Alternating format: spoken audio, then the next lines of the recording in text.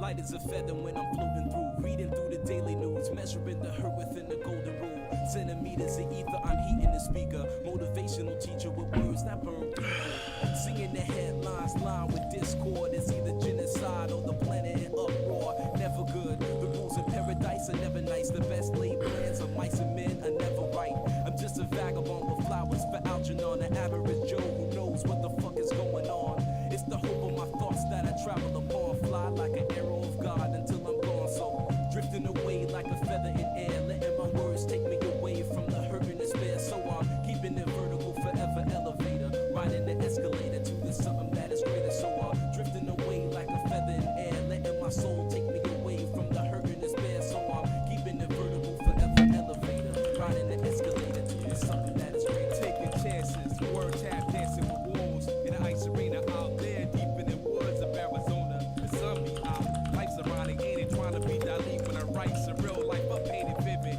Habitat crazy insane, watching propaganda 6 o'clock news and insane. Cultures clash, all black folk and white trash. They revel in the cyberspace that might crash dash to millennium, a million miles are running.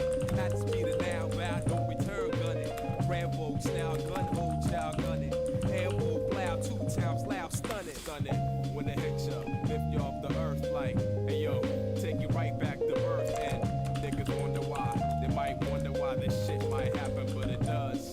They go drifting away like a feather in air, letting my words take me away from the hurt and despair. So I'm keeping it vertical, forever elevator, riding the escalator to the something that is greater. So I'm drifting away like a feather in air, letting my soul take me away from the hurt and despair. So I'm keeping it vertical, forever elevator, riding the escalator to the something that is greater. Treat you better than me, cause that's the heavenly key to unlock the inner strength of what my essence will be. It's the knowledge of self, understanding of the things around me that becomes the wisdom that I need. Living this life to the best of my ability, channeling energy to my thoughts, attain symmetry. Remember me? Because my prose remain gold. I got the gift of gab like them pimps and cane goals. It never ends. I keep it rolling like a cipher. The first caveman bringing fire, innovating it higher. To plasma states, I raise the stakes. It's double and nothing in this vacuum of space. I will survive divine to time to cry. Fuck a hold to hide. I'm alive with pride. And I drove the Chevy to the levee, but the levee was dry. Singing, this will be the day that I die.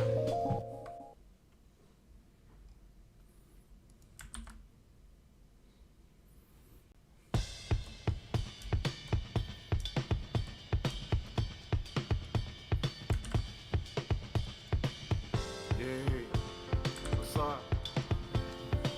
It's Terry, Kalia. Got a new way to flow for ordinary Joe. You know.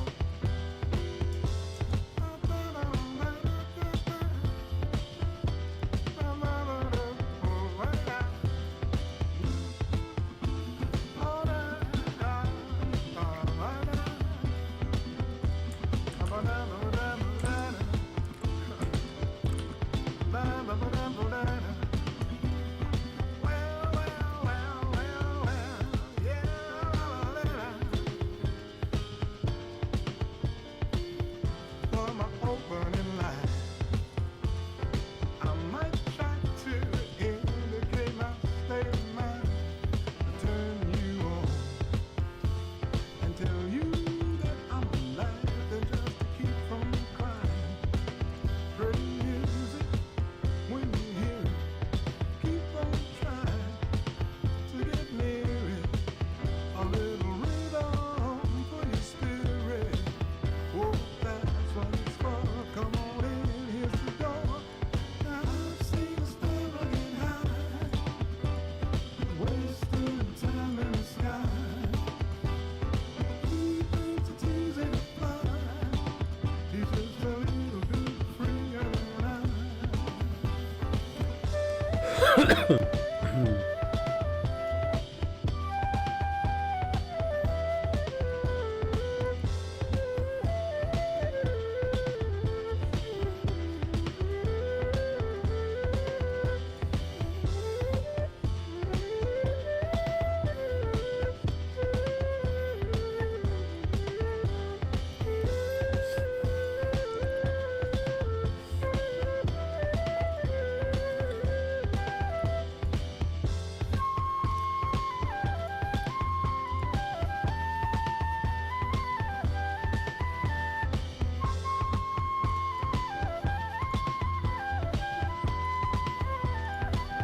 down here on the ground.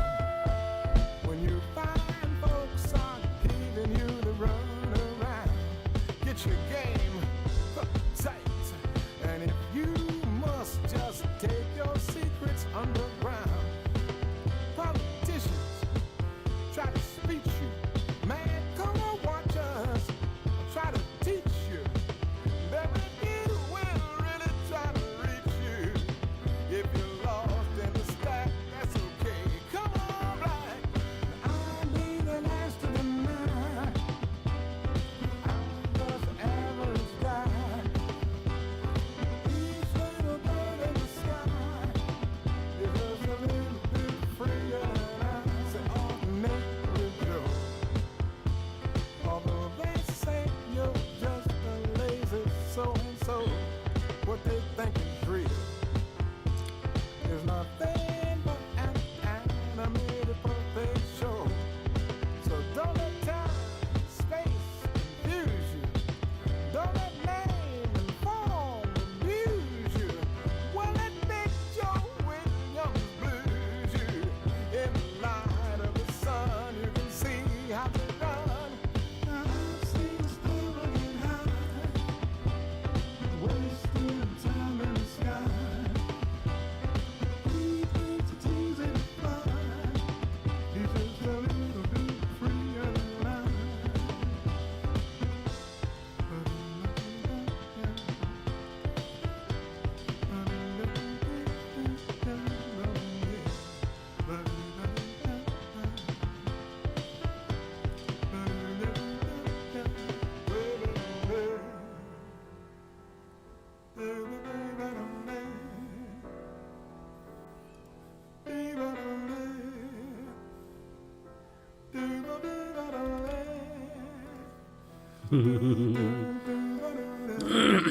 Да.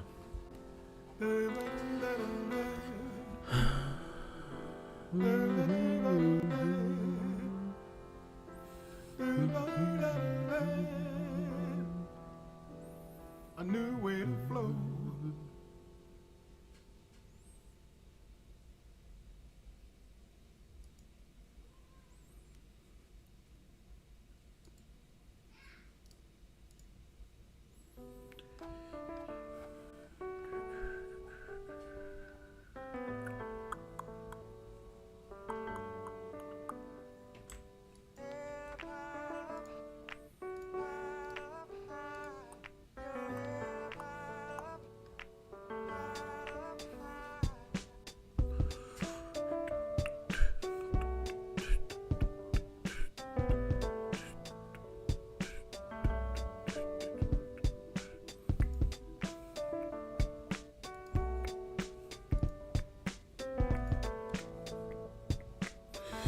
Окей. Ладно. Давайте начнем. Пожалуй, начнем.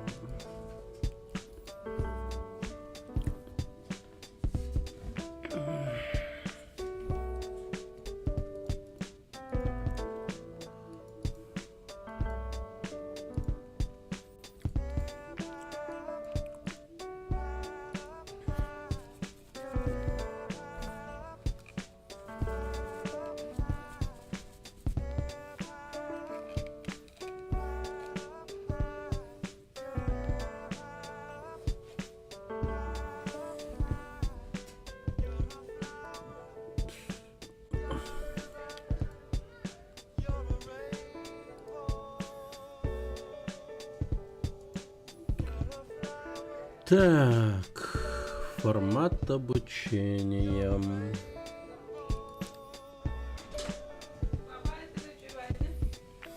Так, Терек.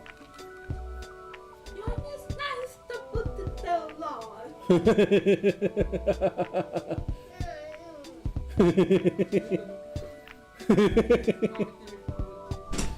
Асади, Тарам Арганды. Я не знаю, что делать.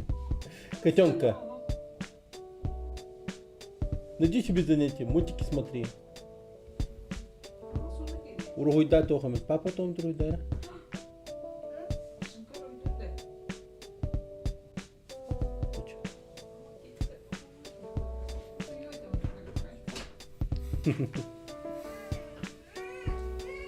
Ансап посмотри.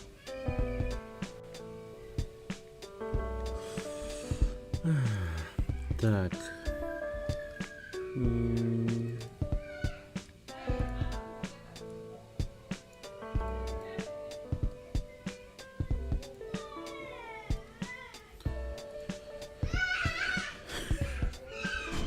Так.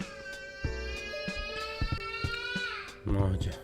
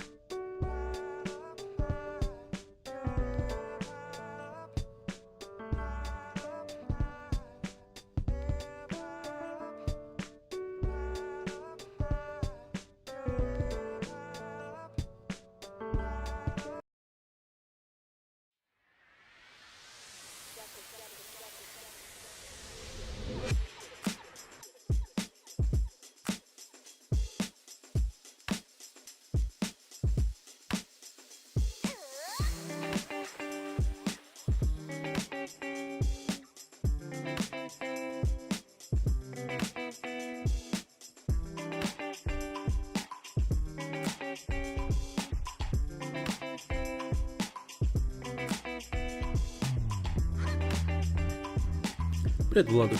Здорово. Что за игра? Ну, посмотрим.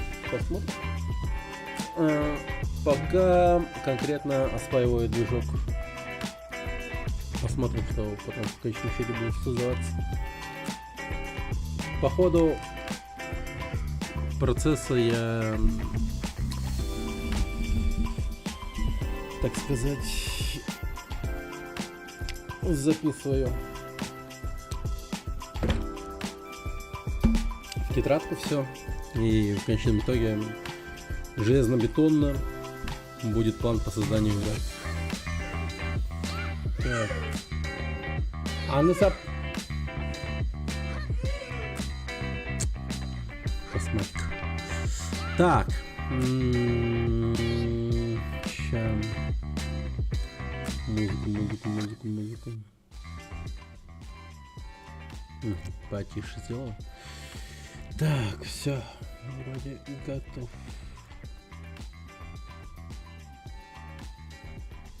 Да.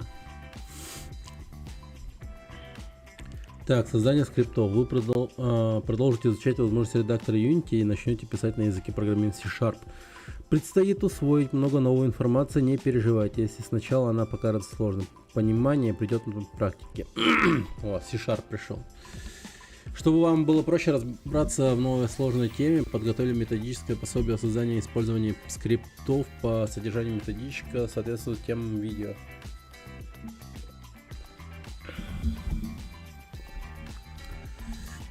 Так, что за методичка? Ну...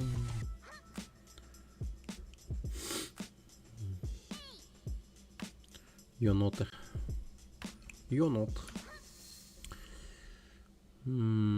Окей. Повторить материал из видео, посмотреть темы, которого не разобрано в видео, углубить понимание, выполните дополнительное задание для закрепления. Ссылка на методичку будет под каждым видеомодулем. Изучите теоретический материал, скопируйте код из методички в ваш проект, экспериментируйте, изменяйте значения и наблюдайте за результатом работы программы. Если будут вопросы, обсудите их в чате курса. Дополнительный материал по C. Рекомендуем YouTube канал Simple Code.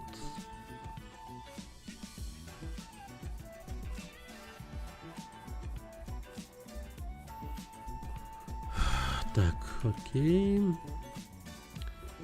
Или сервис Metanit. Там подробно рассмотрим базовую тему по C. После просмотра этих ресурсов вы уверенно почувствуете себя в Unity.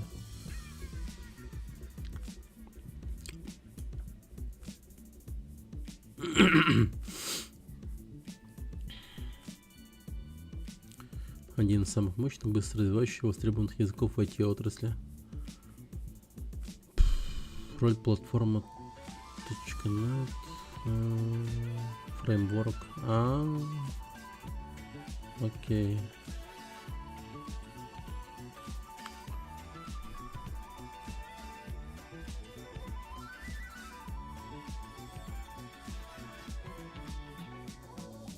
Высокая производительность. Понял. Это нам надо. Это нам надо. Хорошо. Пользуйтесь чатом, задавайте вопросы более опытным пользователям, помогайте новичкам. Сильно комьюнити лучшие мотиваторы двигаться вперед. Обращайте внимание на подсказки от Visual Studio. Это поможет устранить больше ошибок.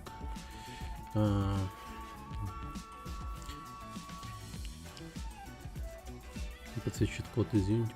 Посмотрите, какая-то. Всем доброго времени суток, с вами Noob Game Dev. Здорово, Rebel. Привет. Так, ну погнали.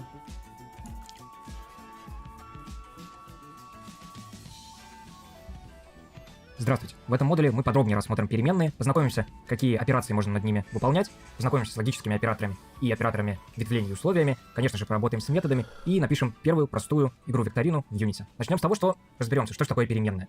Переменная — это поименованная либо адресуемая иным способом область памяти, адрес которой можно использовать для осуществления доступа к данным.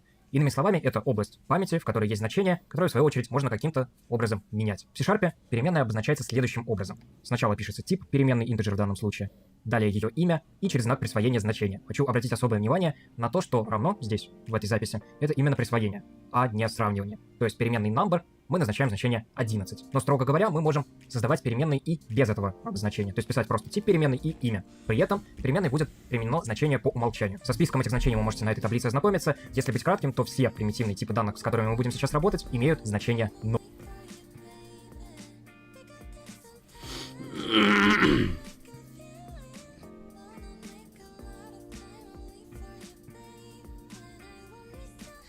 Всегда на фалсе стоит bool.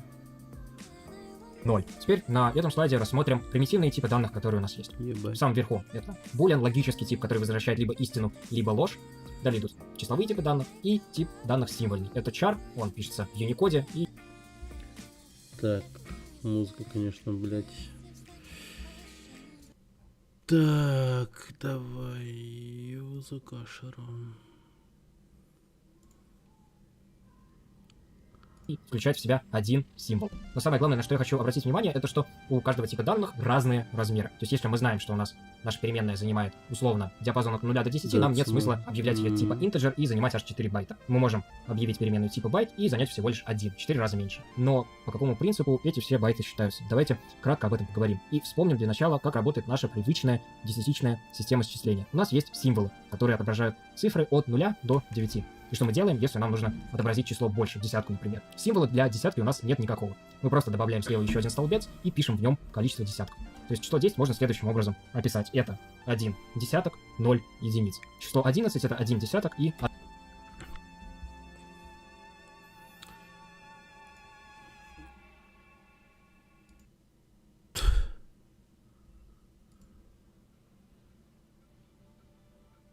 одна единица. Соответственно, когда это десятку... Еще раз, что он мне показывает? Система счисления.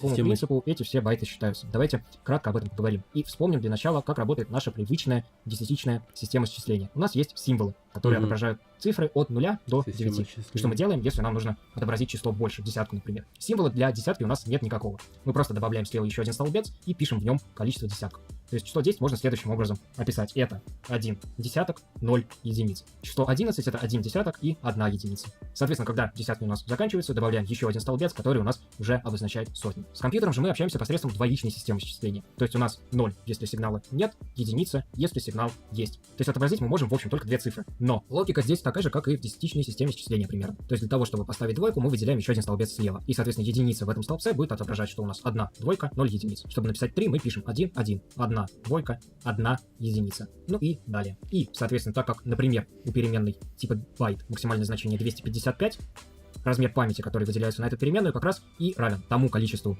бит, которое нужно для того, чтобы это число 255 написать. 1 бит — это как раз-таки вот этот эквивалент нуля и единицы. В одном байте, соответственно, 8 бит. Поэтому в памяти следующим образом байт отображается. Дальше очень важно поговорить о том, как, собственно говоря, нам можно и как нам нельзя называть переменные. Здесь наглядно на этом слайде все правила видны, но остановлюсь на некоторых из них. Мы не можем начинать имя переменной с цифры, но эту самую цифру можем с легкостью ставить в конец или куда-нибудь в середину. И наоборот, мы можем начинать имя нашей переменной со знака собаки, но эту самую собаку мы не можем никуда в центр переменной запихивать. Также нельзя использовать зарезервированные ключевые слова при именовании. Здесь я привел примеры, на следующих слайдах посмотрим на них все. И, соответственно, можно использовать нижнее подчеркивание в любом абсолютном месте. Более того, приватные поля и переменные во многих конвенциях принято начинать с нижнего подчеркивания и маленькой буквы. По ссылке, которая приведена на этом слайде, можно познакомиться с конвенцией именования от Microsoft. Собственно, на этом слайде видны все ключевые слова, которые есть в C-Sharp, которые мы не можем использовать в качестве имен переменных. На первый взгляд их достаточно много, но на самом деле это все слова, которые в целом в C-Sharp зарезервированы. То есть их несколько десятков, и в ходе работы их выучить можно будет очень просто. Но есть еще так называемые контекстные слова. Их не нужно путать с зарезервированными. Вот их как раз-таки в качестве имен переменных использовать можно. Их сильно меньше и запомнить намного проще.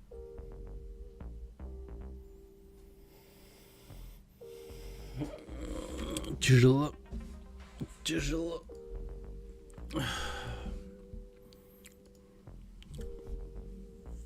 Итак, теперь перейдем в Unity и попробуем первые переменные посоздавать. У меня здесь в Unity открыт.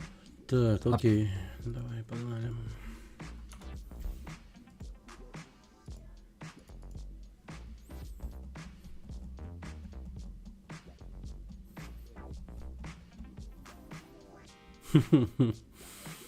У меня и тут Симпсон, оказывается. Блин, выглядит так, как будто я прям фанат Симпсонов. Получается. Но нет.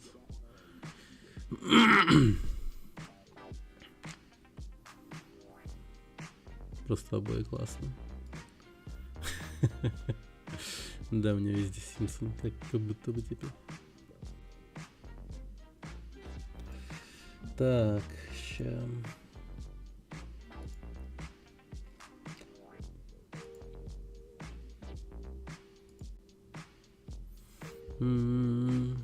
Абсолютно пустой проект, все настройки стандартные. Так, абсолютно пустой проект, говорит. Ладно, тогда этот я закрою. И здесь давайте новый проект.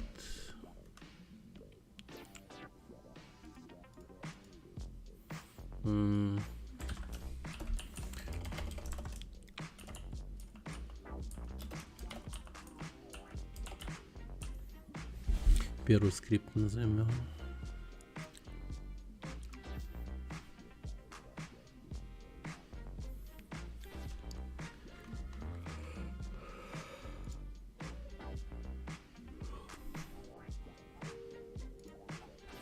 Ядрить.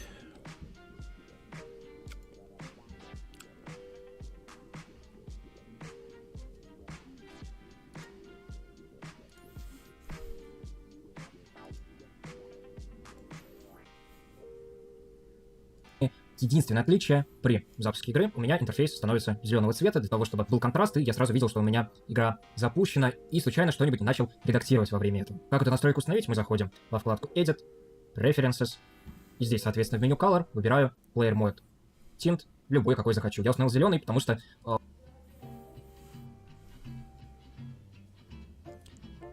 Colors.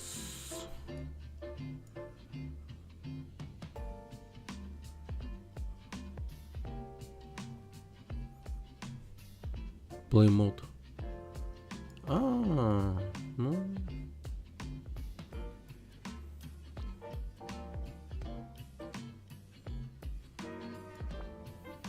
Ну-ка.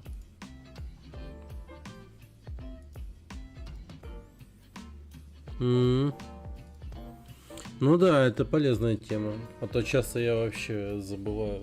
Точнее, не то что забываю, а такой типа начинаю редактировать и там прочее. А вот этого делать нельзя.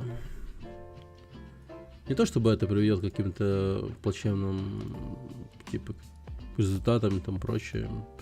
Нет, скорее просто дело в том, что все ваши изменения в течение режима теста игры, запуска игры, у вас ваши изменения не сохранятся, как бы вы ни хотели. Нет, печально. Мне больше всего бросается в глаза именно он. Ну что ж, для того, чтобы работать с переменными, создаю C# скрипт. И чтобы мы могли что-нибудь в Unity консоль выводить, нам нужно его вытащить на сцену. Ну, то бишь, прикрепить к любому объекту на сцене. Прикреплю вот его, допустим, к main-камере. Могу прикрепить также к любому другому объекту. Например, создать пустой объект и прикрепить к нему. Но в данном случае это не имеет никакого значения, потому что мы всего лишь будем в методе start что-то выводить в консоль. Метод update мне здесь совершенно не понадобится. Я хочу выйти в консоль и прикрепить к нему. Но в данном случае это не имеет никакого значения, потому что мы всего лишь будем в методе start что-то выводить в консоль. Метод update мне здесь совершенно не понадобится. Я хочу выделить информацию о переменных при запуске игры. Создам первую переменную. Вспомню правило, пишу тип integer, потом имя, например, number сокращенно, и значение 1 к нему подставляю. Теперь для того, чтобы воспользоваться консолью, пишу debug.log и пишу ту переменную, которую хочу вывести в консоль. В данном случае вот моя переменная num. Так, знаете что? Перейду в Unity, запущу и посмотрю, что произойдет. Но для этого сначала найду эту консоль, она по умолчанию у меня внизу, и просто перетащу ее. Вот вместо музыки я поставлю себе лучше, знаете, где она?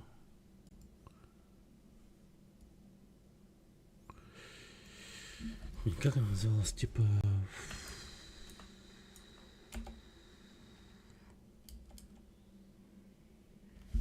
Вот, Soft Murmur. Да, такое название еще.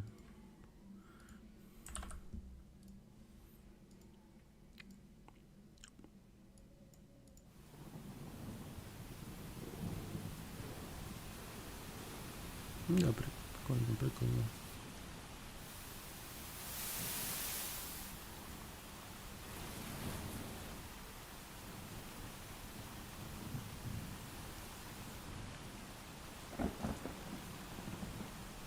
Справа от экрана игры.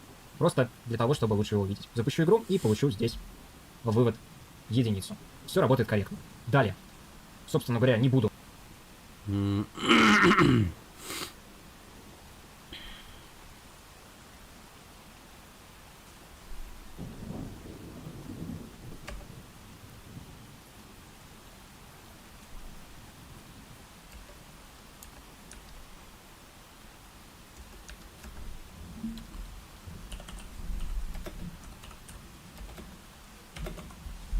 Нам увидеть. Запущу игру внизу.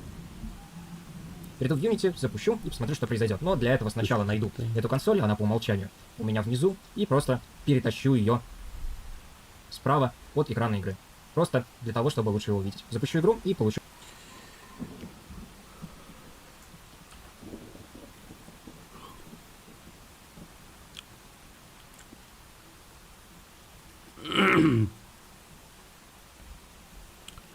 Так, что он там сделал? А, вот в конце.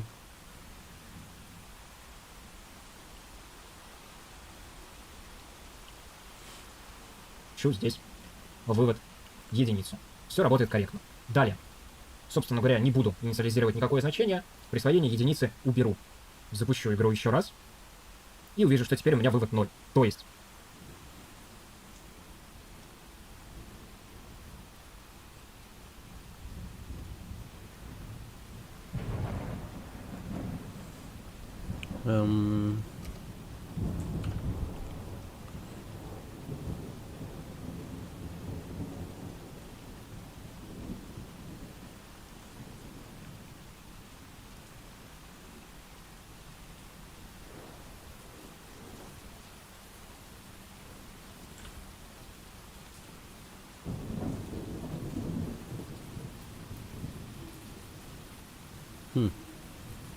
Погоди-ка, а чё он...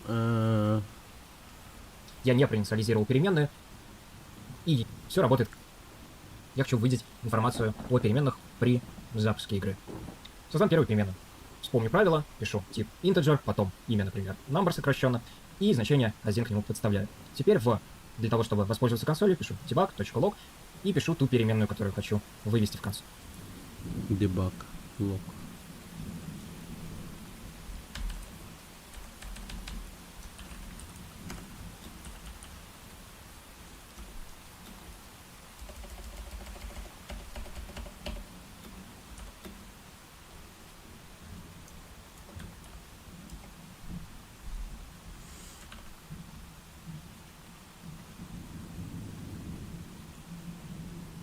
В данном случае вот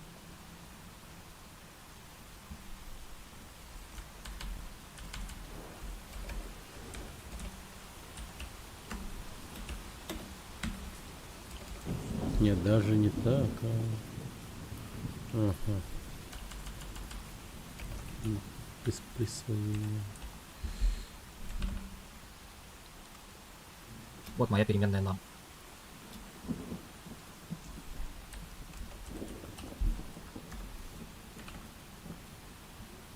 Перейду в Unity, запущу и посмотрю, что произойдет. Так, окей.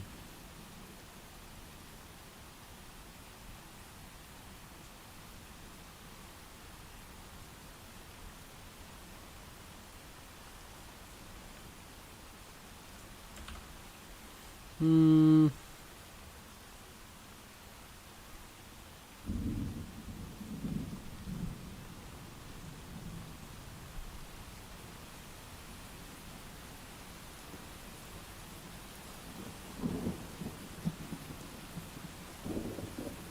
А, вот один вышло. Ага. Зайдет. Но для этого сначала найду эту консоль, она по умолчанию у меня внизу, и просто перетащу ее справа от экрана игры. Просто для того, чтобы лучше его увидеть. Запущу игру и получу здесь вывод единицу. Все работает корректно. Далее. Собственно говоря, не буду инициализировать никакое значение. Присвоение единицы уберу. Запущу игру еще раз. И увижу, что теперь у меня вывод 0. То есть я не проинициализировал переменную, и ее значение стало значением по умолчанию. Давайте теперь создадим какую-нибудь переменную логическую, назову ее, например, myBool, и выведу в консоль ее теперь. Посмотрим, какое значение False. у нас будет на этот раз. Будет значение false. То бишь Да. все совпадает с той таблицей, которую мы рассматривали в первом видео. Далее попробую как-нибудь мою переменную переименовать. Например, сделаю ее приватной. И приватные переменные во многих конвенциях принято начинать с маленькой буквы и с нижнего подчеркивания. Теперь вспомним еще какие-нибудь правила, и я попытаюсь, например, собаку или единицу подставить вот в мой буле. И я здесь увижу сразу, что у меня все это подчеркивается красным, и я даже программу скомпилировать не смогу. То есть ошибки такого рода видно сразу, и исправлять их очень легко. Зарезервированное слово тоже попробую сюда вставить, например, true, и тоже вижу ошибку, возникающую в тот же самый момент. Это достаточно удобно, а потом дальше с опытом такие ошибки в целом допускаться уже не будут. Теперь я из второго списка попробую какое-нибудь слово написать, например, get. И в данном случае мы видим, да, что переменную типа boolean мы запросто можем назвать get, set и так далее. Никакой ошибки при этом не возникает. И теперь попробую вывести в консоль переменную get, но назову ее уже с маленькой буквы. И я опять вижу, что у меня имена переменных не совпадают, и, соответственно, у меня ошибка возникает сразу. Это тоже достаточно удобно, просто потому что у меня программа не запустится вообще при компиляции.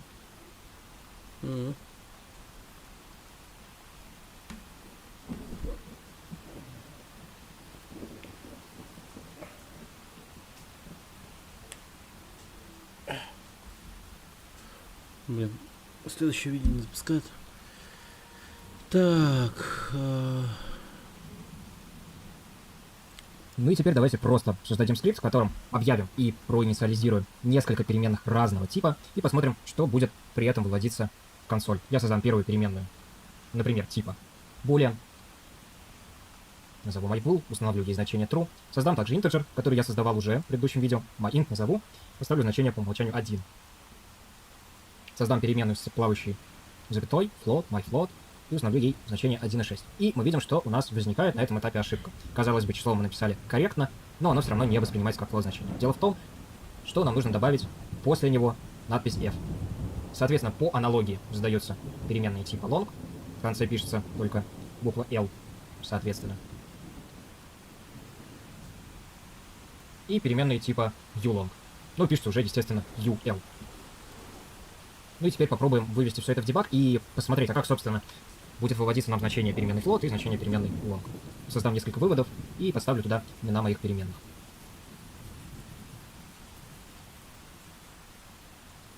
Запущу приложение, и я вижу, что у меня в консоли все выводится корректно. То есть у меня выводится только непосредственно значение, а все буквы, которые ставятся для его точного определения в компиляторе, не видны. Мгм.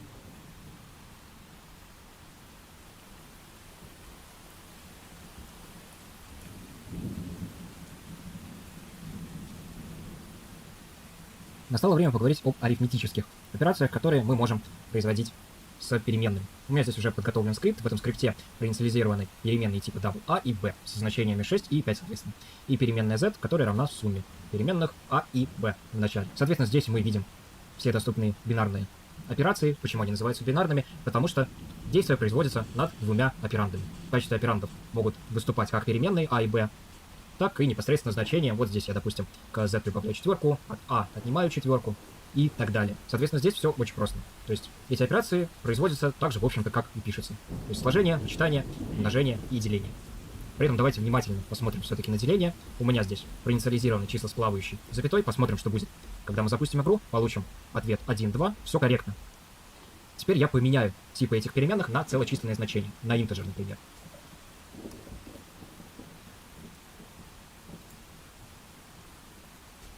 И попробую запустить приложение теперь. Я увижу, что ответ у меня теперь равен 1. То есть у нас компилятор Да. не вызывает никакую ошибку, но так как числа у нас все теперь являются целыми, у них не может быть дробной части. Поэтому она просто отбрасывается. И мы получаем целую часть, которая у нас в делении. То бишь единицу в данном случае.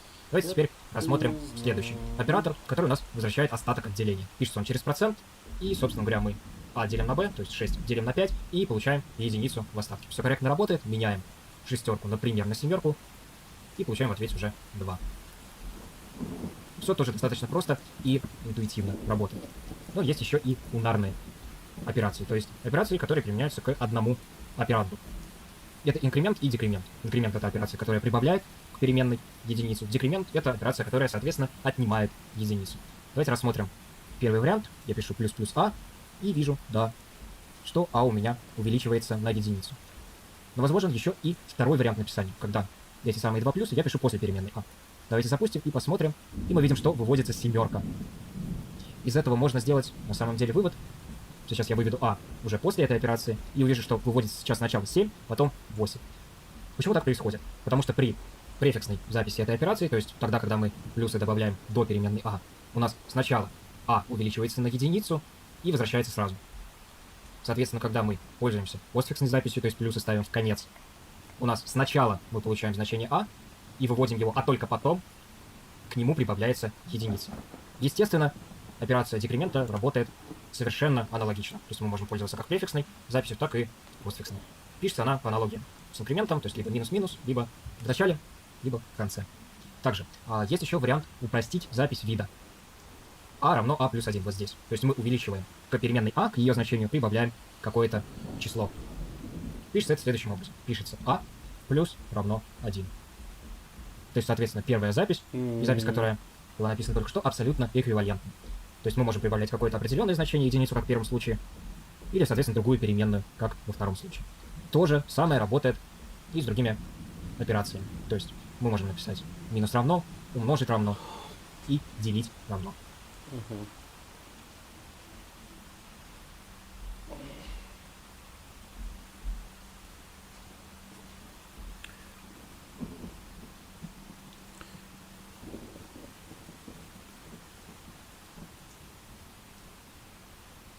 Давайте рассмотрим теперь, как именно выделяется память на наши переменные и экземпляры объектов, которые мы создаем. Мы будем подробнее об этом говорить, когда рассмотрим объектно-ориентированное программирование, но в общих чертах нужно представлять себе это уже сейчас. Здесь у меня метод, который не делает ничего, но в нем объявлено две переменные. Когда этот метод вызывается, под эти переменные выделяется память. И выделяется она следующим образом. Они помещаются в так называемый стэк, и в нем хранятся их значения. Соответственно, после того, как у нас метод отрабатывает, так называемый сборщик мусора автоматически эти переменные из памяти выкидывает. Но у нас есть еще и ссылочные типы, такие как, например, тип string. И если я сейчас задам ему какое-то значение, пусть даже это будет пустая строка, как у нас будет вести себя программа в этом случае? В этом случае у нас произойдет следующее. Переменная а все так же будет в стеке и будет лежать в нем ее значение, но уже переменная b будет присутствовать в стеке не в качестве переменной, а в качестве ссылки на само значение этого объекта будет лежать в так называемой куче. И она будет присутствовать так до тех пор, пока есть хотя бы одна ссылка на него. То есть в данном случае у нас метод отрабатывает, ссылка на переменную b удаляется, у нас получается, что ни одной больше ссылки на переменную b нет, и она также из кучи убирается. Если бы хотя бы одна ссылка на эту переменную оставалась, то и ее значение в куче продолжало присутствовать. Хочу обратить внимание на полезную фишку, которой я буду пользоваться в следующих наших уроках, а именно на интерполяцию строк. Здесь в методе start я задал уже сразу две строки, первая, вторая, и, допустим, выведу в дебаг какое-нибудь выражение. То есть сначала я хочу, чтобы у меня была написана первая строка, потом что-нибудь, и, собственно говоря, потом вторая строка. Но здесь, собственно говоря, мы сразу видим, что мы, конечно, строки склеиваем, но с выражениями здесь нам будет работать не очень удобно. Но хотелось бы, собственно говоря, слепить строку из, допустим, слова first и слова second и вставить между ними что-нибудь еще, значение какого-нибудь выражения. Это можно сделать очень просто. Для этого перед строкой я ставлю знак $, начинаю, собственно, строку, пишу что-нибудь, допустим, first, затем я ставлю такие скобки и пишу second. И здесь, вот в этих скобках, я могу, собственно говоря, вставить значение любого выражения, например, 5 плюс 7. Или создать абсолютно любые переменные. Например, я могу также сюда запихнуть этот же самый first string. Или любое другое выражение. Очень удобно.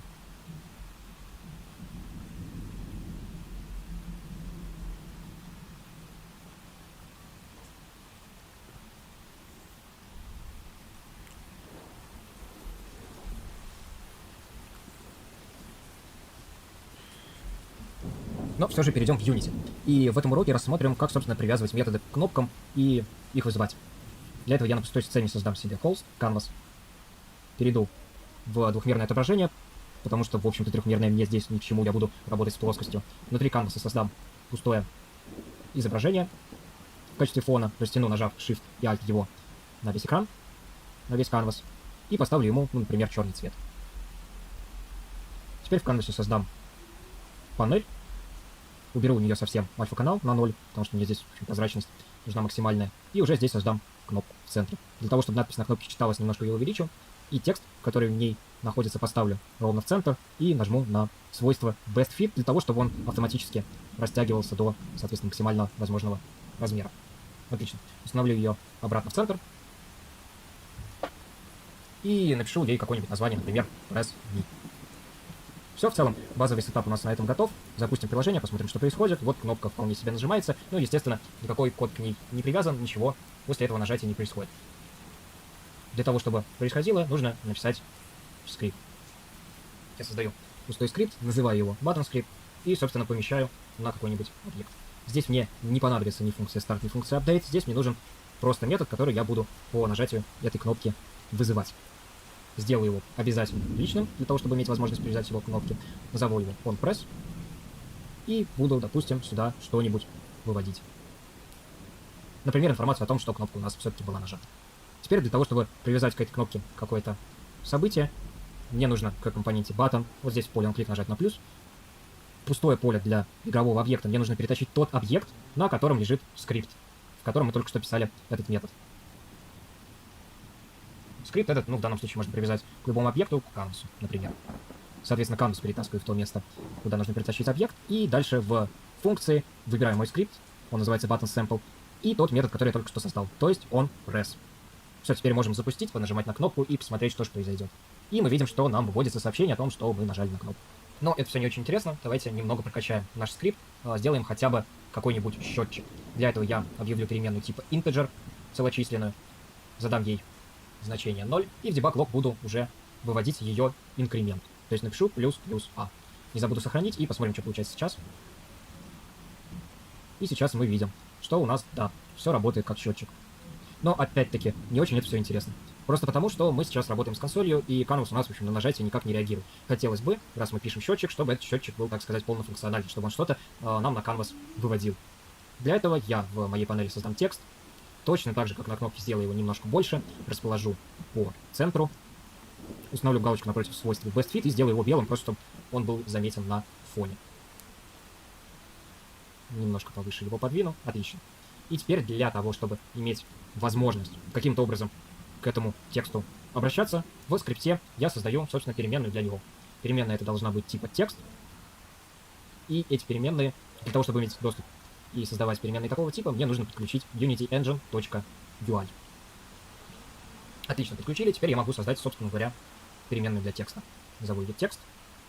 И теперь она у меня точно так же, как переменная a, доступна в инспекторе. То есть вот здесь на canvas у меня появляется слот, куда я могу притащить объект, на котором лежит тот самый нужный мне текст. Перетаскиваю, и все. Теперь у меня в рамках моего скрипта есть доступ ко всем полям этого компонента. Давайте посмотрим на этот самый текст. Меня в данном случае будет интересовать на нем именно вот это поле текст, на котором сейчас стоит курсор.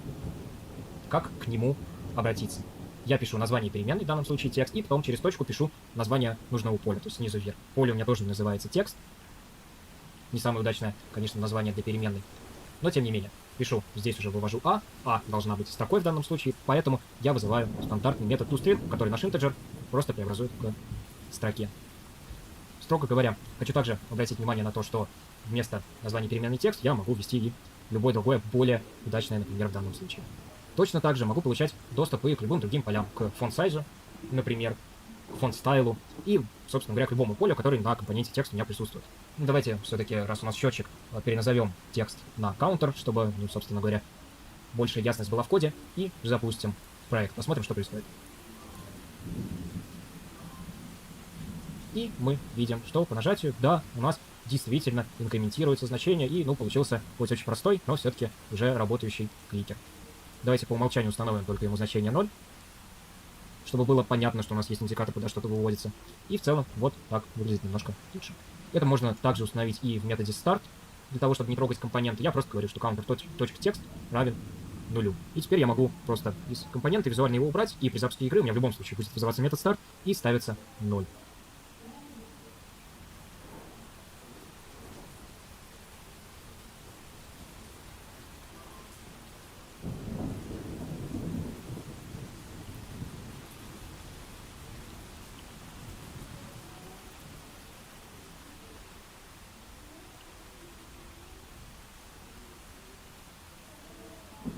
Для того, чтобы, в общем, расширить вариативность нашей будущей игры викторины, изучим сейчас еще один элемент управления, кроме кнопки.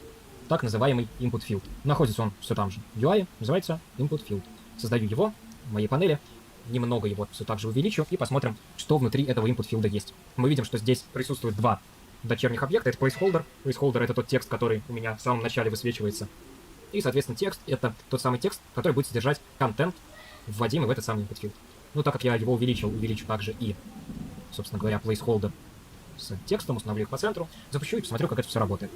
Навожу курсор, начинаю что-то вводить, вижу, что сейчас placeholder у меня попадет и появится необходимый мне текст. Теперь, собственно говоря, этот текст хотелось бы считывать по нажатию на нашу кнопку, которую мы уже создали, и вводить в тот текст, который мы уже создали. Перейдем к скрипту. Я создам, естественно, переменную для того, чтобы содержать этот самый input field. Переменная одноименная, назову ее input field с маленькой буквы только. И в канвасе не забуду необходимый объект притащить. Теперь напишем метод, который этот самый текст будет забирать и выводить на нужное место. Назову его, например, readText. И напишу очень простой функционал. То есть мне нужно в input field получить доступ к тексту и этот самый текст поставить в поле текст моего каунтера. То есть будет писаться очень просто. Counter.text равно inputField.text. Теперь осталось к кнопке этот метод привязать, вместо того, который у нас был создан. Точно так же перетаскиваю нужный объект и выбираю функцию readText. Запускаю. И теперь по нажатию на кнопку сейчас у нас просто текст пропадет, потому что input field пустой. И теперь что-нибудь напишу, 1, 2, 3, например. И мы видим, да, что все выводится. Единственное, только с точки зрения, наверное, человека-машинного взаимодействия не очень понятно, а почему у нас сначала выводится 0, а потом при нажатии на кнопку этот текст просто пропадает. Такое впечатление, что приложение не работает так, с первого взгляда, и, наверное, этот момент все-таки нужно исправить. Для того, чтобы его исправить, мы в первый раз с вами напишем условие. То есть мы пишем слово if, если, и внутри пишем то условие, которое нам нужно. То есть inputField.text, если он равен пустой.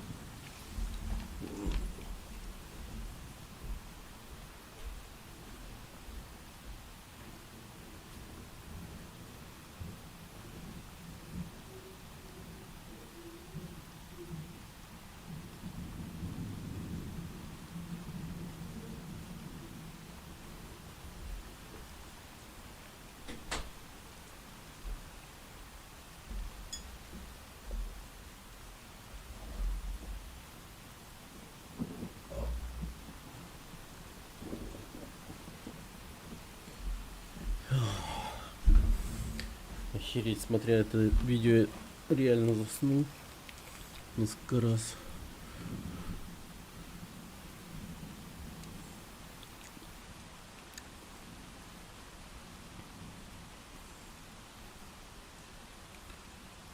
Input field. Создаю его в моей панели.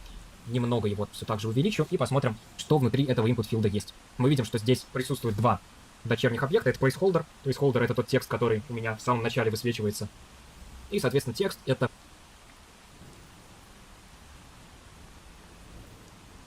Но все же перейдем в Unity. И в этом уроке рассмотрим, как, собственно, привязывать методы к кнопкам и их вызывать. Для этого я на пустой сцене создам себе host, canvas. Перейду в двухмерное отображение, потому что, в общем-то, трехмерное мне здесь ни к чему, я буду работать с плоскостью. Внутри канваса создам пустое изображение. В качестве фона растяну, нажав Shift и Alt его на весь экран, на весь канвас, и поставлю ему, ну, например, черный цвет. Теперь в канвасе создам панель. Уберу у нее совсем альфа-канал на 0, потому что мне здесь прозрачность нужна максимальная. И уже здесь создам кнопку в центре. Для того, чтобы убирали ему, ну, например, черный цвет. Теперь в канвасе создам панель. Уберу у нее совсем альфа-канал на 0, потому что мне здесь прозрачность нужна максимальная. И уже здесь создам кнопку в центре. Для того, чтобы надпись на кнопке читалась, немножко ее увеличу. И текст привязывать методы к кнопкам. Для этого я изображение в качестве фона растяну, нажав Shift.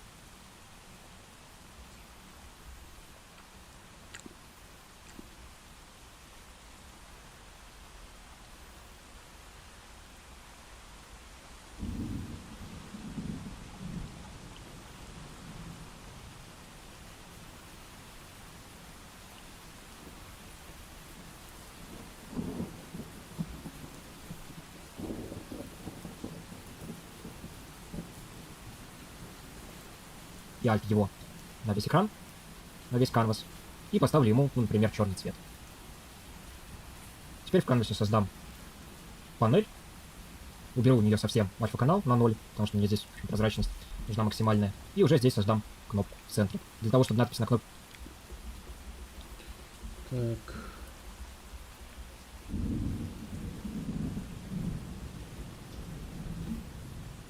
Читалось, немножко ее увеличу.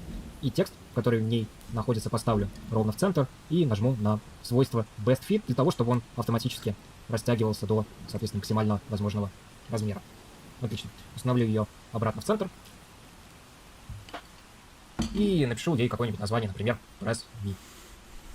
Все в целом. Базовый растягивался до, соответственно, максимально возможного размера. Отлично. Установлю ее обратно в центр. И напишу ей... Так.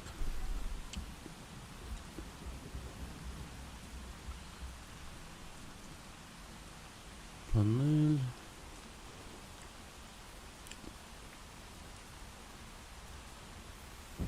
Угу. Так, сюда.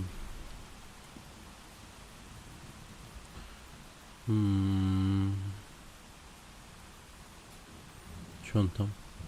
Кнопку сделал, да? Кнопку.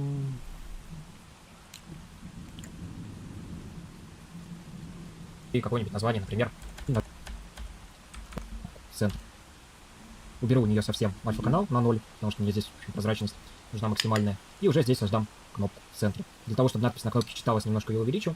И текст, который в ней находится, поставлю ровно в центр и нажму на свойство Best Fit, для того, чтобы он автоматически растягивался до, соответственно,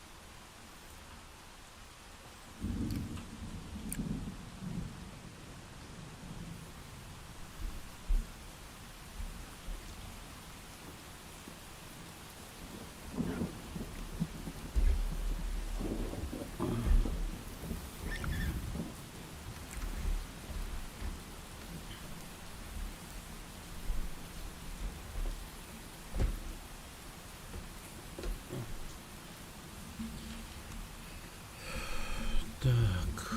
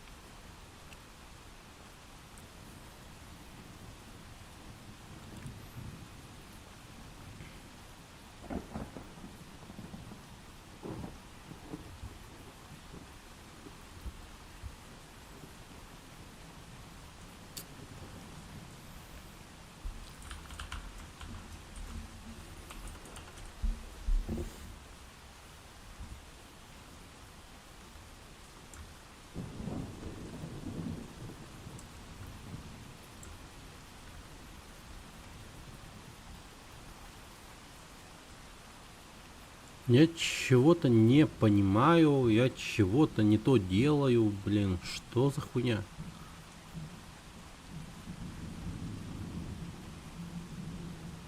В чем проблема? Где, ну, почему-то текст не отображается?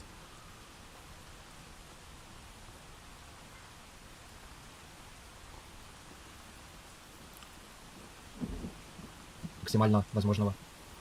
Если создам панель, уберу у нее совсем альфа-канал на 0, потому что мне здесь, в общем, прозрачность нужна максимальная. И уже здесь создам кнопку в центре. Для того, чтобы надпись на кнопке читалась, немножко ее увеличу. И текст, который в ней находится, поставлю ровно в центр.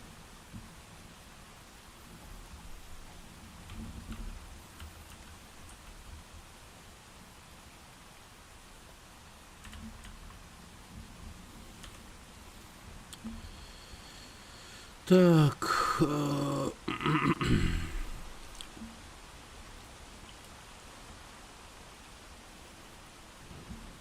Угу. Ну, может, дело в том, что я неправильно ее растягивал, я хз вообще.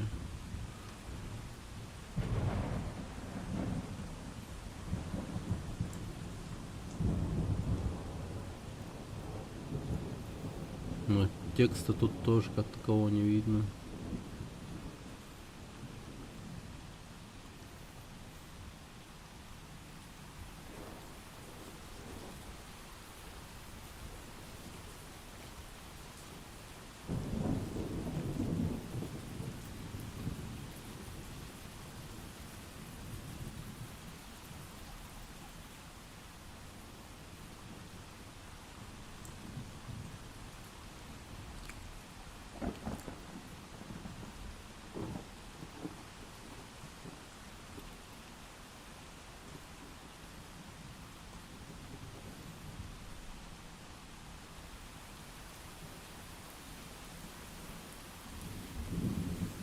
Так, мне вот это дерьмо надо понять.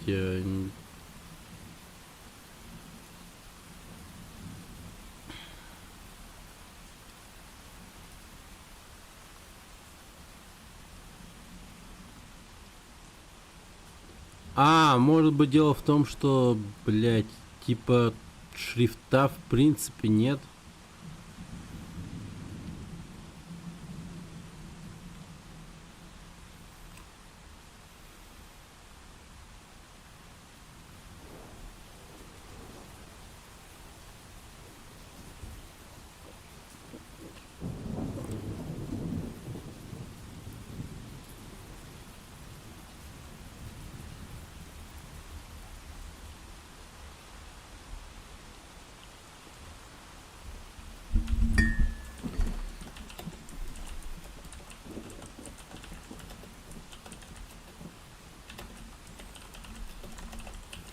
Так, как импортировать шрифт в проект Unity?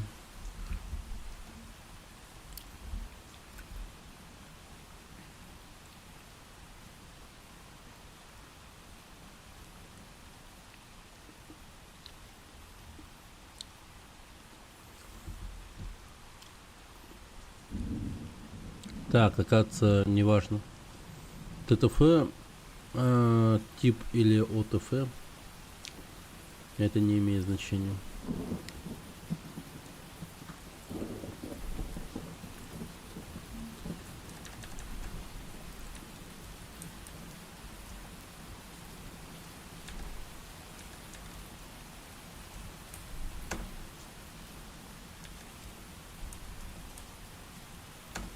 San Francisco.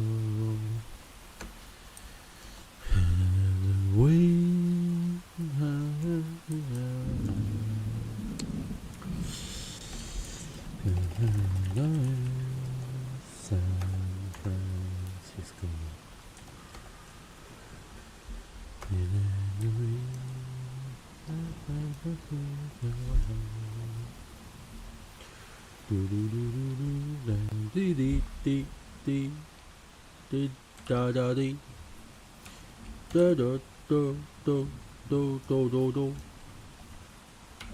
Биби, би, би, би, би, би, би. По-бо, по, по, по, по, по, по. И, а, и. Ба, о. И. Блять, что тебе надо?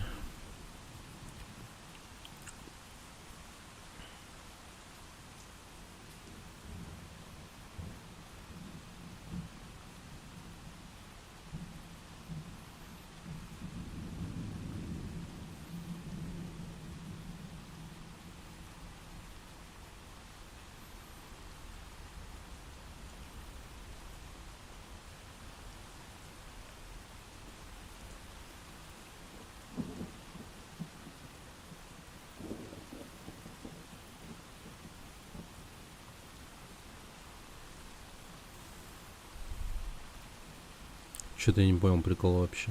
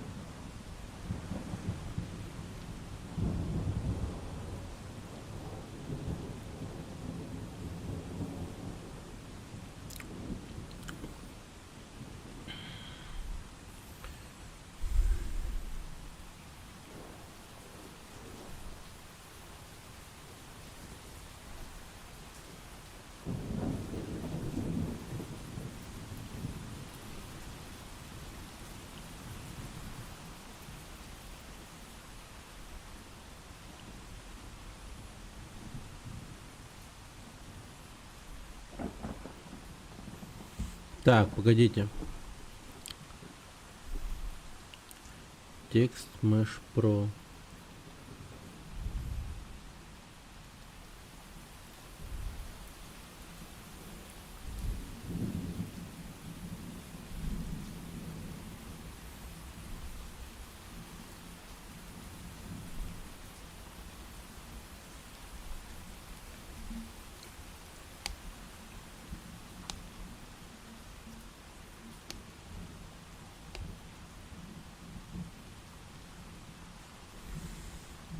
Так, Windows.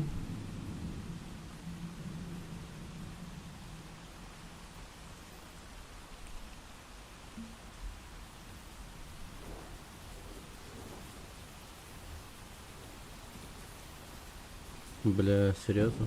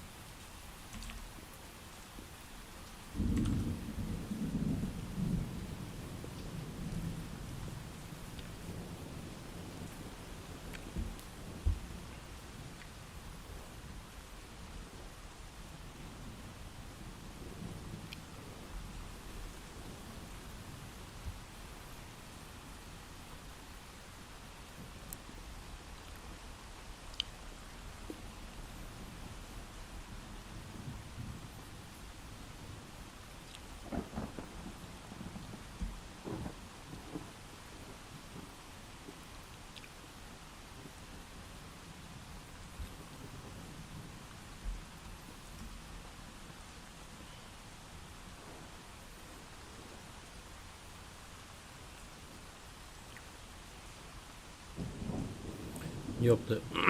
И так отдельно каждого, да?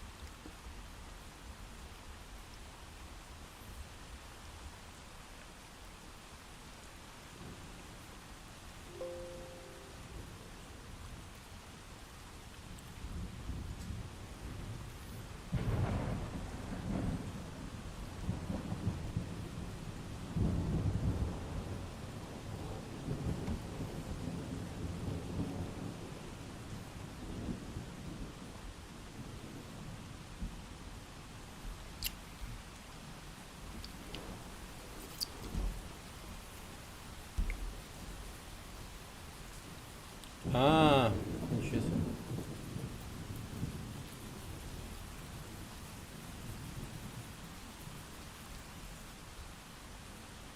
Ай-ой-ой.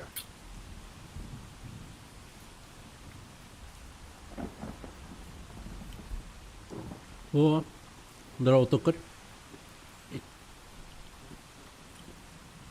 Здорово, Грем.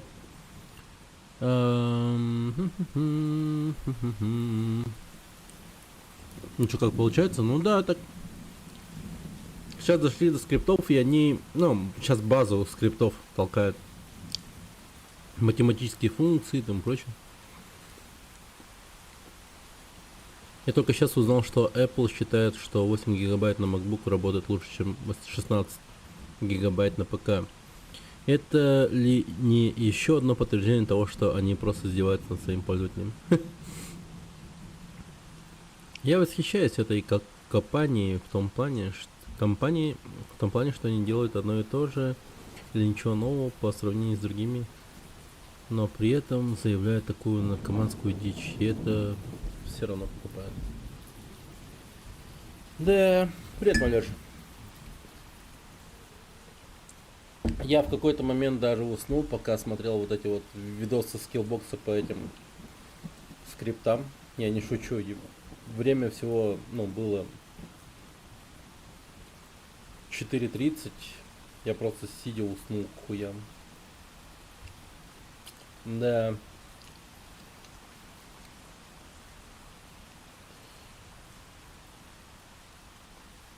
Это он.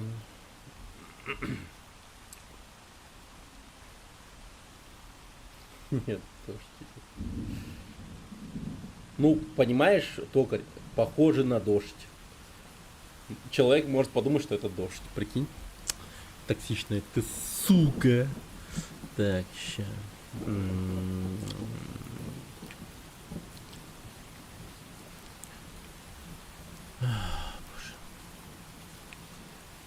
Короче, научился, смотрите, добавлять шрифты. И это великолепно. Ну, тут, короче, спрашивайте, искать долго, поэтому напрямую спросил у нейросети, как импортировать, блять, шрифты. И он мне тупо говорит, да закинь шрифты какие-нибудь, TTF или OTF. Далее обязательно добавь плагин Text Mesh Pro. Затем зайди в вкладку Windows. Там появится Text Mesh Pro и фонд Asset Creator нажимай. И тупо вкидывай туда свои вот эти вот шрифты. И все готово, типа. Я такой, о, спасибо. А это дождь. Да. Чё, дождь кончился наконец-то? А я думал, сало. Мне 20 градусов, кстати, сейчас придется оффать. Отопление. Прекрасно. Прохлада, прохлада, это все, что нам надо. Ведь остальное уже есть. Так. А что за хуйня? А, я не сохранил проект. Понимаю. Yes, of course. Но там все равно я ничего многого не сделал. Я просто тупо создал канвас.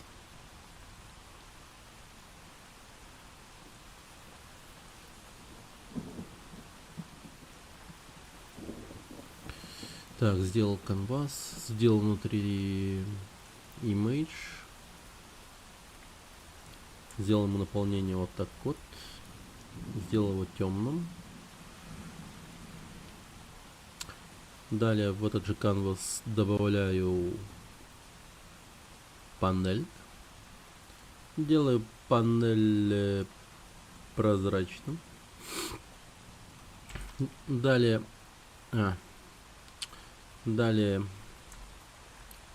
в эту панель закидываю кнопку. Ага, и вот он появился, типа, ну, этот самый.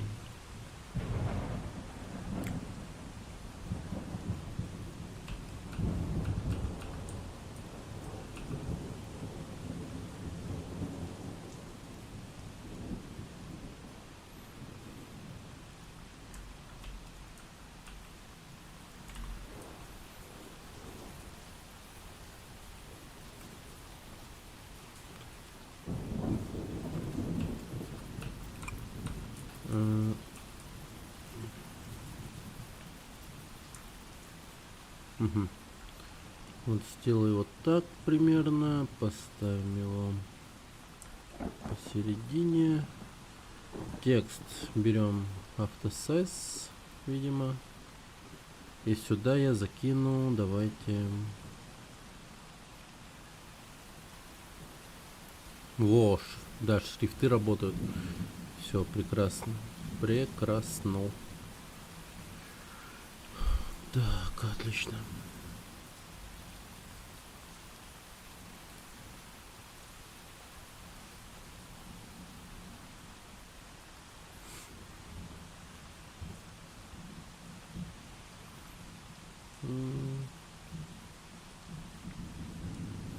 Максимум 60.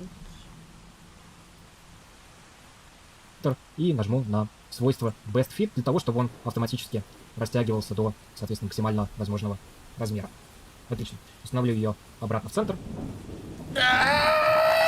И напишу ей какое-нибудь название, например, Press Me. Все, в целом, базовый сетап у нас на этом готов. Запустим приложение, посмотрим, что происходит. Вот кнопка вполне себе нажимается. Ну, естественно, никакой код к ней не привязан, ничего. После этого нажатия не происходит. Для того, чтобы происходило, нужно написать скрипт.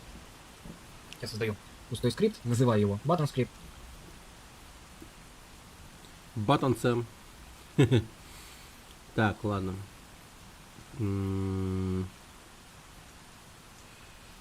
Значит, называем, да?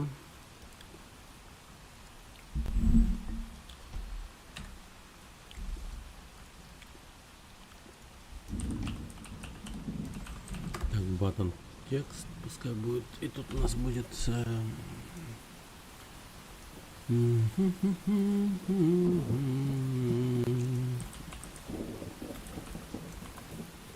кликни.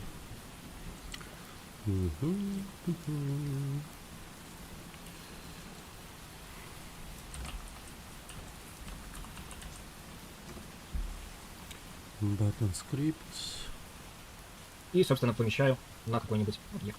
Здесь мне не понадобится ни функция start, ни функция update. Здесь мне нужен просто метод, который я буду по нажатию этой кнопки вызывать. Сделаю его обязательно публичным, для того, чтобы иметь возможность привязать его к кнопке. Назову его onPress. И буду, допустим, сюда что-нибудь выводить. Например, информацию о том, что кнопка у нас все-таки была нажата.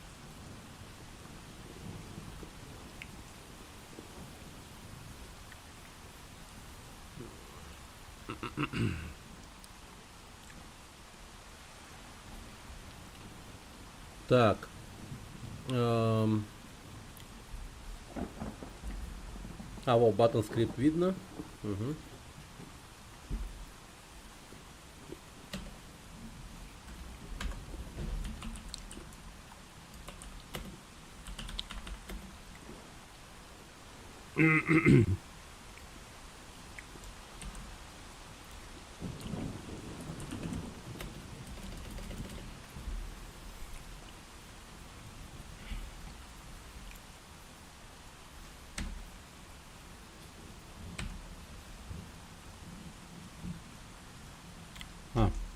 Класс button script. Так, тут мне надо сделать button void.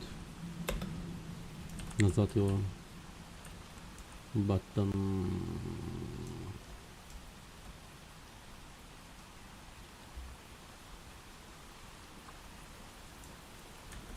Preset.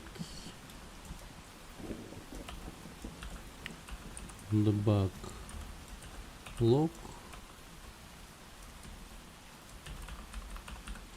Preset. Типа, погоди.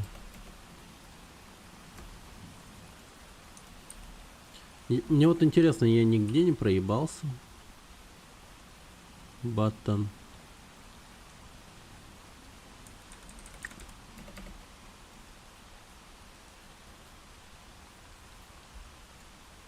Теперь для Нет, того, чтобы привязать я к этой точно кнопке проебался. какой выводить. Например, информацию о том, что кнопка у нас. Он просто этот. А.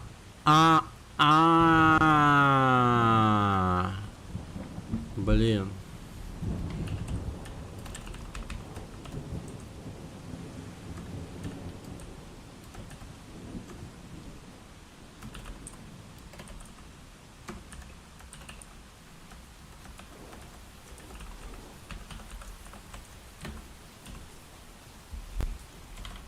Типа так получается.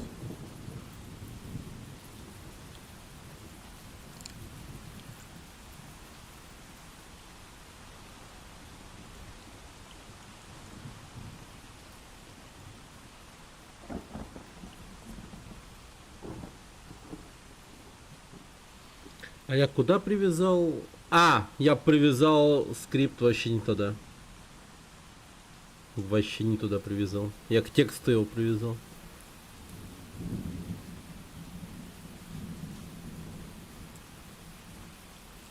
Надо к кнопке. Все.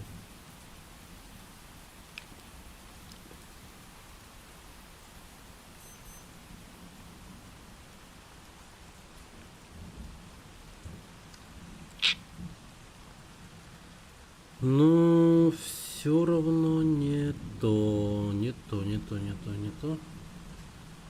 то. А чё за херня? Public void on press button sample. Все-таки была нажата. Теперь для того, чтобы привязать к этой кнопке какое-то событие, мне нужно к компоненте button, вот здесь в поле он клик нажать на плюс, пустое поле для игрового объекта, мне нужно перетащить тот объект, на котором лежит скрипт, в котором мы только что писали этот метод. Скрипт этот, в данном случае можно привязать к любому объекту, к канвасу, например. Соответственно, канвас перетаскиваю в то место, куда нужно перетащить объект, и дальше в функции выбираю мой скрипт, он называется button sample, и тот метод, который я только что создал, то есть on press. Все, теперь можем запустить, понажимать. Нифига.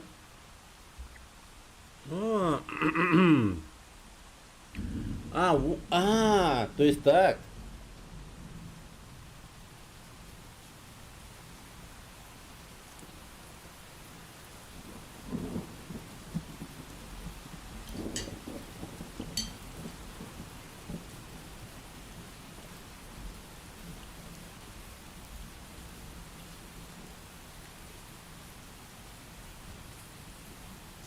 Так, ну допустим.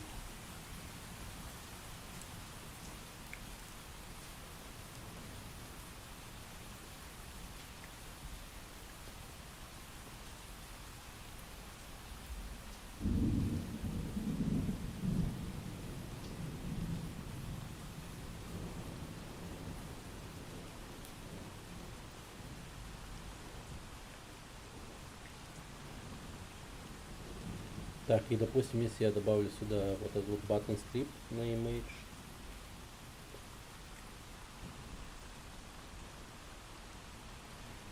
Во, button script появился. И тут on press. Ага. Вот он что.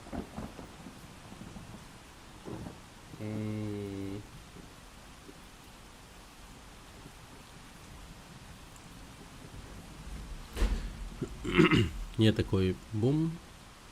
Press it. Все, вышло. Понял. Я, кстати, вывод ну, чата сделал другим. Не через рутон чата, а напрямую через чаты этих самых сервис. У меня тут, короче, до хера всего открыто. Ну, вроде все работает. Да, вроде все работает.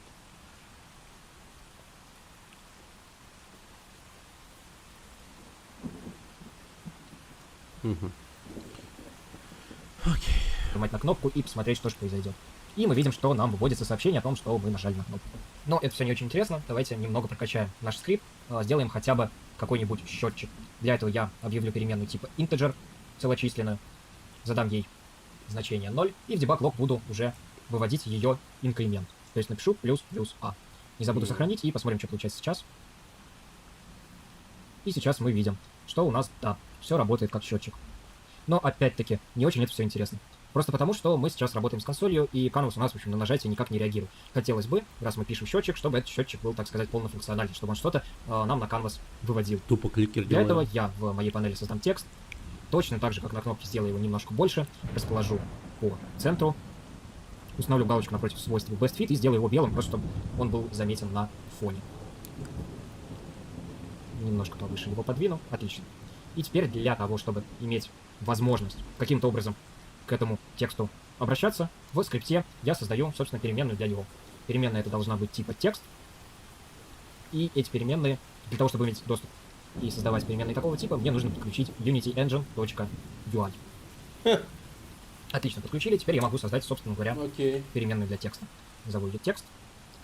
И теперь она у меня точно так же, как переменная А, доступна в инспекторе. То есть вот здесь на Canvas у меня появляется слот, куда я могу притащить объект, на котором лежит тот самый нужный мне текст. Перетаскиваю, и все. Теперь у меня в рамках моего скрипта есть доступ ко всем полям этого компонента. Давайте посмотрим на этот самый текст. Меня в данном случае будет интересовать на нем именно вот это поле текст, на котором сейчас стоит курсор. Как к нему обратиться? Я пишу название переменной, в данном случае текст, и потом через точку пишу название нужного поля, то есть снизу вверх. Поле у меня тоже называется текст. Не самое удачное, конечно, название для переменной. Но тем не менее, пишу, здесь уже вывожу А должна быть строкой в данном случае, поэтому я вызываю стандартный метод toString, который наш integer просто преобразует к строке. Строго говоря, хочу также обратить внимание на то, что вместо названия переменной текст я могу ввести и любое другое, более удачное, например, в данном случае. Точно так же могу получать доступ и к любым другим полям, к font-size, например, к font-стайлу и, собственно говоря, к любому полю, который на компоненте текст у меня присутствует. Ну, давайте все-таки, раз у нас счетчик, переназовем текст на counter, чтобы, ну, собственно говоря, большая ясность была в коде, и запустим проект. Посмотрим, что происходит. И мы видим, что по нажатию, да, у нас действительно инкрементируется значение, и, ну, получился хоть очень простой, но все-таки уже работающий кликер. Давайте по умолчанию установим только ему значение 0, чтобы было понятно, что у нас есть индикатор, куда что-то выводится. И в целом вот так выглядит немножко лучше. Это можно также установить и в методе start, для того, чтобы не трогать компоненты. Я просто говорю, что counter.text равен 0. И теперь я могу просто из компонента визуально его убрать, и при запуске игры у меня в любом случае будет вызываться метод start и ставится 0. Погоди. Не торопись. Ой, ебать. Я сейчас кофейку себе сделаю.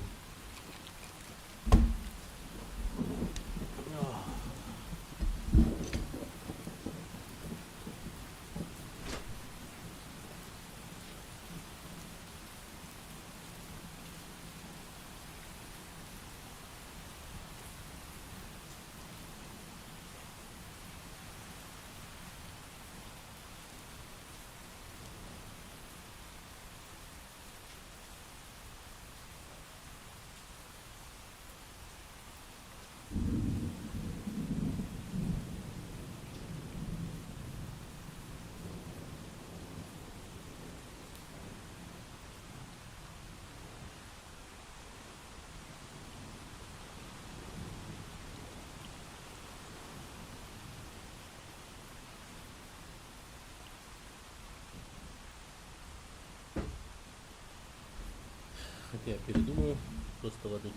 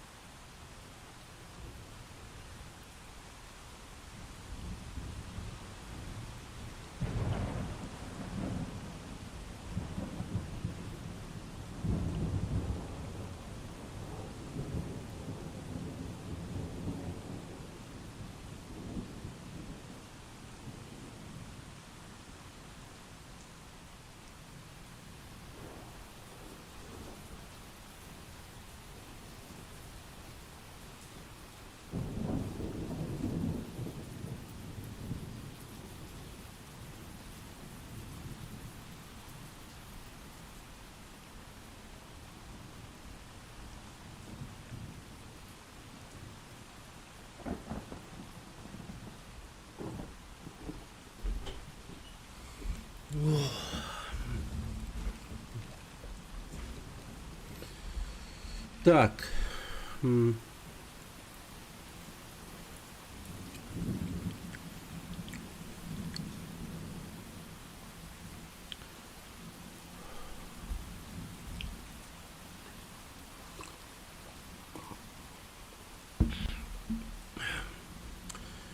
Так, короче, сделаем то же самое.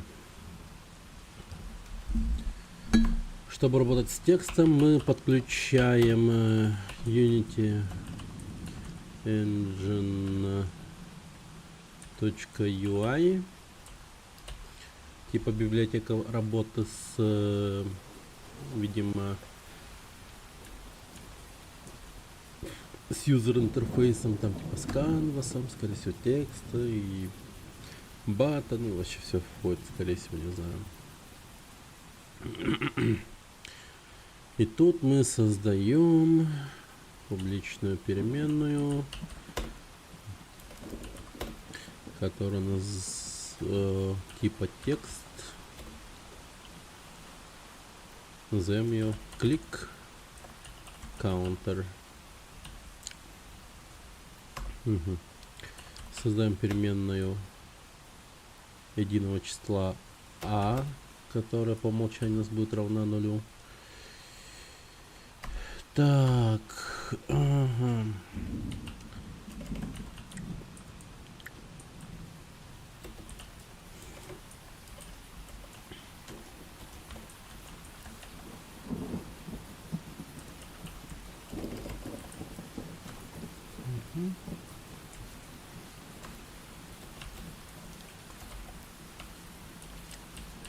Так.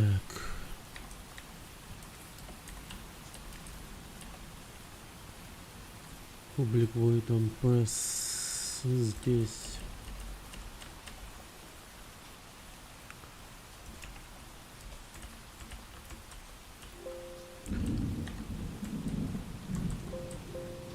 А как сделать вот Только так, да? Блин, помнится, как-то я что-то там нажимал горячей клавишей в этом Годоте, что он сразу как комментарий отлетал. Ну, там горячая клавиша какая-то была. А погоди, а тут хэштег как работает, интересно. По-другому, наверное. Да, что-то вообще.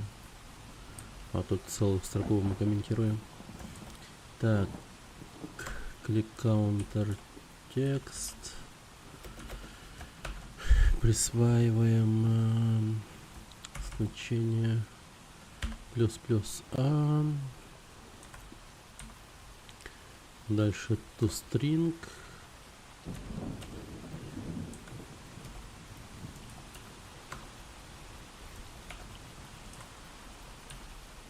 Угу. Окей.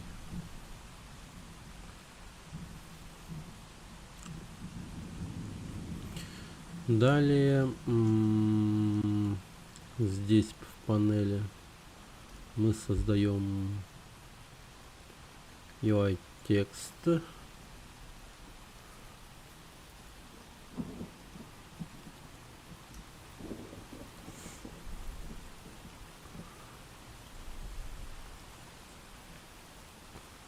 Угу.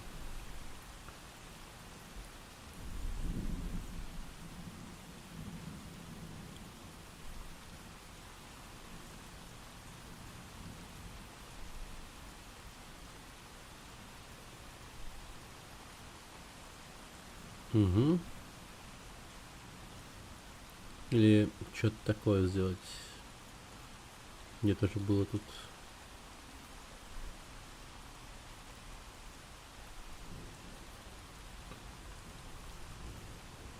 Во. Так.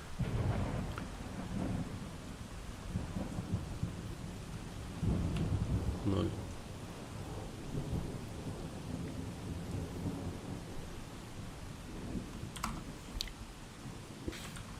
Давай 50 сделаем. Угу. Теперь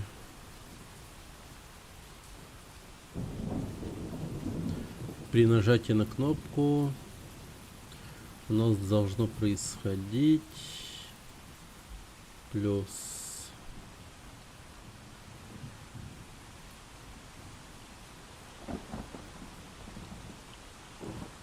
button script.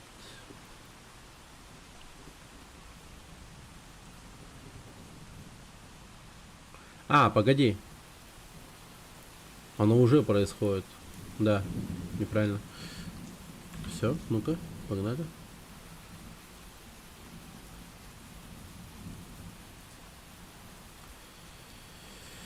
Так, что-то не то. Script on press. Так, что-то я не добавил. В Canvas сюда надо добавить компонент, по-моему, да?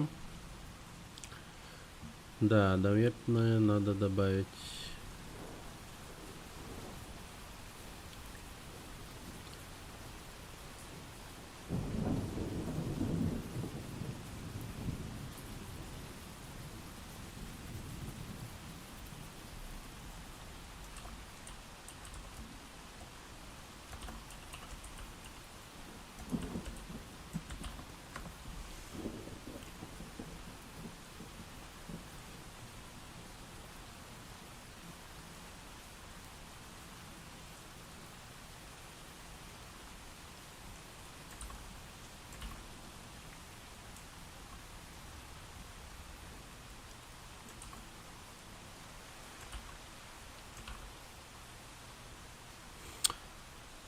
А меня вот это вот немного парит в том плане, что...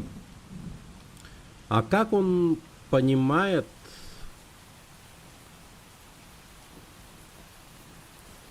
Ага. Скорее всего, вот здесь вот. Погоди-ка. Тогда, скорее всего, это конкретно вот тут работает. Вот, Canvas. Сюда добавляем button script. И сюда закидываем вот это вот. Или что? Non-текст.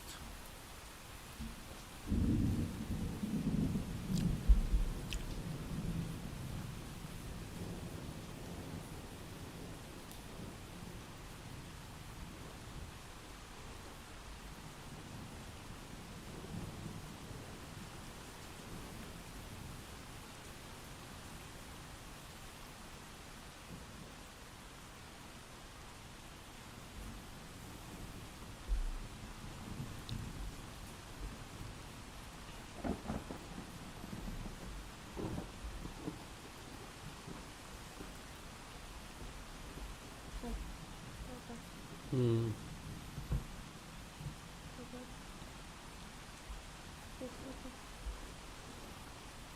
Чё?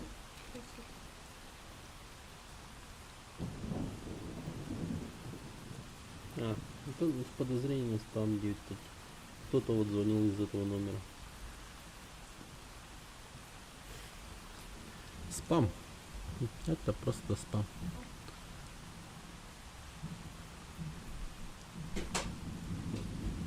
Угу. Эни, окей. Эни, окей. Эни, окей. Эни. Ты какие игры собираешься делать и на чем? Cutie Pie. Здорово. На чем? На Unity? Вот сижу сейчас на Unity. Так.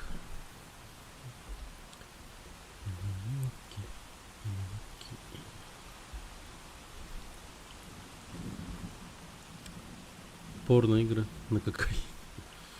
Осуждаю. Осуждаю. Не, ну вообще...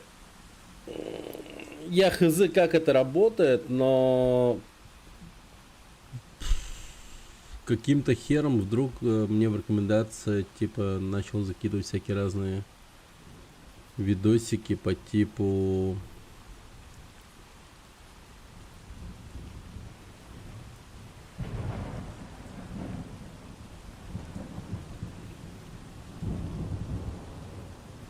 Ну, опять же, создание игр там начало залететь. Вот тут сейчас эти всякие разные блендеры и тому прочее.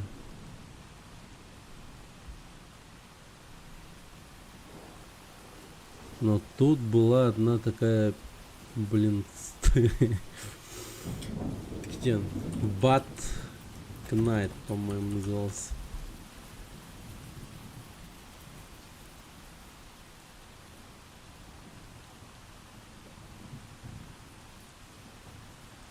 Почему, когда я набрал Bad Knight, вышел мой этот стрим?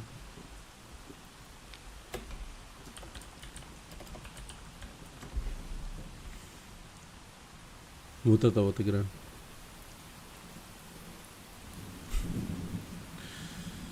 Да. Ну вообще это типа, ну, неплохо на самом деле. Прикольно. Как бы хентайная игра, но в то же время довольно-таки, ну, геймплейная, нормальная. Это по сути шмап.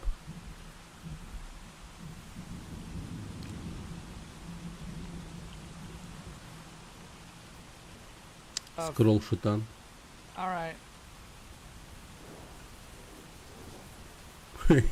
Он с собой закрыл этих самых. Тут, короче, картинка девчонки, она, ну, чем больше ты очков набираешь, тем больше... точнее, тем сильнее она оголяется, короче, типа такая тема. Да.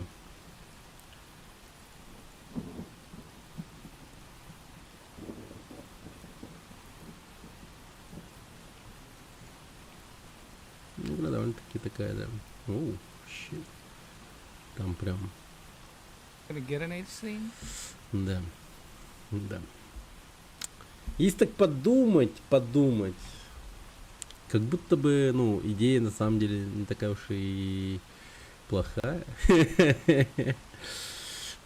Чекни движок малопопулярный CTG с пушкой, если тебе не принципиальный язык. CityJS.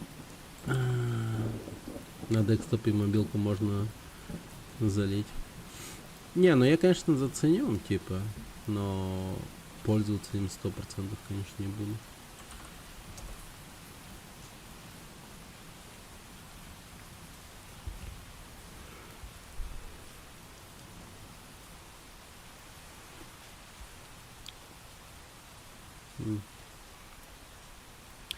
Хотя, может быть, он прикольный именно в плане того, что вот там можно создать такую игру, которая даже и на кирпиче запустится.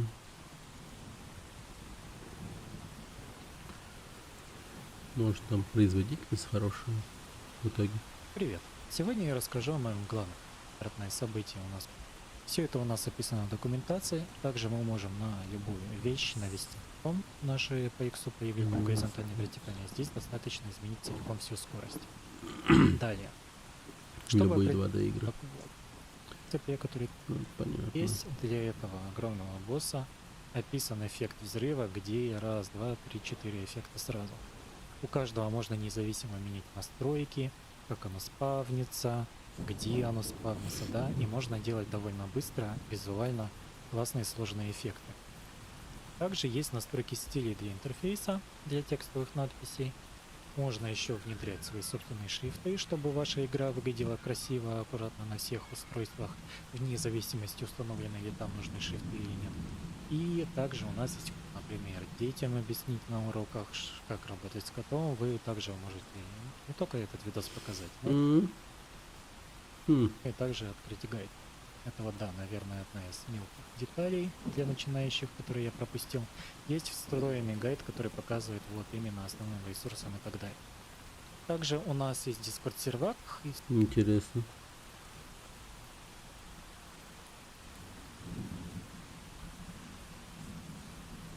И чё, он типа какой-то open source опять, да? Движок open source.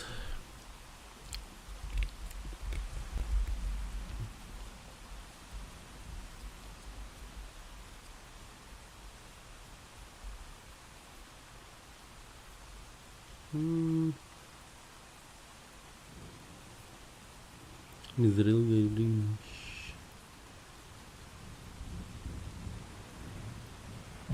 Я тут думаю, что хавать сегодня. Думаю, перерыв от гречки сделать и взять опять шаурму. Другой в голову не идет. Не, ну если прям нравится и желание большое, то бери шаурму. Не ошибешься ведь.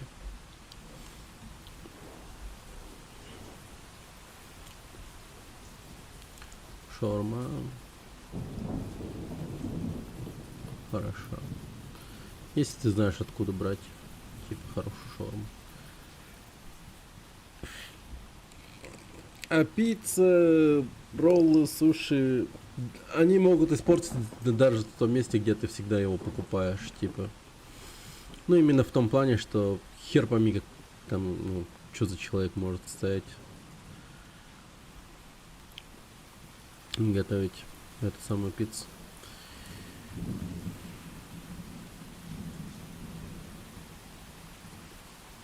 Мак шаурма, Мак шаурма. Прикольно. Интересно. Давайте-ка еще раз. Как он сделал? Он там какую-то загогулину довольно-таки любопытную проделал. Я могу просто из компонента визуально его убрать и конечно, название для переменной. Но тем не менее, пишу, здесь уже вывожу Нет, должна быть строка. Даже не здесь. И теперь она у меня точно так же, как переменная доступна в инспекторе. То есть вот здесь на Canvas у меня появляется слот, куда я могу притащить объект, на котором лежит тот самый нужный мне текст. Перетаскиваю и все. Ну, блин, я так и делаю. В чем проблема? А почему у меня не работает? Вот, текст. Я такой, опа.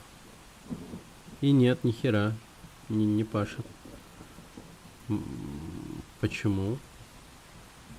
Потому что... Что?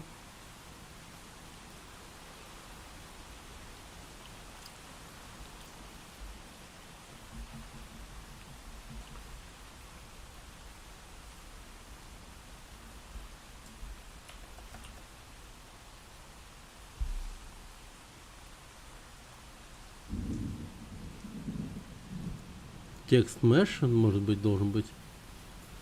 У меня же не просто текст, а он как будто бы mesh. Кажется, дело в этом. И смотри, сейчас все заработает, да?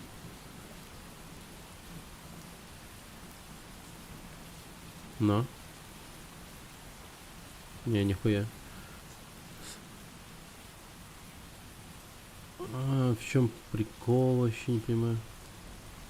Текст Mesh Pro, текст UI.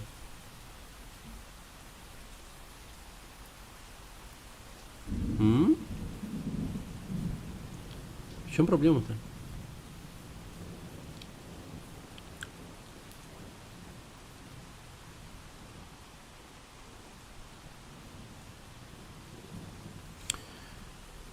Ну, давай попробуем еще. Может быть, текст Mesh Pro? Нет. Просто текст Mesh. Или каунтер. Я дурак. Я дурак. Или не дурак? Погоди. Я дурак? Или нет? Подожди. Текст? Rich текст. Просто текст. Ну, текст. Не, все правильно. Подожди. Ну.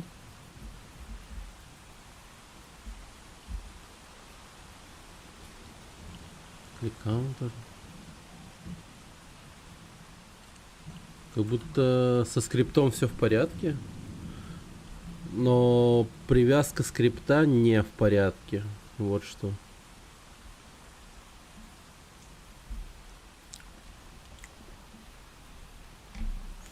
Происходит.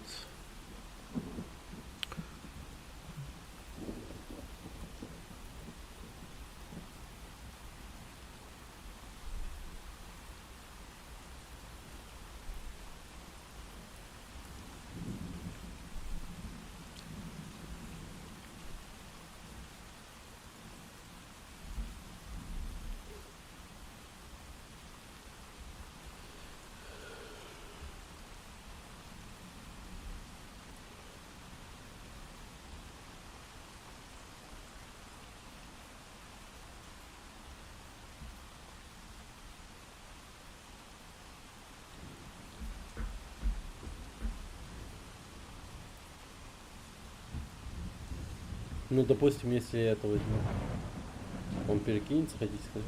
Нет же.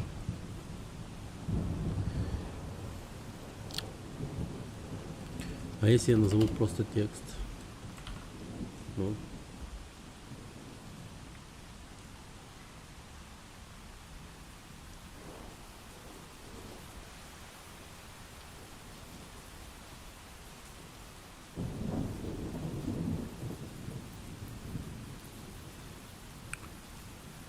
Шо это хуйня? Шо-то хуйня?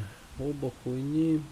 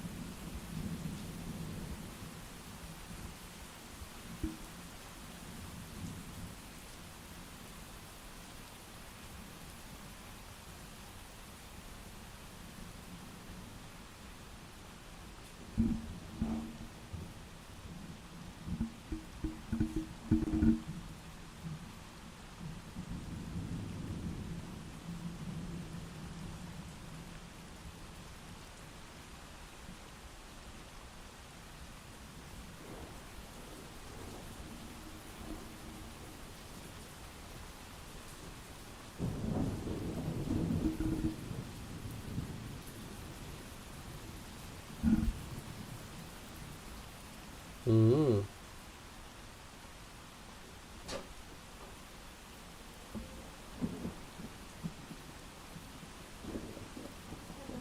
М. Какой?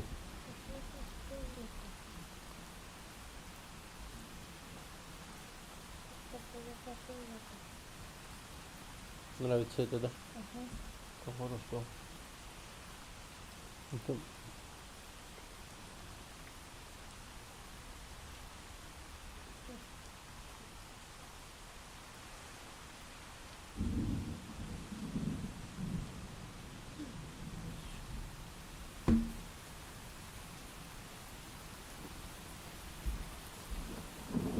Беги.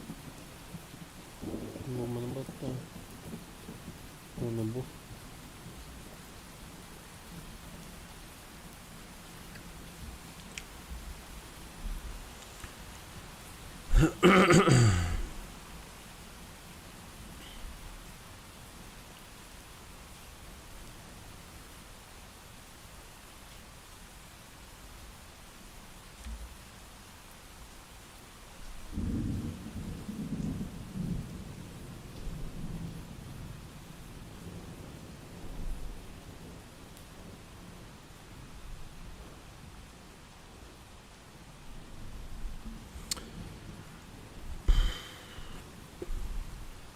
Все, теперь у меня в рамках возможность каким-то образом к этому тексту обращаться. В скрипте я создаю, собственно, переменную для него.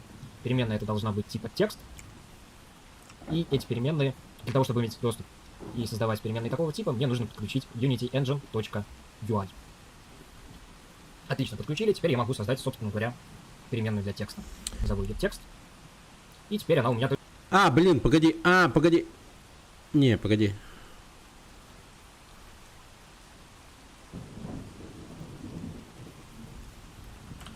Не?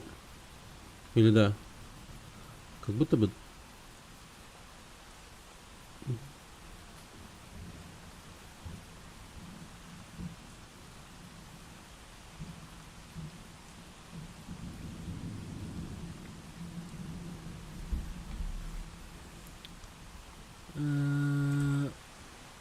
Вот, может быть, он как-то так должен называться.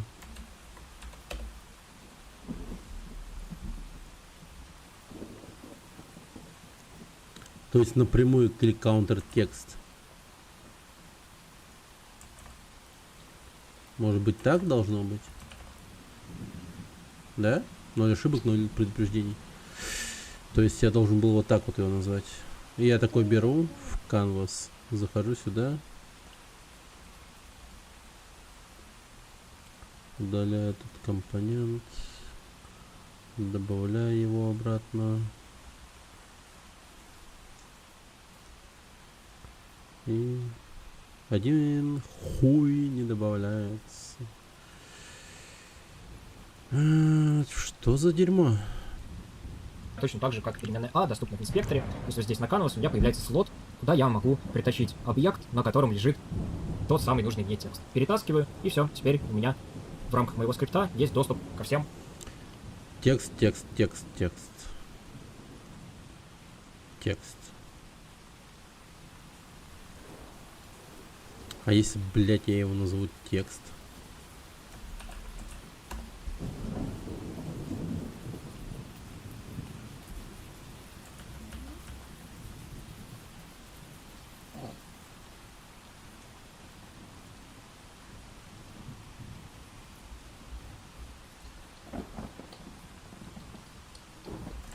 Вообще фул хуйня какая-то, вообще не понимаю.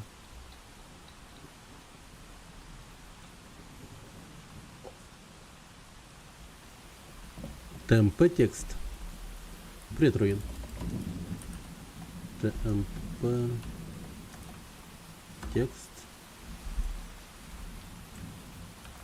Бля, походу, да. Это похоже на правду.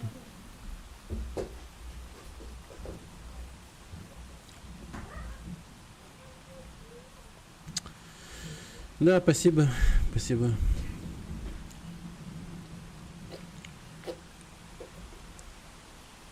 Текст наш про текст. Так, панель, UI. И только ТМП есть, а больше другого нету. Рок старый, видимо. Ну да, он старый. Он старый. Ну и как бы то ни было, я все равно пытался, типа, ну, понять. Я там текст, мэш там вводил, там... А кажется, ну, прям темпы. Окей, все. Тогда у нас все теперь должно работать. Смотрим. А, хуй там плавал, блядь. А. У тебя батя. У батя на у баю кто было? У тебя?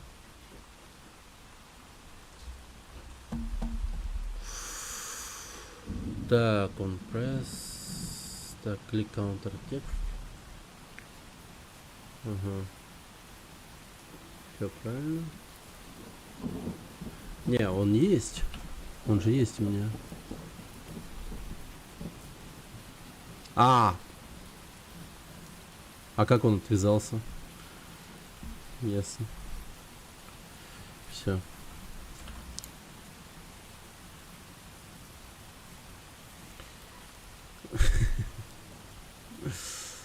Вот, наконец-то.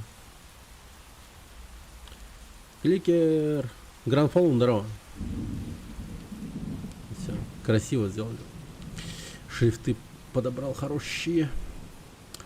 Спасибо, полям Рой. этого Спасибо. компонента. Давайте посмотрим на этот самый текст. Меня в данном случае будет интересовать на нем именно вот это поле текста, на котором сейчас стоит курсор. Как к нему обратиться? Я пишу название переменной, в данном случае текст, и потом через точку пишу название нужного поля, то есть снизу вверх. Поле у меня тоже называется текст. Не самое удачное, конечно, название для переменной, но тем не менее, пишу.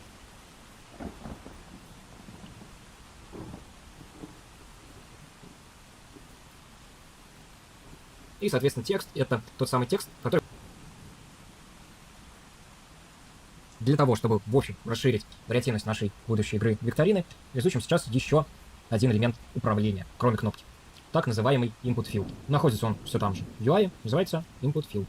Создаю его в моей панели, немного его все так же увеличу и посмотрим, что внутри этого input field есть. Мы видим, что здесь присутствует два дочерних объекта. Это placeholder. Placeholder — это тот текст, который у меня в самом начале высвечивается.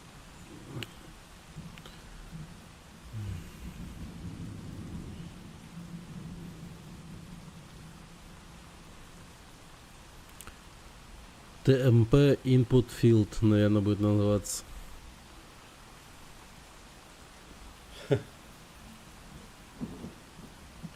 Так. Input Field Background. А, блядь, я же до сих пор, сука, ну да. Так. Хорошо, что я поставил этот, блин, цвет этот. Ох, слава богу, иначе ничего бы не сохранилось.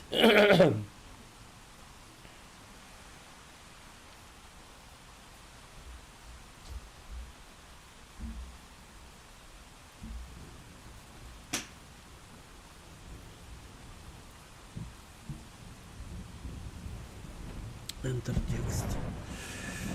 Так, ну давай.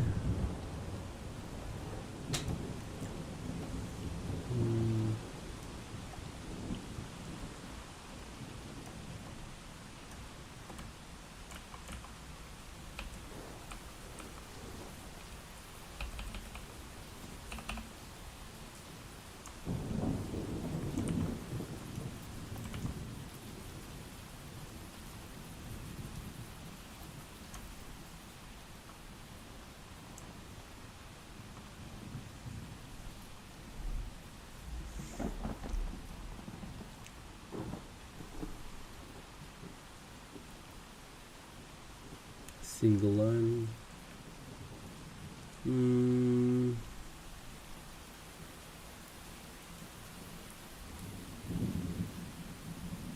А как? Не, ну...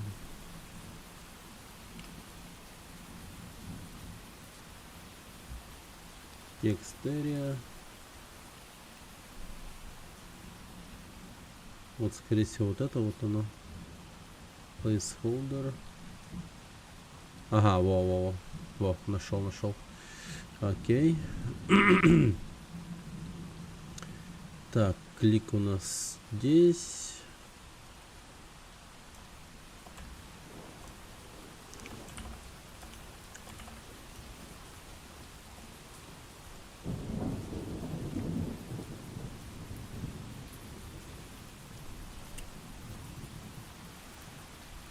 И, соответственно, текст — это тот самый текст, который будет содержать контент, вводимый в этот самый input field. Ну, так как я его увеличу также и, собственно говоря, placeholder с текстом, установлю их по центру, запущу и посмотрю, как это все работает. Навожу курсор, начинаю что-то вводить, вижу, что сейчас placeholder у меня пропадет, и появится необходимый мне текст. Теперь, собственно говоря, этот текст хотелось бы...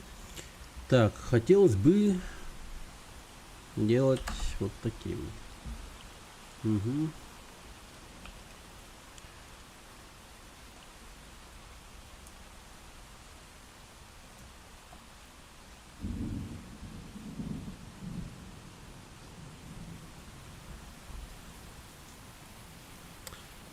Так, и, наверное, давайте...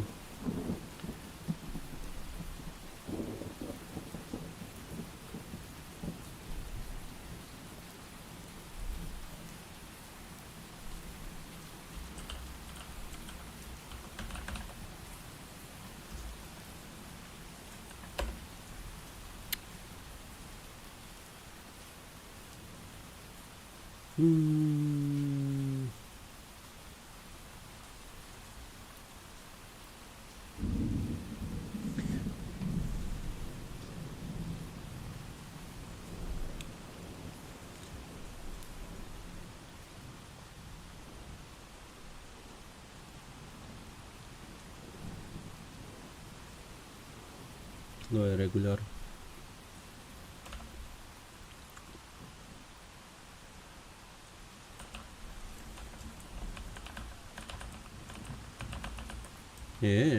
Прикольно. Так.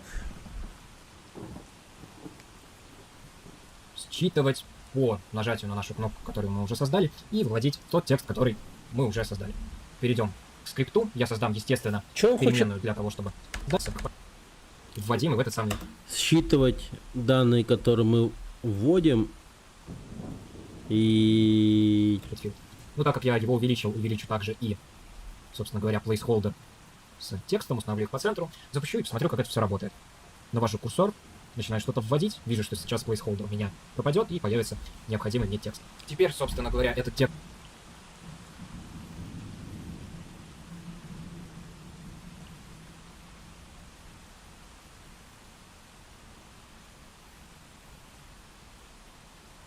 Хотелось бы считывать по нажатию на нашу кнопку, которую мы уже создали, и вводить тот текст, который мы уже создали. Перейдем к скрипту. Я создам, естественно, переменную для того, чтобы содержать этот самый input field. Переменная одноименная, назову его ее input field с маленькой буквы только.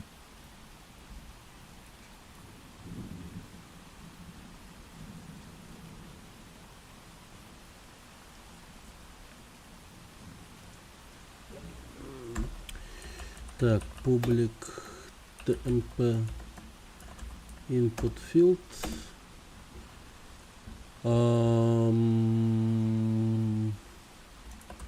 Ну,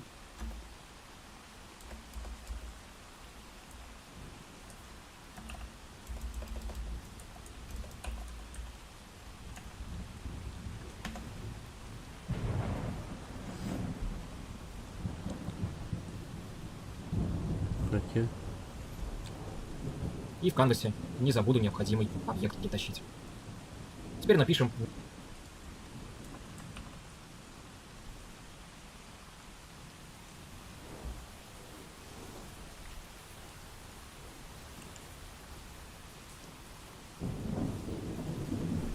метод, который этот самый текст будет забирать и выводить на нужное место. Зову его, например, readText, и напишу очень простой функционал. То есть мне нужно в input филде получить доступ к тексту и этот самый текст поставить в поле текст моего каунтера. То есть будет писаться очень просто. Counter.text равно inputField.text. Теперь осталось к кнопке этот метод привязать вместо того, который у нас был создан. Точно так же перетаскиваю нужный объект и выбираю функцию readText. Запускаю. И теперь по нажатию на кнопку сейчас у нас просто текст пропадет, потому что input field пустой. И теперь что-нибудь напишу, 1, 2, 3, например. И мы видим, да, что все выводится. Единственное, только с точки зрения...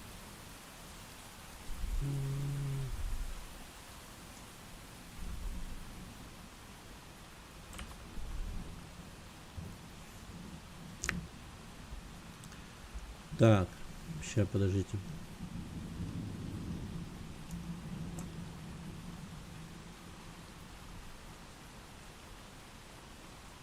Угу. Так, сделаем так.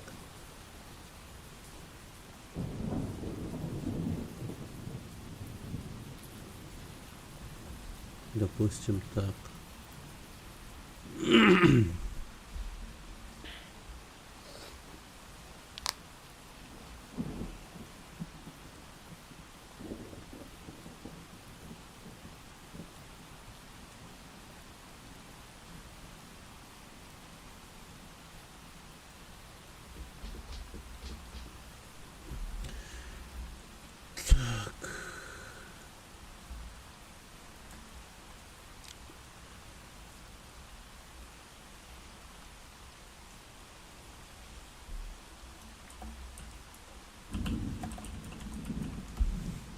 Button click counter. Дублицируем. Да.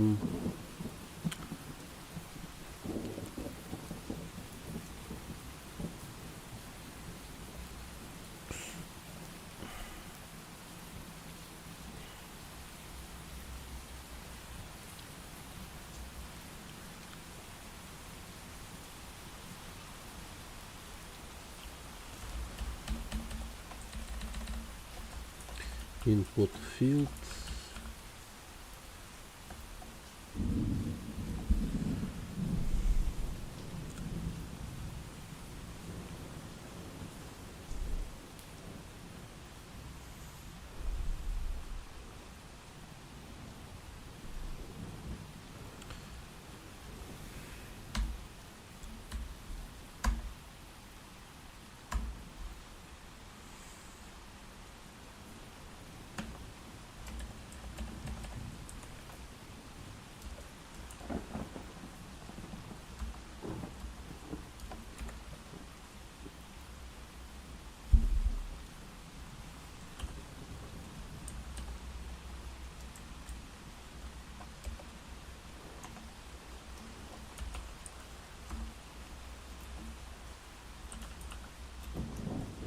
Да ёбаный в рот.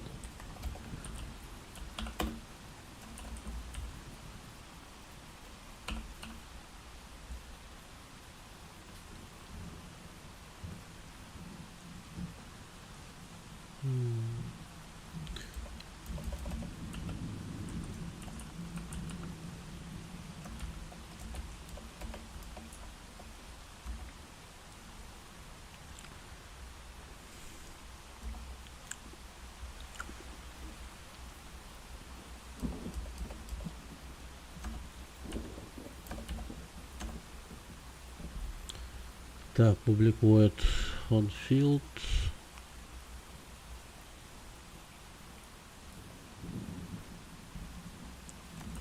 И click counter текст равняется input field.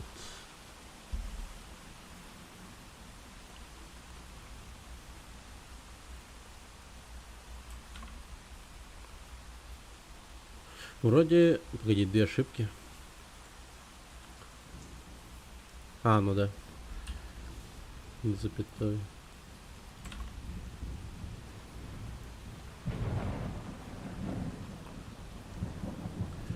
Не удается явно преобразить тип TMP про TMP input field в TMP про TMP текст. Преобразить. А, ну точнее текст. Да ебать-то нахан, блядь, ебаха. Вот. Тебя так устроит?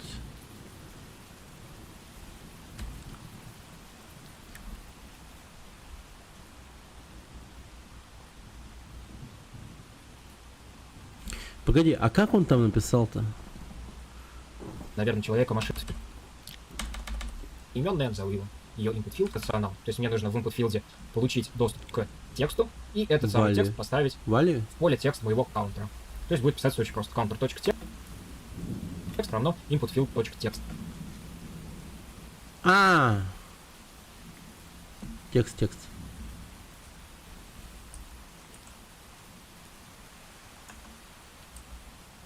Во, Да, да. Да.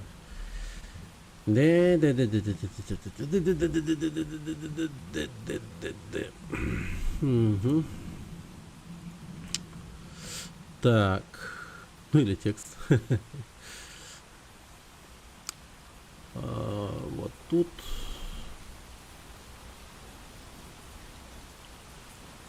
Онфилд. Окей, давай попробуем. Мгм. Я такой типа ввяжу. Насрал. О. Насрал. Насрал. Насрал. Окей. Хорошо. Работает. Что там дальше?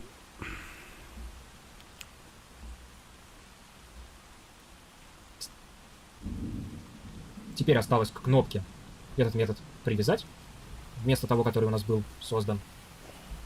Точно так же перетаскиваю нужный объект и выбираю функцию read text, запускаю. И теперь по нажатию на кнопку сейчас у нас просто текст пропадет, потому что input field пустой. И теперь что-нибудь напишу, 1, 2, 3, например. И мы видим, да, что все выводится. Единственное, только с точки зрения, наверное, человека-машинного взаимодействия не очень понятно, а почему у нас сначала выводится 0, а потом при нажатии на кнопку этот текст просто пропадает. Такое впечатление, что приложение не работает вот с первого взгляда, и, наверное, этот момент все-таки нужно исправить. Для того, чтобы его исправить, мы в первый раз с вами напишем условие. То есть мы пишем слово if, если, и внутри пишем то условие, которое нам нужно. То есть input field.text, если он равен пустой строке, равенство, вы видите, пишется через двойное равно. И пишу, соответственно, counterText равно введите текст. И, соответственно, иначе, если это условие не выполняется, то есть если у нас строка не пустая, я, собственно говоря, вывожу туда текст, который есть в input field. Ведь посмотрим, как это работает. Нажму сейчас на кнопку и получаю сообщение «Введите текст». Теперь несколько понятнее, как себя вести с этим приложением. И, соответственно, еще раз остановлюсь на том синтаксисе, который я написал. То есть в скобочках после if мы указываем логическое условие. То есть если я второй знак равно уберу, у меня будет ошибка. Потому что здесь компилятор от нас ожидает увидеть...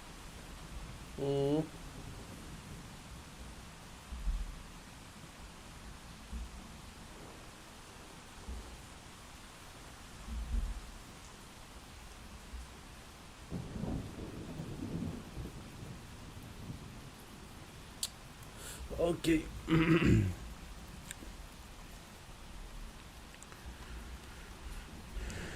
Ну, такой курс, чувак.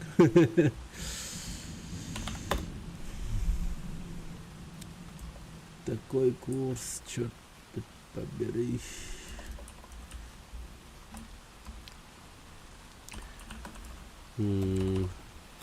Равен.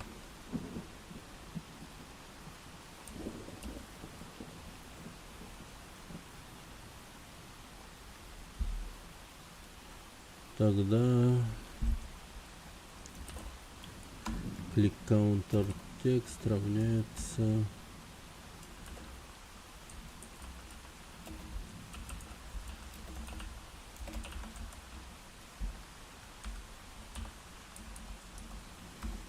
else такой.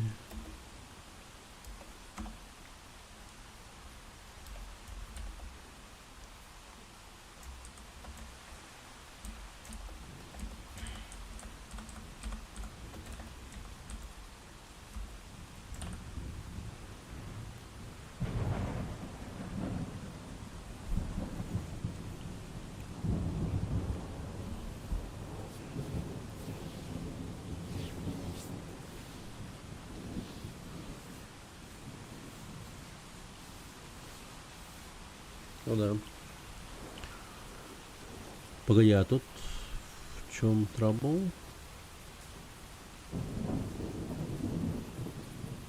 А, да. Тут, блять, текст, да. Спасибо, VS Code, что подсказал мне. Спасибо.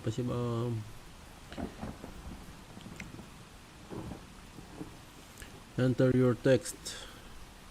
Text.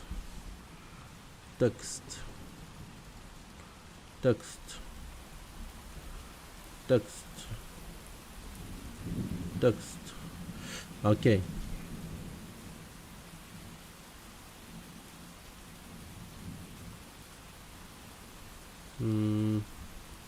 Кликми, кликми. Ну, кликми, кликми, это как-то не круто. А надо сделать круто. Давайте мы тут напишем не кликми, а...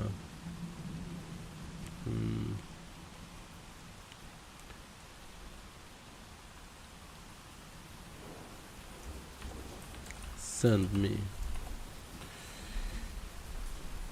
Пойдет.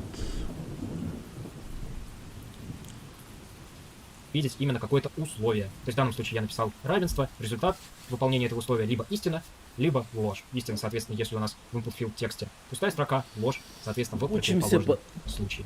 Немного подробнее поговорим про условия. Мы с вами встречались с одинарным условием, например, с равно. Также в языке C# есть отрицание, то есть не равно. Следующим образом пишется больше или равно и меньше или равно, соответственно. Здесь посмотрим, у нас есть переменные А и Б. А равно 5, Б равно 6. И давайте посмотрим на блок if. Здесь пишется слово ключевое if, и дальше в скобочках условие. Здесь мы видим, что проверяется А равно Б. И это условие, понятное дело, оно ложное, потому что в нашем случае А не равно Б. То есть в тело этого условия сюда мы не попадем. Значит, компилятор перейдет дальше к блоку else if. И здесь мы видим А не равно 5.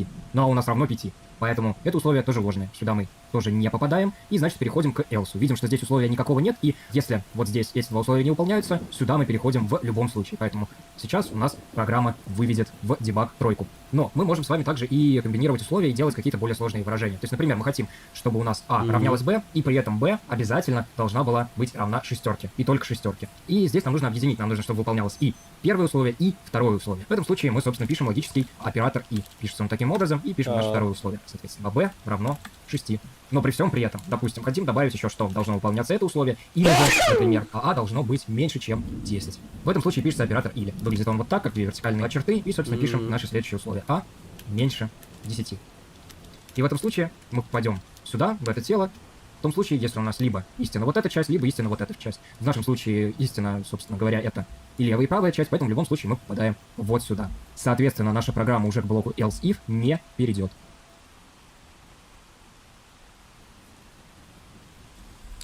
Окей. Челлендж! Ебать! Челлендж! Записать ТикТок. Итак, пришло время Real обсудить первый talk. челлендж. Заключаться он будет в следующем. Вам нужно будет сверстать интерфейсы скриншота, то есть создать один input field для ввода числа, кнопку проверить, один текст. Ебать, подожди, что? Угадай число, сверстать интерфейс. Следующим. Вам нужно будет сверстать интерфейсы скриншота, то есть создать один input field для ввода числа, кнопку проверить, один текст, где вы сейчас видите надпись «Загаданное число». На него будет выводиться, соответственно, ответ и результат игры, и второй текст с подписью «Введите число». Геймплей будет состоять в следующем. При старте игры генерируется рандомное число от 0 до 100. Игрок вводит свой ответ в input field и получает один из трех вариантов. Либо загаданное число больше, либо загаданное число меньше, либо игрок угадал и в таком случае победил. В следующем уроке я покажу, как сделать такую игру. Интересно. Скриншота, Подожди, то есть подожди. создать. Так, окей. Челлендж принят. Окей, погнали. Генерировать рандомное число random range.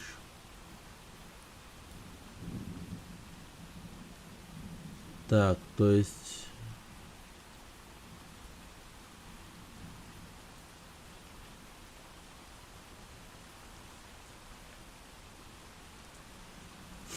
Так, подожди.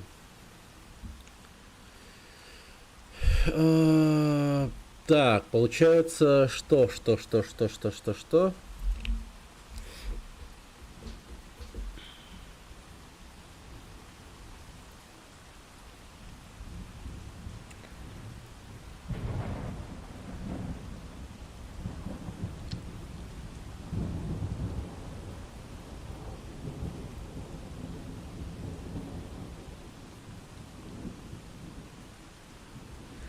Ну ладно, сейчас, погоди-ка. Сначала давай click me, click counter текст. Так, короче, click counter текст и кнопку я хочу передвинуть отсюда.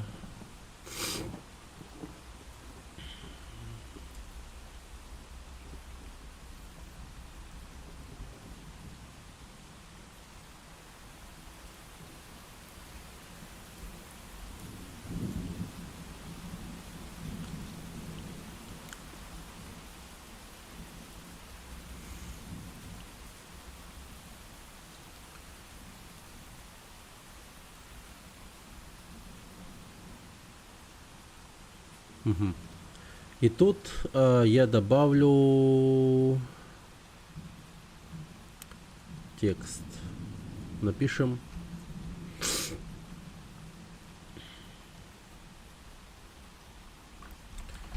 так, random number text. Погоди. Зачем мне вот так делать, если я могу просто, по сути, дублицировать эту тему и поставить его сюда наверх. Тут дублировать вот эти вот, те или иные штуки довольно-таки удобно и безболезненно. В Godot же это просто полный лютый пиздец какой-то вообще. Невозможно ничего сдублировать, копировать. Все крашится, хуячится, вообще невозможно. Так. Назову его random number text. И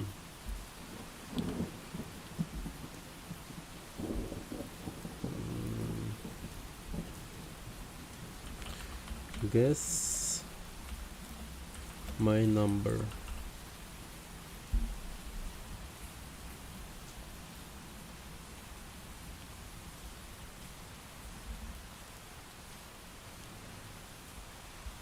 И тут мы напишем ну,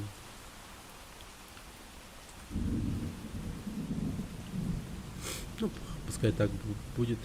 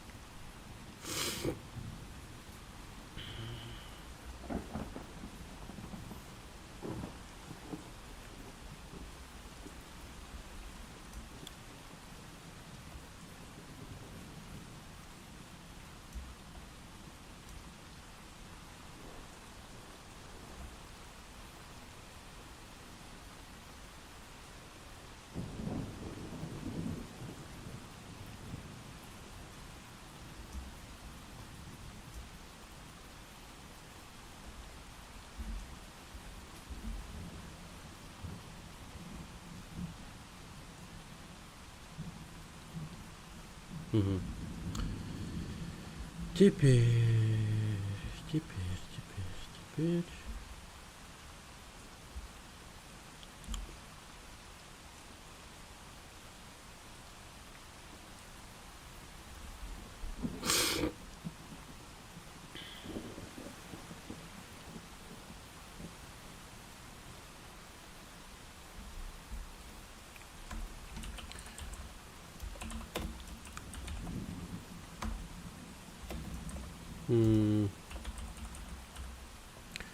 Random number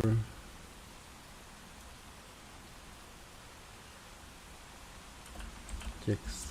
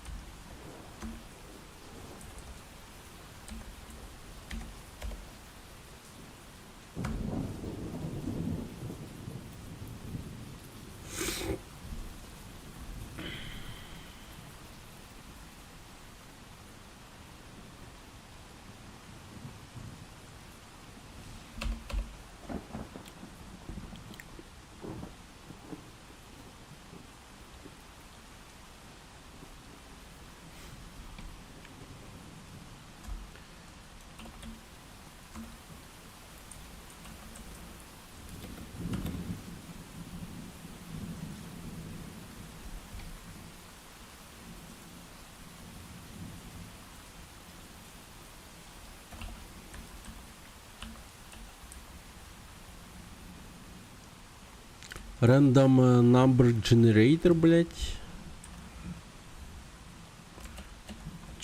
Погоди. Random ранги.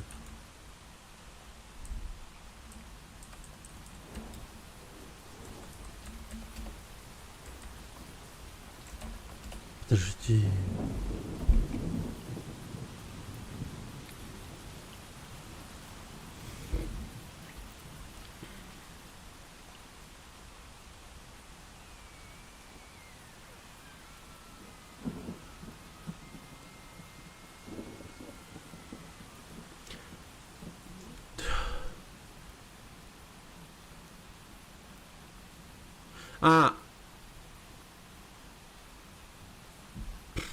Так, попробую. Int b равняется random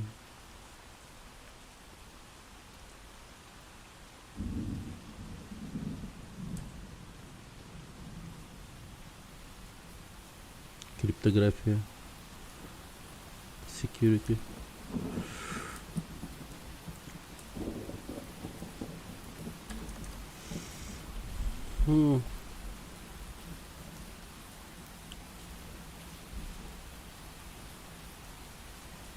Random.range.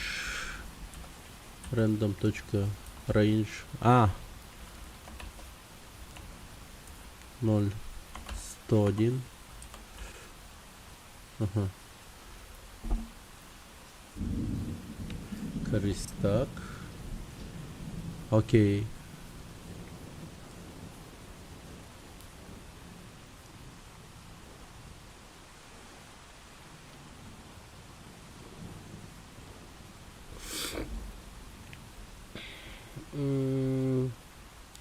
При старте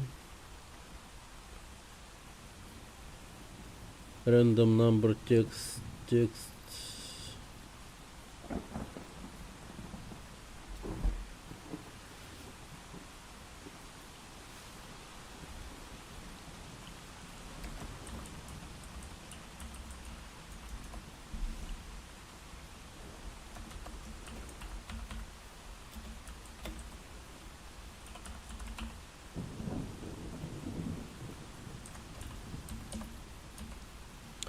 допустим.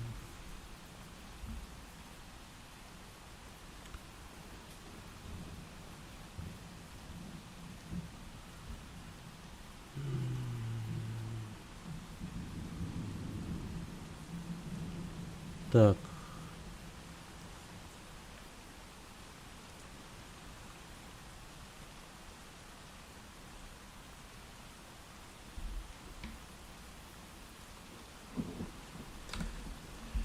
Если input field text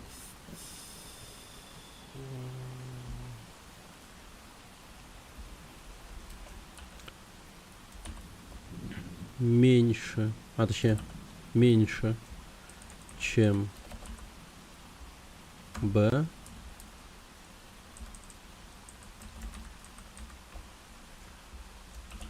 тут напишем your number is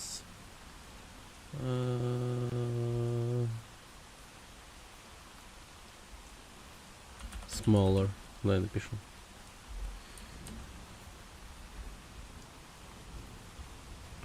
If else.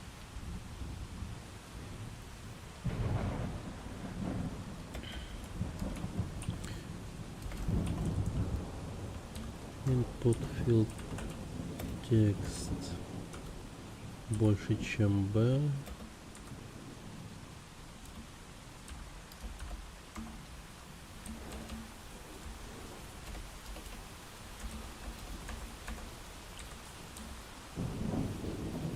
Тогда random number text выводит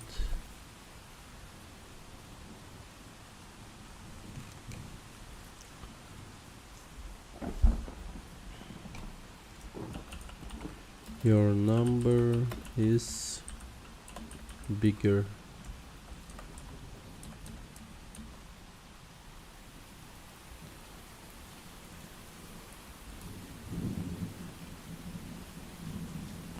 else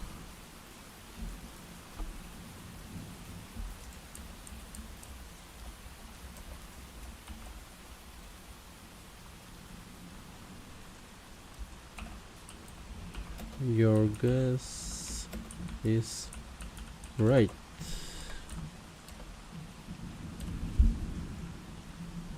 А хули красным горит? Что неправильно написал?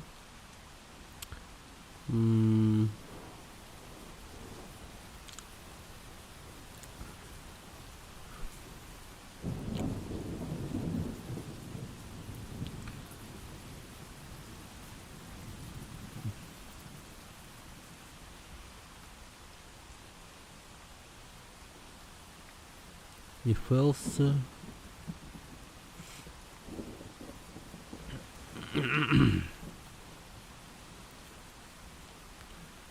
Блять.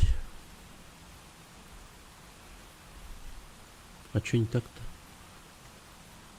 Больше, чем 10. А, else if, а не if else.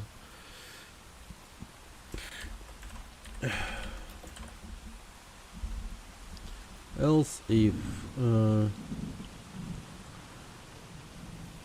меньше к операнду string.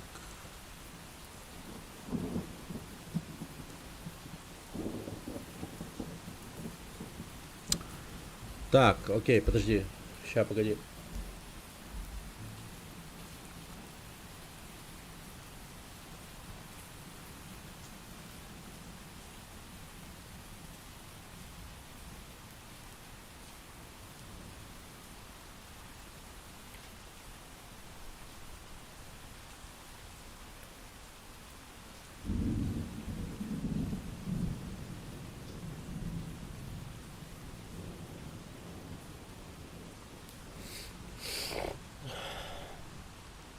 Погоди, а как он...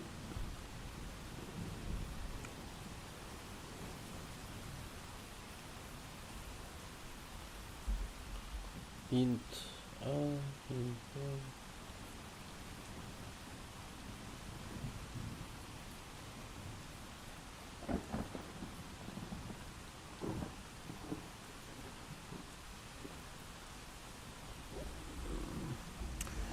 Так...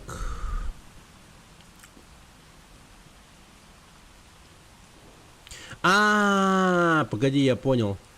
If input...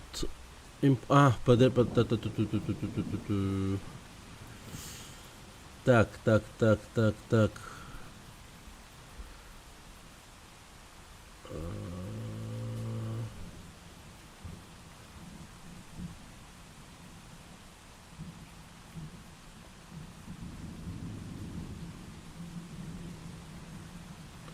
Давай тогда... Не, тут, ну, не знаю, попробуй. A, B, C.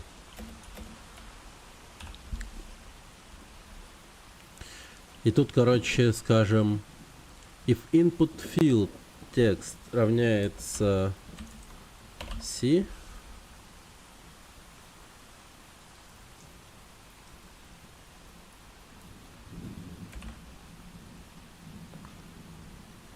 да, тогда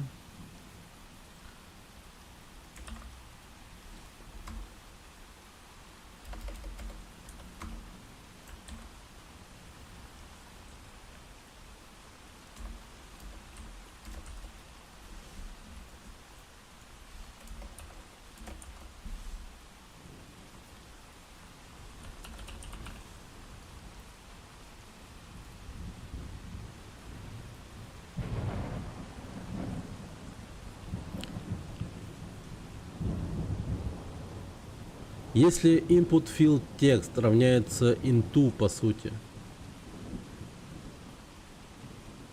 целому числу, в чем проблема? Почему я не могу...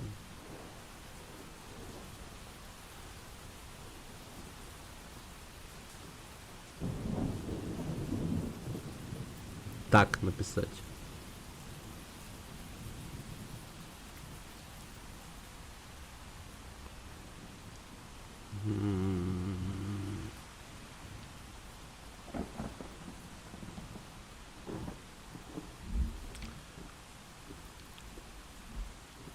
If input field text равняется C.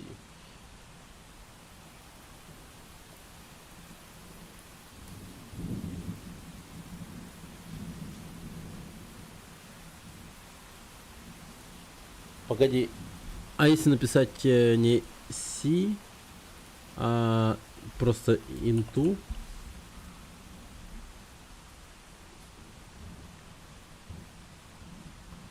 Недопустимый термин в выражении. Серьезно? Тогда, ну, C.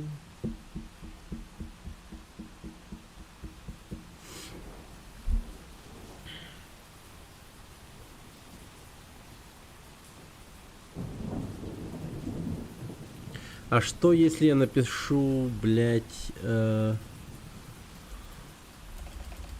int?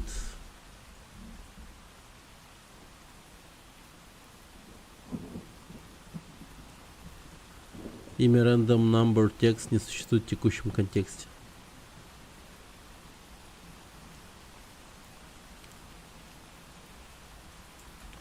Ну, блять.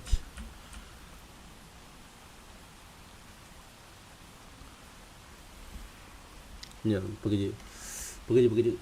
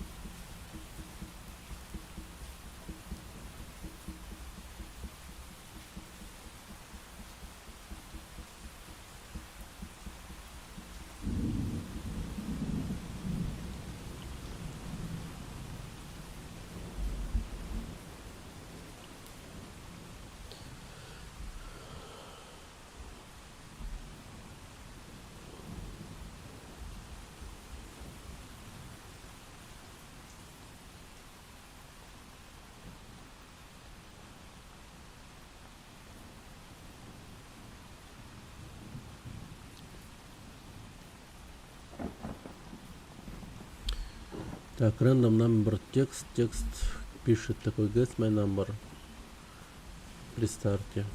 Окей. Потом еще просто существует переменная целым числом b, где рандомится число от 0 до 101. Ага.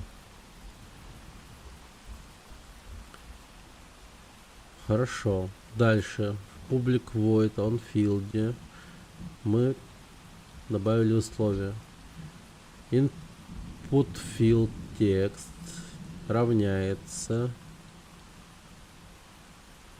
Так, если input field text равняется C, то есть целому числу,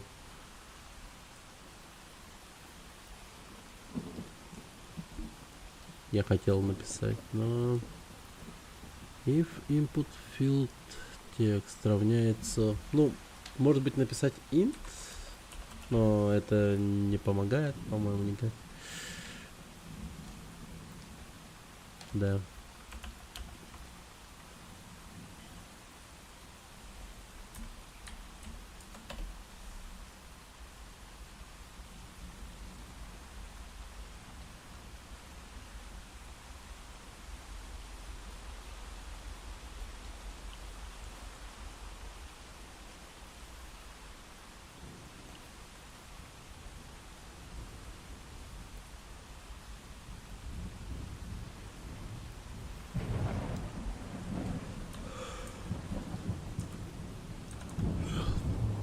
If input field text равняется C.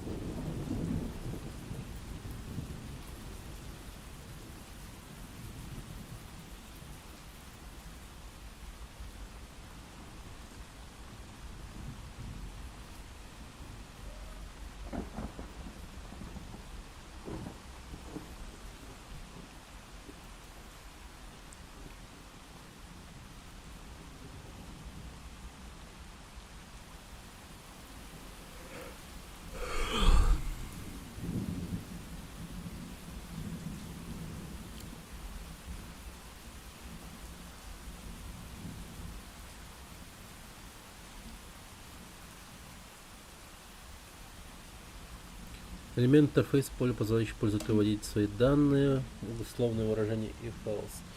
И условие if логическое выражение, если оно равняется true, например, 1 меньше 2, выполняется блок кода фигурных скобок, и иначе по порядку становится else if. Если ни одно из них также не равняется true, выполняется false.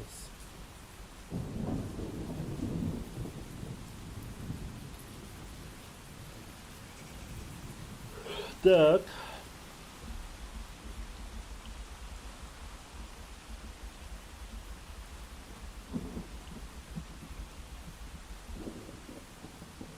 А.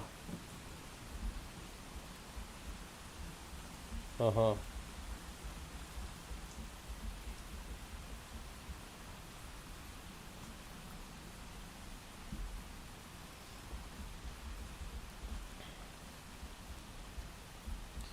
В этом примере таким же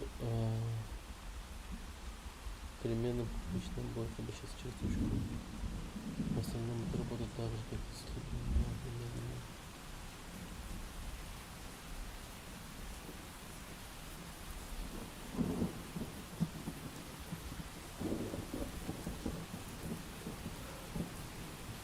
Да это, блин, понятно.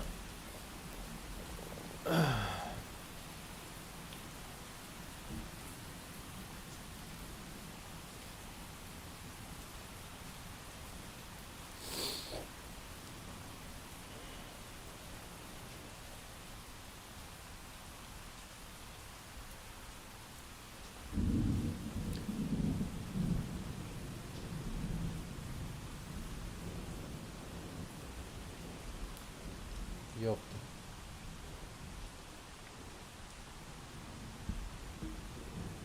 Что это такое?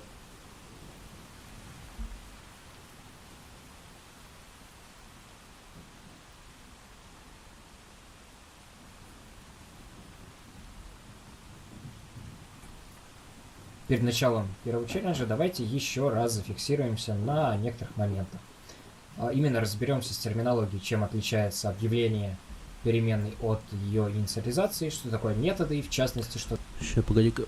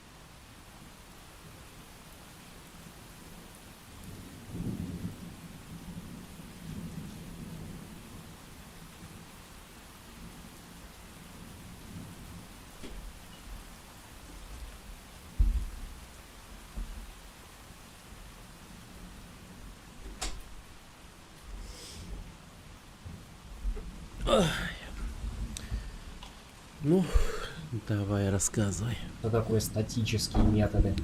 Почему весь свой код я пишу в методе start, который сейчас вы на экране можете видеть? Как создавать рандомные числа и в целом работать с оператором рандома? И что такое вообще класс, чем отличаются у нас типы значений от ссылочных типов? Ну, вот здесь я создал простой скрипт, я удалил метод update, оставил только метод start. И давайте обратимся к документации Unity и посмотрим вот на эту страницу, которая называется «Очередь выполнения функций». И найдем здесь наш метод start. Вот он здесь есть. Здесь сразу можно увидеть, что он при инициализации запускается. И для каждого скрипта выполняется только один раз. И выполняется он при старте сцены, где у нас этот скрипт размещен. Вот именно поэтому я использую конкретно этот метод. То есть в момент старта сцены, когда я нажимаю в Unity на play, для всех скриптов, которые у нас на любых объектах присутствуют, то есть сейчас у нас это sample компонент, который я только что создал. Вот если я напишу здесь debug log и выведу что-нибудь.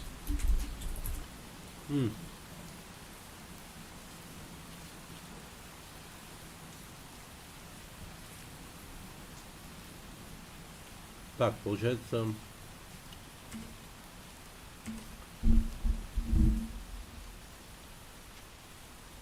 Наверное, даже не так, а...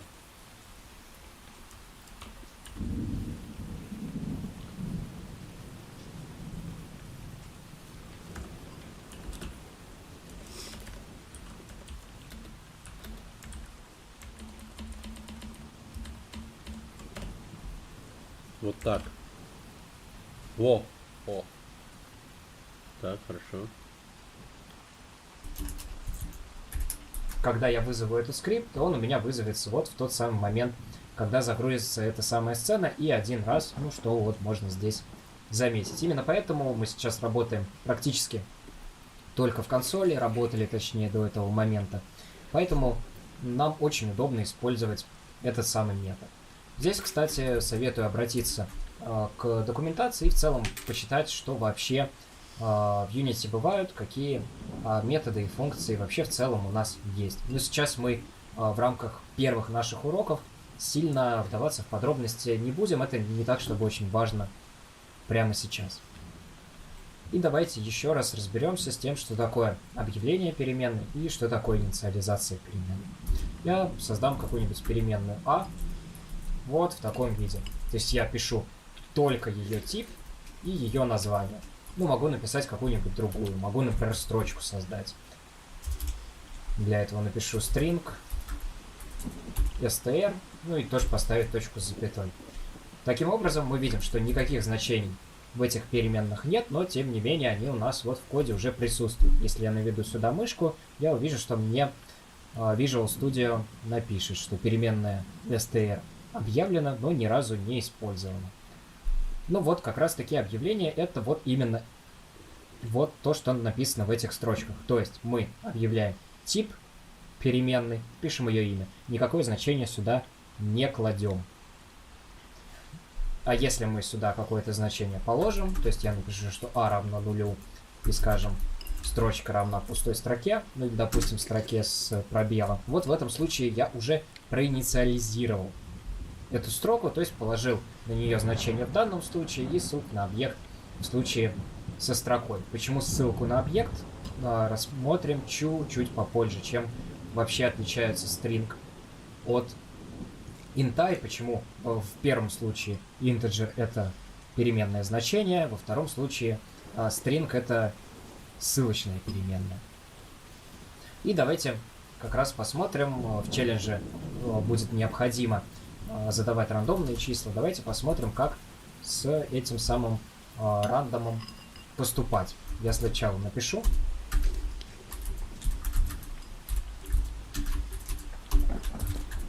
И что же здесь произошло такое? Ну, а дело в том, что как раз-таки рандом — это класс. Если я нажму на Ctrl и перейду, и нажму еще раз на рандом, я перейду к его описанию.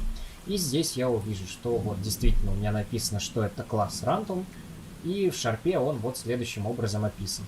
Здесь в целом есть методы, про которые можно почитать и посмотреть, что они делают. Ну и мы видим, что это просто, так сказать, можно представить в виде некого чертежа для вот какого-нибудь объекта.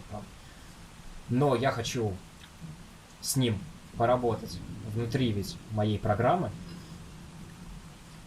И в этом случае я должен создать объект, который построен вот по образу и подобию вот этого чертежа, уже с которым я могу работать. Вот его я назвал RND. И, соответственно, то есть это тот самый объект, который построен вот по этому самому описанию вот этого класса random. Если я перейду в integer, я увижу, что integer как раз-таки описывается несколько другой штуковиной, про которую мы поговорим сильно позже. Он описывается структурой. Если я перейду в string и посмотрю, как описывается string, я увижу тоже, что это класс. Так вот, собственно, все сущности, которые у нас описываются классом, это переменные ссылочные. Все, что описывается структурами, это переменные значений. И нюанс работы здесь в следующем. То есть в переменную а кладется вот прям в нее, в то место памяти, где эта переменная объявлена, кладется туда же ее значение. А в случае со ссылочными переменными в саму переменную кладется ссылка на ту область памяти, где будет лежать объект, который вот мы создали. Ну, в случае стринга здесь конструктор и создание объекта упрощено для удобства использования. Но в случае с рандомом вот здесь прямо в виде видно, что мы создаем некую переменную RND и в нее кладем новый экземпляр этого класса. То есть новый объект, который построен по чертежу random, который у нас будет лежать в области памяти, которая называется куча, а в самой вот этой переменной будет ссылочка на этот созданный объект. Ну, в общем, вот они ключевые различия и есть.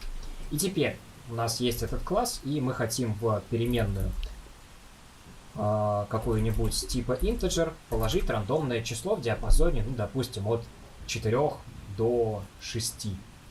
И делается это следующим образом. Я говорю rnd. Next. И в скобочках указываю вот мой диапазон 0,7.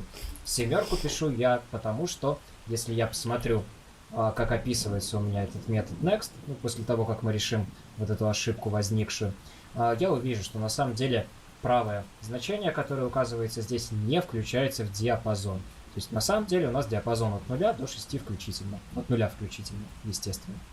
Ну и здесь, если я наведу, я увижу, что random не содержит определения для next и так далее. Дело все в том, что этот класс random у нас есть в Unity Engine. То есть он описан. Если я сюда зайду, я опять увижу, что у меня этот мой random, он живет внутри вот скобочек, которые поставлены рядом вот с namespace, который называется Unity Engine. Но дело в том, что random у нас еще и описывается в библиотеке классической системной, которая вот используется для разработки на платформе .NET. И в данном случае у меня возникает конфликт, потому что я воспользовался той реализацией, которая есть в системе, но при всем при этом эта система не была подключена. Если я наведу сейчас, то вот я как раз таки... Они, по-моему, изолировали вот эту проблему. Вот в новой версии. Как будто бы, или мне кажется. Ну, то есть, TMP текст, ну, короче, вот у них как будто бы вот это вот, ну, нормальный стал рандом. Вот, Unity Engine рандом. Ну-ка. И вот System. Типа, какую хочешь выбрать. И тут вот конфликт возникает. Визуально они не отличаются, но при добавлении вообще рандома, как будто бы это ну, супер учитывается.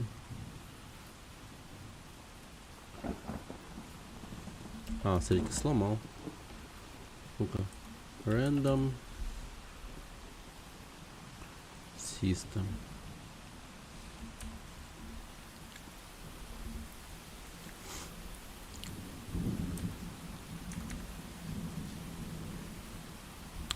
Так. Ну давай напишем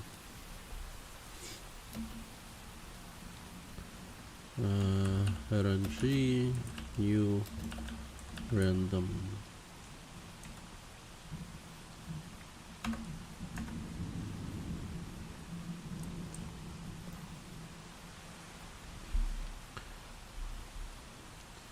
И тут я такой напишу типа RNG range. Но он у меня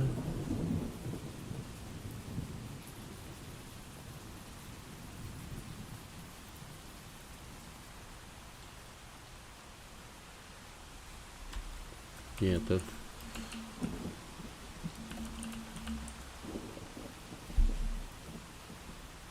Unity Engine Random RNG New Unity Engine. Видимо, так надо прописывать.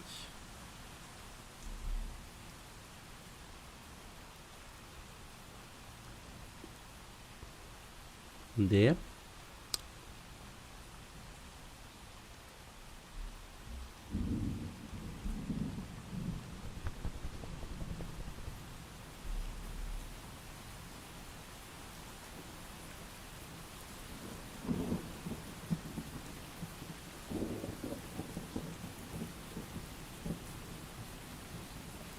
И увижу, что компилятор не понимает, что ему использовать. Ему использовать рандом, который есть в Unity Engine, или рандом, который есть в системе. Ну вот я хочу воспользоваться в этом случае тем, который есть в системе, и об этом и пишу, что я использую системный рандом. Random view system. .random. Ну и получается что-то такого плана. И теперь мы понимаем, что мы берем отсюда. Но согласитесь, что ну так писать не очень просто, потому что у нас аж в двух местах появляется вот эта надпись System, непонятно зачем. А в контексте этой программы я, допустим, хочу всегда, чтобы если я использую random, он у меня ассоциировался именно с системой, а не с Unity Engine. В этом случае я могу поступить следующим образом. Я могу написать using random равно system.random. И теперь всегда, абсолютно всегда, когда я буду писать random, у меня будет использоваться именно random, который есть.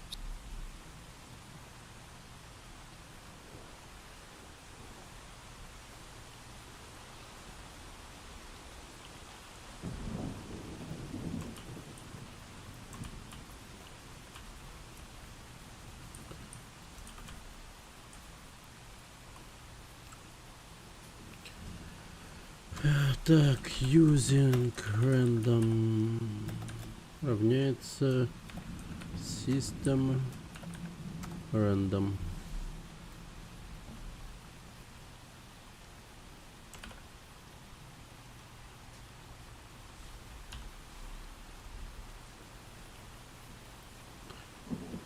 Так, random не содержит определения для range. Range.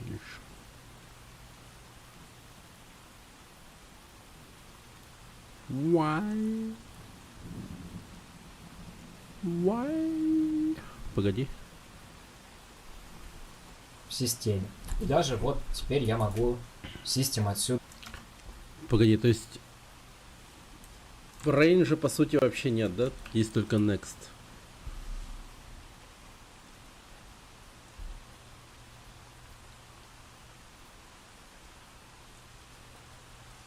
Требуется ссылка на объект. Так, погоди. RNG. Random next.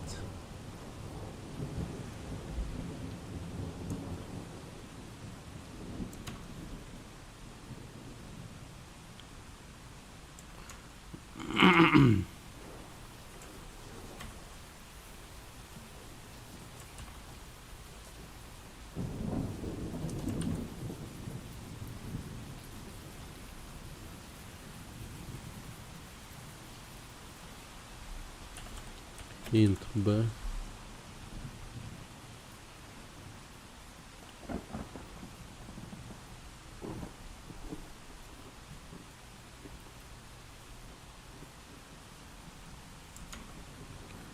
А. Ренда.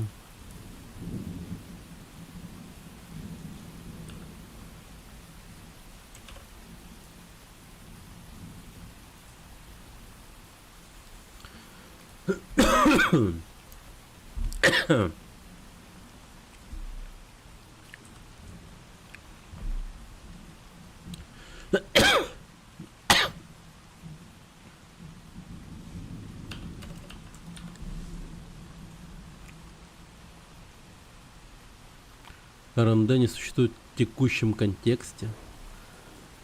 Ну, блять.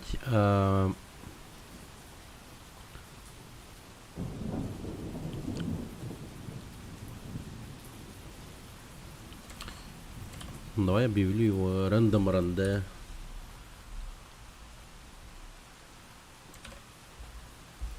Random RND. Та-та-та-та. Пара-пара-пам. Пири-пири-пи.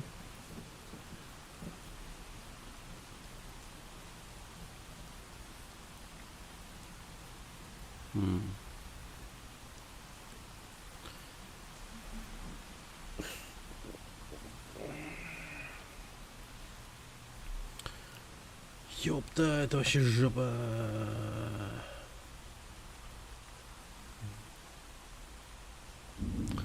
Так, ладно. Оттуда удалить. Вы, кстати, этот трюк можете проделывать для абсолютно любых переменных. То есть я, например, допустим, зачем-то хочу звать integer как целое число, вот на русском языке писать целое. И я могу точно так же взять и позвать, положить в него вот ту структуру, которая описывает integer. То есть сказать, что целое, это у меня всегда будет system.int32. И integer я теперь могу объявлять Прикольно. вот каким-нибудь таким образом. Единственное, что я вот никогда не советую таким образом пользоваться. Это супер антипрактика. Пожалуйста, никогда так не делайте. Но сделать это в целом возможно. Используйте, в общем, эту фичу с умом. В данном случае она нам жизнь в целом очень сильно ускоряет. Ну давайте еще раз посмотрим на метод next, и мы видим, да, что это private virtual какой-то int, который живет в этом классе, и мы даже можем зайти в описание этого API в Microsoft и посмотреть, что же там лежит. Ну, давайте, раз мы программируем в Unity, это все уберем и посмотрим, как работает юнитевский рандом. Для него нам не нужно создавать отдельного экземпляра. Этот класс построен немножко по-другому. Мы можем сделать вот так. Мы можем объявить random.range и здесь написать вот то же самое, от 0 до 7.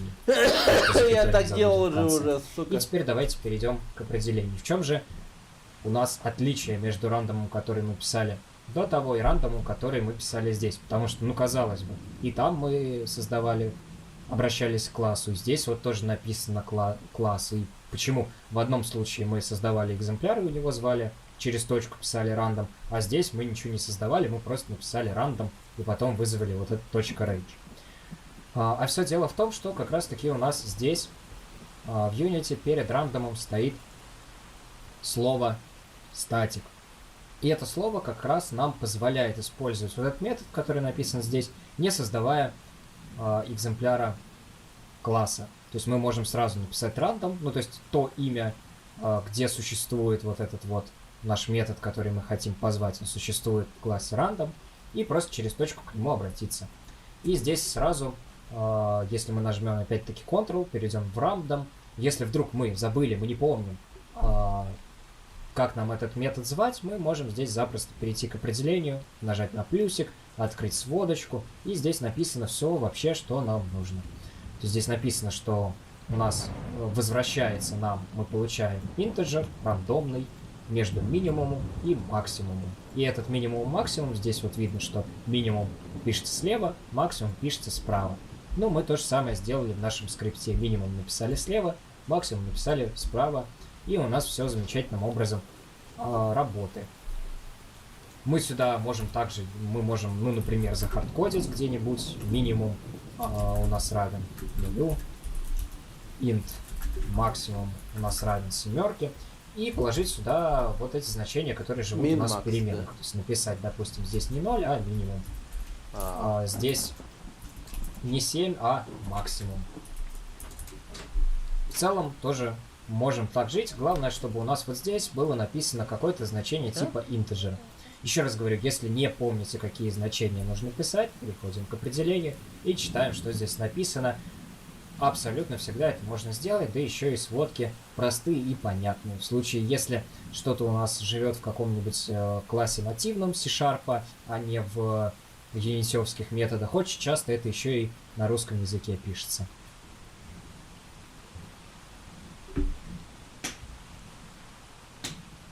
Ну и давайте создадим еще статический какой-нибудь метод и, ну, вообще посмотрим, зачем все это нам нужно на данный момент. Я создам private static void, который будет у нас считать сумму значений a и b. Ну, то есть просто складывать a и b. И выводить это все в debug log. То есть debug.log a плюс b. Что-то такого вида. И теперь, если я позову этот метод, то есть я скажу, что calculate, и сюда положу, допустим, 7 и 1. Он у меня возьмет и выведет, прошу прощения, в Unity. Мне нужно запустить и посмотреть, что в debug log он у меня вывел. Вот 8. Замечательно, то есть ожидаемый результат, нигде мы не напутали. То есть, соответственно, вместо вот этого инта, который здесь написан таким образом, у нас подставляется 7. Вместо переменной b у нас подставляется 1. И дальше везде в этом методе у нас вместо a будет 7, вместо b будет 1. И все действия, которые мы опишем здесь, они будут вызываться. Это на самом деле очень удобно в том случае, если мы хотим что-то считать там в нашей программе некоторое количество раз, но обо всем об этом, о том, как вообще с методами работать, мы подробнее поговорим в следующих модулях. Сейчас главное разобраться в том, что вот это магическое слово делает. Если, смотрите, если я сейчас его уберу и точно так же сохраню и попробую этот метод вызвать, ну, скажем, где-нибудь еще, позвать, допустим, в каком-нибудь другом классе. То есть я создам еще какой-нибудь новый класс. Вот, пускай он называется у меня New MonoBehavior Script. Почему бы и нет. И я хочу здесь взять и позвать вот этот метод. Ну, допустим, так же, как я звал метод random. То есть я напомню, да, что мы клали его в какую-нибудь интовую переменную, мы писали что-то вроде этого random.range, допустим, от 0 до 1. Я хочу вот так же, чтобы я мог обратиться к этому методу. И если я слово static здесь уберу, то у меня получится следующая картина. Вот он у меня открылся New MonoBehavior Script. Я говорю, что sample компонент он у меня виден, точка, calculate, и мы видим, что нет такого варианта. Мы не можем его позвать таким образом. Но если я возьму и сделаю этот метод статическим, у меня резко этот вариант появится, и я могу его откуда-нибудь позвать. Прямо вот изнутри вот этого скрипта. То есть здесь две вещи, на которые я хочу обратить внимание. Я сделал этот метод публичным. Это мне позволяет его звать вот в других классах, допустим, в другом скрипте. Он виден, если я его сделаю как вот этот метод start приватным, я позвать его не смогу. И для того, чтобы я его мог звать просто через точечку, не создавая экземпляр, как я делал с системным рандомом, я пометил этот метод статическим. То есть еще раз, очень важно сейчас запомнить, мы на практике будем это отрабатывать чем дальше, тем большее количество раз. Важно запомнить, что для того, чтобы не создавать экземпляр класса, то есть не создавать объект по чертежу, мы должны пометить метод статическим.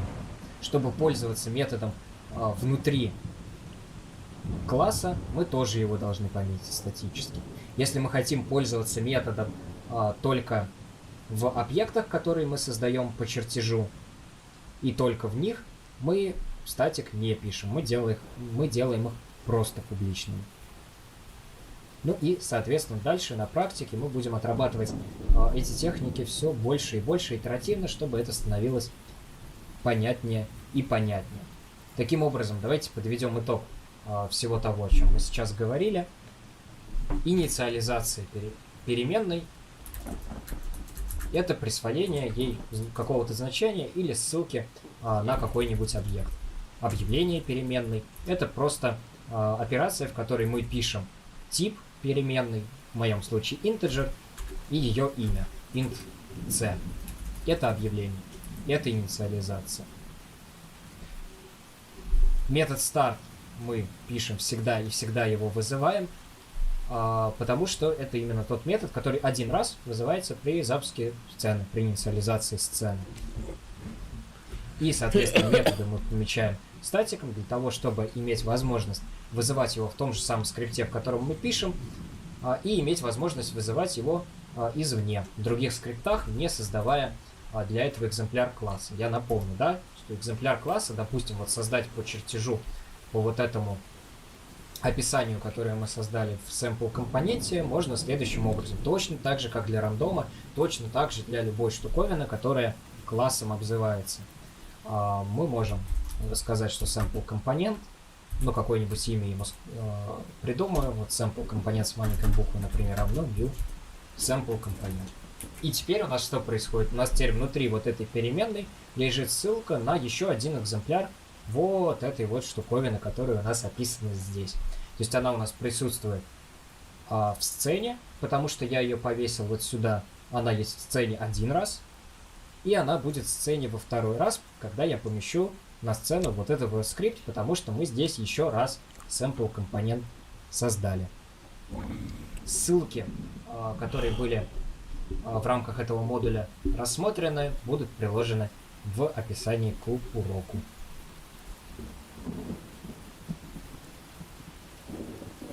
А где же обещанные ссылки?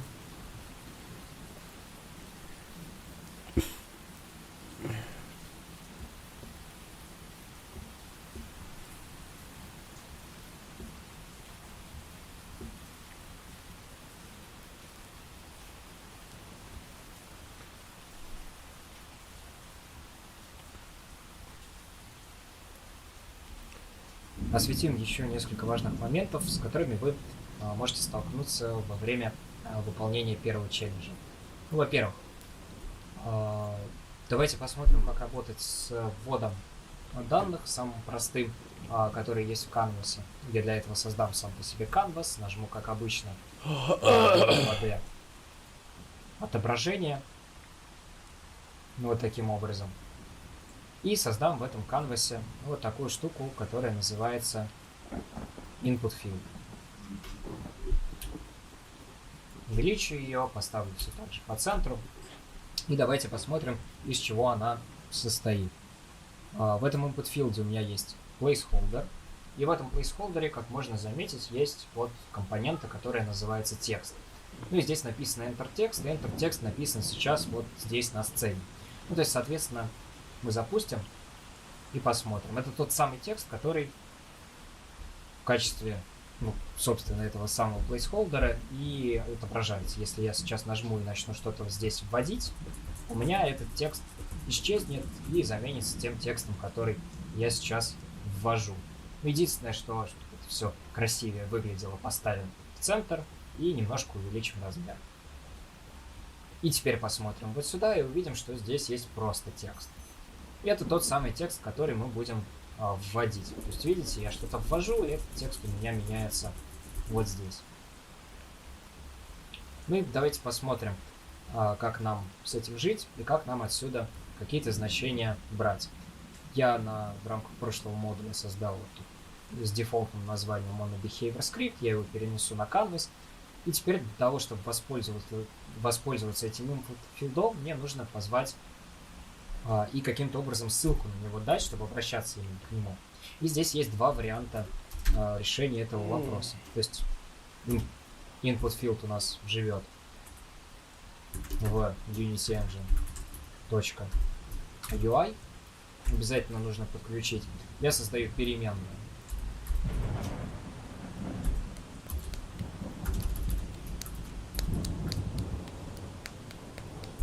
в которой буду класть input field. У нее одноименный Unity Engine, прошу прощения, UI. Да, мне здесь Visual Studio помогла. Я создаю здесь input field, делаю его публичным, и как-нибудь называю вот с маленькой буквы input field, допустим. В этом случае, если я возвращаюсь, он у меня и становится доступен публично, я могу взять и просто драг-н-дропнуть его сюда. И у нас теперь в явном виде вот тот input field, который есть на сцене, привязан вот к этой переменной. Но есть такая вещь, которая называется инкапсуляцией, в рамках которой хорошо бы сделать так, чтобы про те переменные, которые мы создаем вот в этом классе, никакие другие классы в принципе ничего бы не знали. Мы бы их скрывали и тем самым защищали, чтобы случайно кто-то не мог бы ими воспользоваться. Потому что сейчас, когда у нас переменная публичная, ее в целом видно в других классах, к ней можно получить доступ, и это не очень круто. Я хотел бы, чтобы в нее можно было в инспекторе что-то положить, и все, и закрыть вот внутри вот этого нашего открытого компонента, открытого класса, вот этого new monobehavior скрипта, и все. Но если я его сделаю приватный, я в инспекторе не смогу сюда ничего привязать. Ну вот, сделал приватный и смотрим, да, что у меня это поле пропало. Но оно мне очень нужно, тем не менее. Я поэтому просто беру и пишу serialized field. Ну и эта штука нам поможет, этот атрибут нам поможет открыть в Unity этот input field. Видите, теперь он у меня снова появился. Ну и давайте попробуем считать какое-нибудь значение из этого input field и вывести в консоль где-нибудь. Давайте напишем, я создам какой-нибудь метод, допустим, private void read message. Что-нибудь такого плана, и я создам здесь кнопочку, прошу прощения, для кнопочки сделаю публичным этот метод, и создам кнопочку, которая будет нам считывать это самое нажатие. UI, button, самый простой, чуть пониже его ставлю, не буду менять название, сейчас это не самое важное, и ссылочку на него точно так же дам, что это у меня точно так же сериализуемое поле, приватное, и тип у него кнопка. И по нажатию на эту самую кнопку мы будем вызывать вот этот метод readMessage. И здесь у нас на самом деле есть два варианта решения. Я могу сделать все достаточно просто, потому что здесь у меня, видите, на нажатии уже есть событие. То есть я могу нажать плюсик, перенести объект, на котором лежит скрипт, в котором вот этот метод, который я хочу использовать, он у меня на new monobehavior скрипте.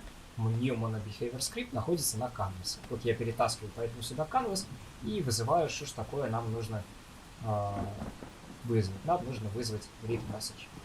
Вот таким образом. У нас теперь будет вызываться этот скрипт, и если я тут что-нибудь выведу.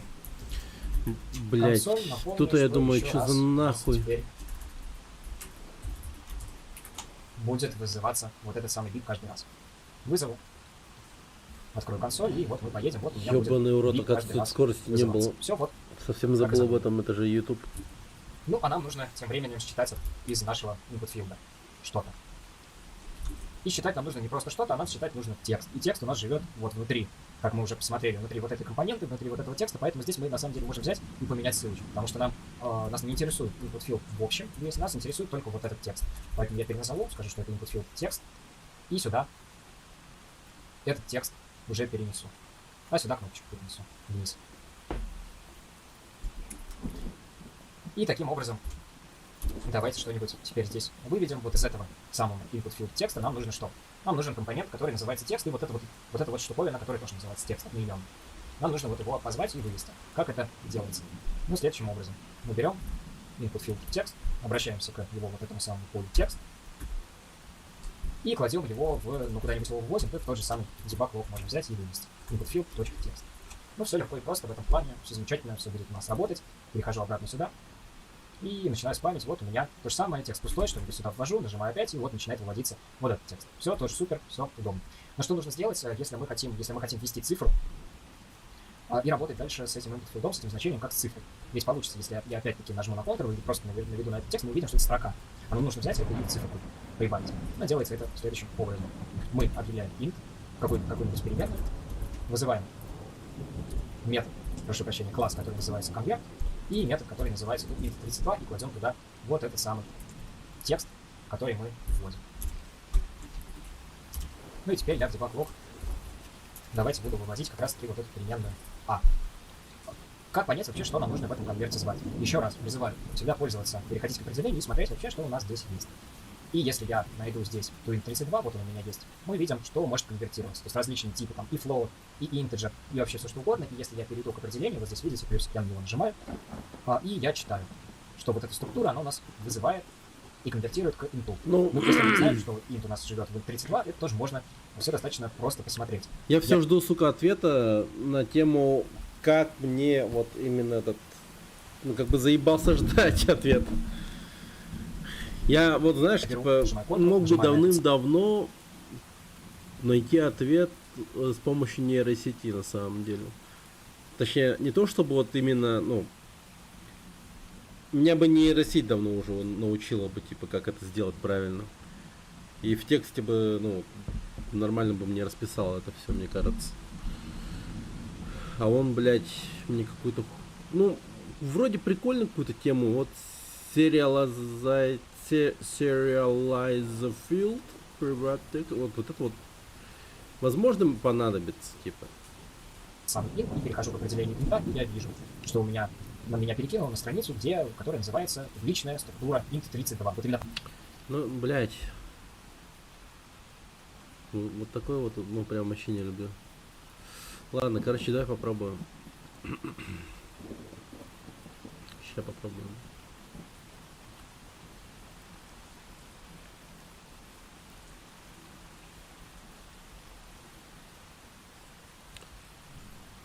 Какая блюдская хуйня.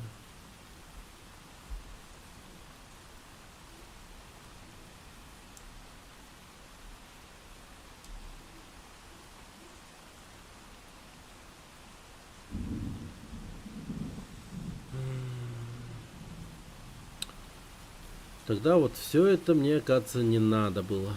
Он такой, блядь, говорит вдруг. Вот то, что ты вот это вот все вводил, это тебе не надо.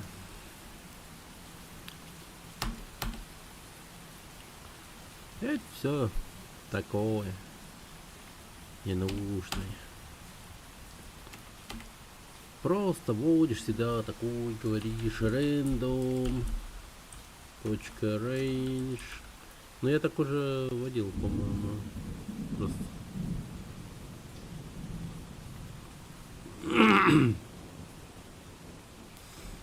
Вот в чем конфликт-то сейчас?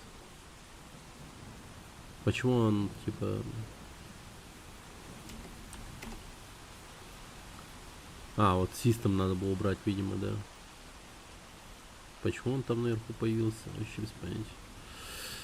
Так, хорошо.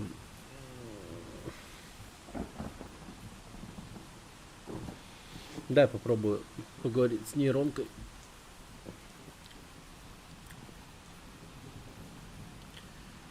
Вопрос задам.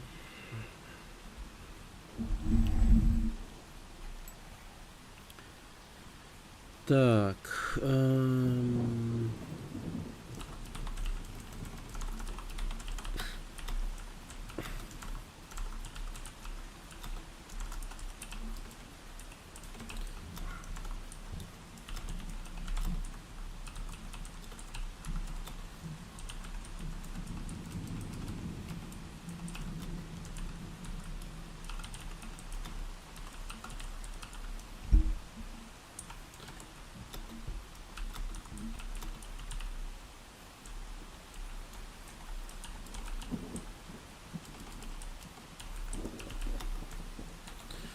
Так, у меня следующая задача. Мгм.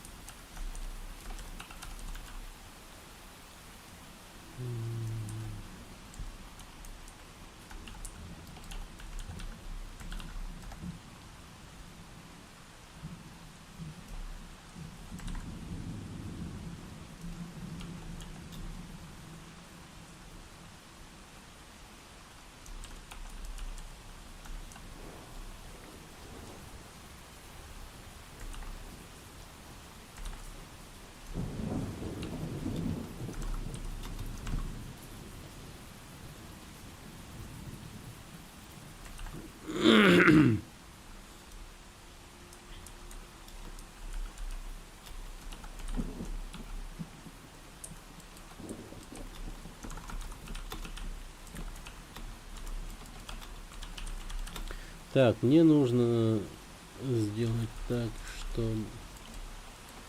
А.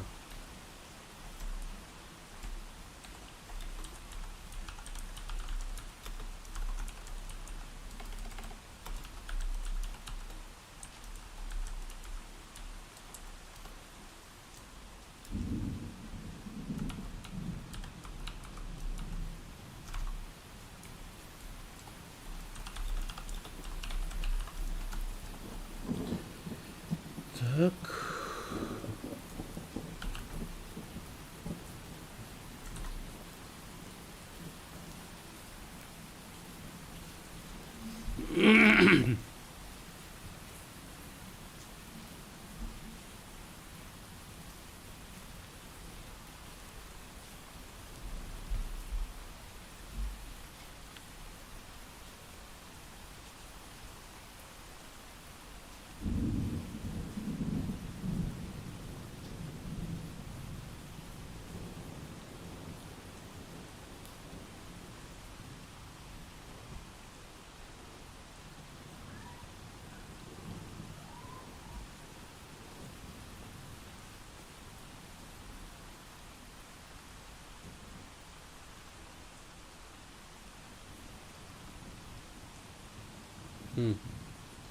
Он, короче, мне такую тему вытащил.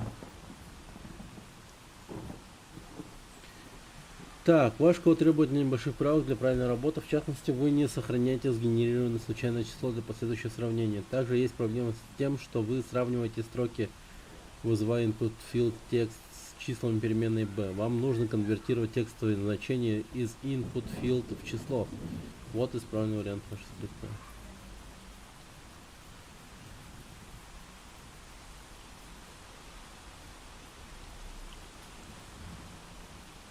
User guess. Так, погоди.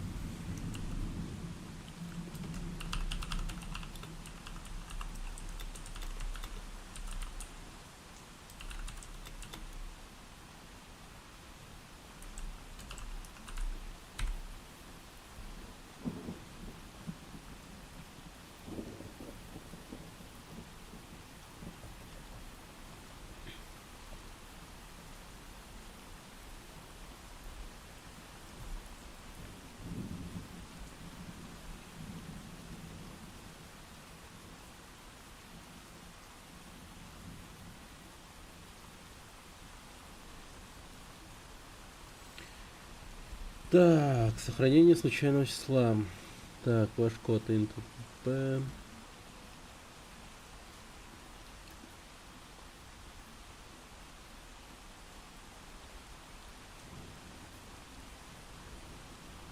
В вашем оригинальном коде вы создавали новую переменную b внутри метода start, что инициализировало ее как класса. Вместо этого я изменил ее на random number как поле класса. Это позволяет сохранить значение случайного числа, чтобы мы могли использовать его в методе onFill для сравнения с введенным числом пользователя.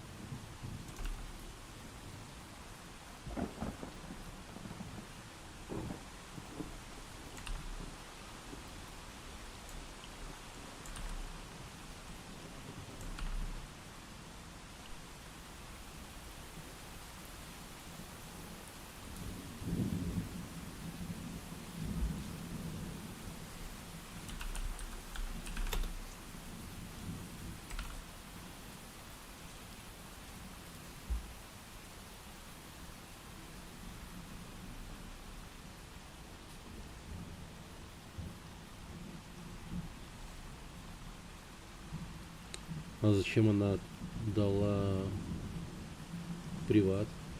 Интересно.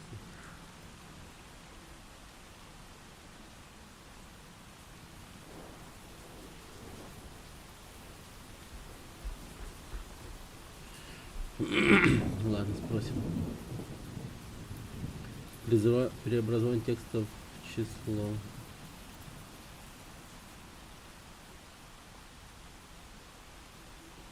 Парс.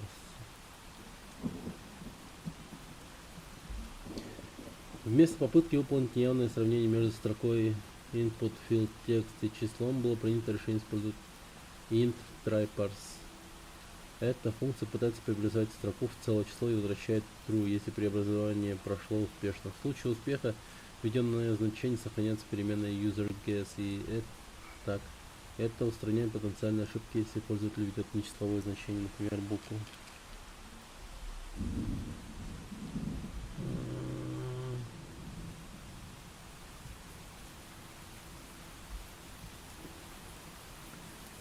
Так, если int tryparse input field text out int userGuess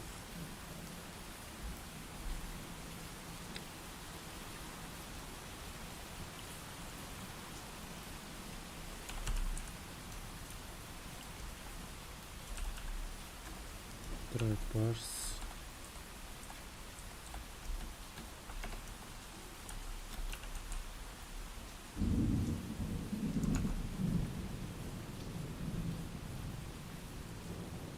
out int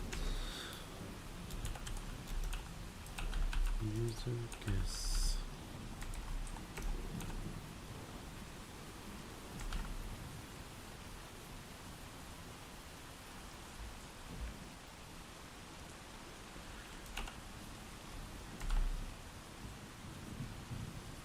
Мне все-таки с маленькой надо.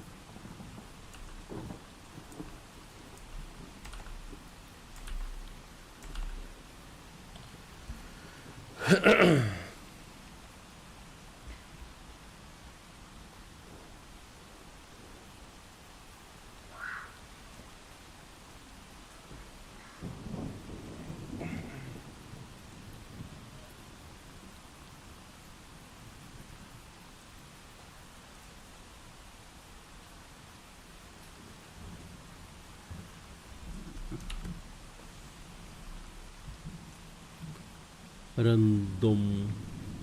Рэмбом. Рэмбом. Рандом.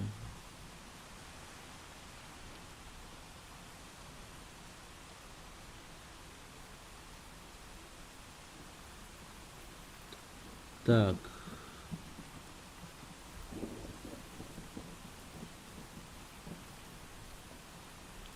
Бля, я неправильно написал. Рандом.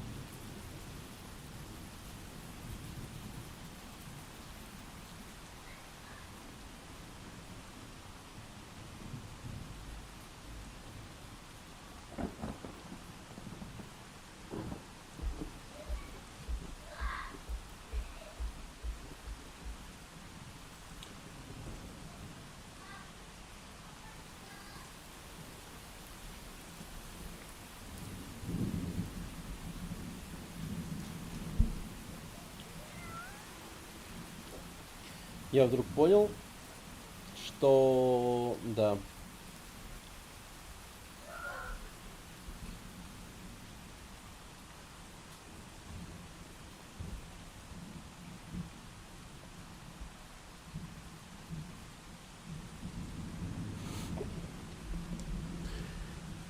Что кликометр можно использовать лучше.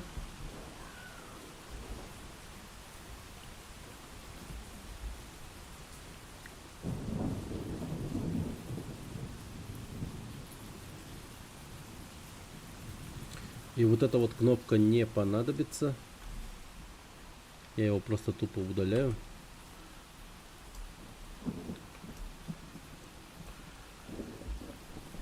И тогда получается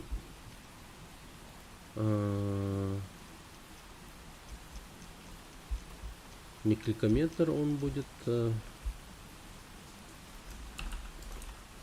ГС метр. Так, и здесь тогда я напишу так.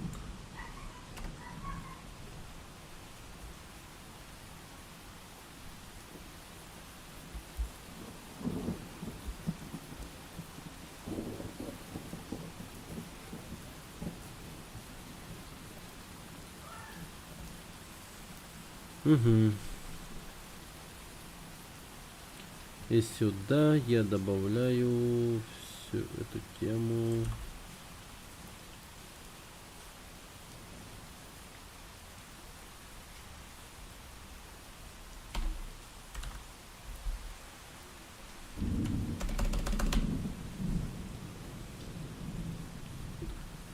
Вот так.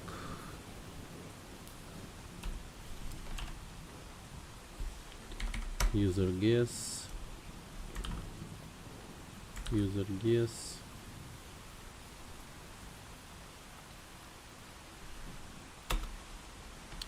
А тут конкретно да, я напишу.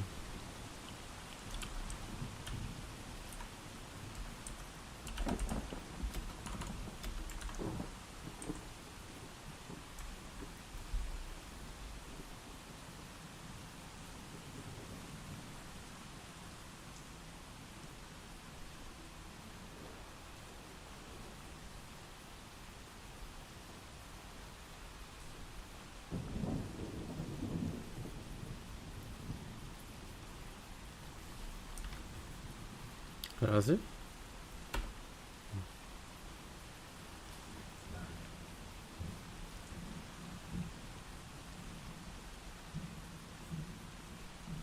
Ну-ка.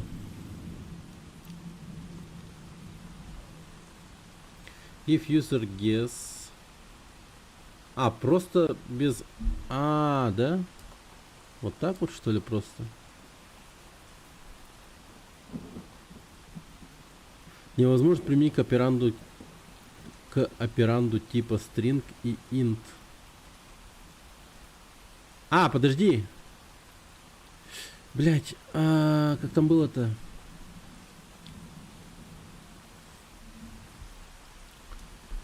Random number.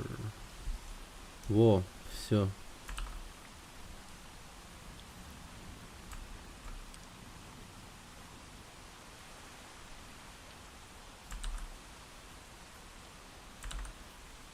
Угу. Все.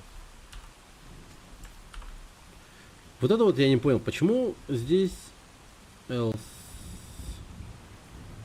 А, погоди. Не else. Не else, не ну, погоди, else if, давай, пускай будет. А вот это я, да, удалю. Все. Без else в конце. Ну, как будто бы 0 ошибок. Давай пробуем. А, погоди. И...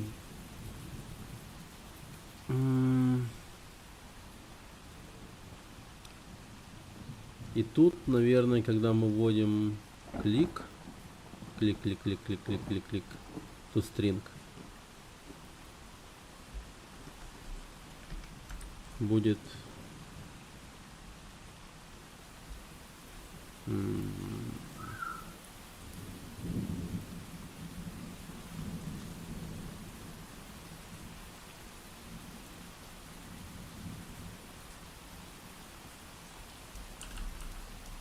типа try.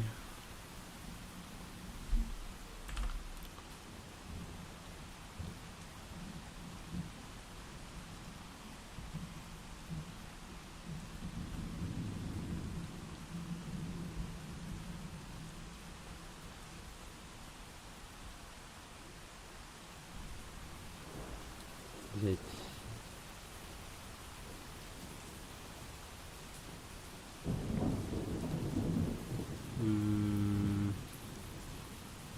Как там было-то?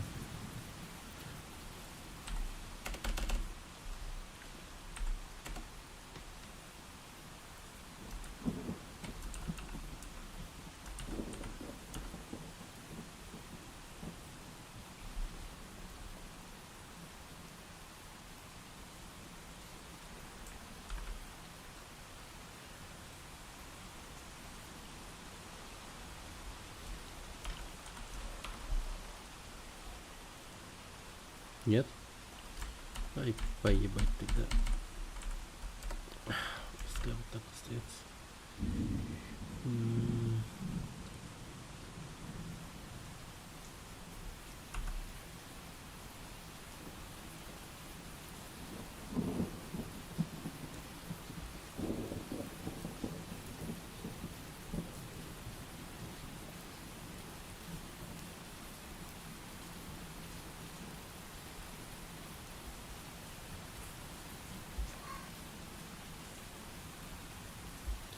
Подожди.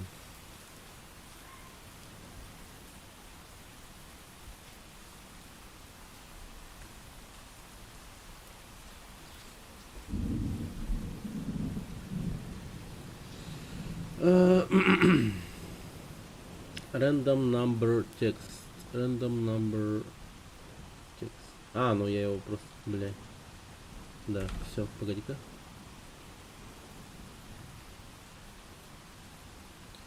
Один. Your number is bigger? Серьезно? 0? В смысле? А, неправильно? Погоди-ка. Когда random number больше, чем user guess, your number is smaller должно быть. А если random number меньше, чем guess, тогда должен быть bigger. Все, ну-ка.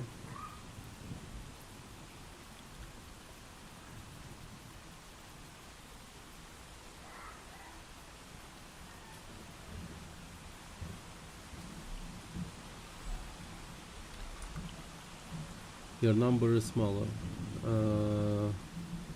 Давай-ка 50. Bigger. Да ладно. 30. Да. 15. Меньше. Так, 20. Меньше. Так, тогда 26. 23. Точнее, 25. Your guess is right, motherfucker. Окей, я сделал это. Нормально. Ну как? Мне вот этот try-parse очень сильно помог. Int try-parse вместо попытки выполнить неявное сравнение между строкой input field текста. Так, погоди. Короче, мне вопросы еще остались. По типу...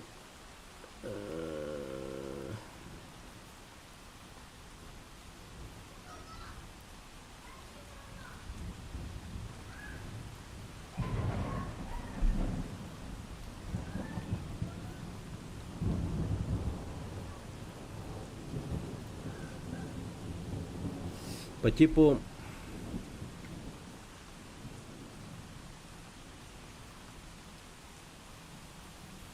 Почему приват добавил вот тут? Давай спросим.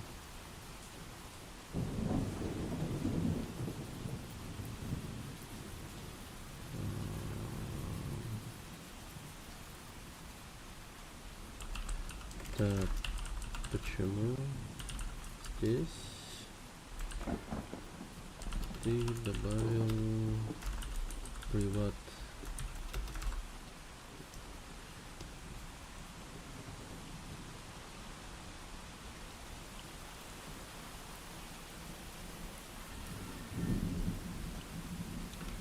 C-Sharp и, следовательно, в Unity модификаторы доступа определяют, как и где переменные и методы могут быть доступны в вашем коде. Давайте разберем, почему я выбрал модификатор приват для переменной random number. Зачем нужно использовать модификаторы доступа? Инкапсуляция. Модификаторы доступа, такие как приват, public и protect, позволяют контролировать доступ к переменным и методам. Использование привата защищает, что переменная будет доступна только внутри класса, что помогает скрыть детали реализации и защищает переменную от случайного изменения из других частей кода. Окей. Безопасность. Если переменная не должна изменяться из других классов или скриптов, лучше сделать ее приват. Это уменьшает вероятность ошибок и непредвиденного поведения, так как другие части кода не могут произвольно изменять значение переменной. Ясность кода. Использование модификаторов доступа делает код более понятным, так как ясно видно, какие элементы класса могут быть доступны из других классов. Это упрощает чтение и понимание кода другими разработчиками или вами в будущем. В контексте вашего кода в этой игре переменная random number используется только внутри вашего класса button-script. Она хранит случайное число, которое пользователь должен угадать, поскольку это значение используется только в контексте этого класса и не нужно другим объектам или классам, что имеет смысл объявить ее приватным. Если бы вы сделали нам random number public, другие классы или скрипты могли бы изменять это значение, чтобы привело к неправильному поведению вашей игры. Например, если другой скрипт случайно назначит random number от 0 до 100, это помешает нормальному процессу игры. Подводя итог, я добавил слово приват перед переменной random number, чтобы обеспечить контроль доступа к этой переменной. Это позволяет лучше организовать код, делать его более безопасным, защищенным от неожиданных изменений. Прикольно.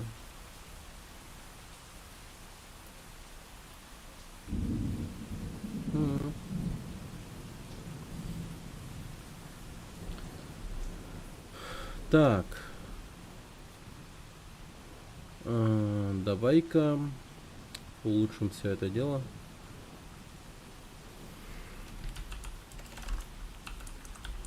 Приват int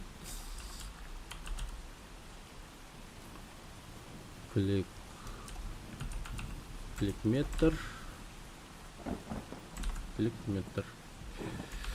Так.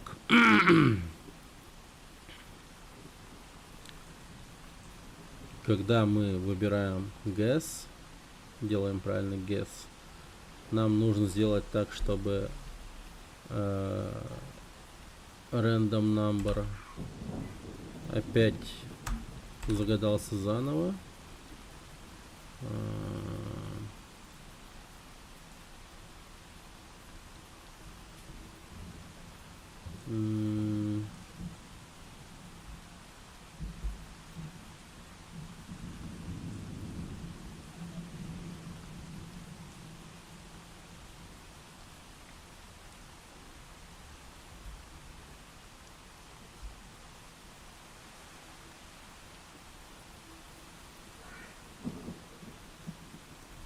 А как бы так...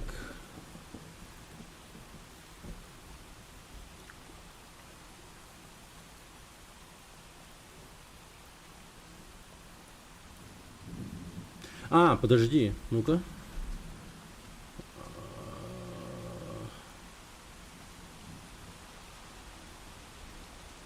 Клик.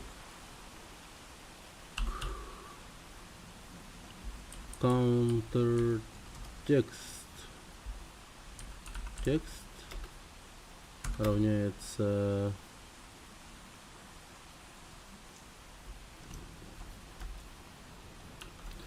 наверное в скобках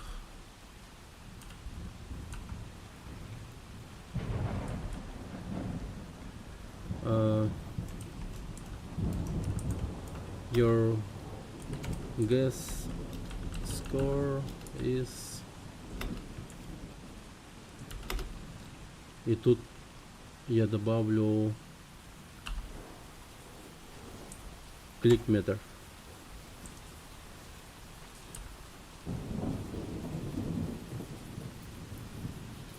Мне не удается явно преобразовать тип string и кликметр.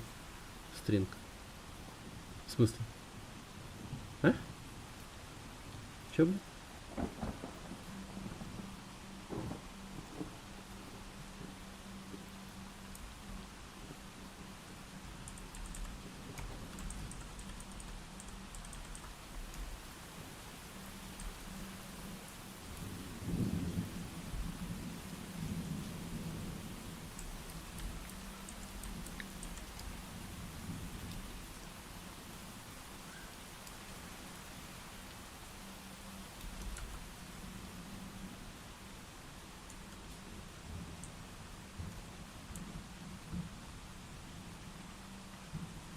Не знаю, посмотрим.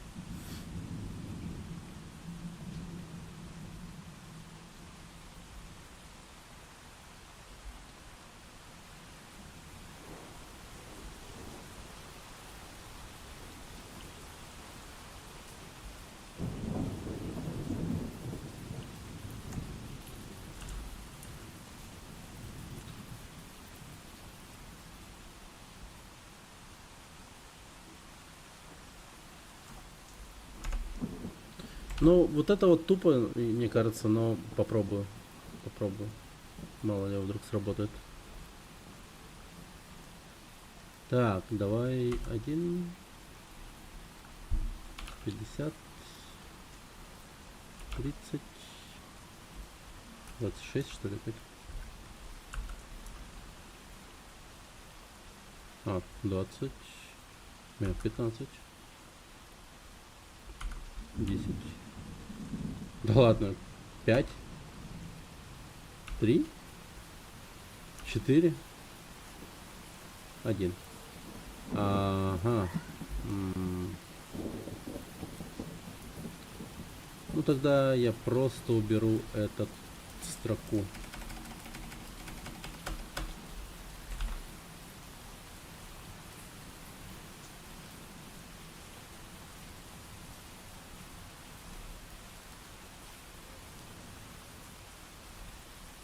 Пятьдесят, 80, 90, 9, 6, 5, 6.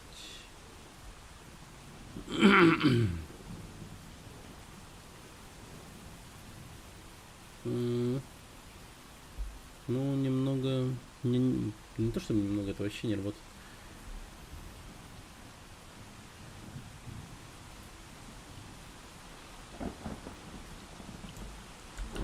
Ну-ка, а как мне сделать это?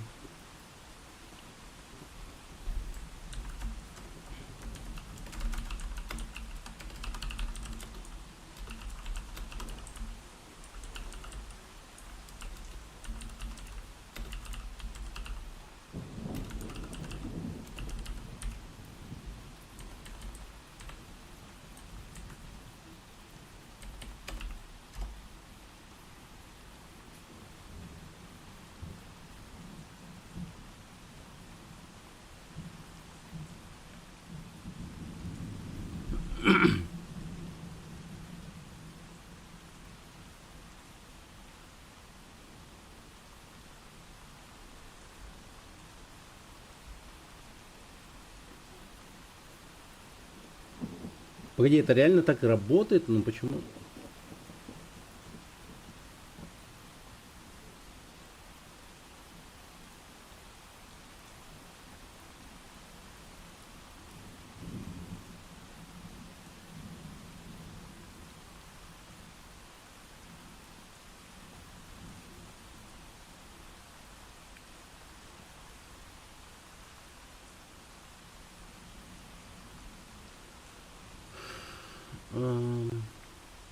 Увеличим счетчик попыток сразу при каждой попытке. Кликметр плюс.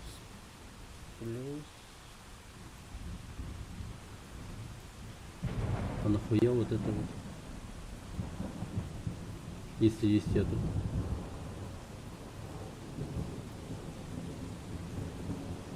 Я понимаю, если бы вот это вот не было бы, тогда да. Но тут такое. Или подожди. Или нет. А ладно.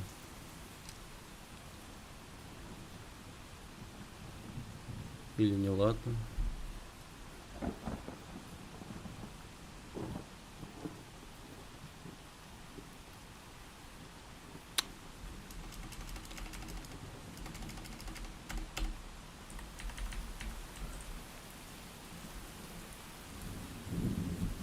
Погоди, а почему он... ну да, кстати. Please enter valid number.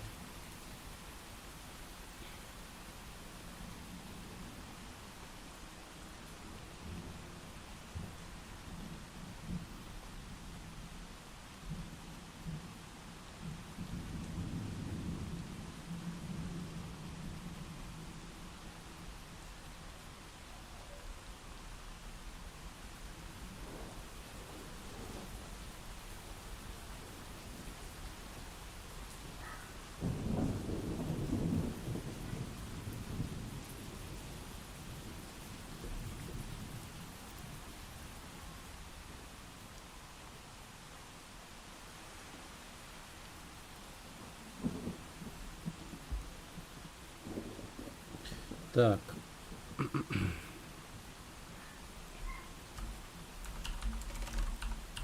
Else. Так.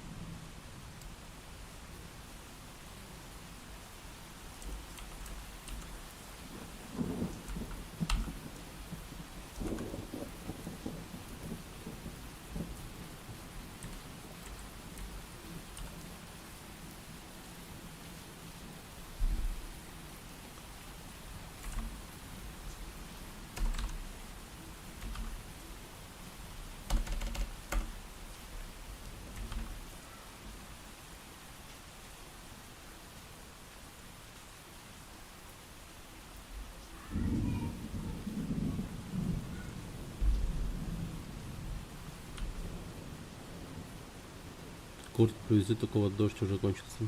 Не надо, это типа, блядь, нахер не нужно. Ну прикольно. Не, ну в принципе понадобится. Enter number. М. —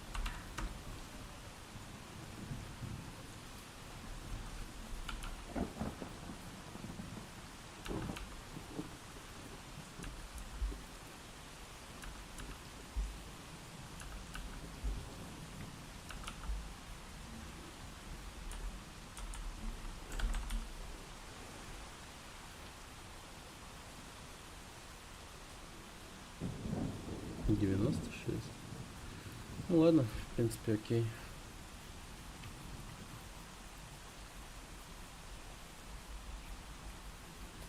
Видос про видеокарту. О, класс.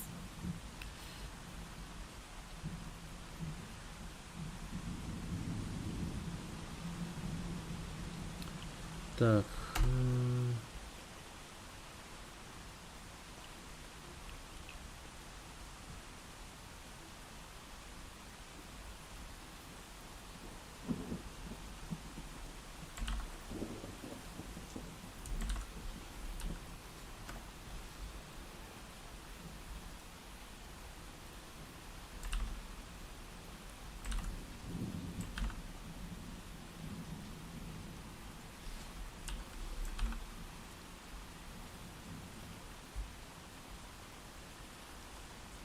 Блин, вот это вообще так не работает, да?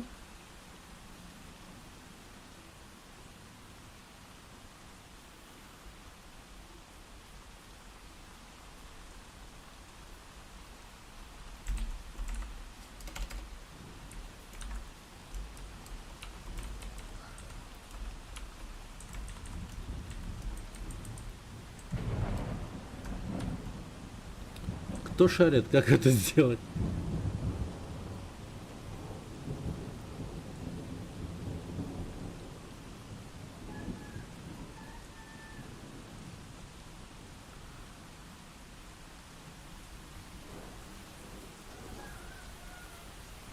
Click counter текст.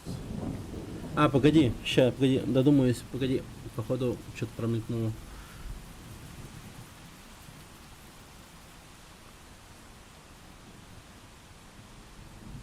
Или нет?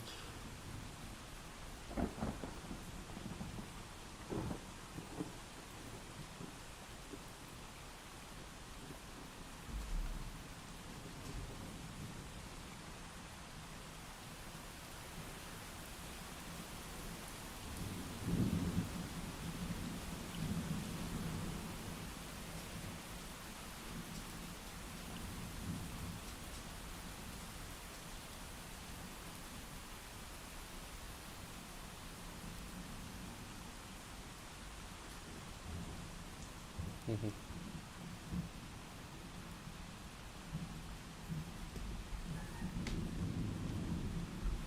Так.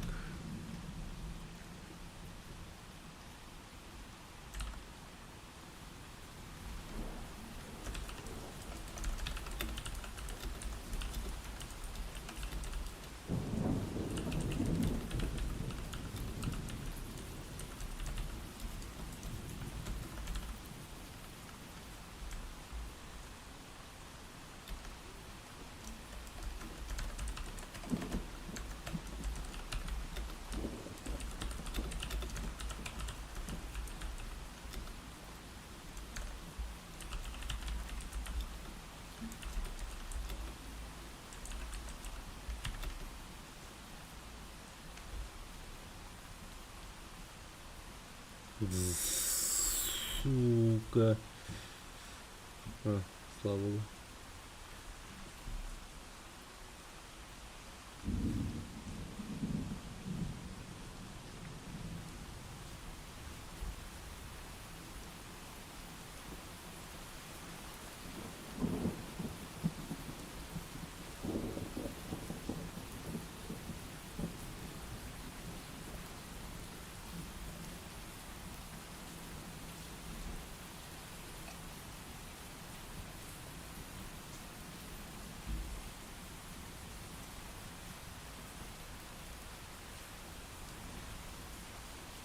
Плюс клик метр.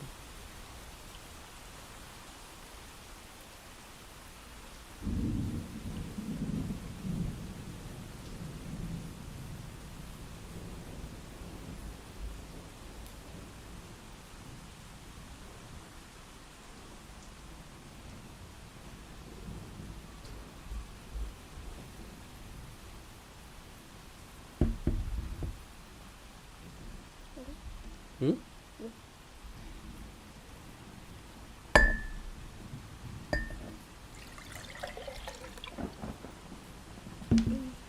Иди.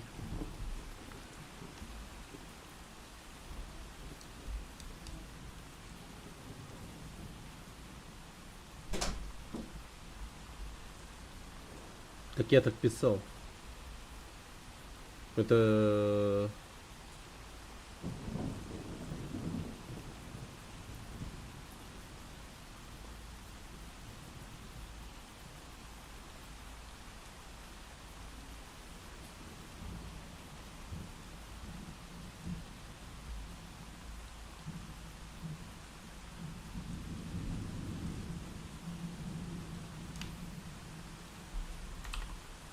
Ну я хз, это будет работать вообще нет.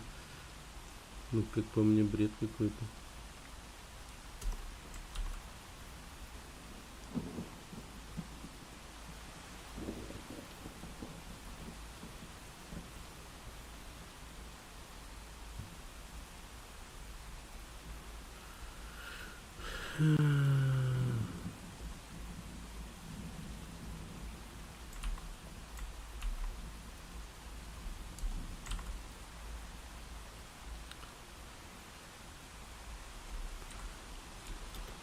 Плюс клик-метр.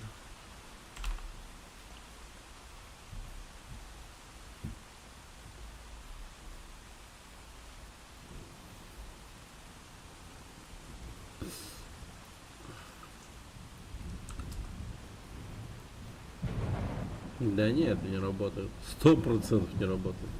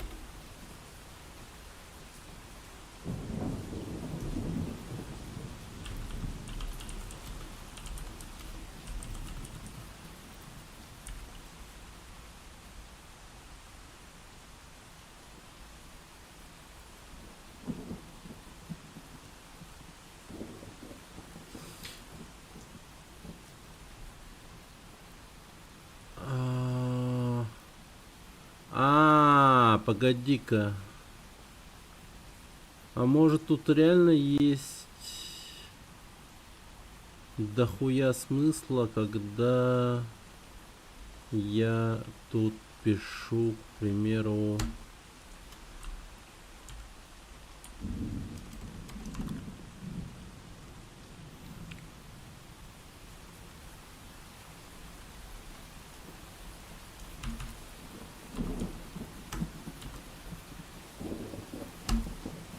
вот это,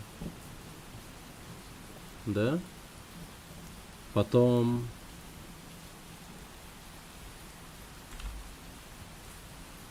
здесь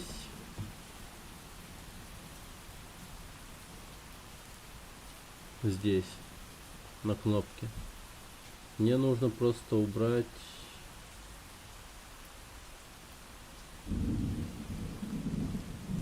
Вот это значение. On field.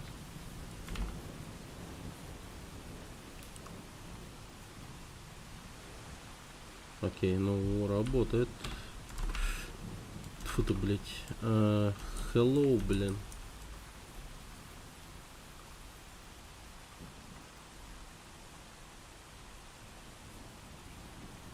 А? Ну ладно, давай попробуем. А, он вообще сломался, прям.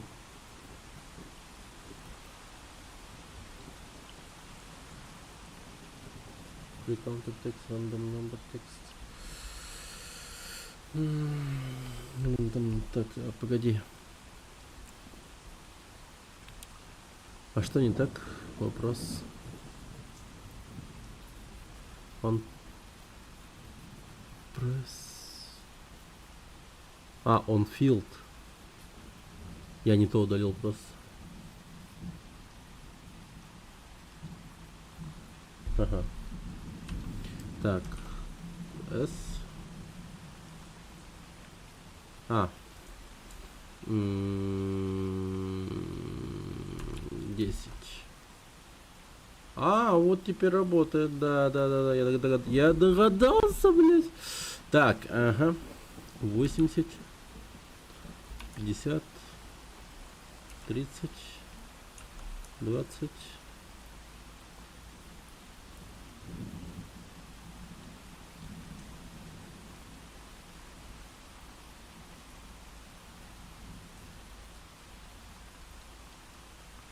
Нормально. Так, получается,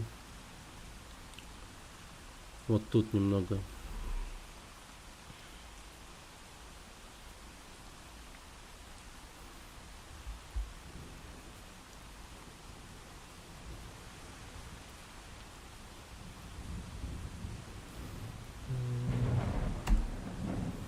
А вот тут что за хуйня? Погоди-ка, еще раз.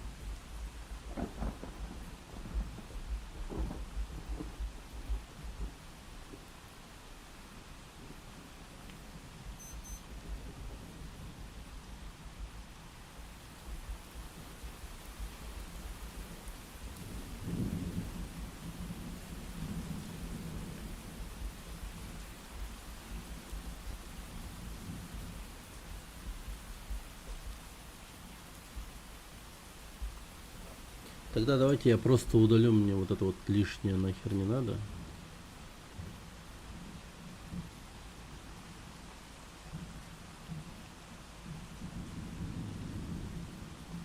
Ну, он...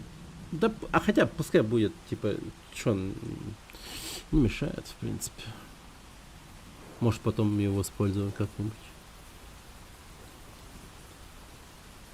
Так, попытки, значит, да?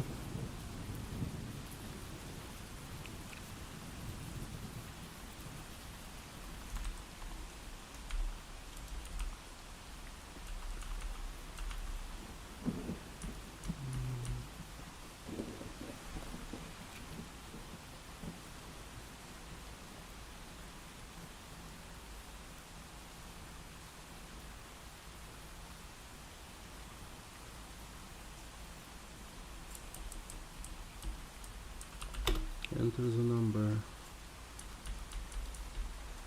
Your guess score is click meter.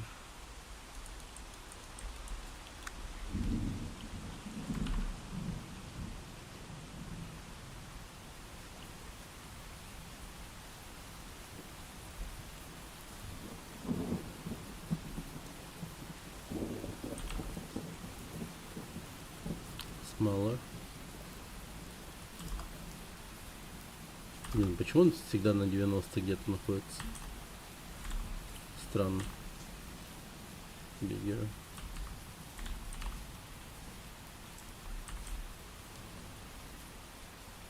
Кесас.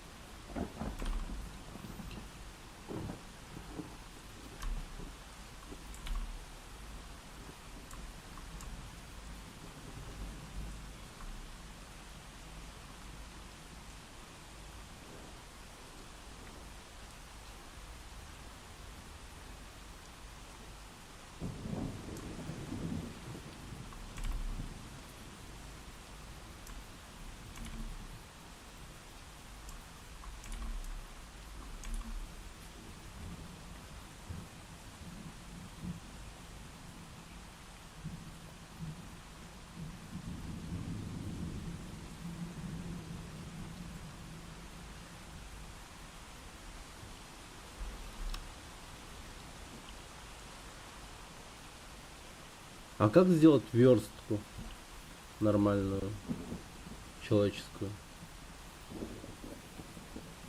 Так, чтобы я типа такой...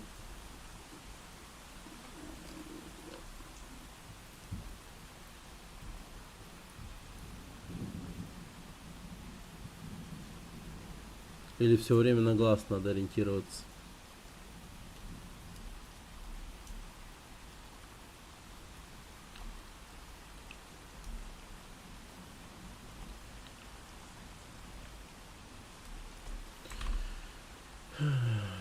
Ну, как будто бы так.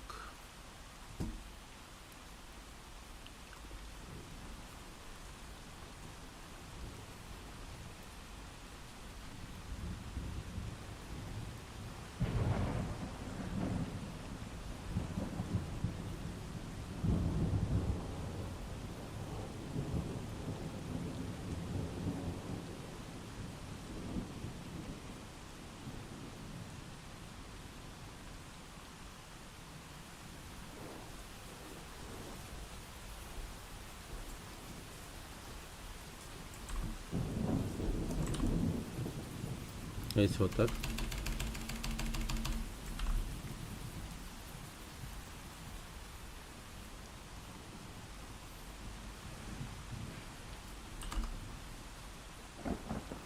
Биггера.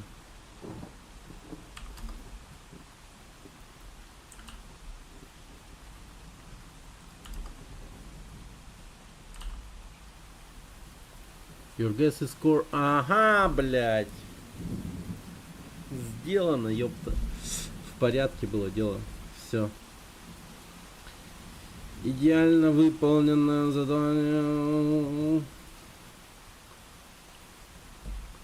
Решение челленджа. Итак, перейдем к решению челленджа. Для этого я создал пустую сцену, на ней, соответственно, приступлю к созданию сейчас интерфейса.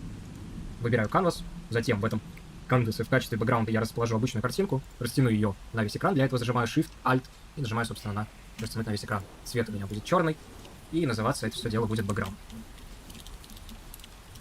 Также нам нужна кнопка для того, чтобы все проверять, нам нужен input field для того, чтобы вводить ответ, и нам нужно два текста. Один для статуса, другой, собственно говоря, для заголовка. Поэтому я просто их создаю сейчас два, копирую. Давайте теперь настроим размер. Значит, кнопку сделаю чуть-чуть побольше. Для того, чтобы относительно нормально смотрелся шрифт, ставлю Best Fit. И в целом, ну, этого достаточно. И нажимаю проверить. Также ставлю ее опять в центр. И немножечко ниже помещаю. И переименую. Пусть это у меня будет чек. Чек button. Так, теперь перейдем к input field. Здесь вот то же самое, только сделаю ее такого же размера примерно как кнопку. Placeholder расположу по центру. В целом не буду менять в нем никакого описания. И сам по себе текст тоже пускай будет в центре располагаться. Теперь перейдем к тексту. Текст я вытащу также чуть-чуть повыше. Сделаю его в размер. Естественно, поставлю белый цвет для того, чтобы он читался. И здесь нужно ввести что-то типа... Введите число. Приблизительно так, очень мелко, только поэтому чуть-чуть увеличу. И поставлю сюда тоже без цвета. Вот так смотрится лучше. И, собственно говоря, последний текст, который у нас есть. В этом тексте у нас будет отображаться статус, то есть угадал игрок число или не угадал. Его я сделаю, ну, тоже приблизительно тот же самый размер, и настройки поставлю тоже те же самые. То есть ставлю best fit, ставлю белый цвет, и текст из него удаляю совершенно, потому что в целом он нам вначале не нужен. Соответственно, переименую этот самый текст, который у нас отвечает за статус, собственно, в статус текст. И теперь нам нужно написать скрипт, который будет всем этим интерфейсом управлять. Здесь он у нас будет один, конечно, не самое удачное название в виде геймхендлера, но тем не менее, у нас здесь один скрипт, в принципе, путаницы здесь никакой не будет. Этот скрипт один, и он управляет сразу всей игрой. В частном случае, когда скриптов несколько, желательно, конечно, название типа геймхендлер избегать. И, собственно говоря, здесь мне нужно создать несколько ссылок, собственно говоря, для текста, для input филда. Их я хочу сделать приватными, потому что, ну, совершенно нет никакого резона их делать публичными, но, тем не менее, я хочу, чтобы они у меня в инспекторе были доступны. Поэтому я пишу атрибут, вот такой serialized field, и теперь эти переменные будут видны в инспекторе, даже несмотря на то, что я их делаю приватно. Соответственно, создаю первую переменную текст, подключаю, естественно, unityengine.ui, и вторую переменную для input field.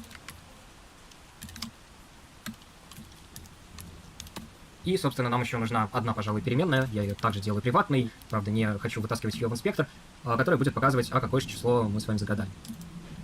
Это у меня будет integer, и называться будет value, и будет по умолчанию 0. Теперь, собственно говоря, по логике мы должны с вами в методе start это самое value назначить какое-то рандомное. Для этого я буду пользоваться методом randomRange, и выглядит он вот так. Value равно random.range, и установлю от 0 до 100 у нас ТЗ должно быть значение, поэтому пишу здесь от 0 до 101. Потому что здесь, собственно говоря, последнее число, оно не включается в этот диапазон, несмотря на то, что до сих пор в документации в Unity написано, что включается. На самом деле нет, оно не включается, и для того, чтобы у меня 100 было последним числом, нет, здесь надо написать 101.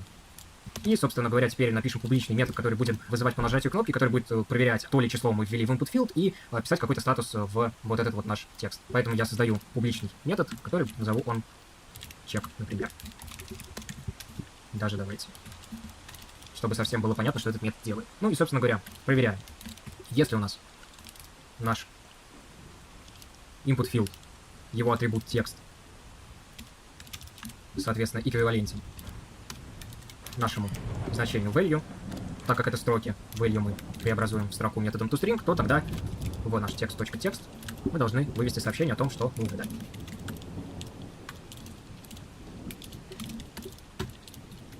А дальше нам уже здесь нужно сравнивать числа, поэтому в строку у нас не получится это все ввести, и здесь нам нужно преобразовывать как раз-таки в число то, что мы получаем в input field тексте. И здесь нам поможет метод, который называется convert. Для того, чтобы его использовать, нам нужно подключить system, и, соответственно, здесь прописать, что random мы будем использовать не из system, а из Unity Engine, потому что эти классы называются одинаково. Теперь здесь ошибки не будет. И здесь мы пишем, что convert to int32, потому что нам нужен integer. Напомню, что int32 это, соответственно, integer. int64 это log. И нам нужно input field.text преобразовать, собственно говоря, в этот integer. И если это число, оно больше, чем наш value, то в этом случае мы выводим, что наше загаданное число меньше. Соответственно, в противоположном случае мы пишем, что загаданное число больше. И на самом деле на этом вся логика у нас заканчивается. И в целом отгадать число будет возможно и достаточно просто. Давайте сейчас как раз проверим и один раз посмотрим, правильно ли отрабатываются наши сценарии. GameHandler сюда перетаскиваем. Это у нас статус текст. Кладем в текст. И input field кладем сюда. И также нам нужно не забыть здесь к событию привязать on check click. Ну, соответственно, и теперь поехали угадывать. Вводим какое-нибудь число, ну, 50. Загаданное число меньше, чем 50. Хорошо, делим еще на 2. 25. Больше. 35. Меньше. Хорошо, 30. Мы угадали. Ну и вот, собственно, в несколько итераций в целом все это угадывается, и челлендж на этом полностью выполнен.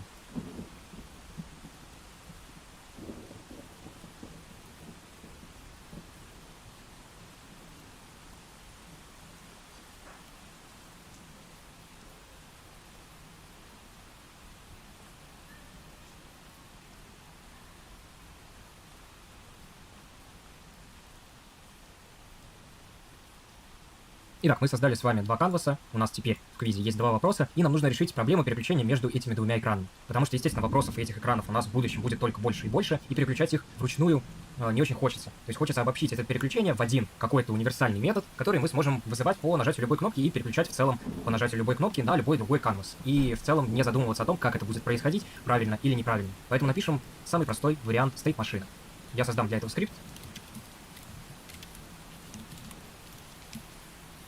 Назову его все так же state машин, и здесь в качестве параметров давайте подумаем, что нужно нам указать. Ну, во-первых, нам нужно знать, какие, собственно, у нас есть вопросы, какие у нас есть экраны, которые будут участвовать, и, соответственно, нести их сюда. Я их сделаю. Так, стоит машина. Не боюсь. Итак, мы создали с вами два канваса, у нас теперь в квизе есть два вопроса, и нам нужно решить проблему переключения между этими двумя экранами. Потому что, естественно, вопросов этих экранов у нас в будущем будет только больше и больше, и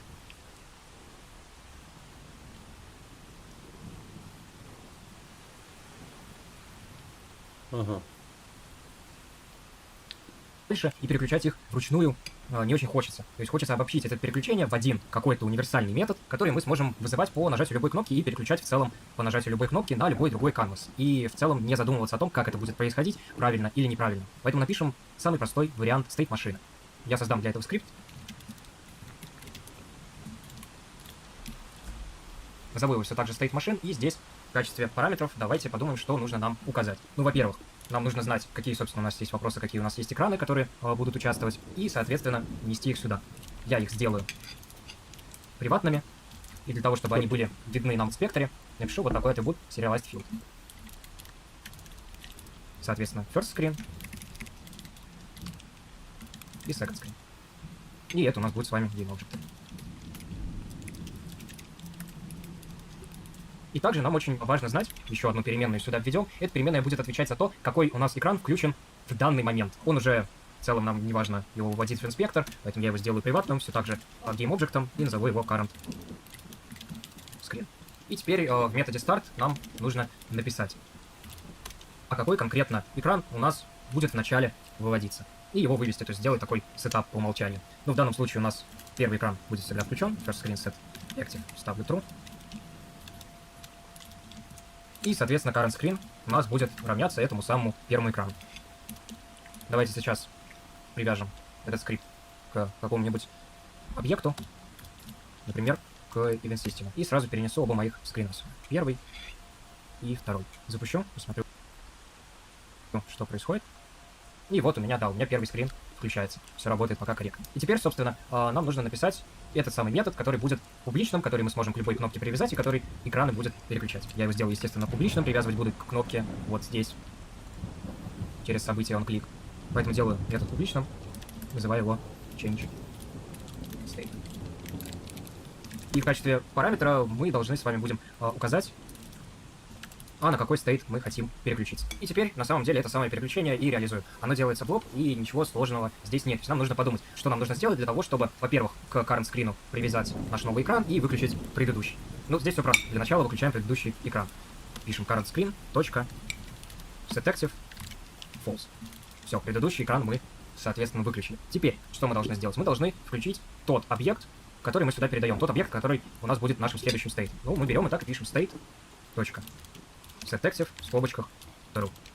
И теперь единственное, что нам осталось сделать, нам нужно сказать, что теперь у нас current screen, для того, чтобы он выключался при вызове этого метода в следующий раз, current screen равен этому нашему самому стейту. И здесь есть еще один момент, который хочется Ладно. Или не учесть, ладно. который в данном случае у нас, конечно, в нашей программе будет работать, но совершенно не факт, что он будет работать, например, если мы вызовем функцию changeState или к ней обратимся до того, как выполнится метод start. То есть, ну, например, где-нибудь в awake мы ее позовем. Почему у нас произойдет ошибка? Да потому что мы current screen привязываем только вот здесь, в методе start. Но у нас, в принципе, в игре теоретически может что-то произойти. Поэтому нам нужно обязательно проверять и выполнять вот это переключение только в том случае, если current screen не является ссылкой на пустой объект. То есть написать буквально следующую проверку. Если current screen не равен пустому объекту, то в этом случае мы экраны переключаем. И тогда мы обезопасились, у нас никогда теперь не выйдет null pointer exception, и программа не крашнется. То есть самый худший сценарий, который у нас сейчас возможен, это что если мы по невнимательности вызовем этот метод где-то раньше, у нас просто не произойдет ничего, но программа также продолжит работать. Это надо иметь в виду, и всегда, когда есть какой-то сценарий в голове, желательно его просчитывать. Если какой-то объект может быть пустым, обязательно нужно делать эти проверки. Это просто, ну, как правило хорошего тона. Давайте теперь перейдем в игру и попривязываем к нашим кнопкам эти самые методы. Перехожу на первый скрин, на button, переношу, соответственно, объект, на котором лежит скрипт, и в state машине выбираю метод change state. И теперь нам нужно указать, а на какой state мы будем меняться на canvas 1, вот он тут и так присутствует. Теперь идем, собственно, на canvas 1 и пропишем сценарий такой же для него. Он у нас, ну пускай раз у нас state of 2, пускай этот canvas у нас ведет снова на первый. Ну, делаем все то же самое, привязываем ту самую state машину, выбираем change state и перетаскиваем сюда canvas. Теперь все можем выключить, и наша state машина будет замечательно работать. Теперь запускаем. У нас включается первый экран, нажимаем на кнопку Press Me, включается второй экран, снова нажимаем Press Me, снова включается первый экран. Здесь вот также в иерархии нашей сцены мы можем видеть, что они переключаются. И теперь мы можем добавлять сколько угодно этих экранов, делать сколько угодно этих вопросов, и у нас всегда все экраны будут безопасно переключаться. А код укладывается в достаточно лаконичные 27 строк. Ах, ебать. Так. Я хуею. Я хуею. Так, они мне задали сделать... Так, простой калькулятор. Ага.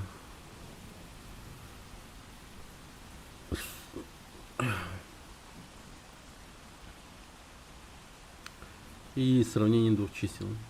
Окей. Калькулятор и сравнение двух чисел.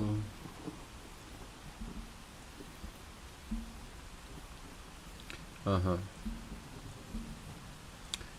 Ну, я, пожалуй, добавлю...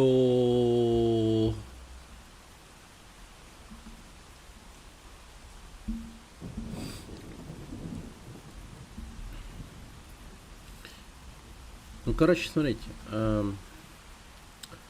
Стоит машина, значит, да?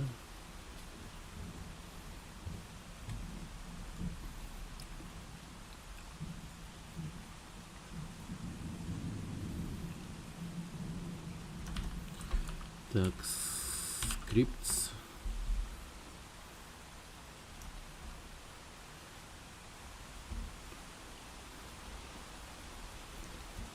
Окей. Все же работает, да? Если я так вот перекинул, к примеру. Ага. Нормально. Кстати.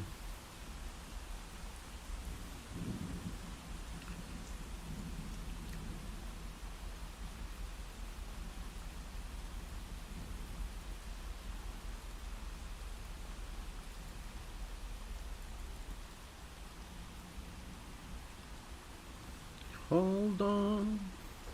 Come on. Hold on. Hold on. Come on. Hold on.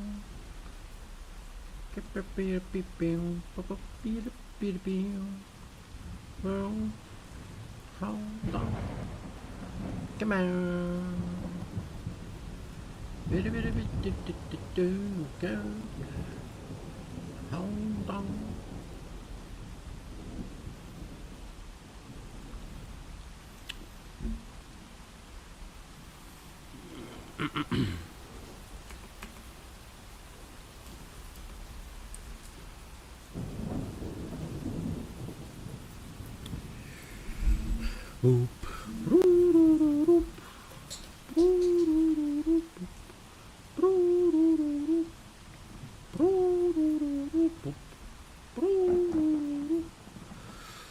Так, я скоро ебанусь. Ай, так.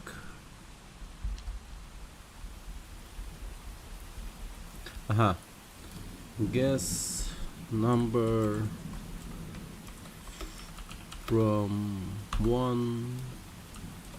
0 to 100.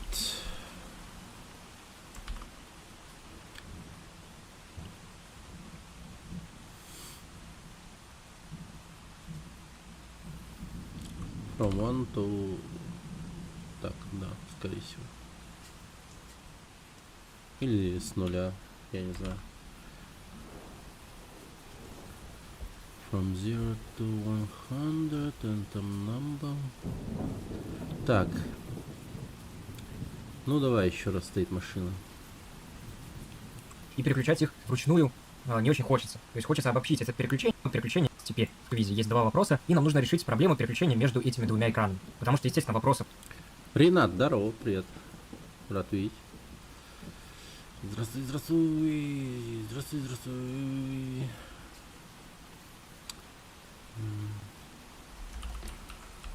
First screen.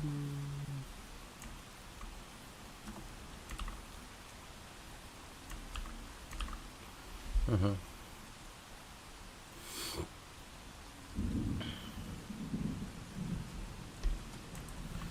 Погоди, давай-ка напишем screen guess number. Тут у нас будет screen calculator.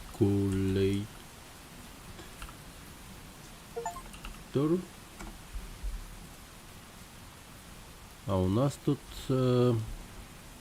screen compare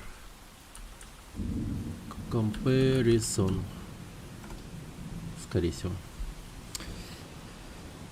Окей.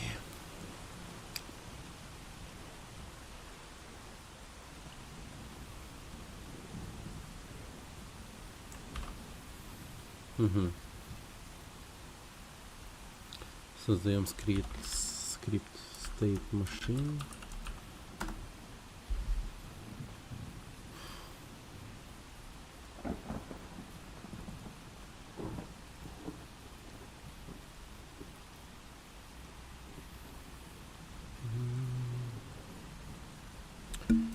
И что он там говорил насчет state машины?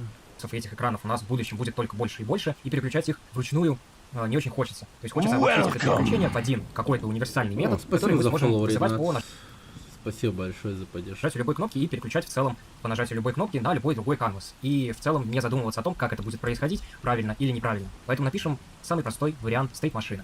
Я создам для этого скрипт. Назову его все так же state машин, и здесь в качестве параметров давайте подумаем, что нужно нам указать. Ну, во-первых, нам нужно знать, какие, собственно, у нас есть вопросы, какие у нас есть экраны, которые будут участвовать, и, соответственно, нести их сюда. Я их сделаю приватными, и для того, чтобы они были видны нам в спектре, напишу вот такой атрибут serialized field. Соответственно, first screen. Ага. Так, да?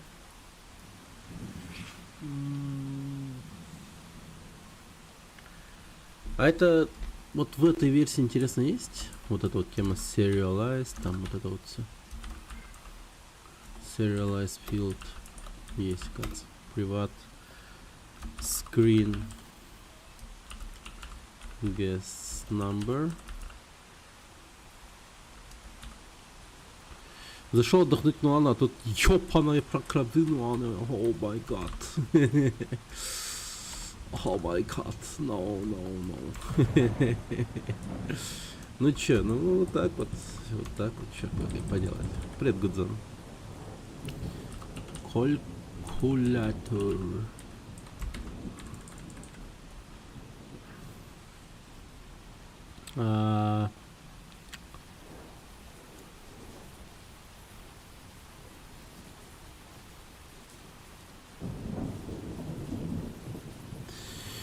Comparison. Ага. Что там дальше? И second screen. И это у нас будет с вами GameObject. А, GameObject. Так.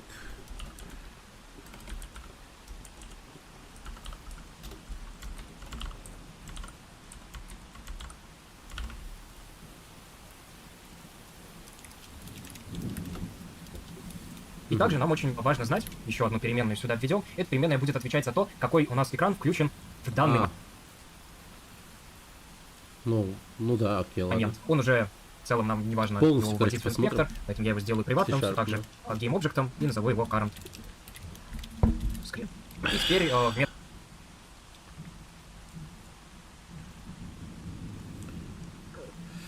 Ага.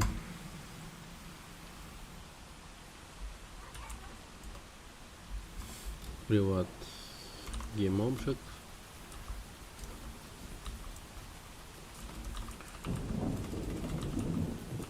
Current screen. Мгм. Итак, логика какая? Сначала мы объявляем вообще, какие у нас будут игровые объекты, конкретно экрана.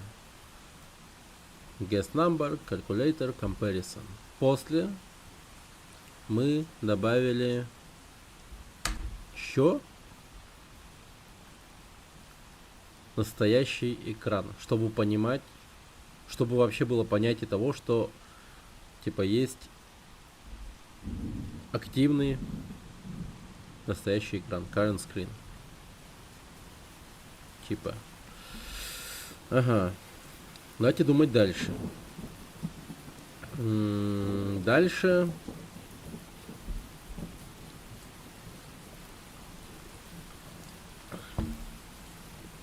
Есть current screen.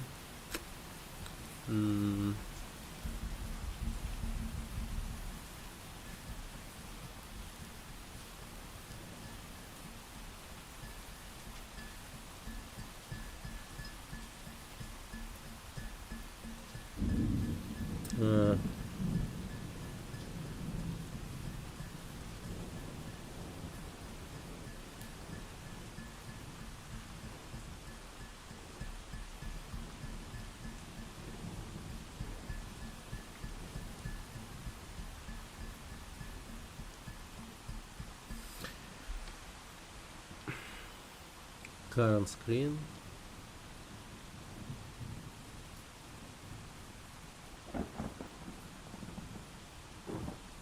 Ну, по идее, да, тут только он. методе start нам нужно написать, Почти а корректно. какой конкретно экран у нас будет в начале выводить. Ага, то есть...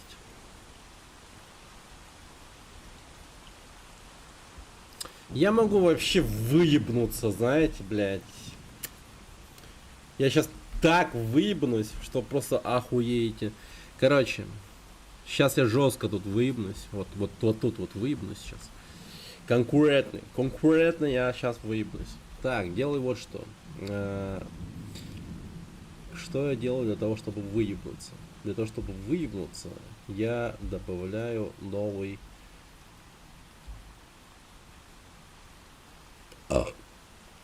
канвас.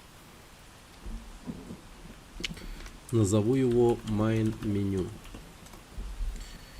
Теперь этот main меню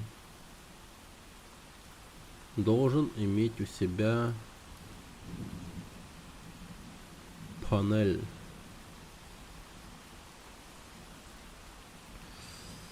Так.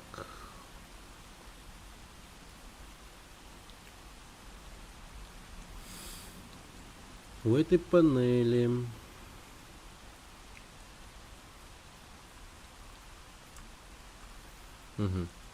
в этой панели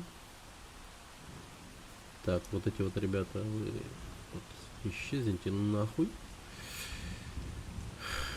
Тут еще, конечно, надо добавить image. Ну давай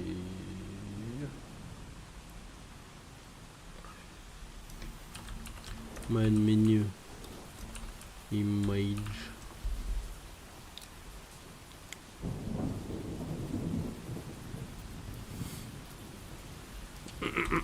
Background image.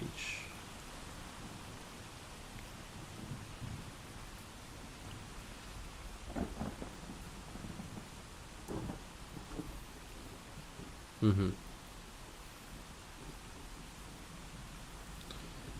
Окей. Так. Дальше.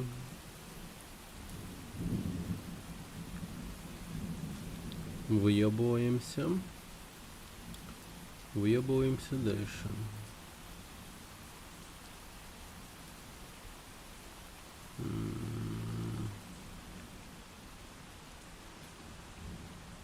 Блин, по идее это, ну, то, что я сейчас собираюсь сделать, оно как будто бы и без стоит машины может работать. Или как вообще?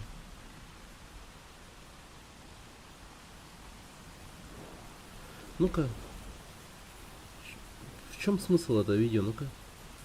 Ну, как бы стоит машина, я понимаю, супер важная тема. И его вывести, то есть сделать такой сетап по умолчанию. Ну, в данном случае у нас первый экран будет всегда включен, first screen set active, ставлю true. Ну ладно, ну чисто по коду, получается, у меня тут вот при старте вообще, в принципе, будет стоять, короче, ну, main меню, например. First screen, set active, true.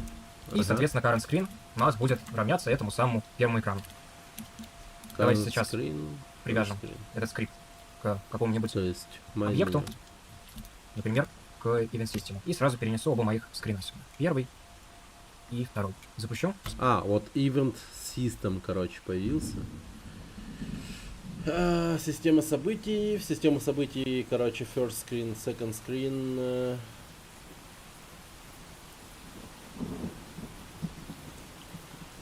Смотрю, что происходит. И вот у меня, да, у меня первый скрин включается. Все работает пока корректно. И теперь, собственно, нам нужно написать этот самый метод, который будет публичным, который мы сможем к любой кнопке привязать и который экраны будет переключать. Я его сделаю, естественно, публичным, привязывать буду к кнопке вот здесь, через событие onClick. Поэтому делаю метод публичным, вызываю его change. Ну, в принципе, то же самое, но конкретно через кнопку, ну, точнее, через этот самый скрипт будет происходить. State. Как будто. И в качестве параметра мы должны с вами будем указать. Хотя уже изначально встроены есть скрипты, но правда там другое совершенно. Не переключение, а булы, то есть активные и неактивные. Это, ну, по идее, другое. На какой стейт мы хотим переключиться. И теперь, на самом деле, это самое переключение и реализую. Оно делается в лоб, и ничего сложного здесь нет. То есть нам нужно подумать, что нам нужно сделать для того, чтобы, во-первых, к current screen привязать наш новый экран и выключить предыдущий. Ну, здесь все просто. Для начала выключаем предыдущий экран. Пишем current screen, точка, set active, false. Все, предыдущий экран мы, соответственно, выключили. Теперь, что мы должны сделать? Мы должны включить тот объект, который мы сюда передаем. Тот объект, который у нас будет нашим следующим стейтом. Ну, мы берем и так и пишем state, точка, set active, в скобочках, true. И теперь единственное, что нам осталось сделать, нам нужно сказать, что теперь у нас current screen, для того, чтобы он выключался при вызове этого метода в следующий раз, current screen равен этому нашему самому стейту. И здесь есть еще один момент, который хочется учесть, который в данном случае у нас, конечно, в нашей программе будет работать, но совершенно не факт, что он будет работать, например, если мы вызовем функцию change_state или к ней обратимся до того, как выполнится метод start. То есть, ну, например, где-нибудь в awake мы ее позовем, почему у нас произойдет ошибка? Так, подождите. Херня какая-то. Здорово, енот. Здорово.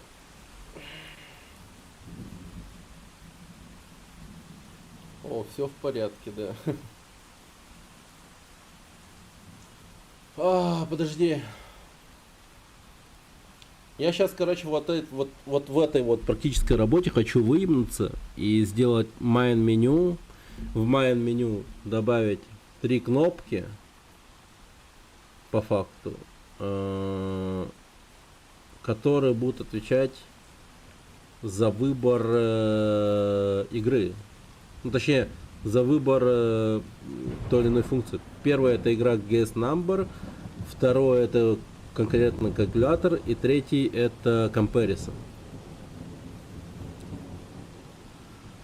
Только на работу взяли, новичок въебывается. Да.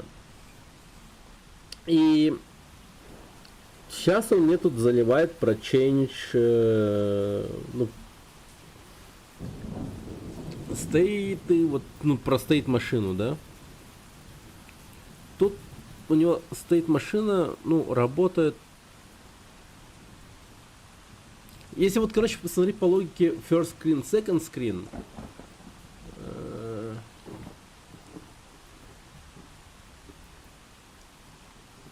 Ошибка. Да потому что мы current screen привязываем только... как будто бы, ну, у него типа только 2 экрана, вот в этом прикол. А у меня экранов будет, ну, 4. То есть главное меню, guest number, калькулятор и comparison. То есть сравнение двух чисел. Блять, хуйня какая-то. То есть мне просто код надо сделать под смену экрана. Хотя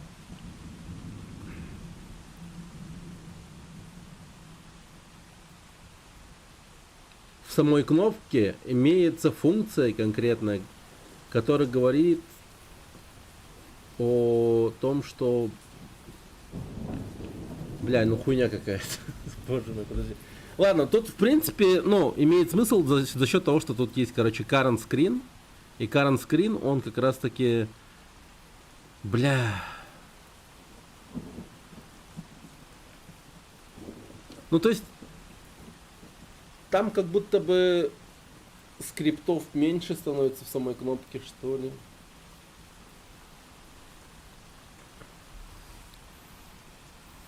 Только вот здесь, в методе start. Но у нас, в принципе, в игре теоретически может что-то произойти. Поэтому нам нужно обязательно проверять и выполнять вот это переключение только в том случае, если current screen не является ссылкой на пустой объект. То есть написать буквально следующую проверку. Если current screen не равен пустому объекту, то в этом случае мы экраны переключаем. И тогда мы обезопасились, у нас никогда теперь не...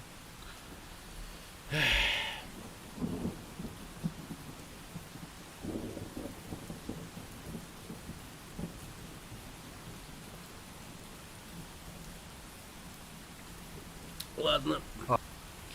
Сейчас я попробую.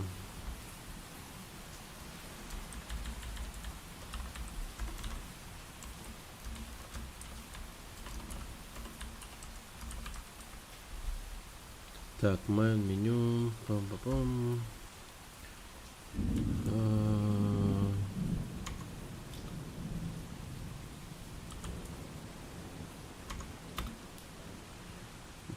Погоди, не то. Как там было? Ага.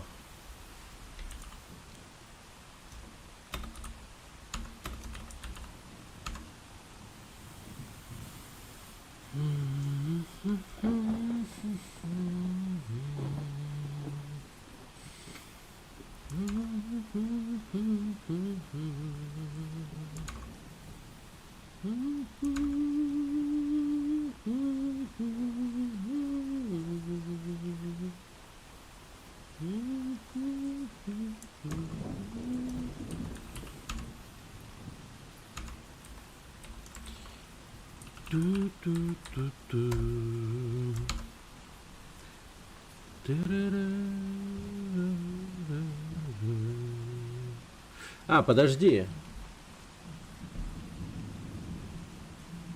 А, так подожди.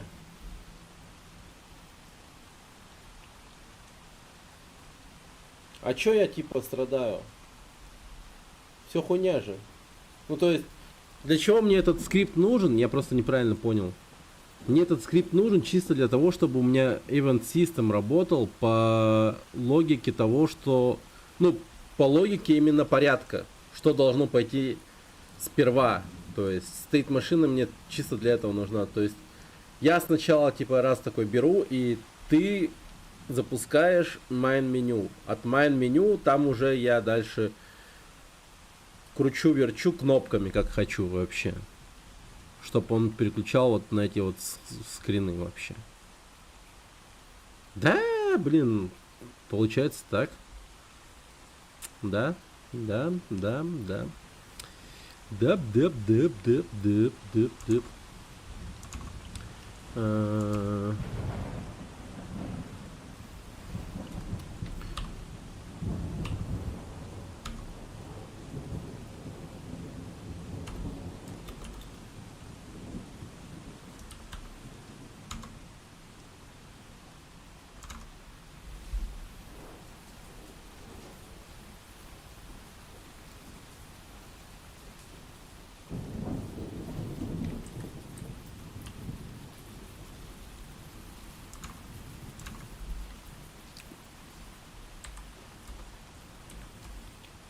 А так я, конечно, уверен в том, что стоит машина он и для больших вещей нужен, но на данный момент пока что у него функция чисто такая, что да. М.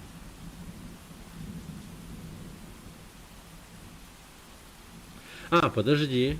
Не, стоит машина не только это выполняет, а он еще.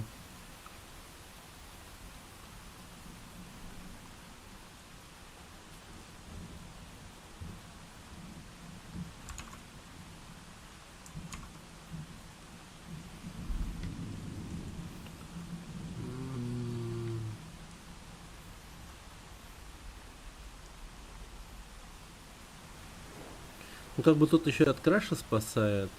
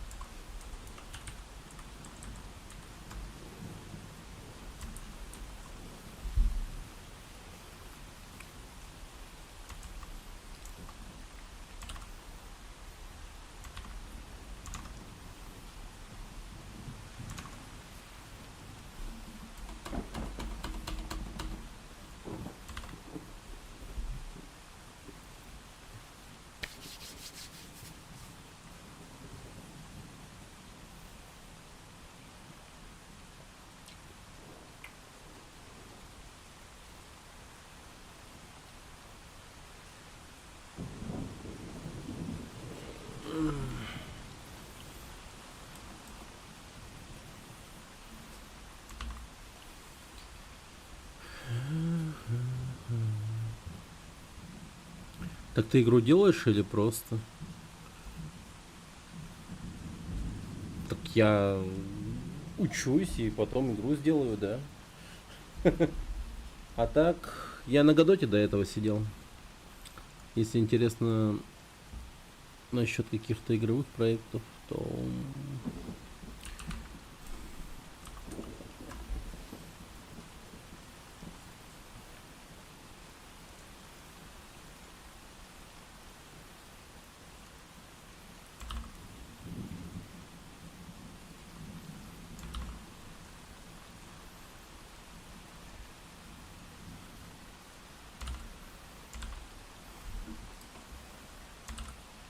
вот. Держи.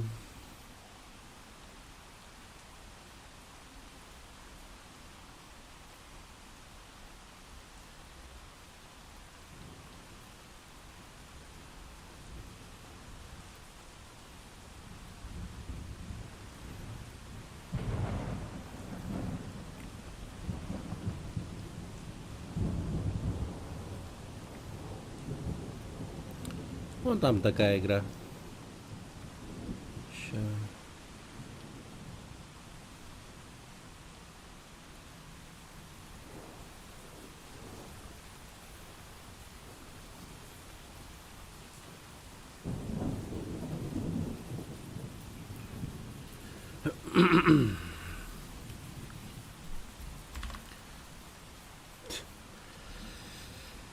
Просто, блин. Создавать игры нихуя не просто. Блин.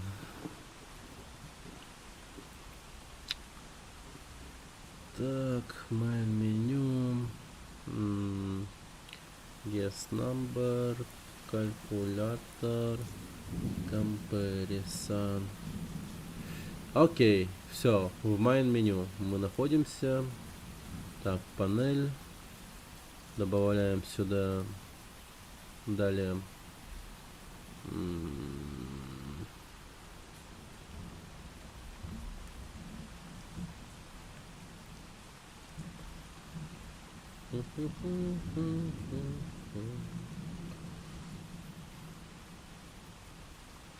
Ну, давайте. Так, текст. Просто добавим текст.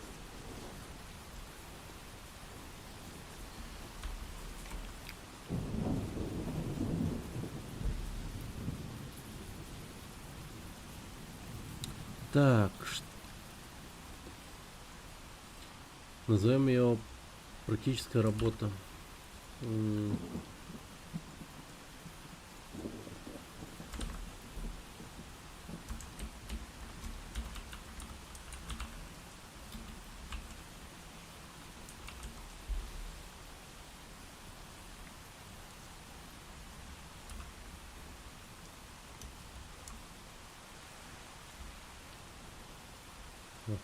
Size.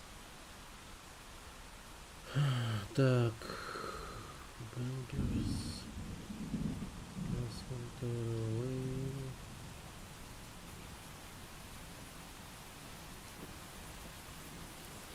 Роботы.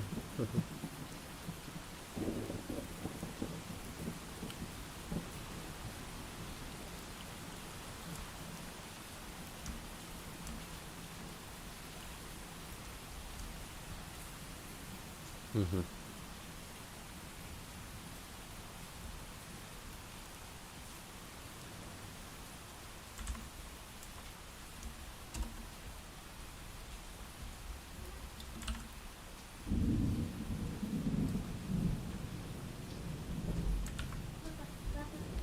А? Говорят, победили, да. Вот по математику.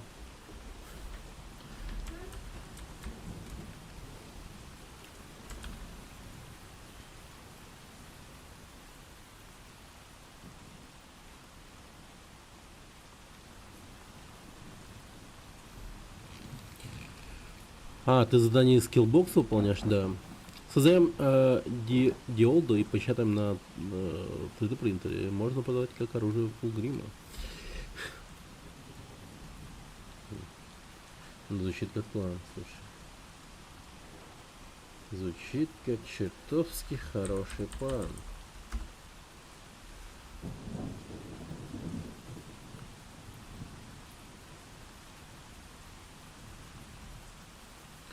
Так, окей.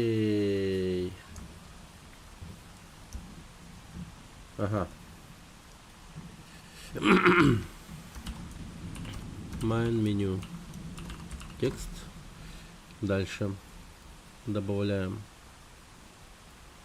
кнопку. Так.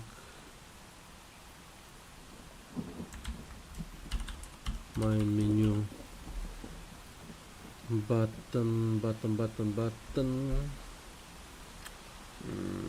Сука.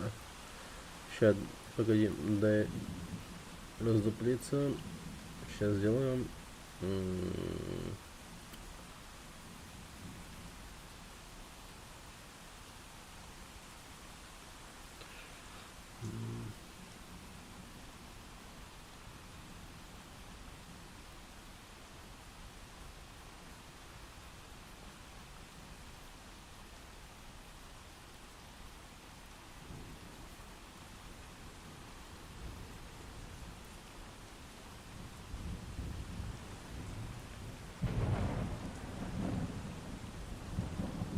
Окей, все, понял.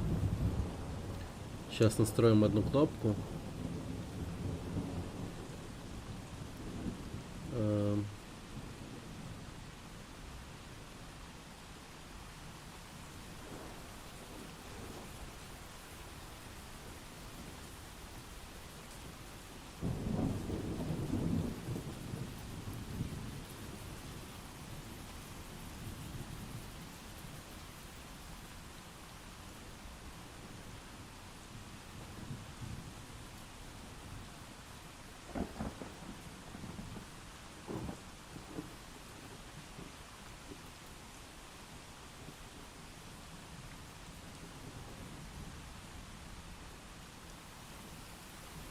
Сделаем 50. Сделаем...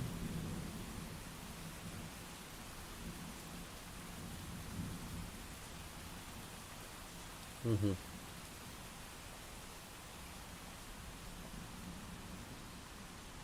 Так.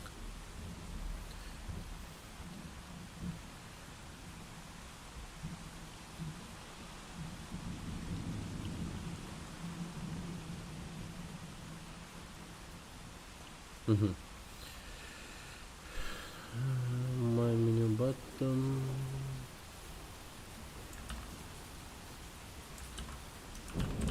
Текст. Все.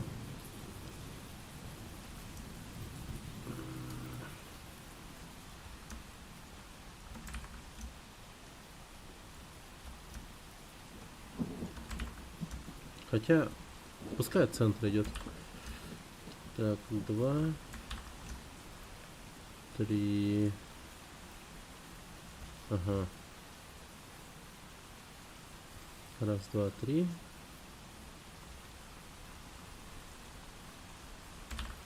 Ну и давай сюда вот захуячу.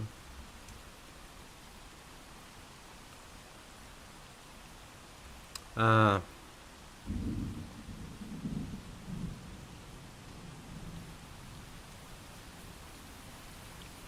Оно же будет нормально выглядеть.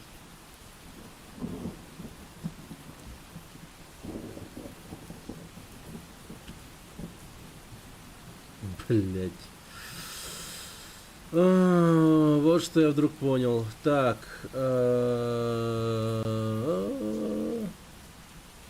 Думаем. Scale with screen.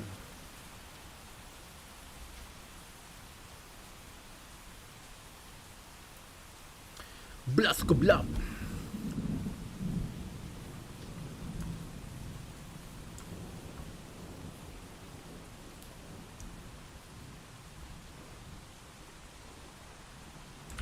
Не, ну серьезно, пиздец. Так, подожди. Как это можно было исправить сейчас? Дай-ка подумать.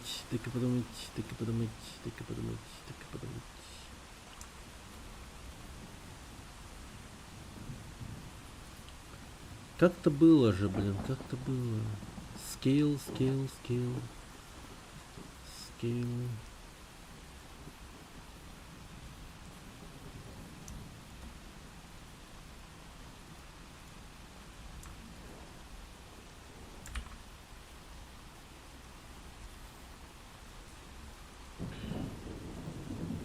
Так, field center.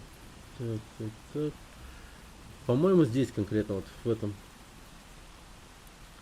Expand match. References, resolution. Вот 1920. 1080.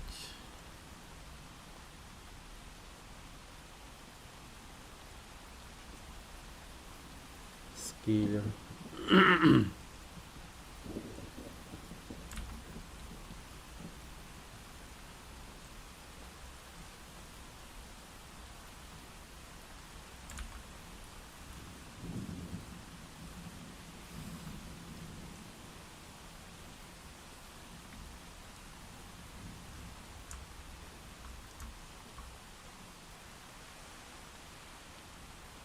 А в чем проблема, блядь?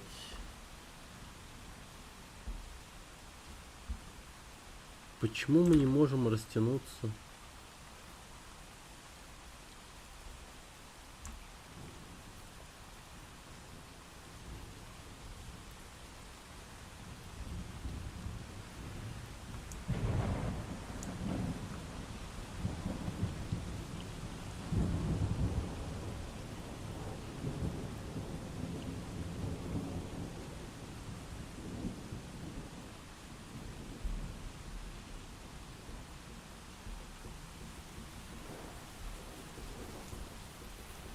Сука.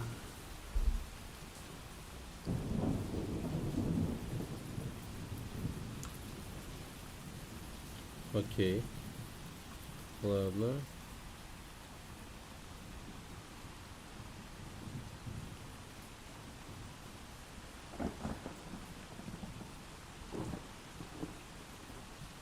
М. Ну да, что-то вроде есть.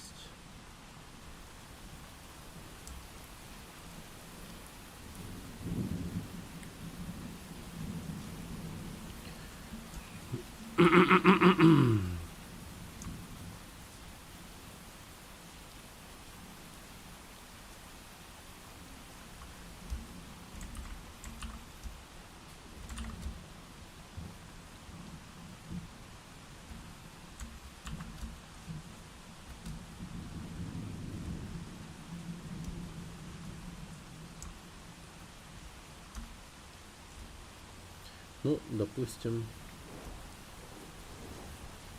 Так.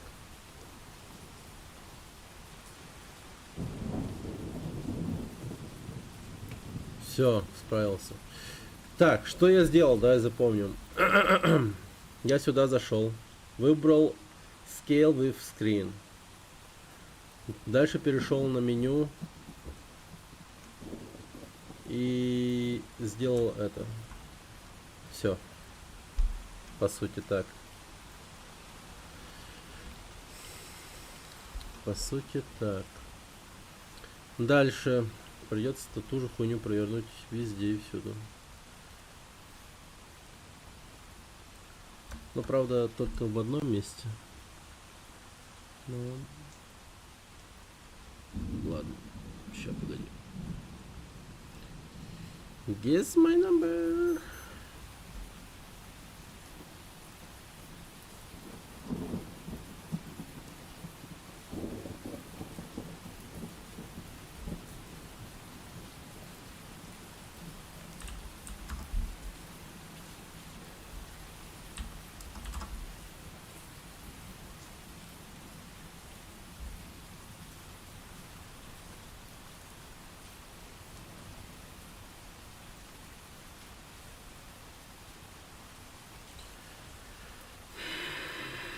Так.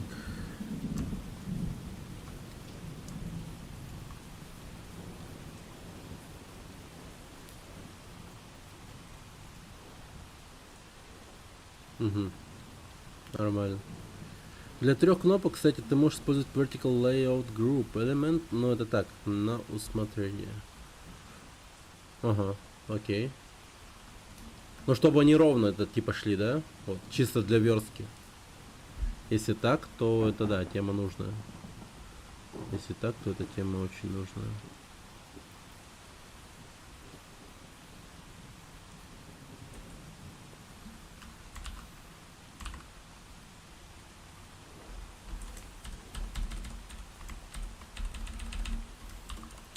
Calculator. А тут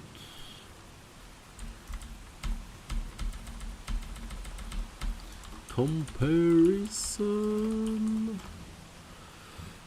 и event system, калькулятор и comparison. Все.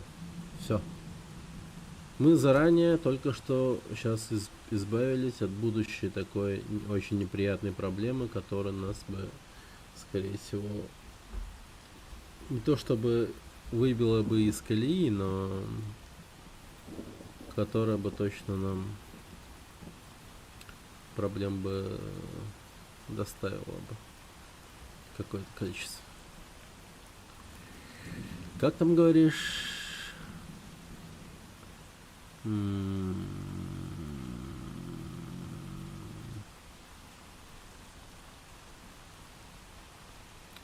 Vertical Layout Group.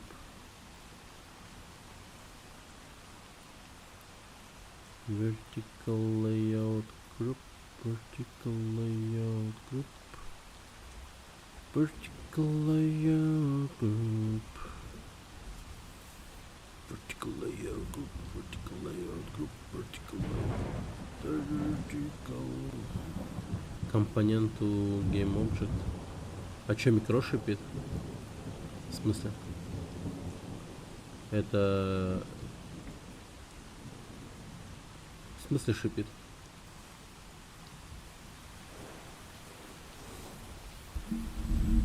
Но у меня без шума, да, прям шум неприятный.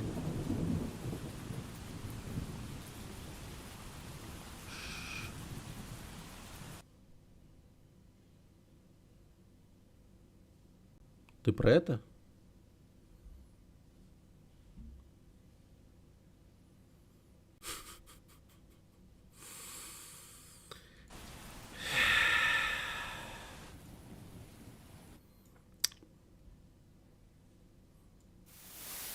Вот так могу еще. Ну давай костерок добавим.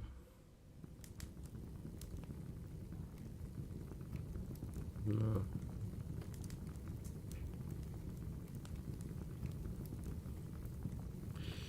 Так, окей. Компонент говоришь? Давай. Компонент GameObject, компонент GameObject, компонент GameObject, компонент GameObject, компонент GameObject.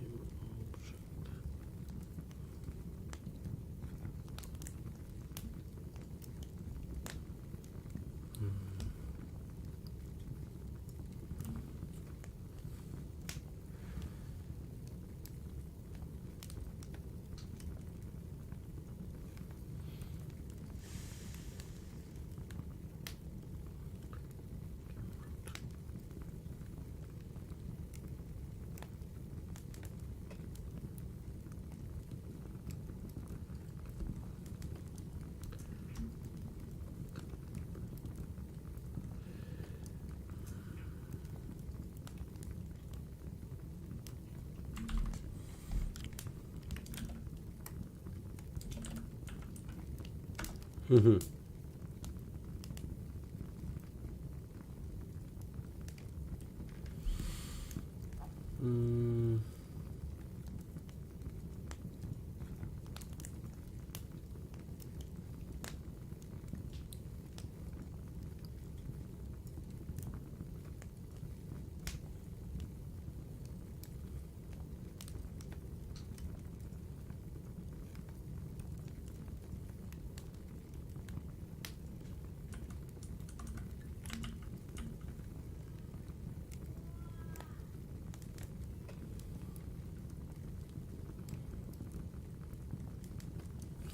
А что, прям ровно-ровно, да, подготовились?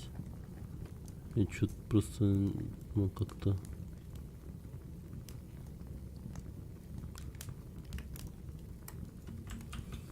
Не так.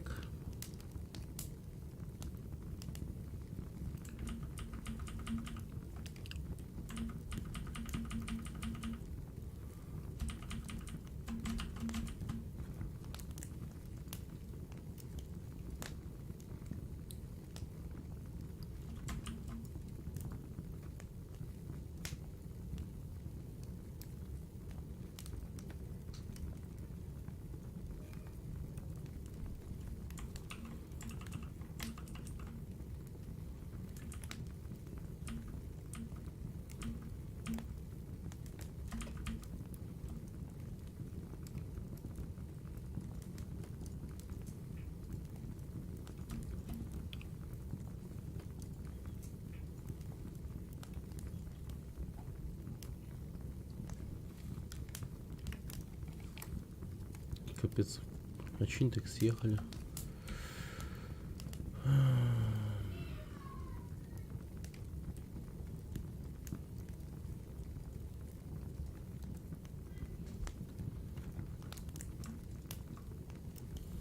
Угу. Угу.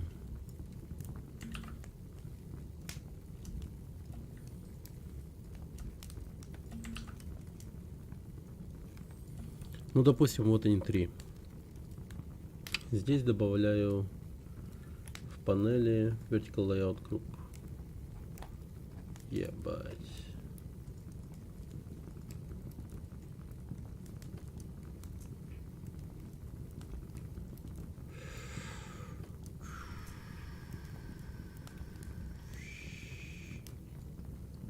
Так, вот это вот, пожалуй, вот так.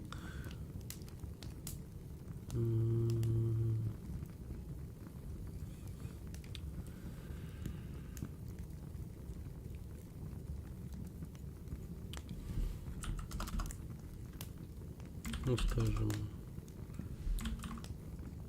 500. 500.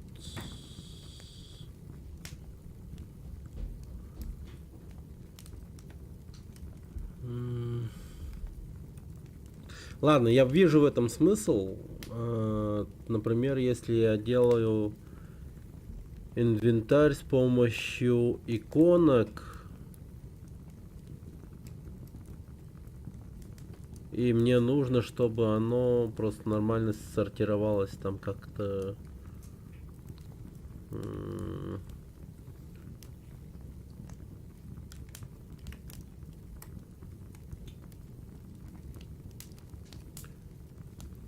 Погоди. Ты говоришь, опять не туда воюю. Опять не туда воюю. Ах ты, сука, ты прикинь.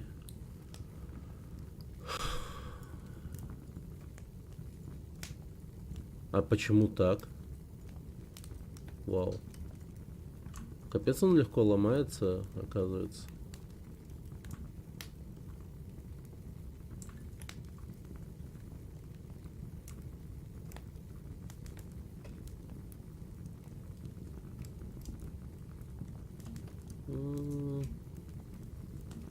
Любопытно.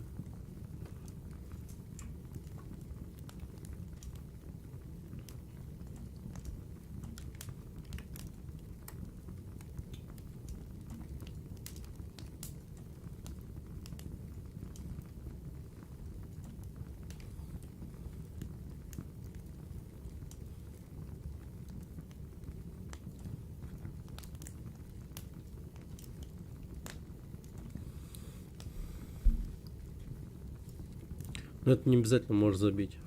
Не, ну это понятно, но все-таки...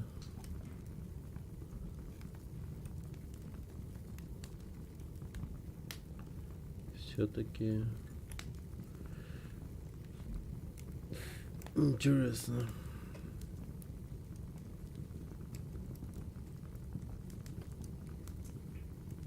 Спейсинг.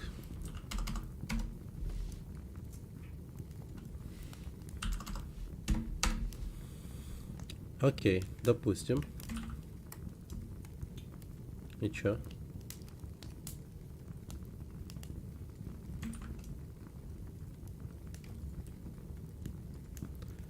Ну...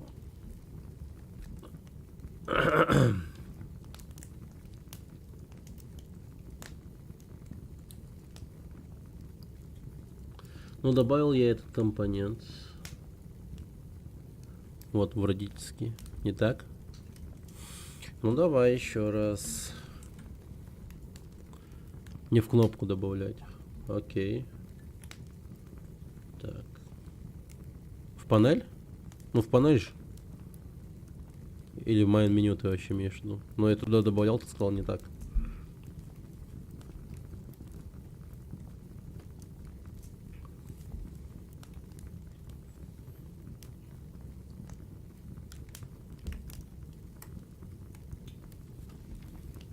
Чуколяка.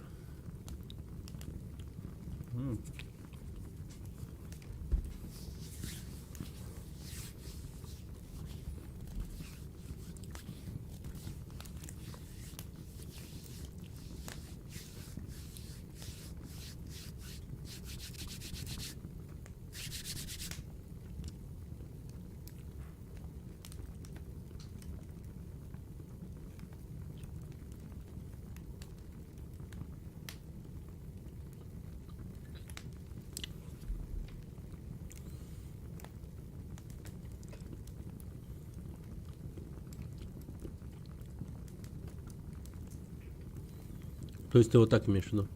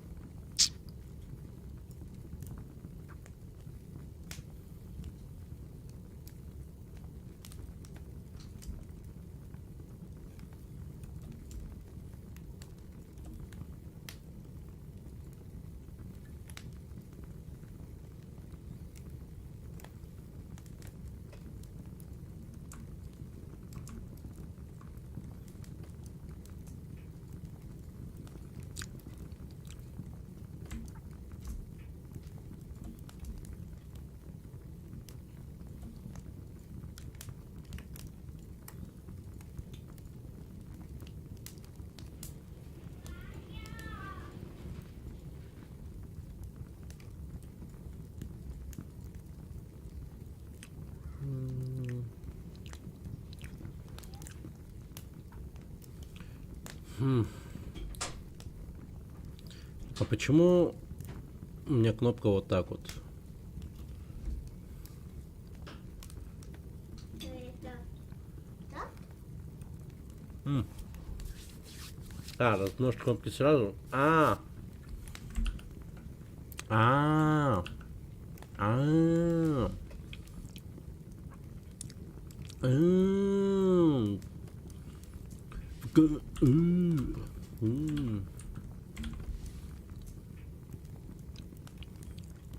Понял.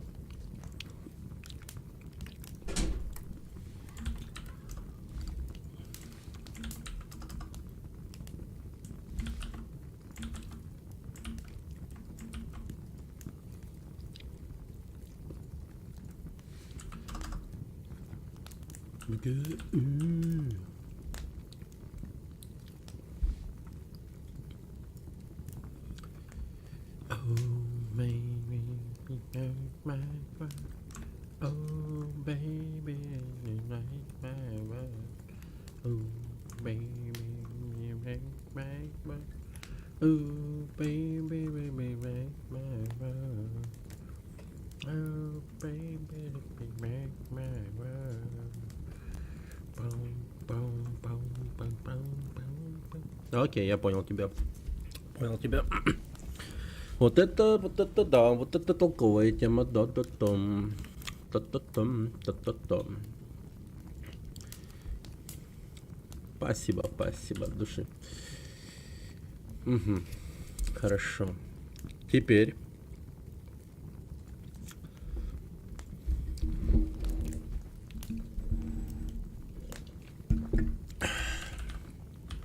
guess number.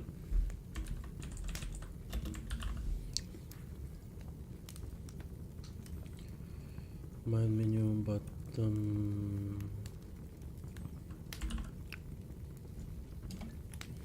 Guess number.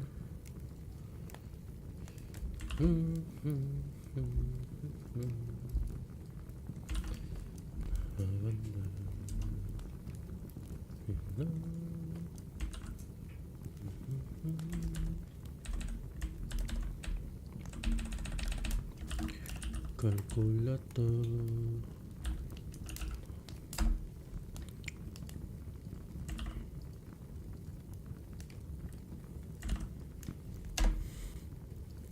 Уютненько.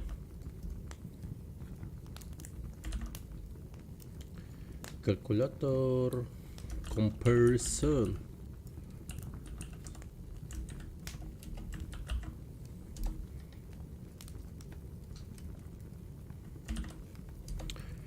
Все. Так. И тут я такой... Оп. Калькулятор. И тут...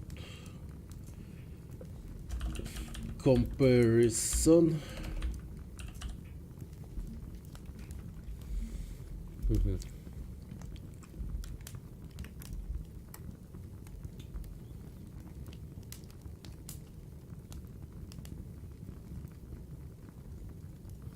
Окейшки.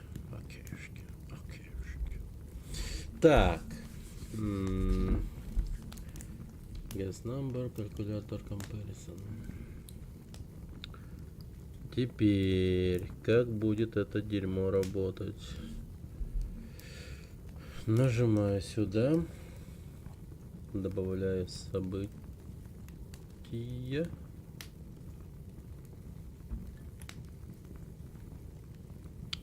И делаю bool active. И потом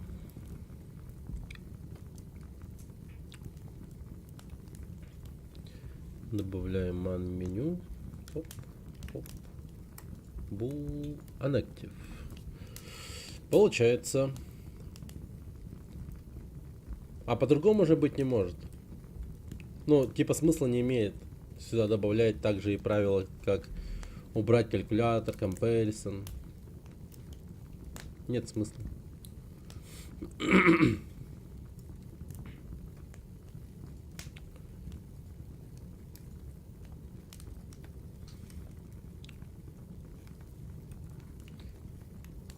калькулятор, main меню.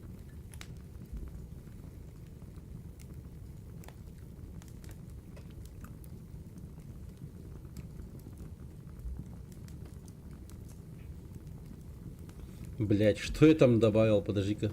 Я вдруг осознал немного. А, не, все правильно. Все правильно, все правильно. Я просто показал, что я как будто туда добавил не скрин калькулятора, а просто кнопку калькулятора, типа. Проверяй, но доверяй. Вот, все. Окей, это сделано. Теперь я такой раз и, допустим, переключился на guest number. Вот он, скажем так. И здесь я такой, опа.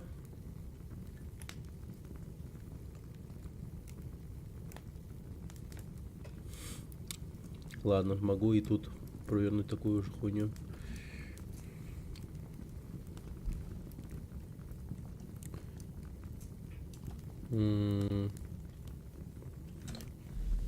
Как он там называется?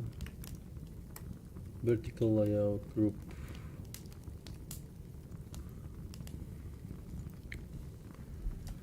Vertical Layout Group. Guess. Хотя бы вот погоди-ка.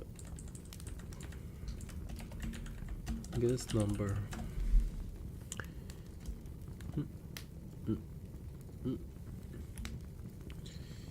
Так. Что я хочу?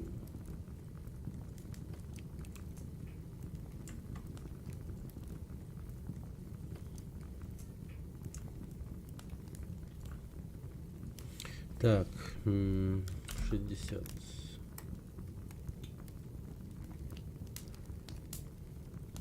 Ну, кстати, порядок вообще по пизде пошел. Почему-то. Click counter.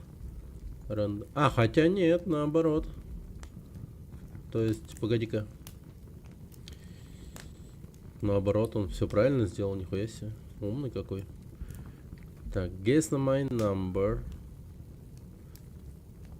Опачки. Send me guess meter. Все правильно, все правильно.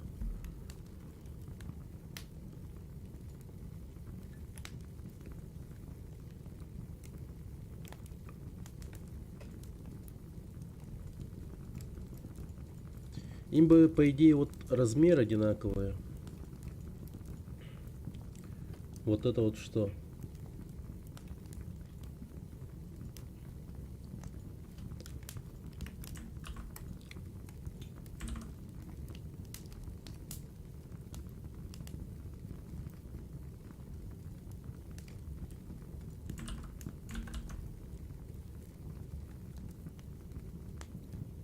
Угу.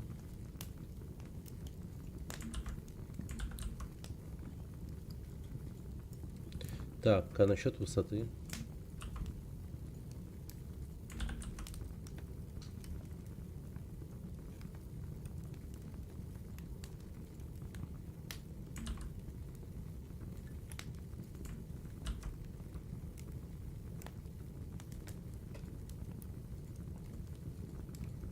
Угу. Группа есть контроль. Ах ты, точно. Точно.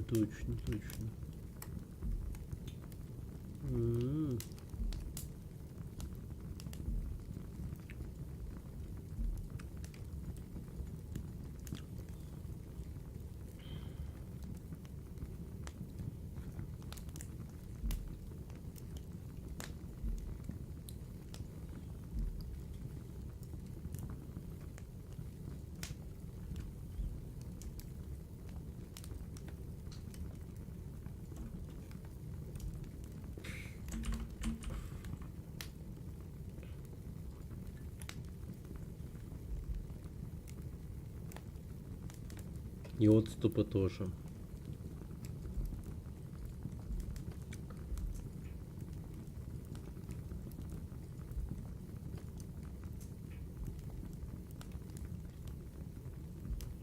Паддинги.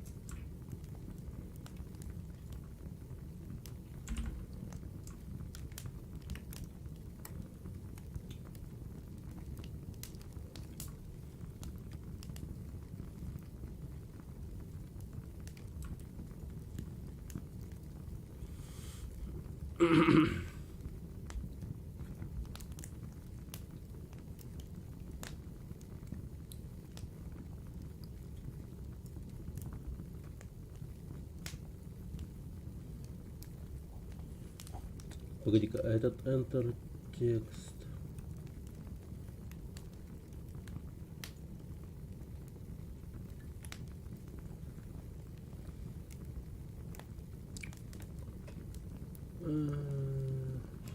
А чё он такой маленький? А, вот он.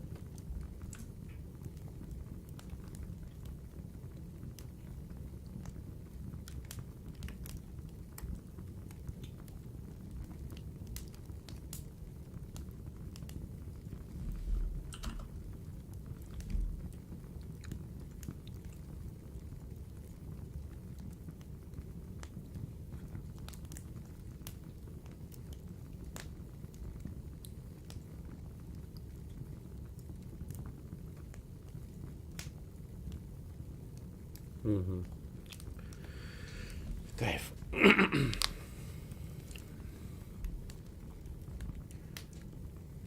Пускай. Пойдет. Хорошо. Теперь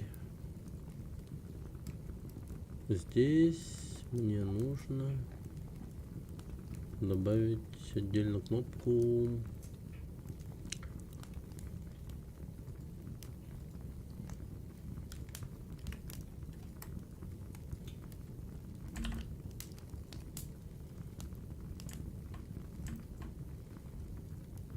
Хотя кнопку из моего меню уже я могу просто вытащить на натуре.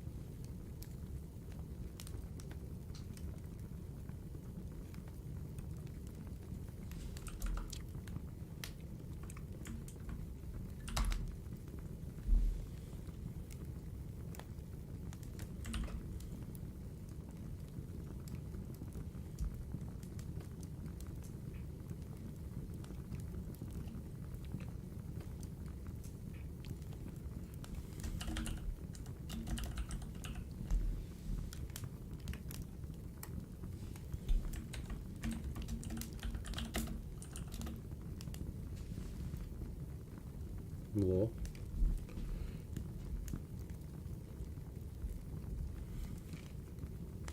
Угу. Угу.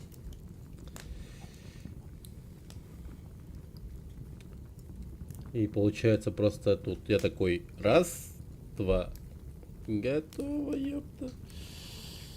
И все, и все, и все. А я вот это вот беру, потом, ну, копирую.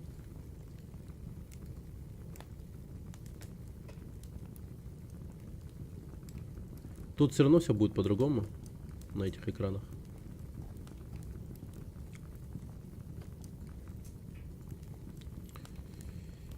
И вставляю его такой бумс. И сюда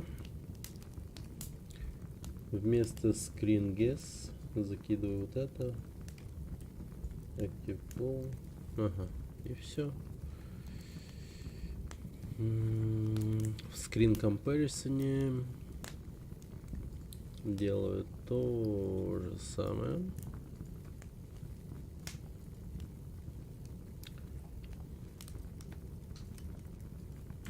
Бум.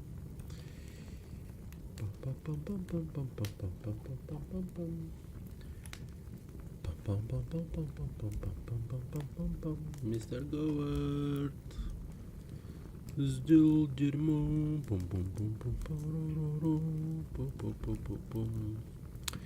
Так.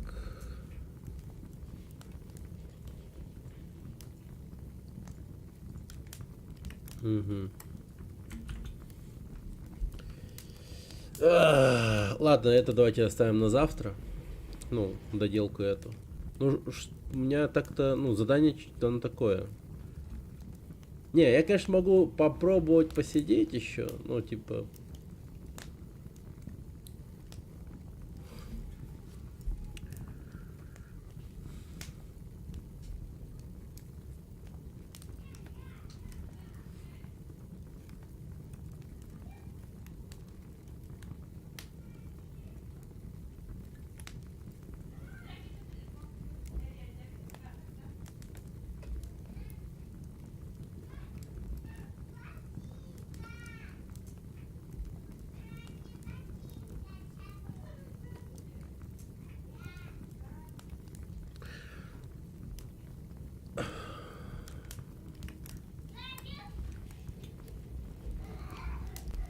Не, ну...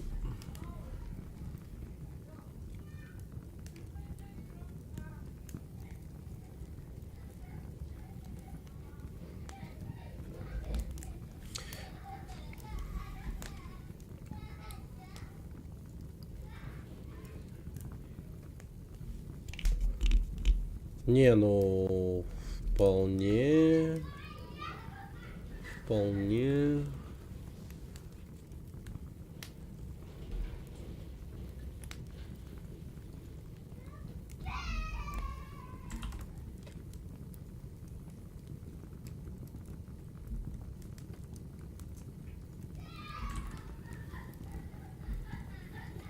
Могу попробовать сделать...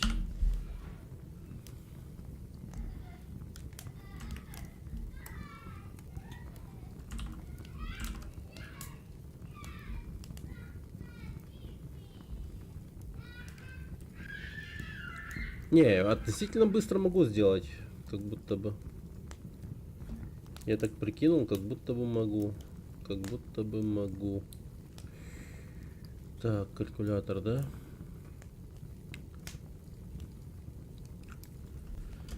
Калькулятор.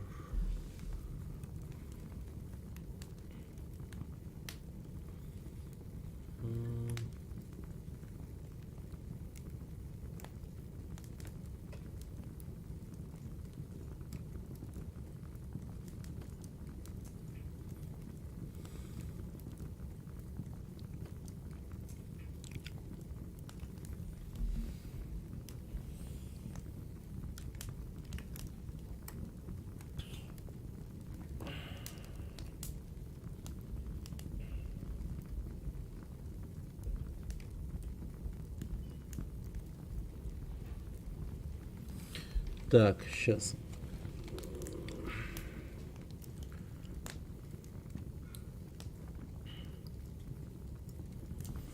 Guess number script. Он же умный, он же везде подправит. Нет, не подправит. Нет, да? То есть я вот этой темой, по-моему, сейчас похерил все.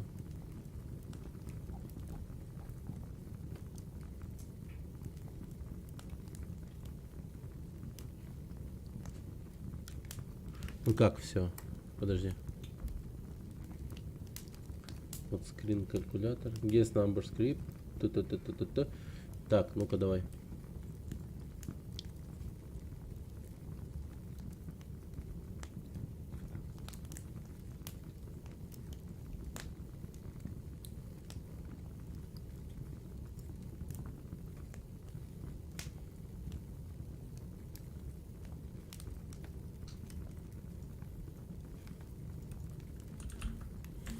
М.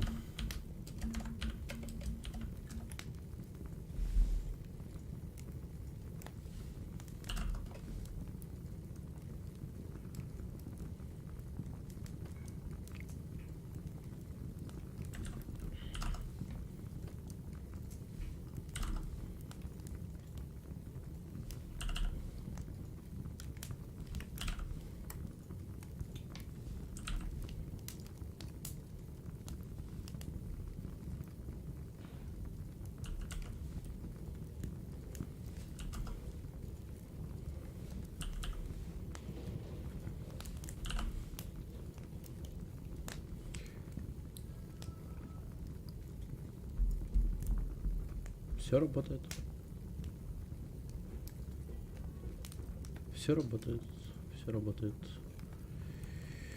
Все работает. Все работает. Работает. Так.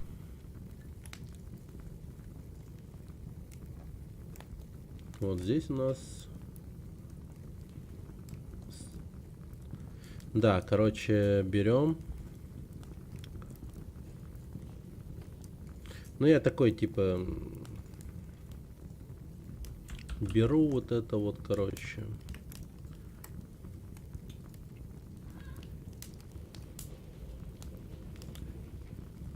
Называю его калькулятор скрипт.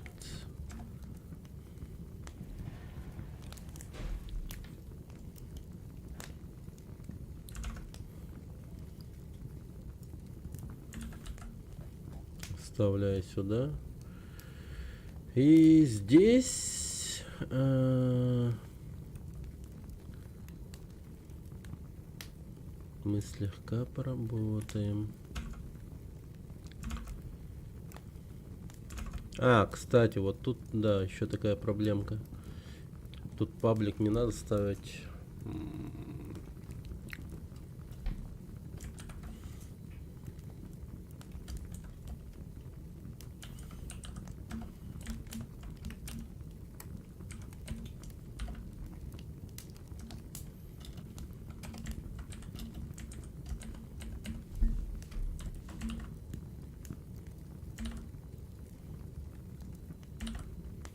Угу.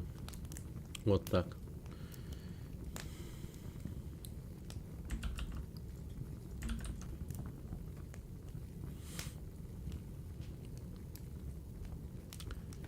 И здесь мы давайте сначала калькулятор смотрим. Два значения. Угу.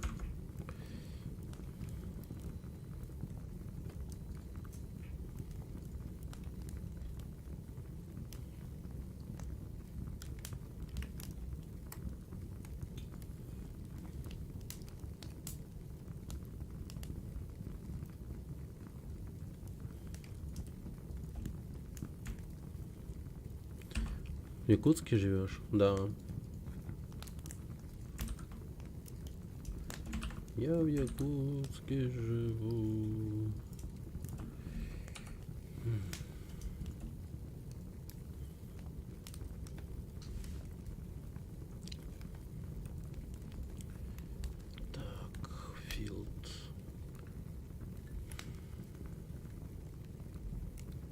Вот это вот enter text надо как-то...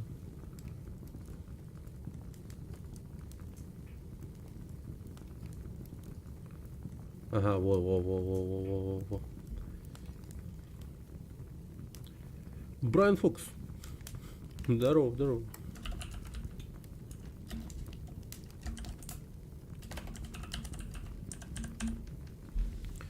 First number. Так.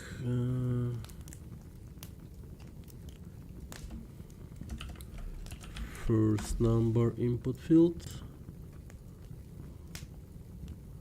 Я его, пожалуй, просто типа такое.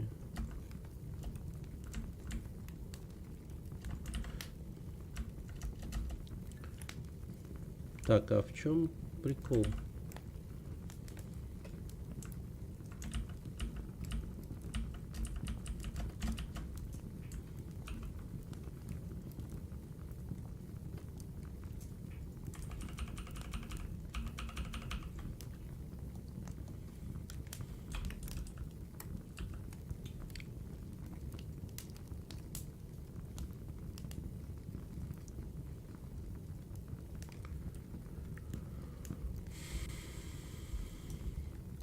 Вот, теперь появилась. Чё к чему?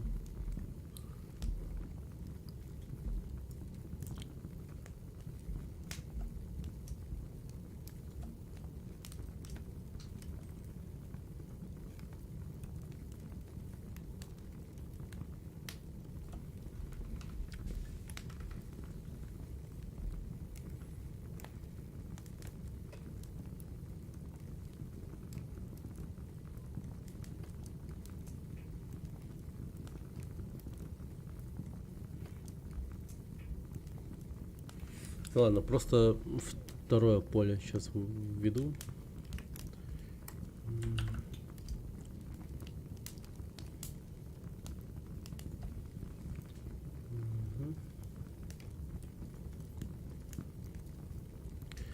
И тут напишу second number input field.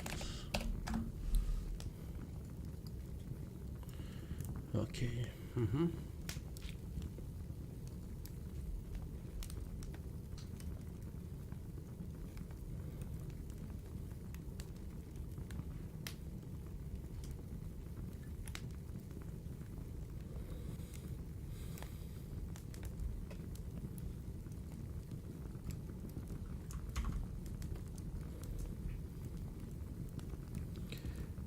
Так, этот click counter текст должен теперь называться как result текст.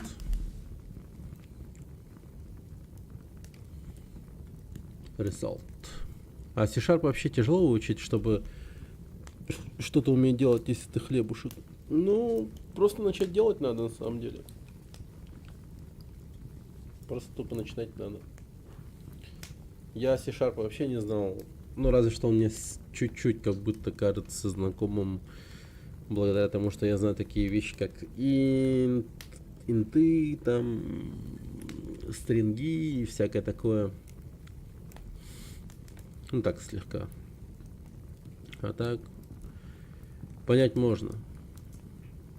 Причем быстро. Понять можно. Просто, знаешь, типа, в первое время может показаться, что что-то типа овер дохуя информация, но на самом деле нормально. Просто, как бы, херня в том, что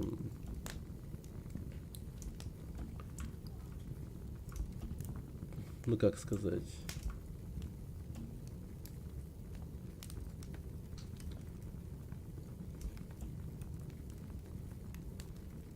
Херня в том, что главное понять в конечном итоге. Не сразу, скорее всего, какое-то понимание придет, но со временем точно придет.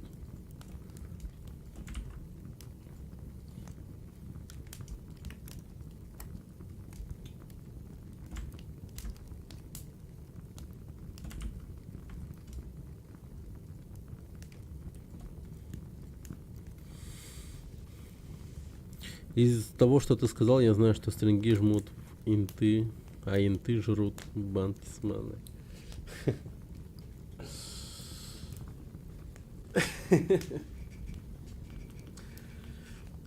Но int это целое число, а string это вообще строка. То есть строка имеется в виду, туда можно записать все что угодно.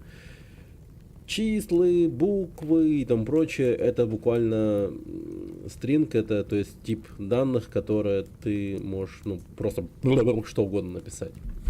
А int это именно цифры, целые цифры, причем, то есть это цифры, которые без запятой там и так далее. Короче, если ты собираешься, к примеру, вдруг делать какую-то игру, которая имеет какую-то такую, типа, тему в плане урона считывания, то есть ты прокачиваешь героя за счет каких-то там переменных, у тебя урон, ну там, меняется, он становится выше, он становится типа выше за счет каких-то там множителей, там прочее, то там у тебя уже, да, инты, скорее всего, будут, ну, смотреться так себе. Там уже, скорее всего, тебе float надо будет добавить, типа, то есть float это уже то, что вот именно работает по большей части с этими. Не то чтобы с процентами, но, короче, вот типа с десятичными и там прочее и так далее.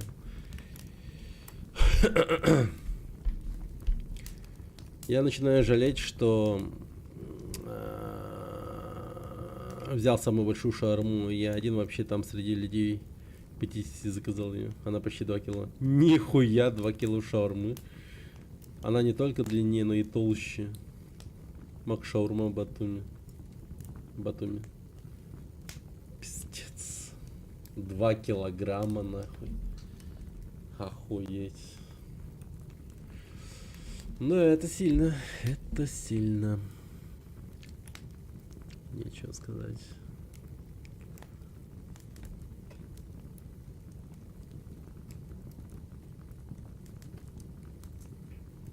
Давай-ка сюда. А, нет. Добавлю.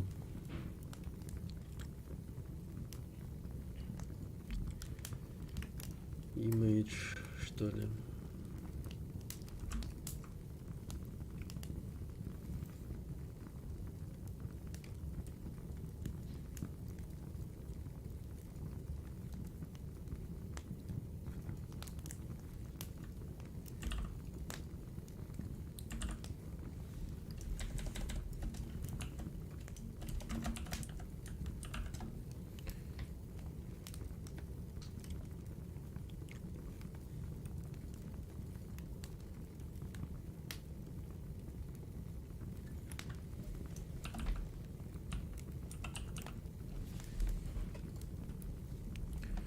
Сны о 2-килограммовой шаве.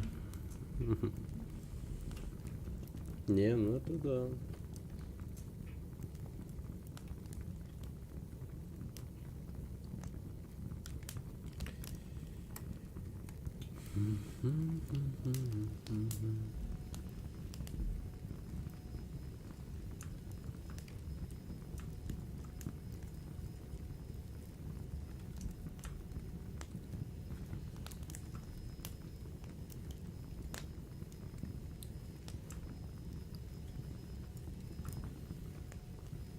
Привет, мам.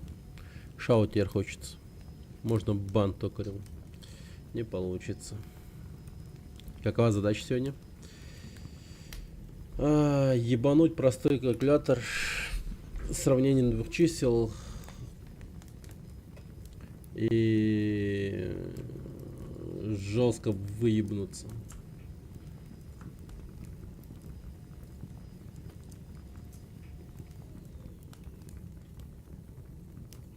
пан такой.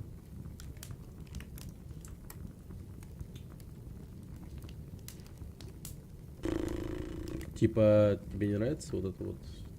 Да? Ты не окей с этим? Хочешь сказать?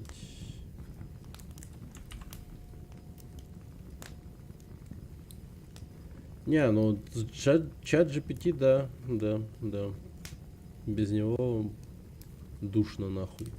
Ну, реально. Типа, короче, если ты чатом GPT, скажем, не пользуешься, то тебе, блять, нахуй приходится слушать вот это. Где он нахуй? Ну там ебанешься его, слушайте. Ну, серьезно. Он вот это вот, блин, очень долго говорит, там что-то. Я там. Вот, челлендж, блядь. Погоди. Падла.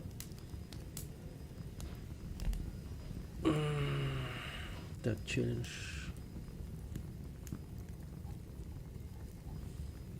Решение челлендж.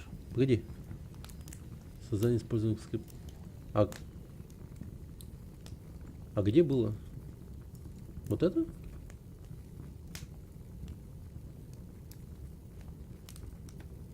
Практика калькулятора, элементы пользователя, методы. Так.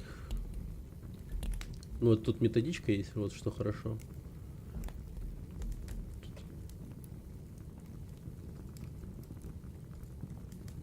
Блин. Во. Вот же. Так, не туда смотрю. Не, погоди, это...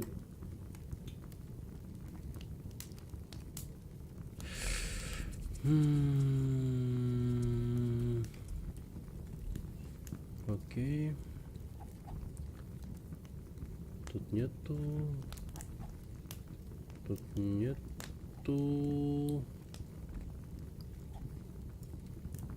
Input field, что ли, было? Факультатив перед челленджем. Вот это вот. Короче, у меня был момент с input филдом.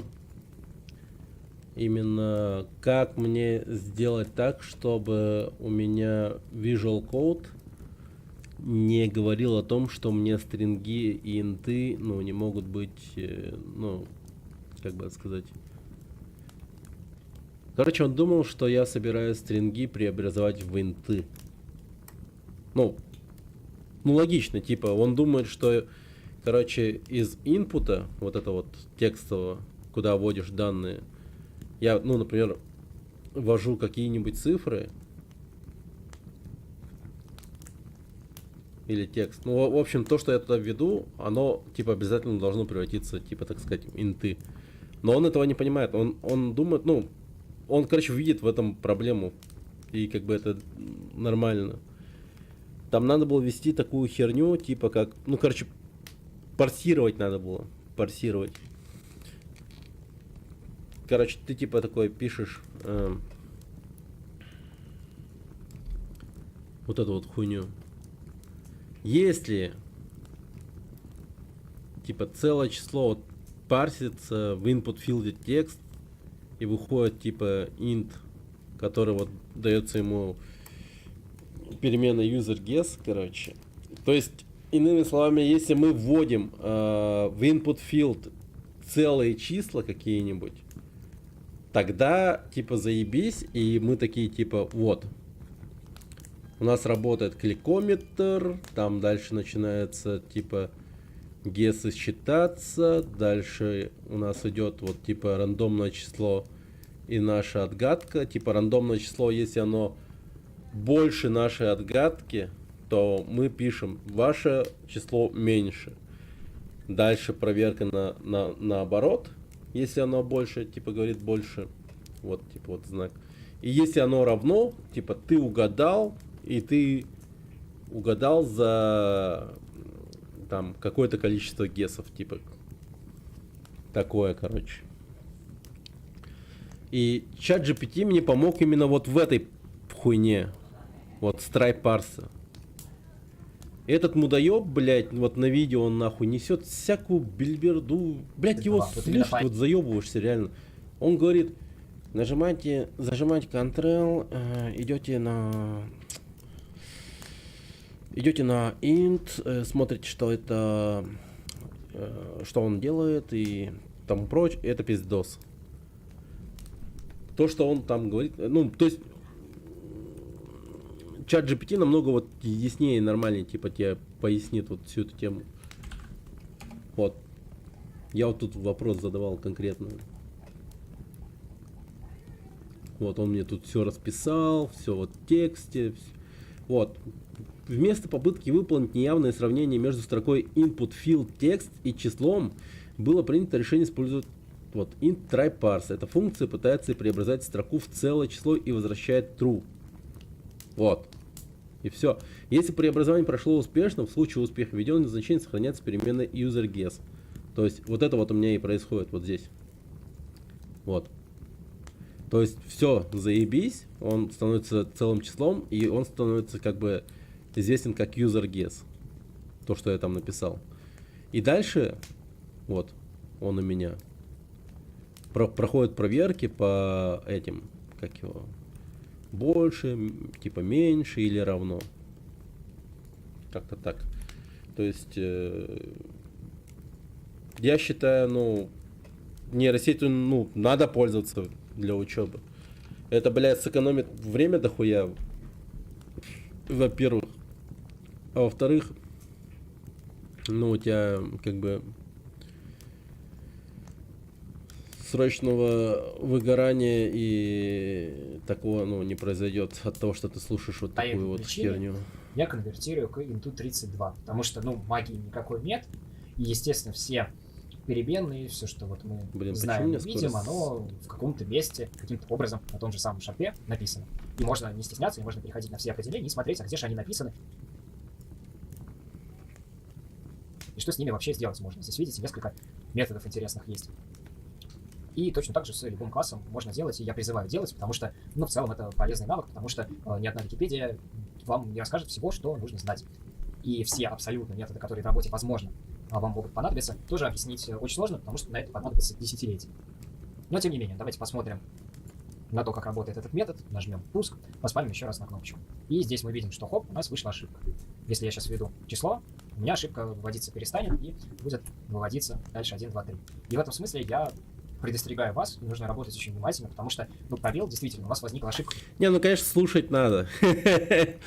Как бы, конечно, слушать надо, но, блин, все-таки для достижения быстрого результата, да, типа, блядь, нейронка, она очень нужна. Если помимо быстрого результата ты хочешь получить еще и знания от нейронки, то это тоже можно, типа, ты просто спрашиваешь, а почему и так далее, вот, типа, добавил это там прочее. Вот он у меня, например, вот тут я не понял, почему он приват int random number типа 0 сделал. Не, ну понятно, вот просто random number намного понятнее, чем просто b. У меня просто int b стояло, и он типа так сделал. Но не было понятно, почему он добавил приват. И тут дальше я у него спрашиваю, а нахера ты приват добавил, типа. И он говорит, что причин дохуя, типа. Инкапсуляция, безопасность и ясность кода. Тю-тю-тю-тю-тю. Тут много чего. Ну, все это читать, типа, вам не буду.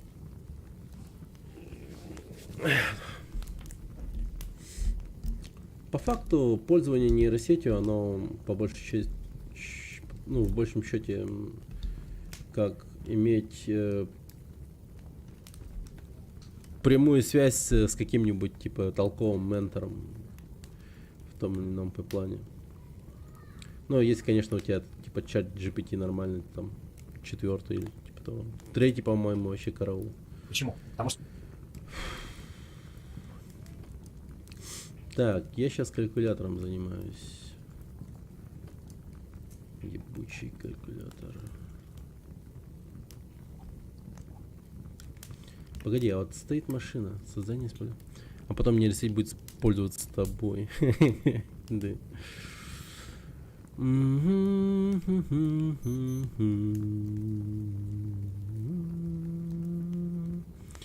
Неважно, как закончил свой путь барашек в шаве, которую ты съел, главное, чтобы этот путь не был быстрый для шавы в тебе. Стэтхэм. Надо подать заявку на добавление якутского в типу. Да. Неважно, главное смысл.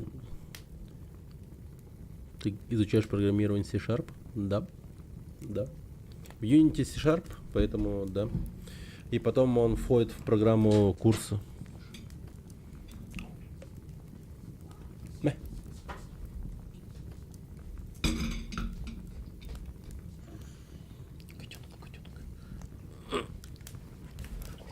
У тебя, кстати, очень неплохо получается объяснять и показывать.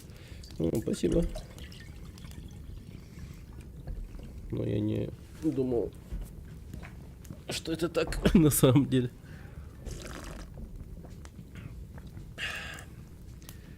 Погоди-ка, ты меня бачишь на то, чтобы я сделал типа видео обучающее. Типа не то чтобы обучающее, а скорее даже типа это.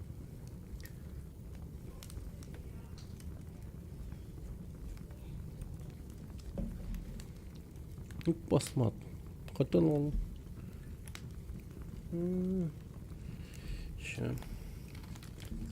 Еще подойду.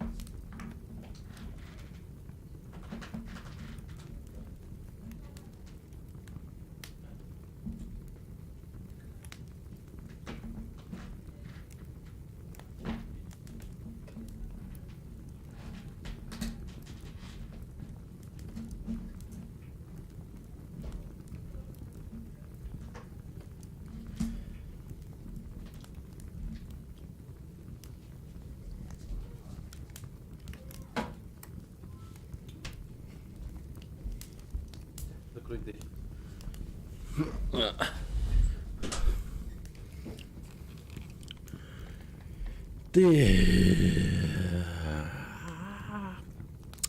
Если тебе принесет опыт и пользу, то почему бы и нет? Ну, да, по идее, наверное. типа сижу такой, объясняю что-то такое, потом где-то спустя час объяснений. Забудьте все, что я сказал. Я попутал. Блядь.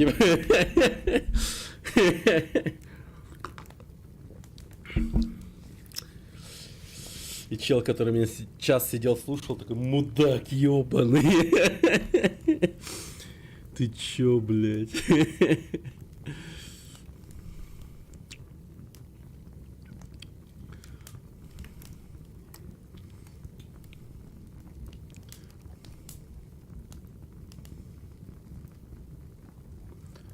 Ага. Помню.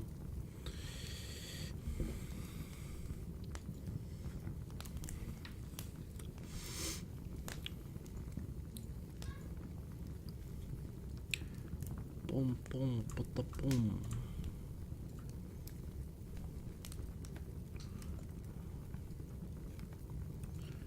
Пом-пом, потопом.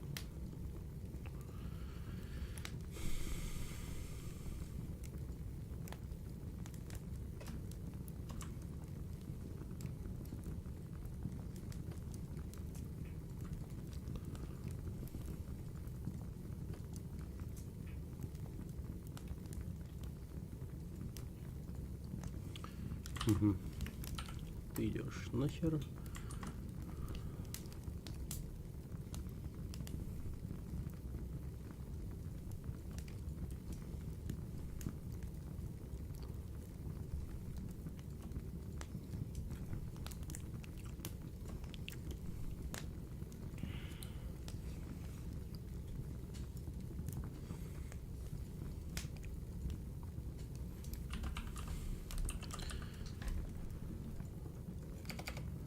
Ебаный в рот.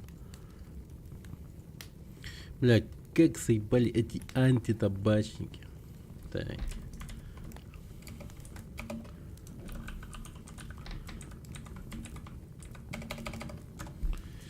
Гугли, что опаснее, обычный сиги или электронкам, бля, все как один.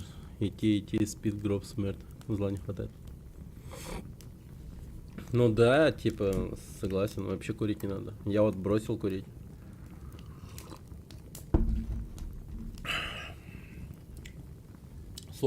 Сложно бросить. Не спорю. Сложно, блядь. Трудно. Злобно. Но возможно. Причем причину вообще с пальца берут. Ну, блин, Гудзон. Как бы, понимаешь, точно оно вредное. Оно по-любому вредное. Причем вредно настолько, что, ну, типа, ну, просто тупо вредно, понимаешь? Ну никак не отвертеться, ну, по-любому вредно, понимаешь?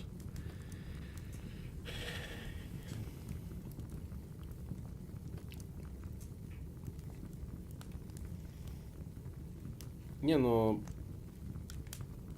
шаурма, не сказал бы, что вредная. Это все-таки еда.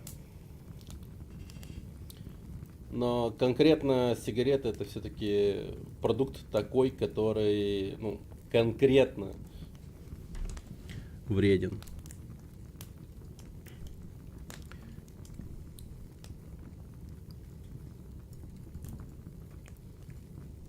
Я понимаю, конечно, что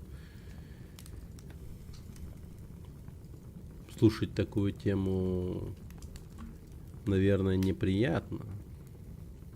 Но что поделать?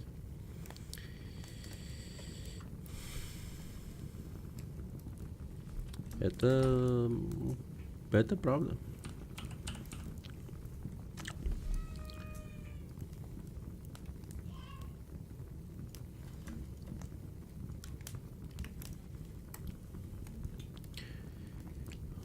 Для меня нет. Шермазик. Я же сжигаю всю еду, что ничего. Конечно, не спорю, что вредно. Да, это понятно.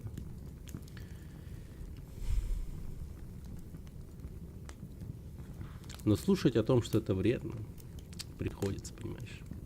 По-любому тебе придется вот послушать нас на эту тему.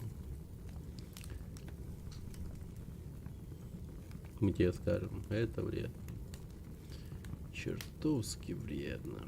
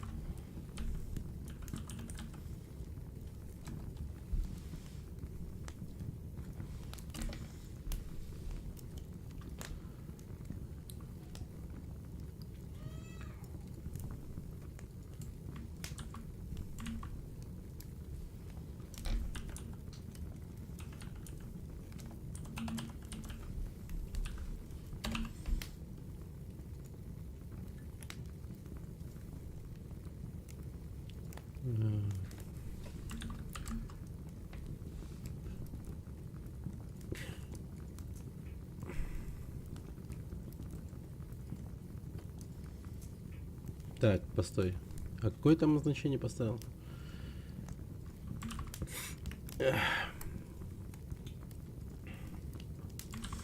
Я вот сегодня тоже много вредного скушал. Жена приготовила, ну, со вчера еще готовила тортик.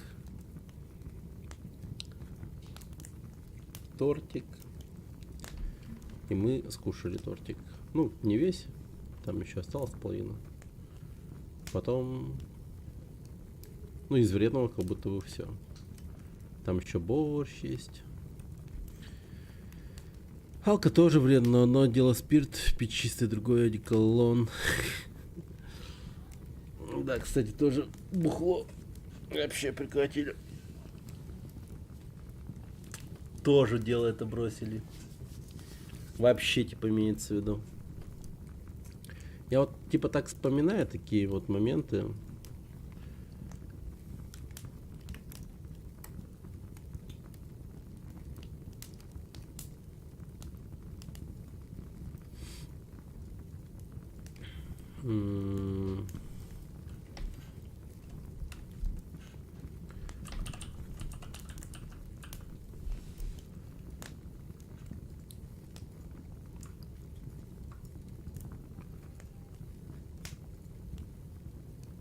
Сейчас, погодите.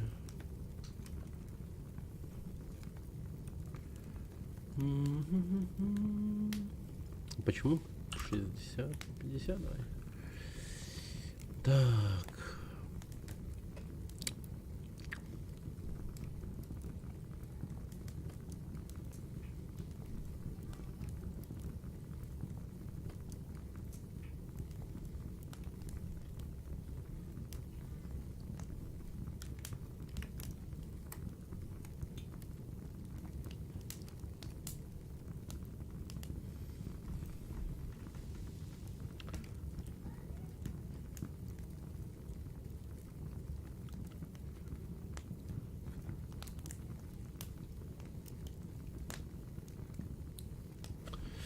Блин, а как бы так сделать, чтоб... Блин. Ты что тут делаешь? Чё за...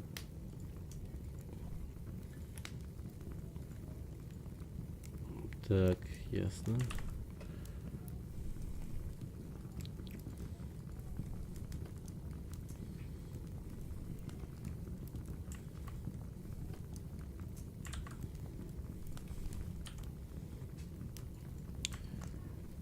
Проще как будто вот так сделать.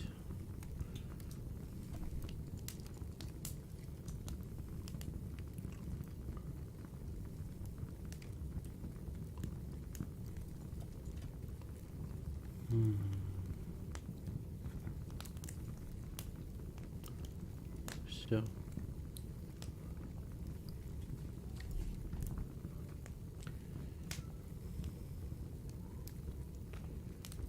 И как бы тут мне еще такую нормальную тему сделать?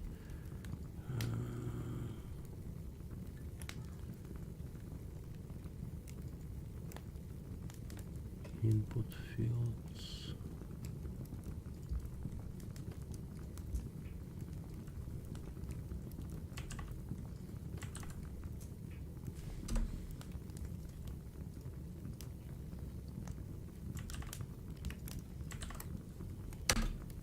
Во, так понятнее.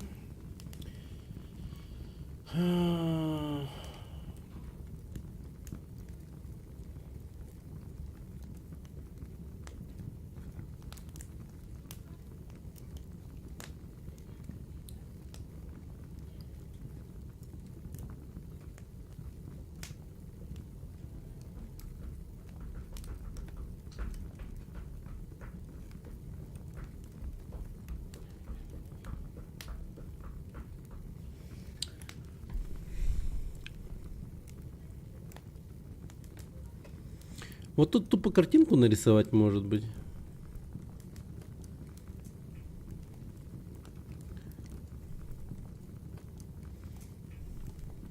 Ну, типа, сейчас покажу.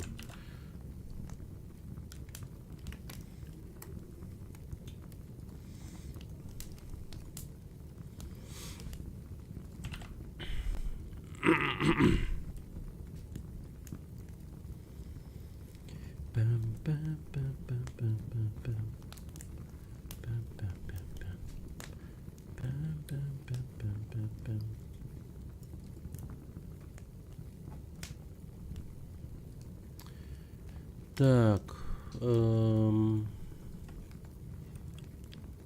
давай 1200 так. Так, во.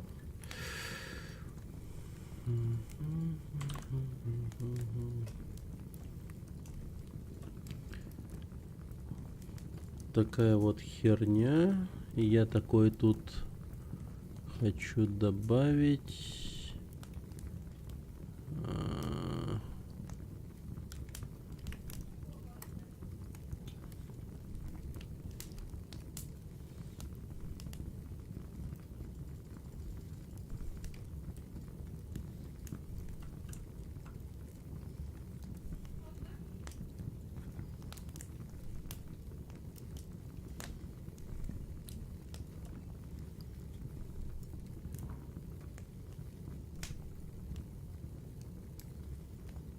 А тут есть какие-то вообще формы? Стандартная фигура.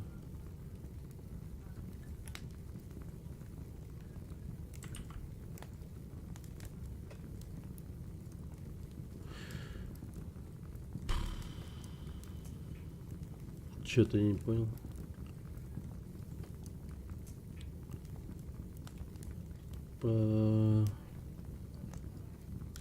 Многоугольник, звезда, спираль, стандартные фигуры. Вот же. Во.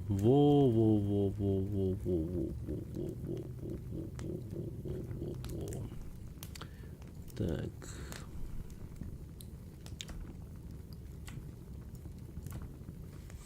Ну типа.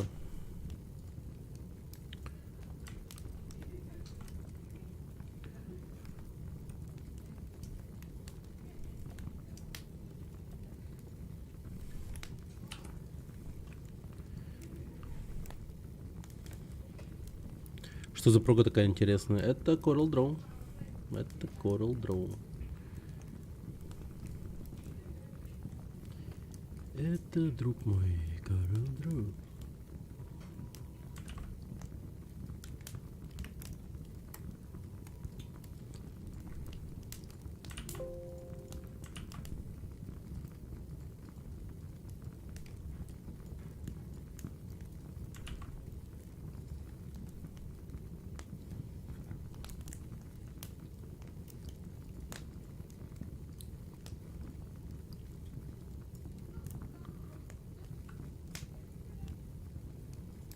Угу. Так, и я беру это. Падла. Так, я беру это. Вот. Делаю исключение. Убираю. далее вот эту тему. Оу. А? Уда. Укутар буланда. Утикод на хату кончу. Посмотрите.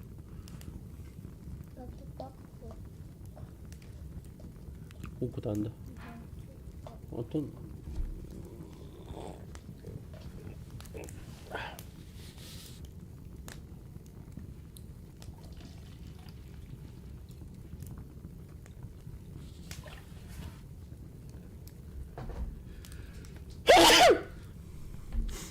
А, кстати.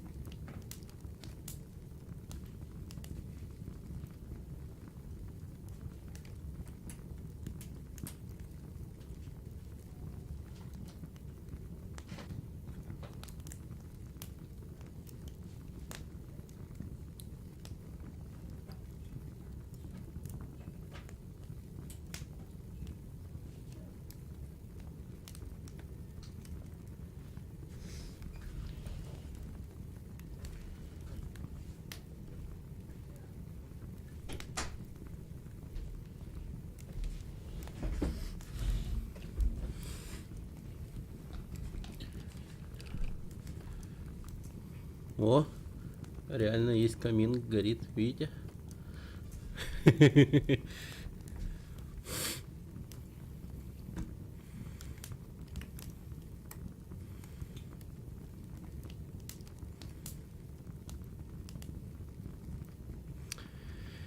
Да. Да.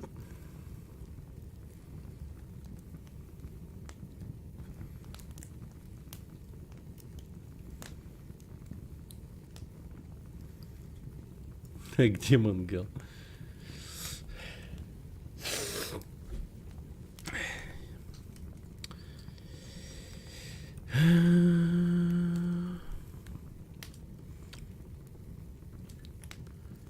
Так.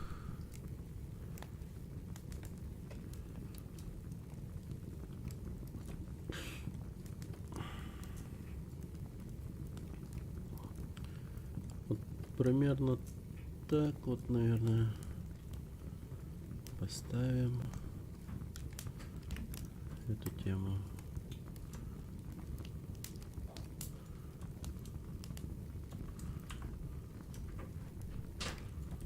Папа, о,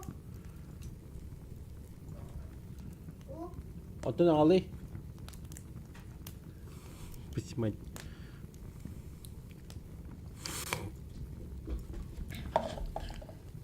Отын, қандай бардың?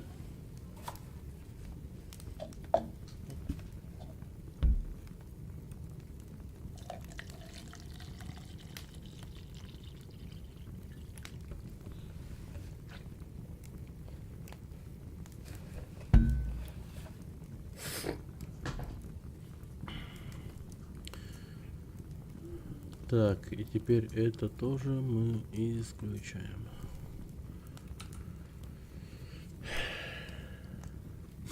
И сюда я хочу.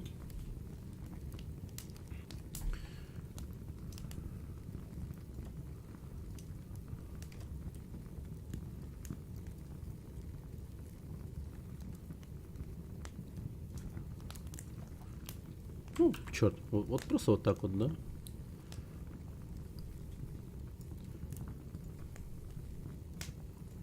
Unity, first script, assets.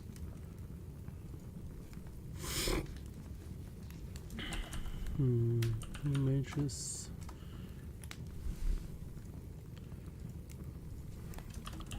Калькулятор.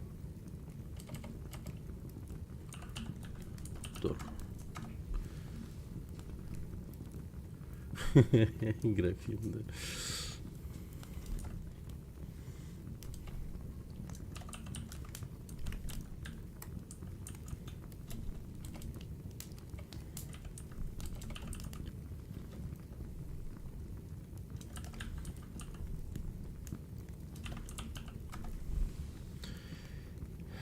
Так.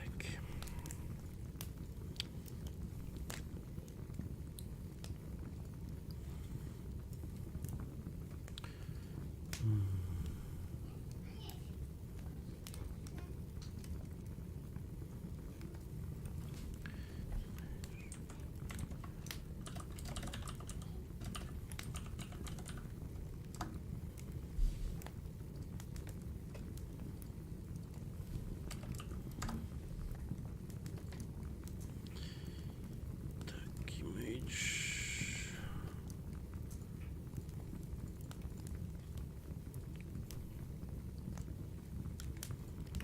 Угу.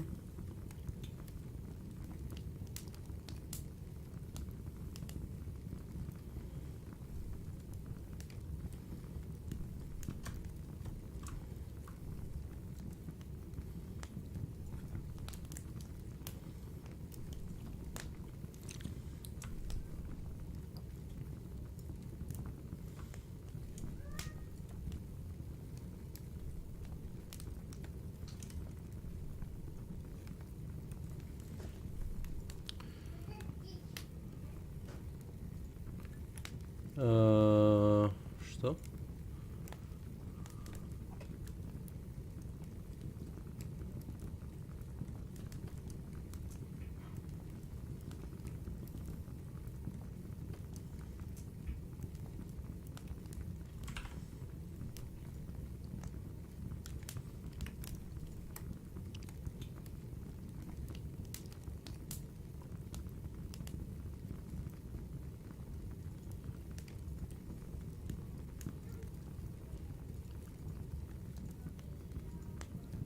Это просто... это просто контур. Я понял. Я подумал, это, ё-моё, с картинкой такая тема.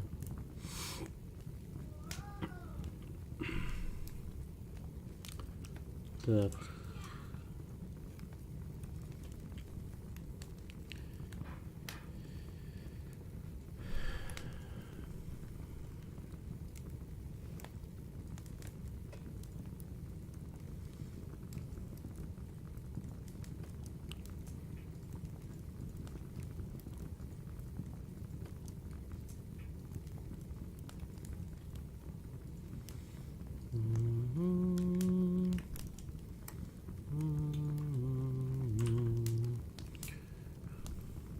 Давай. Так.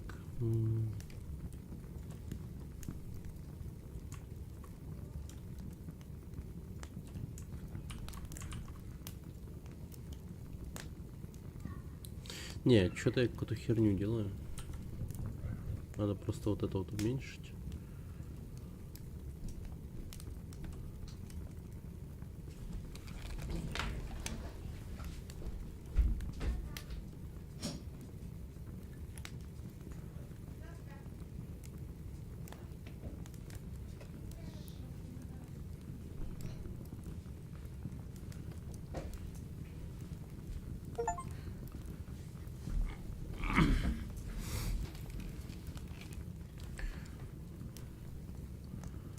И вот.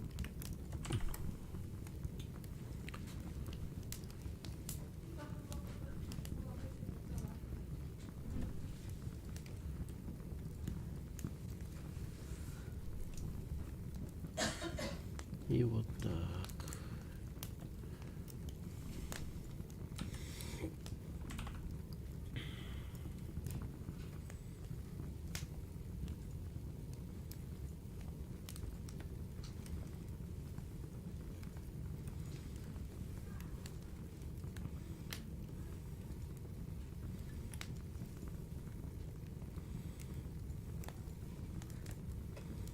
Ну, это вроде поменьше стало. И здесь давайте я добавлю...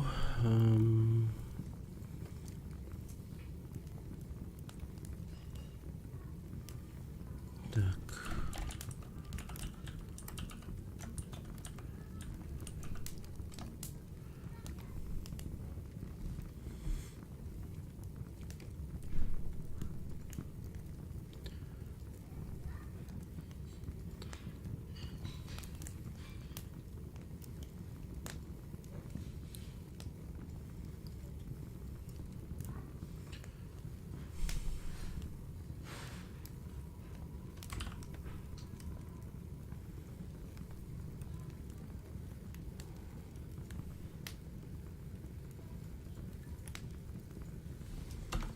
Типа плюс.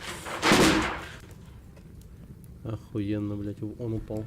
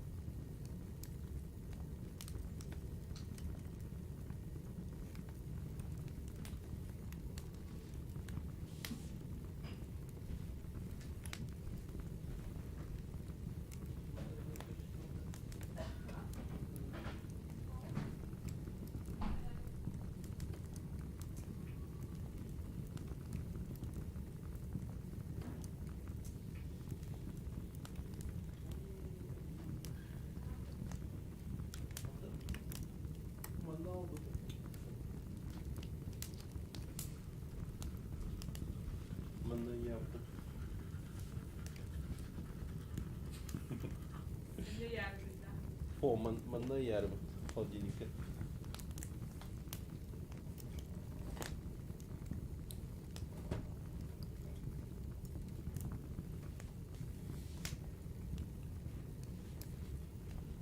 Бар, что ли?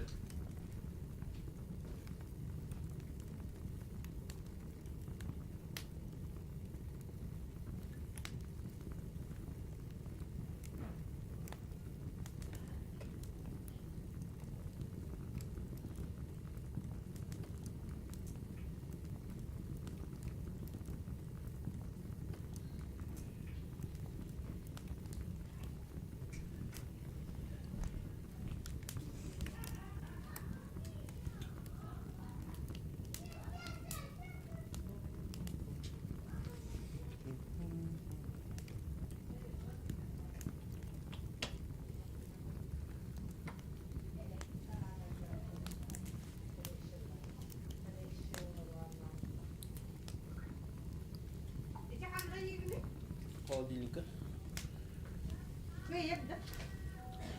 Ага.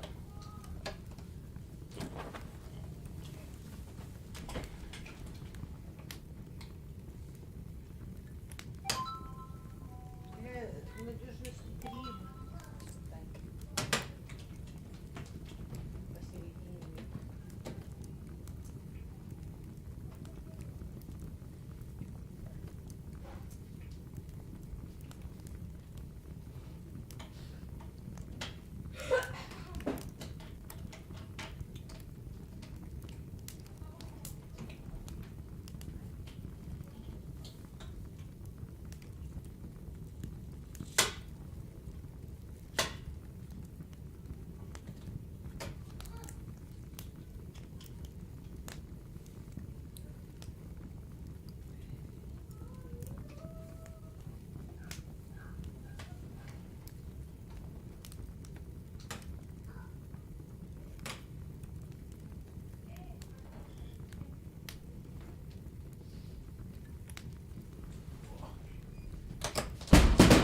Посередине.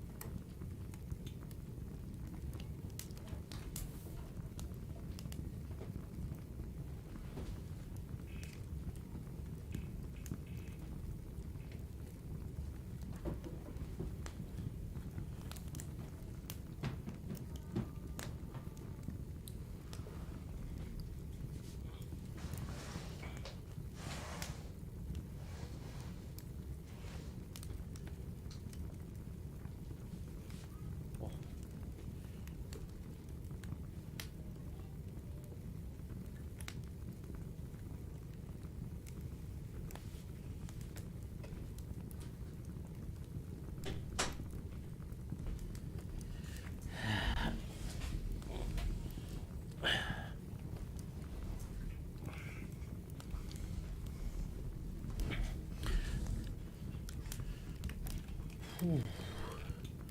Все.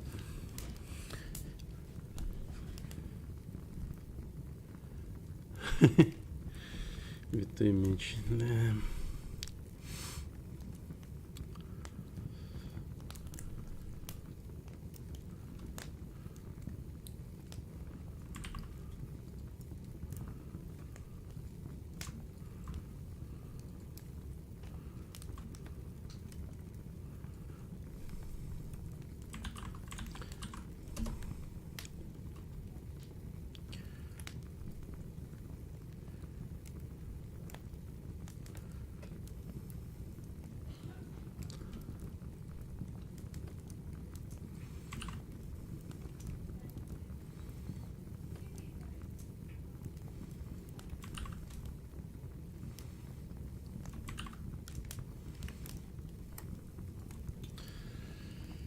И здесь вот вдруг как будто бы понадобится мне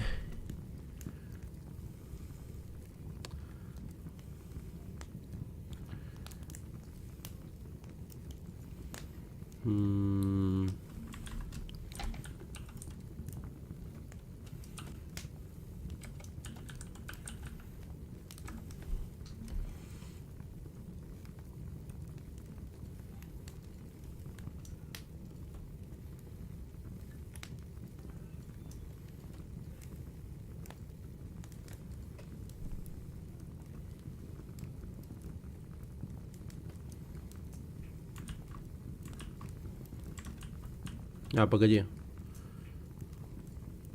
Похуй. Horizontal.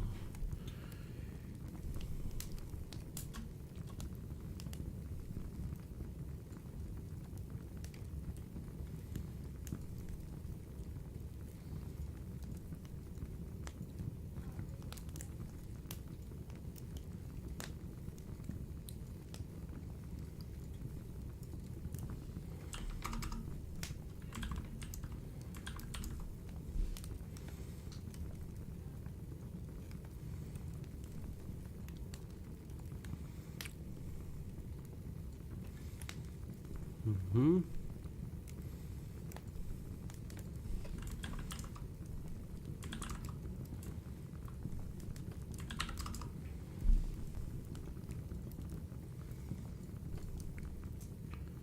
Nice.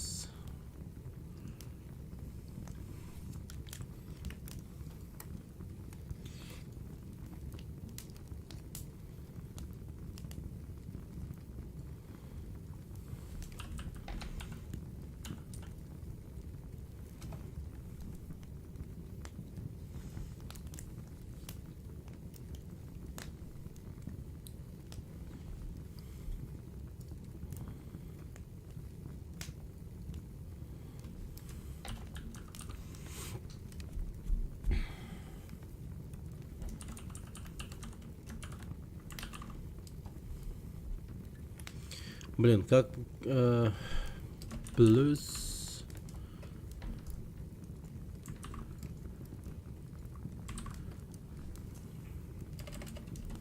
минус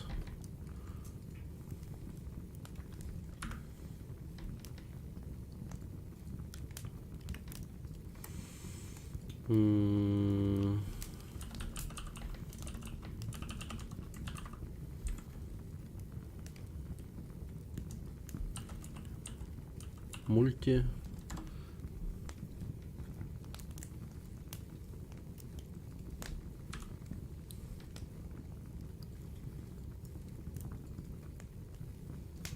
и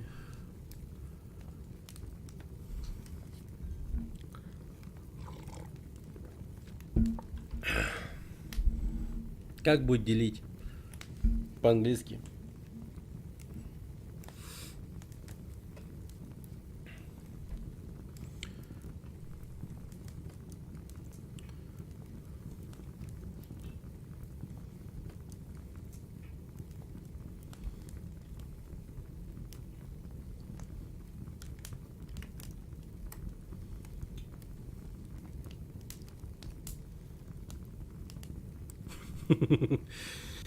Ладно, блять, че я ждал, вообще сидел. Так, так.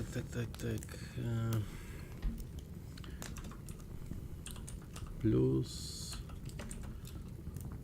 divide. Поделить. Divide. Share. Split. Или split, кстати. Энергос купил, чтобы перед сном попить. Да, это жестко. Мне как сплит больше нравится. Divide. А Divide как-то Candy Crush напоминает, не знаю почему. Candy Crush.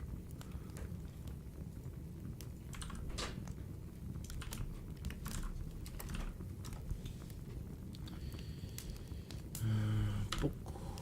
Во. Вообще красота.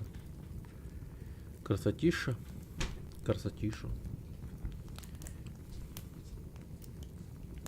Ну, красотиша. Вот это я называю красотиша. Так, а под результатом, наверное...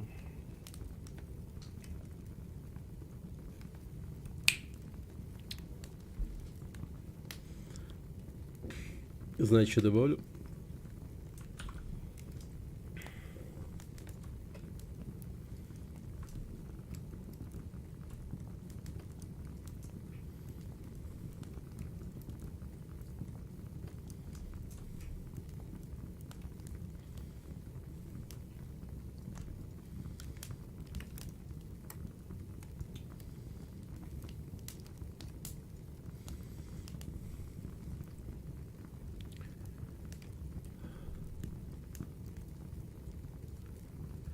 Так, result clear button. И тут напишем clear, ебать. Вообще пиздец. Вах, вах, вах, вах. Так, теперь это все, бля, надо заскриптить. Это надо теперь скриптить. Так.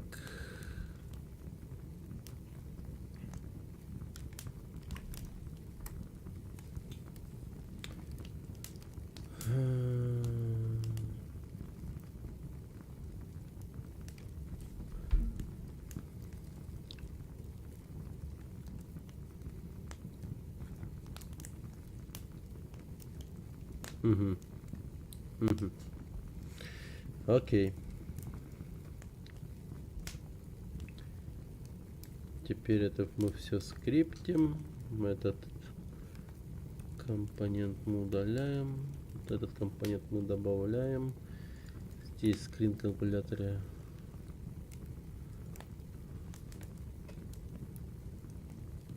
Подожди. Подожди-ка.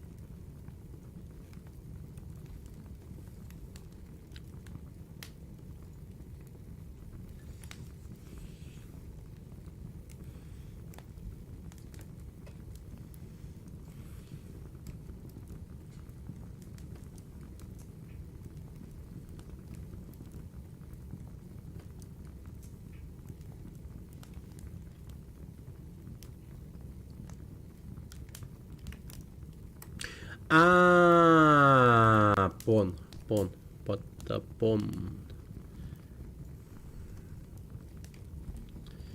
Ща.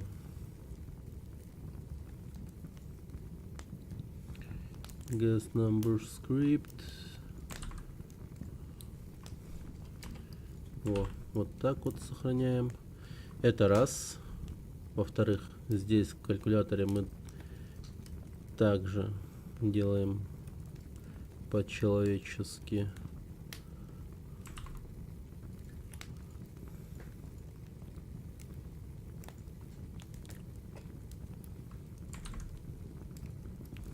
Вот так. И потом, где этот скрин-калькулятор? Ага. Так, ага, и все появилось. Все отлично. Все нормально. Теперь давайте делать хорошо.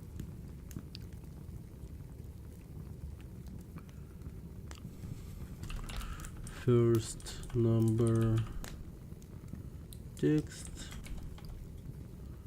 А, подожди, не. Вот они, temp input филды. Тут давай добавим result text. Что там еще у меня есть? Result text. А, что такое?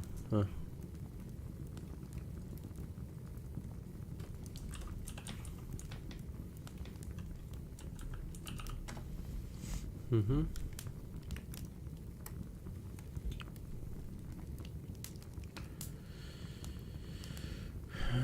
Так, result текст и...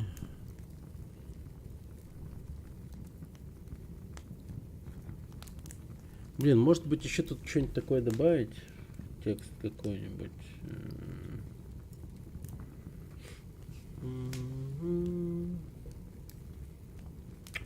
Напрашивается. Так, напрашивается.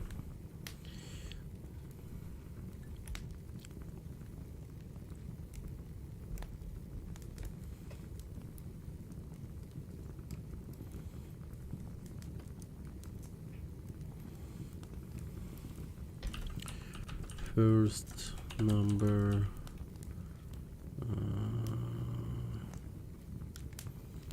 Как будет? Не будет каких-либо конфликтов, если так напишу? Ага, нормально. First number text. И тут пускай будет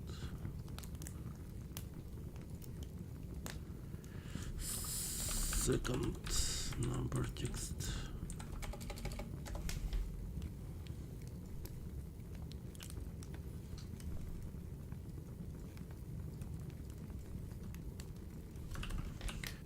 First number text.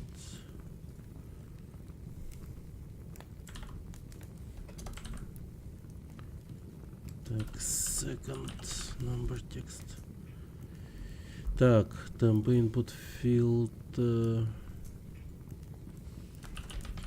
First number input field и second input field. Окей.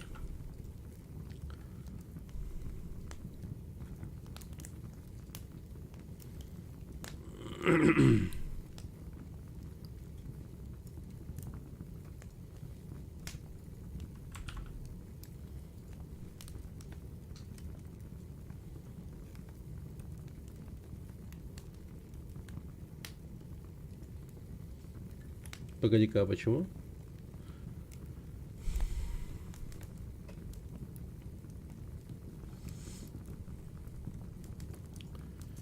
Так, пока мы все это, наверное, удалим.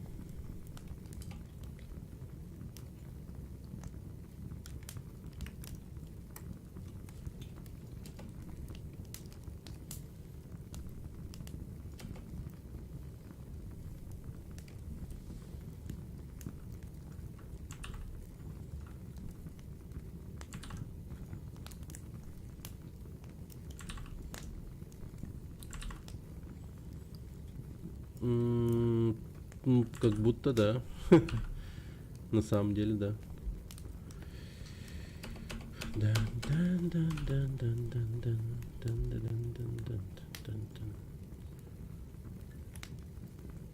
А, ты смотри, как, блин, прикольно. Прикольно. Visual Code с Unity работает очень хорошо в том плане, что она мне даже не дает, типа,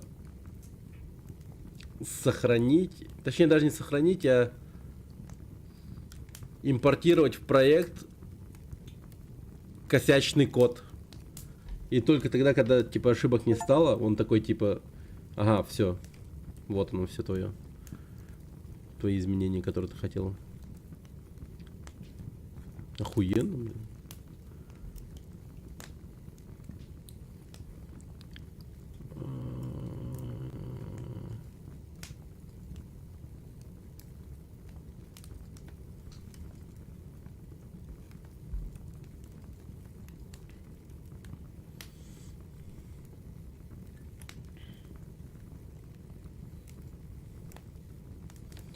Так, result text.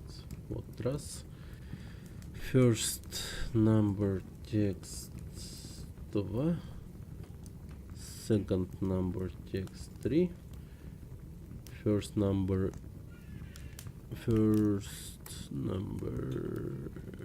input. Ага. И second. Ага. Yeah. Угу.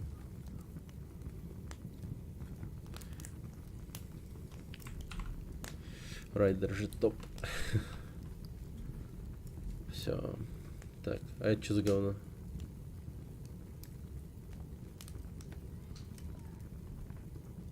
А. Что-то я немного...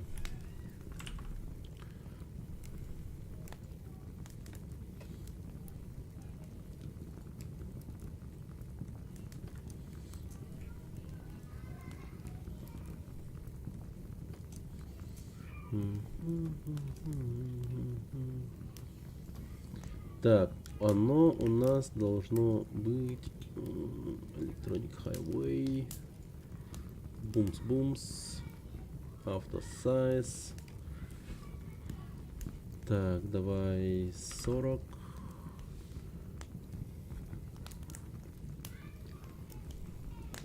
Не, даже не 40, давай 30.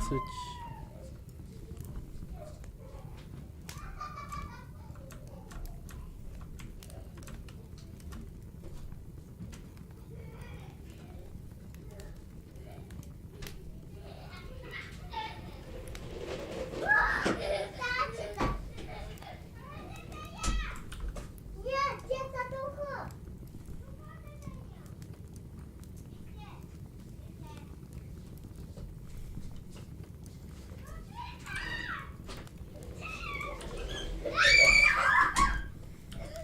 Это, братик, это хордаман эркеллери. Котенки.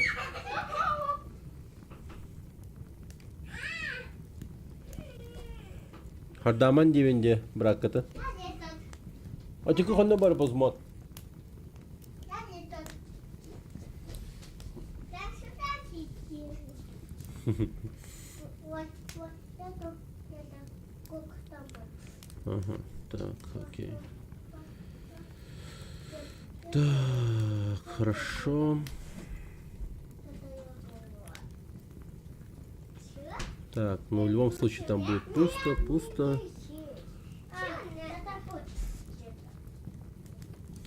Так, текст результата.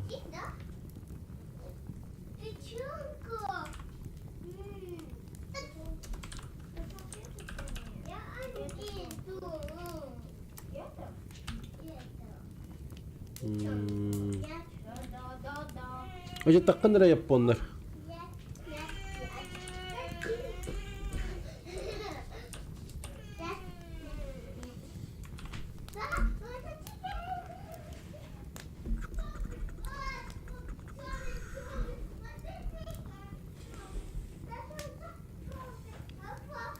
Посмотри.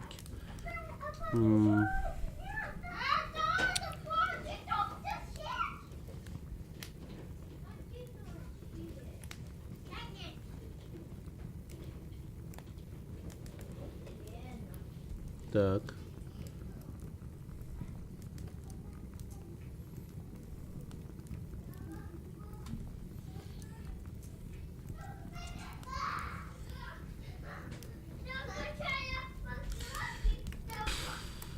Сукин сын.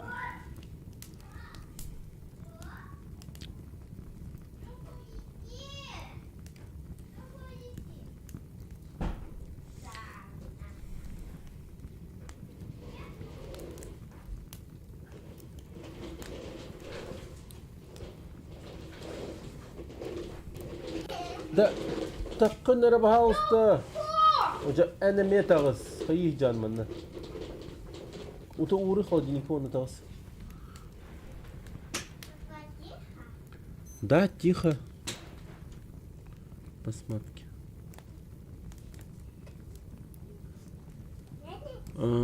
Откройте скрипт, кликнув по нему 2 раза. Так. Ага, понятно. Public class simple calculator. Add numbers. Публикует.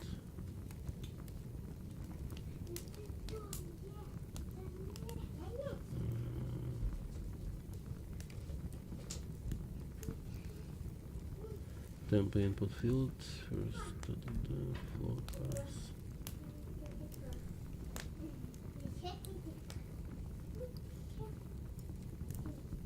А, вот это и происходит, вот это вот.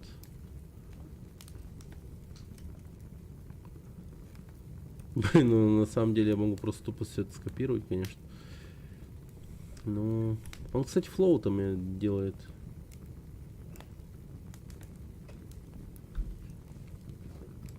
А почему с нижней черточкой он добавляет?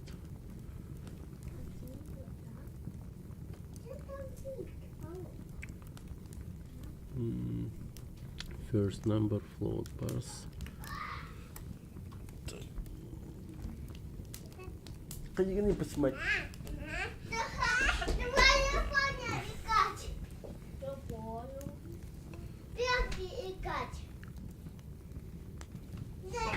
Тарылхан серий да антон хайыр болханы. Урбап болханы.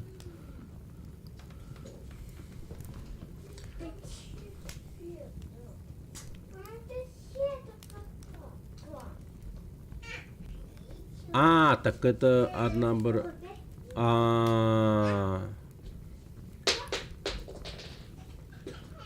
Понял. Сложение, короче, типа так работает. Понял. Тебя понял.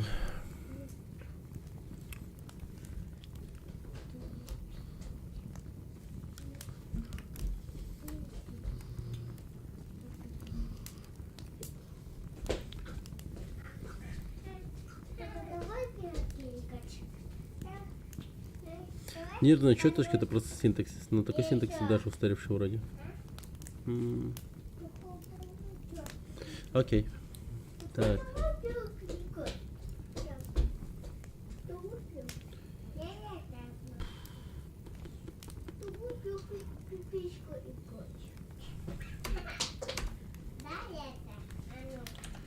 Япондар таккан әрі. Мен папа етіне проларғын тайттала бейбіші.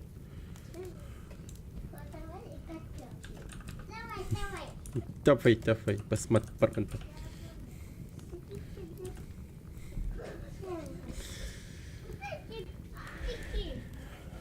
Посмотка.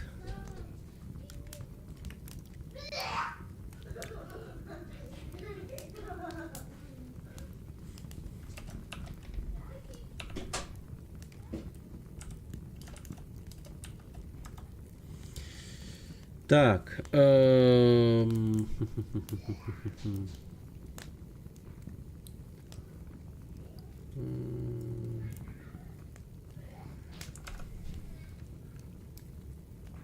Он объявляет...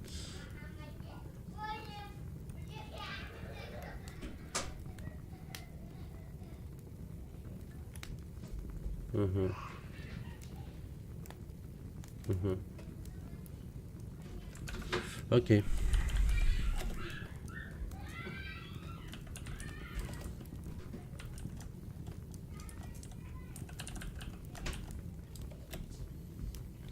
Float first number.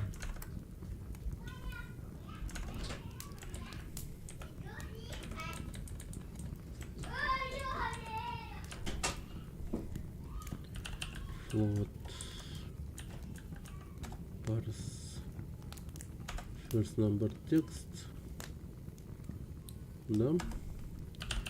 Float second number. Погоди, а чё он мне так странно это вот? Как будто бы... или это нормально? Как приятно. Посмотрел недавний обзор полета на Overlord от Stop Game. И это что-то с чем-то. Обзор полета. Ругать игру за то, что сюжет не объясняется, хотя он всю игру объясняется. Ругать игру за кребизну, хотя они сами виноваты, что они сами другого складного ума. Игражур, блядь. Да, Stop Game.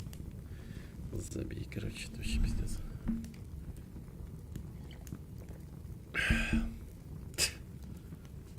Чё они вообще... Я не понял. Оверлорд трогать начали. Кончено, что ли? Что дальше? Может, они кривой хуйней назовут готику? Хотя это кривая хуйня.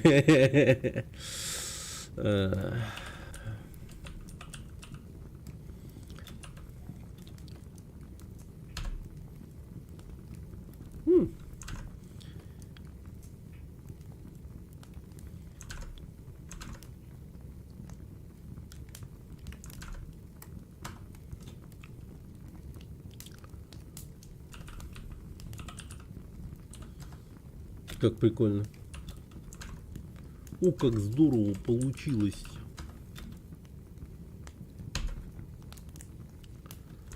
А почему?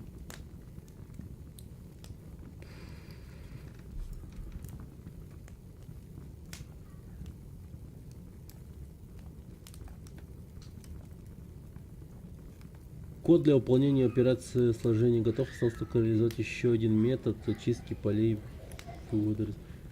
А вот это вот что за хуйня? Что за доллар, блядь? Не, ну вы гляньте на этот материал, да, он просто, типа, мне, ну, скидывает всю эту хуйню, и типа, все, короче, заебись, чувак. Я не понял. Я что-то не понял.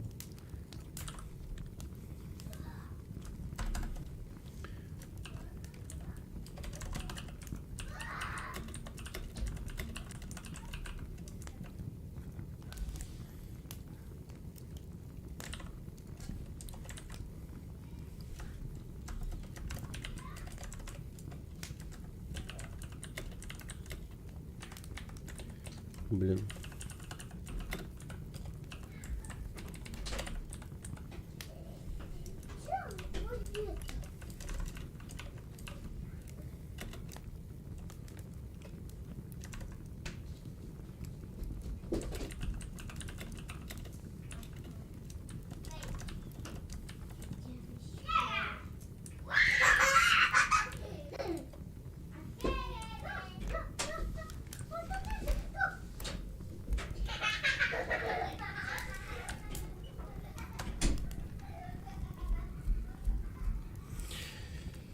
Че его там в комментариях?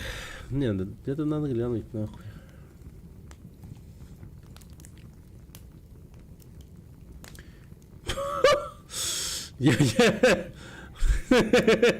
Эти видосы, блядь, эти рекомендации иногда просто. Охуеть, чё вообще. Зло. 163 просмотра.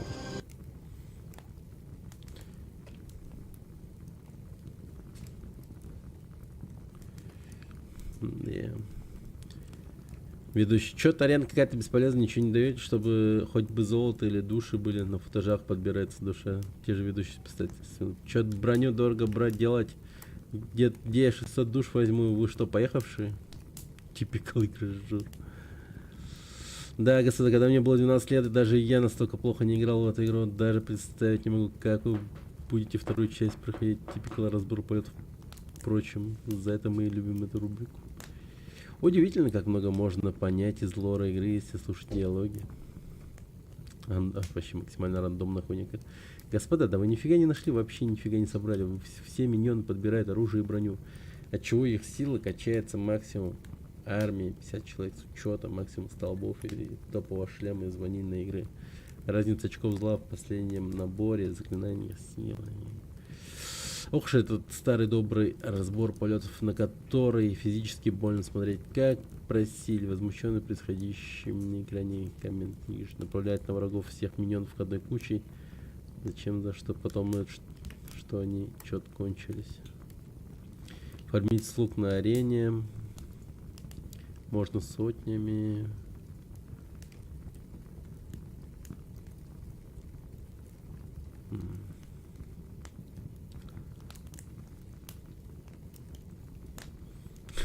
Да.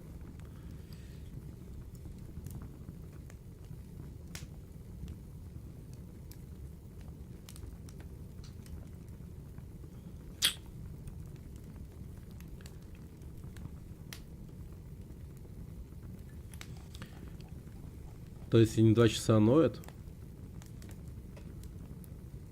и не понимают. Но концовку показывают. Говорят, что арена бесполезна, и на футажах показано, как там души и деньги выпадают с врагов. Зачем себя так закапывать, вообще не понимаю. I don't understand. Игражур момент этот. Так, В строке результат используется синтаксис интерполяции строк в C#. Давайте разберем, что такое интерполяция строк, как она работает, зачем в этом примере используется. Что такое интерполяция строк? Интерполяция строк — это способ формирования строк, когда вы можете включать значения переменных и выражений непосредственно в текст. Это делает код более читаемым и уменьшает вероятность ошибок, связанных с конкатенацией строк. По конец у них ни одного миньона не осталось. 0, блядь. Пиздец. Тебе-то на это было очень больно смотреть, скорее всего. Ты что, прям до конца посмотрел, не перематывая? Там типа сидел такой, кушал и плевался едой на экран. Типа как этот мужик из Таганрога, который типа ругал, ну, разговаривал с телевизором. Вы чё, сука? Ебанат, блядь. Енот просто типа Оверлорд прошел на платину, первую и вторую часть. Так что для него это больно, я уверен в этом. Так, символ доллара. Символ доллар перед строкой указывает, что эта строка содержит интерполяцию. Это сигнализирует компилятору, что вы собираете встраивать значения переменных или выражений внутрь строки. Фигурные скобки, внутри фигурных скобок помещается выражение или переменное, значение которого вы хотите встроить в строку. В этом случае используется переменный result, который содержит результаты вычисления. Интерполяция строк — это типа когда знак, значение value, что ли? Ну типа.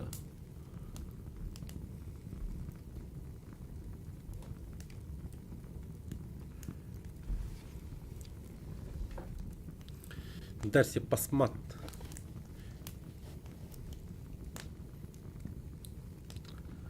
Когда они жену Готку назвали Стропонидзе.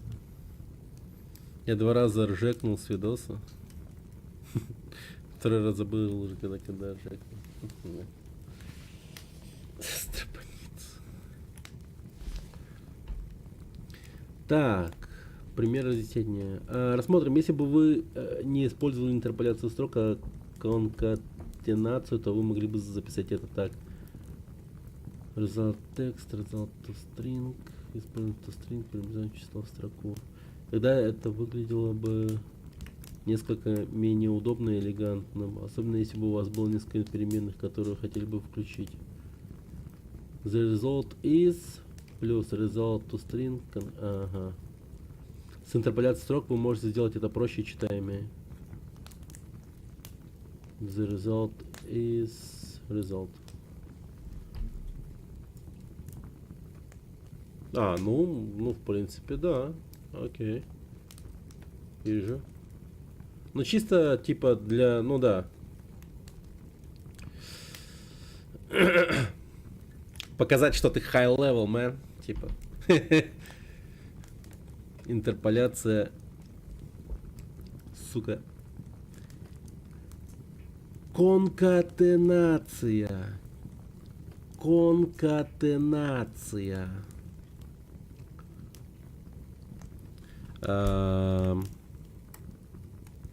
Ты можешь в каждом слове ставить ударение, чтобы я правильно словал, чтобы я правильно читал слова. Ты можешь вот впредь в каждом слове ставить ударение, чтобы я правильно читал слова.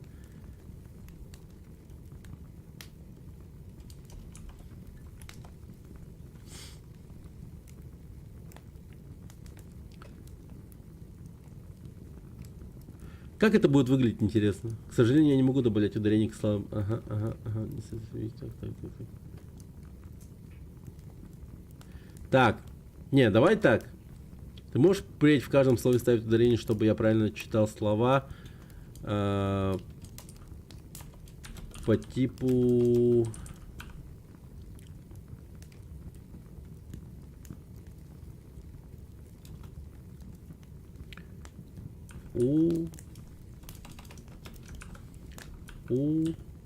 Ударение. Блять, ебаный в рот. Ударение. Пиздец.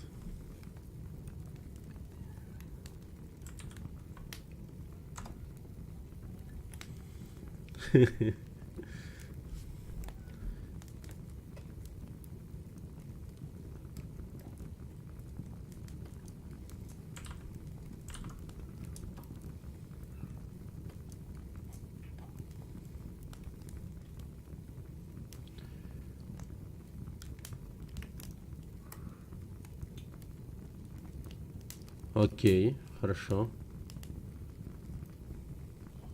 Окей. Дальше он теперь будет ставить ударение, как будто бы.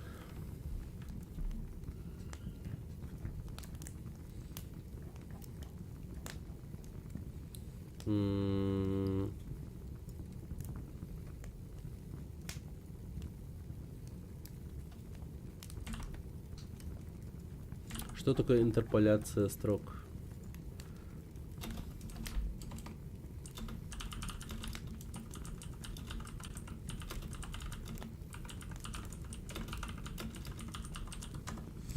Насколько шакально это будет выглядеть? Сейчас посмотрим.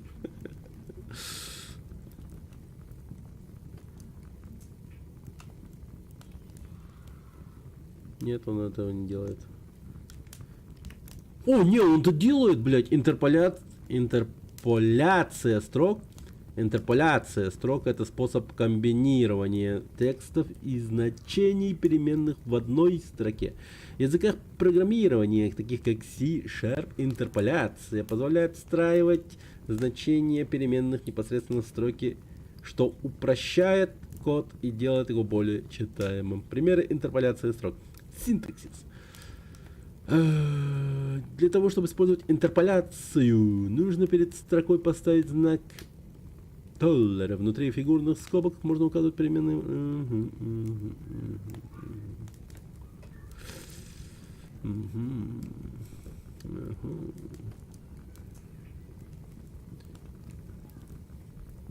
Окей. Вот так вот. Все-таки, блин, он ставит ударение. Прикольно. Основное преимущество. Так, пример разъяснения. Разбор синтаксиса. Ладненько. С этим мы разобрались. Так. Тогда здесь мы пишем float result first. Ага, во. Просто результат.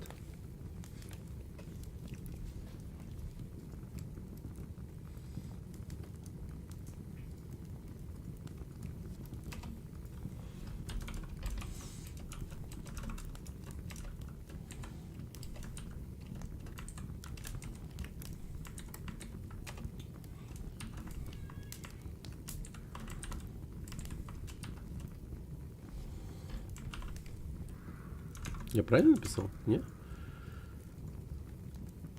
А, фак.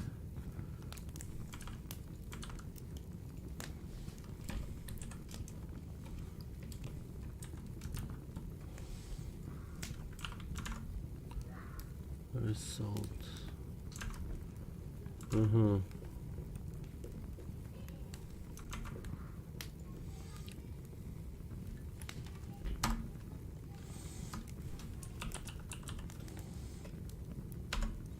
Public void remove number.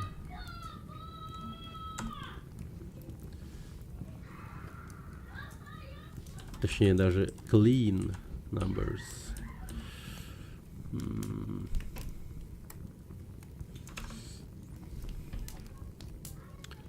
Ага.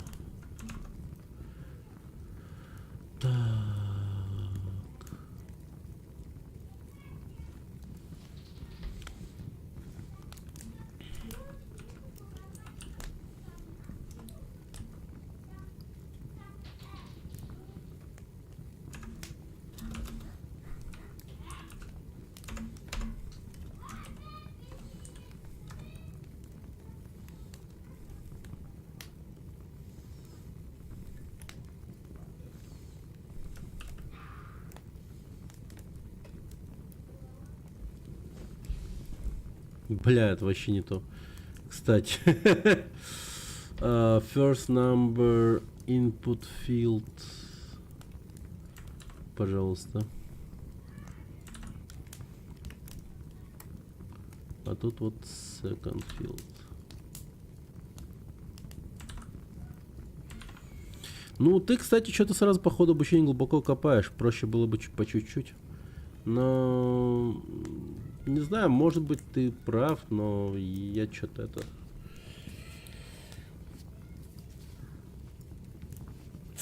Как-то хочется сразу хотя бы разок прочитать. Чисто, может быть.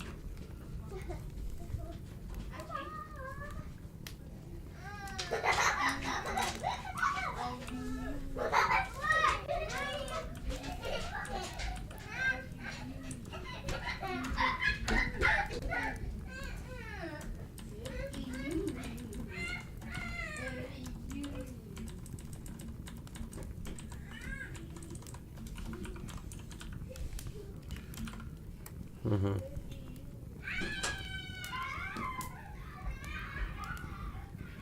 Ну, типа да. Это так. Это так. Все, сделано. Теперь таким же образом я такой хуячиваю. Оп. И называю, например, не от минус number. А тут я дважды напишу плюс number. Плюс number, минус number.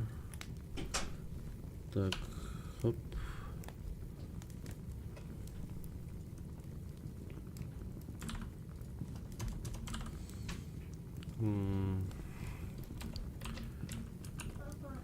Тупо шмат. Нет. Меканту. У баньки не бытте. Меканту ту баньки не. У байгыта нет. Нет, не надо никакой день. Это что такое? В смысле папа? У баньки на бытте. У орбаттере. Это полан. Эти бас уже криминал. Нельзя так.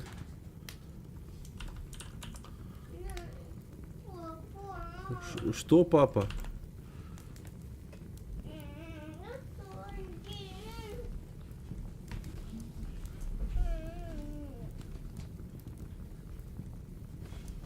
Что там один?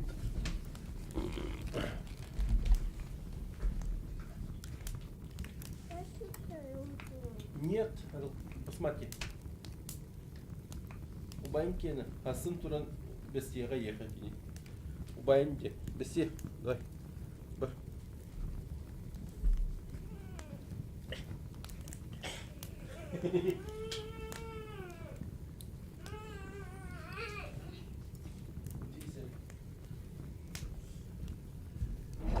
Давай послать лететь.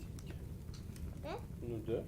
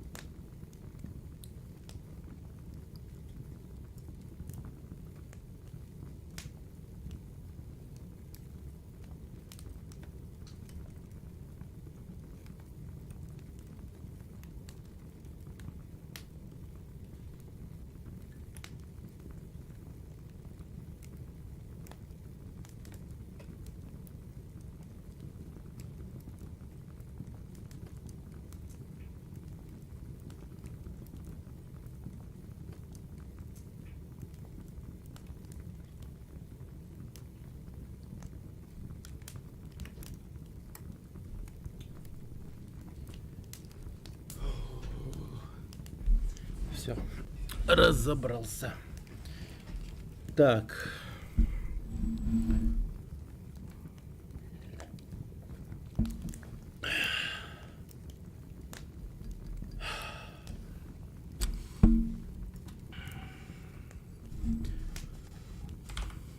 Ну, вроде все тип-топ.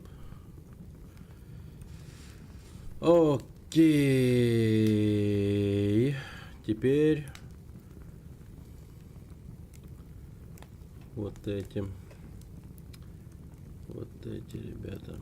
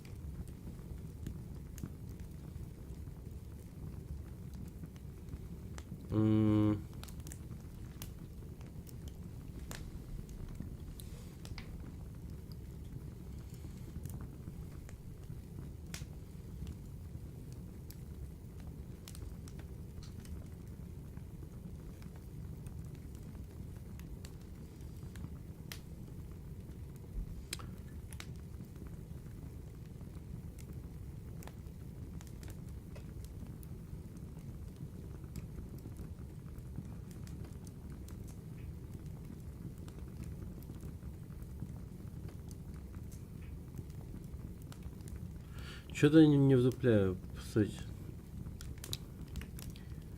Погодите, а как это вот здесь работает?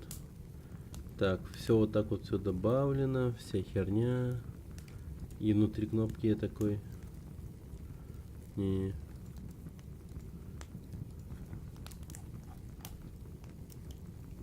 Input field, number button.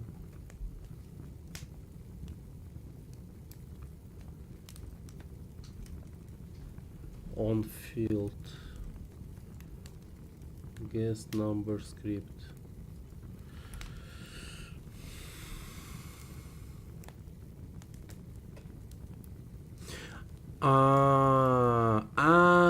Все.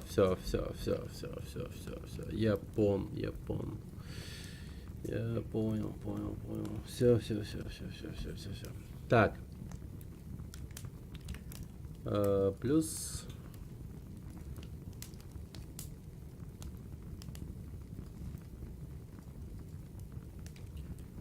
Так, минус.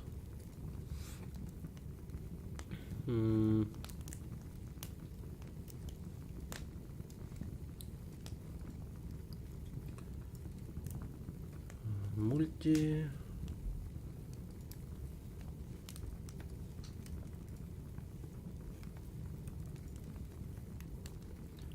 И сплит. Так, вот это у нас clean.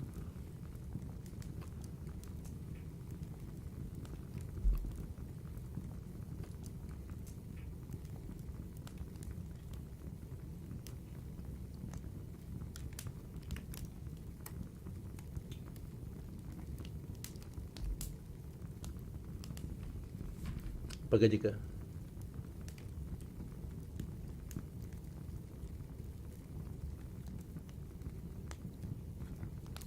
А вот эта кнопка лишняя получается.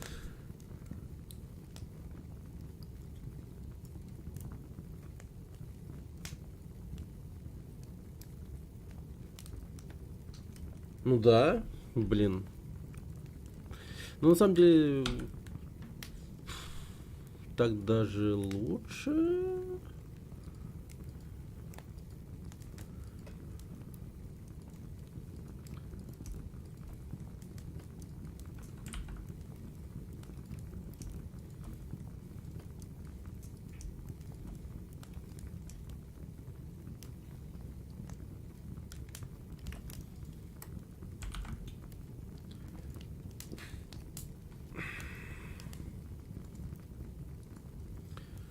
Так, ну скажем, 1 плюс 1. А, криво, бля. Криво. Криво. Подожди. Вот этого я что-то это...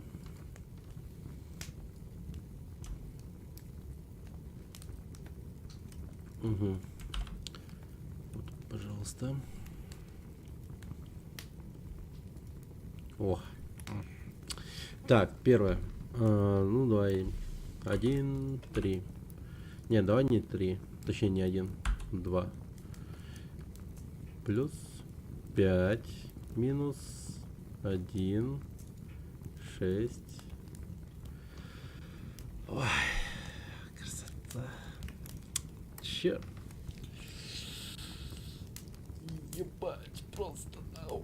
Ебать. Хорошо, нахуй. Хорошо. Так. С этим говном мы разобрались. Теперь comparison. Ну, кстати, comparison и калькулятор, они будут одинаковые относительно, поэтому я давайте просто... Ну, реально просто скопирую.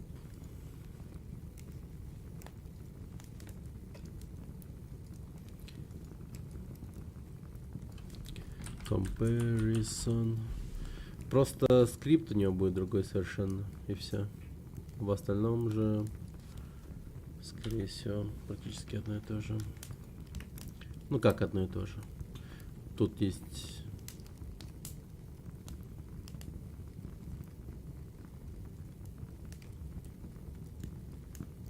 Вот это вот все. Ну-ка. Что там по практическому занятию? Как там было? Сравнение двух чисел. Вот это что за говно?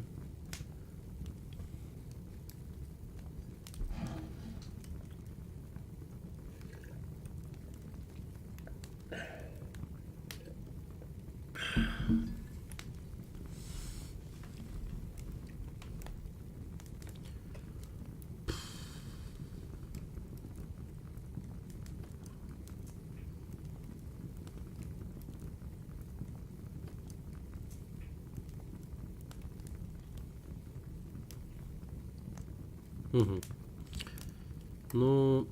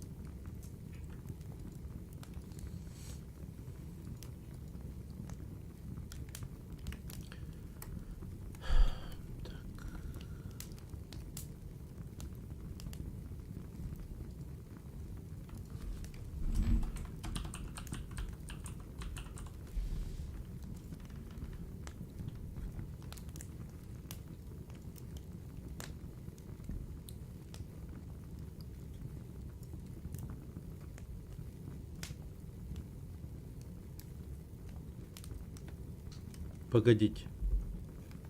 Я вдруг осознал, что у меня тут много лишнего.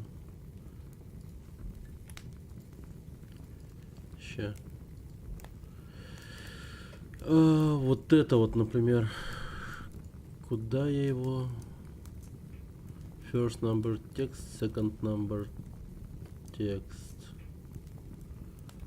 У меня проверок как таковых нет, поэтому...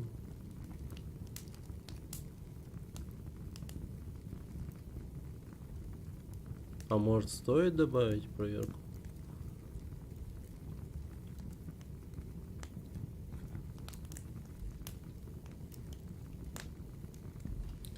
Погодите. Ну-ка, еще раз.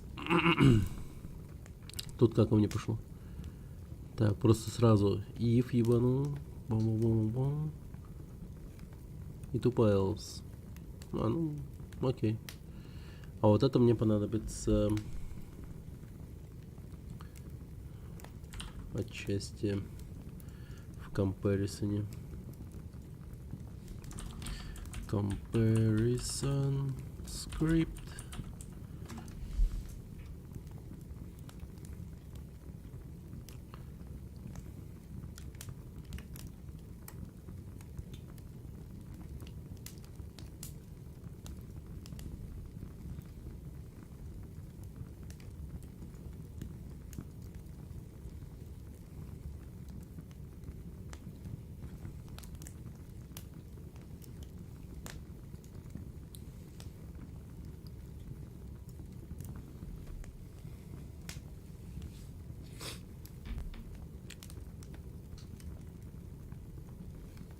В смысле, я его выключал или что это за говно?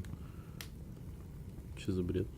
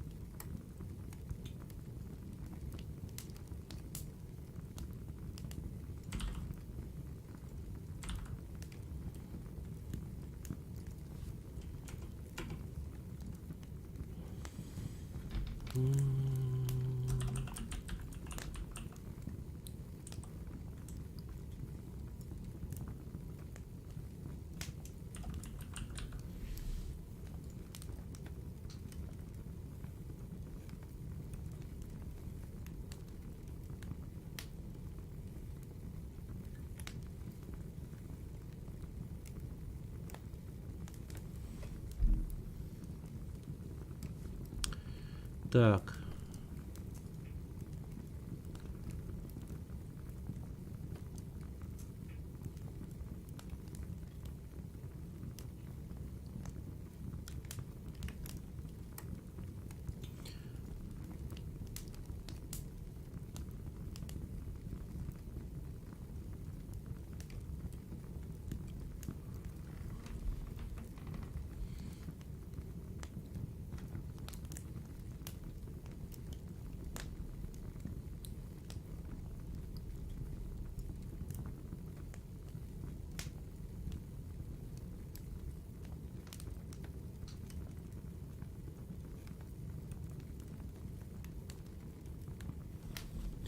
If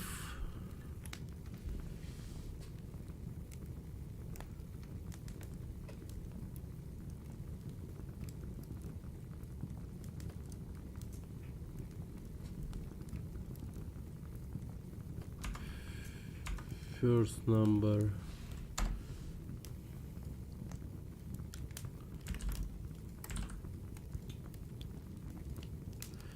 так, погоди, if first number равняется float,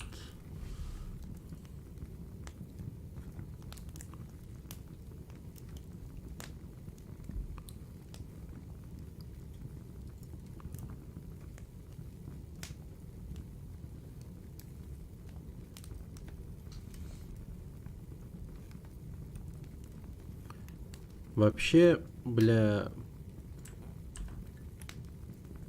типа раз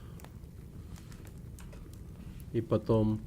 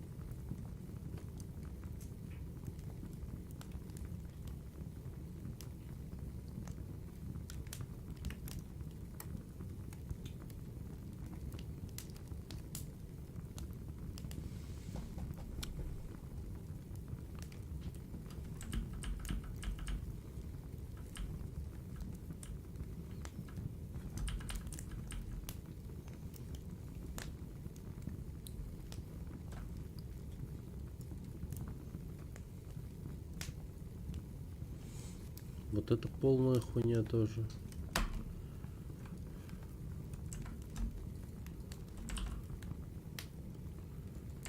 И вот так вот это можно сделать.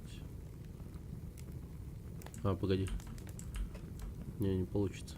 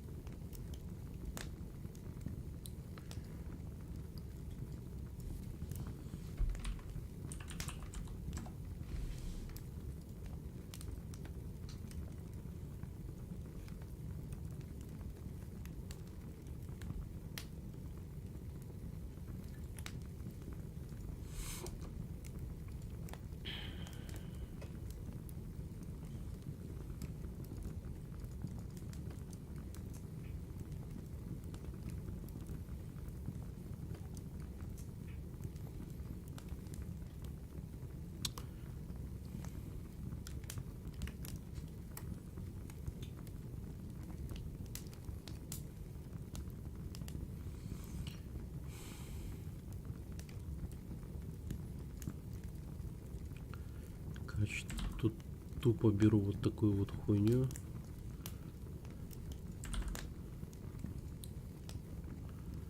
И все, ёпт. Так, и дальше... Так.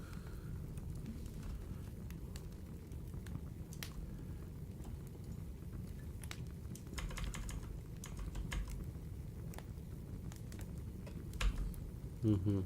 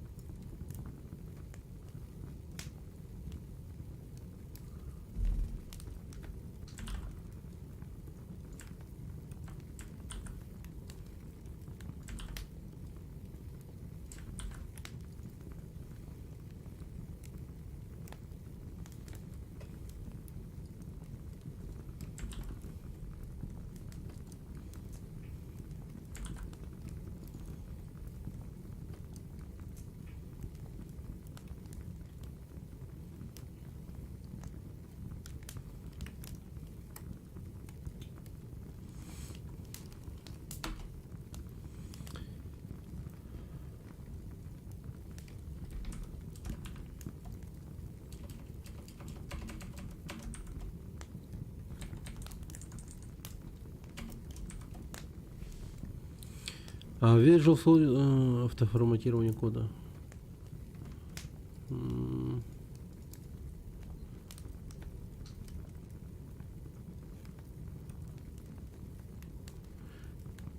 Result не существует в данном контексте. Недопустимый стринг выражения.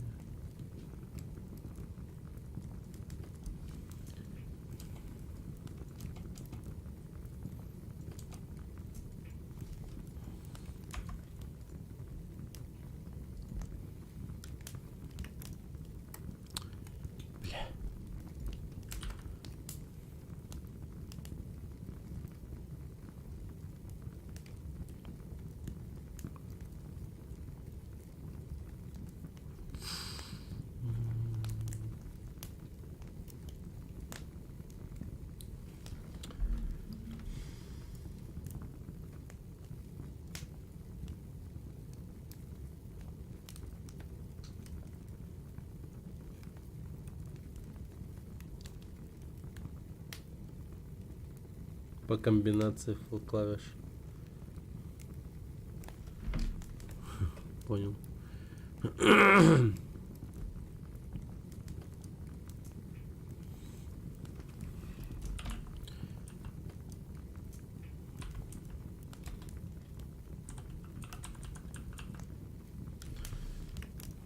Так.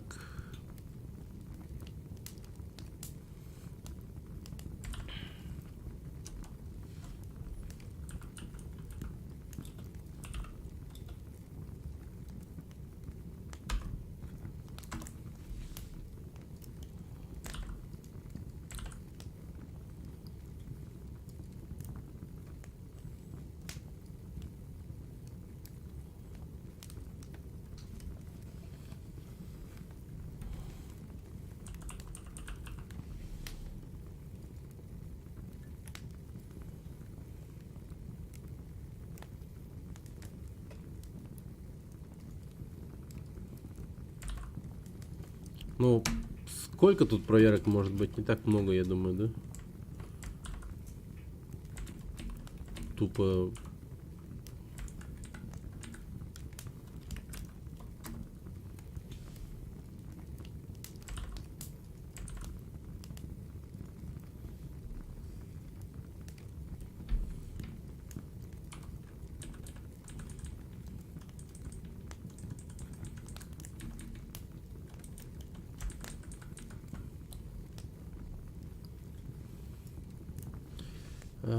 как там было?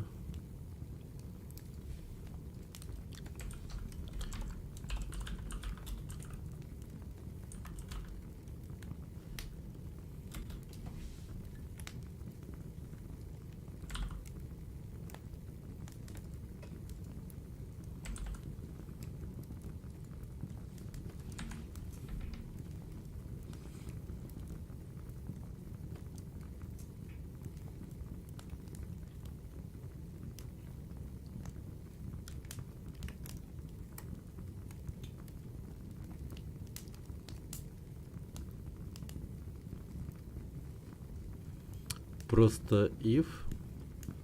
Последнюю проверку можно не делать.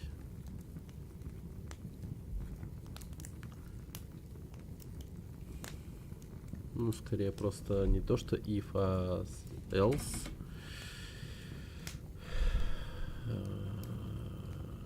И вот так.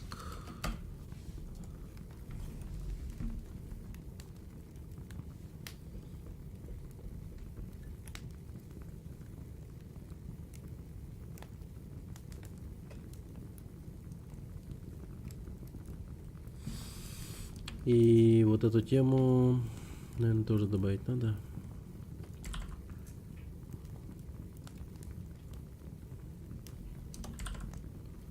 О. Окей. Окей. Так.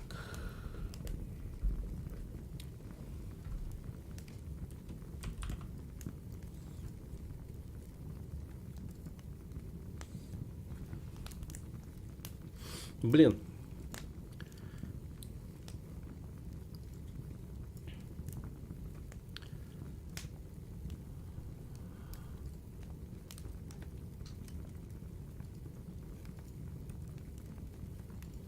Какого? Почему? Ну, закройся, ёпта. Так.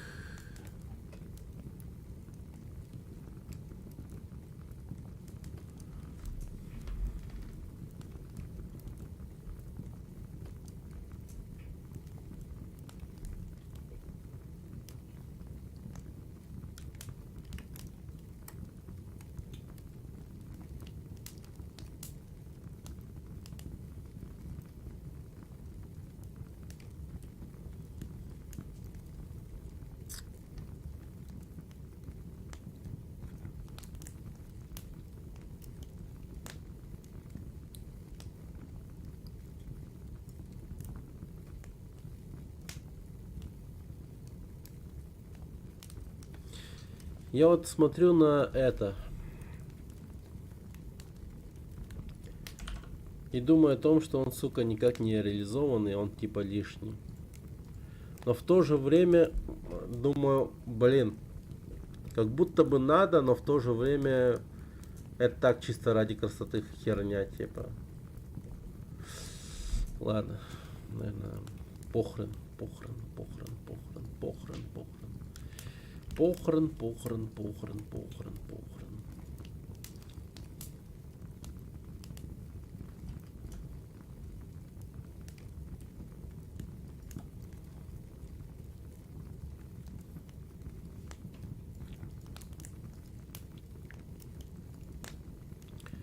Так, clean numbers.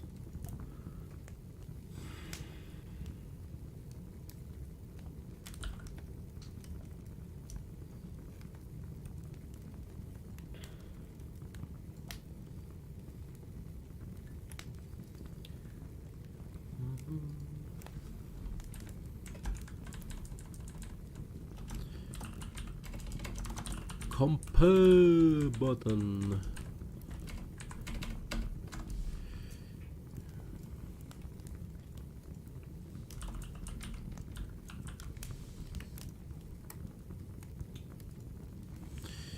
What about the sound of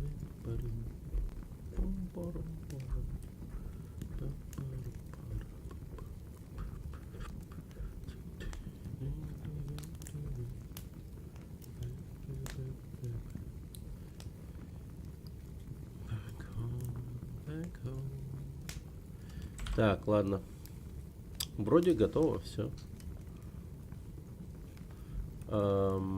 Так. Не готово слегка. Или готово? Готово. Окей.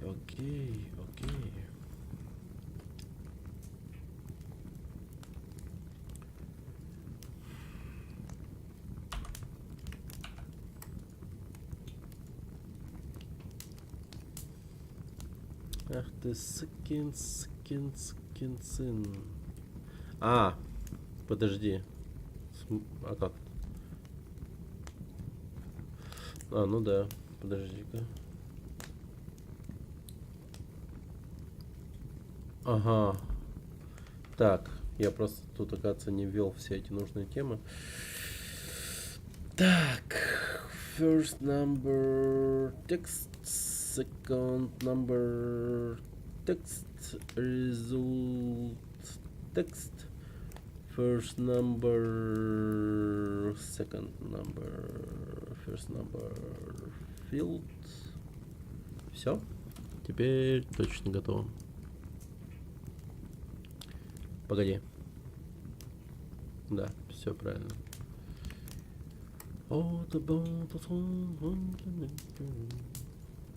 Так, 5. First number.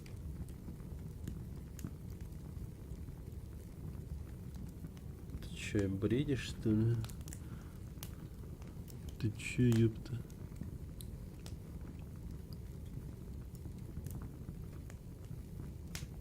А, наоборот.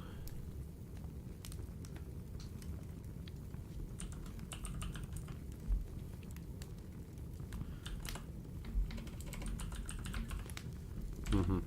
Ну ёпта, да. И глядите-ка сюда. Кто тут у нас молодец? Кто?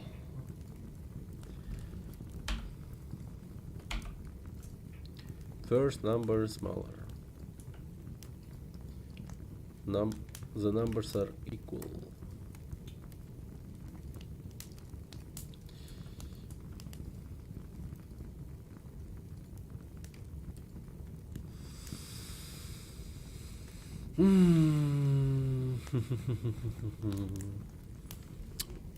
Охуительно. Просто охуительно. Я даже еще, знаешь, что сделаю? Я еще сделаю вот что.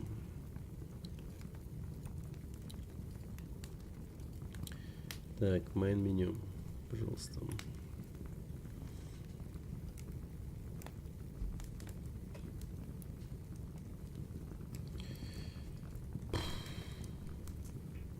Так.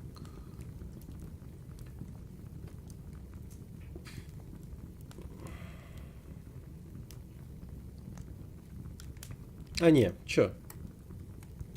Да, блин. Ну, в натуре. Просто добавлю сюда так вот.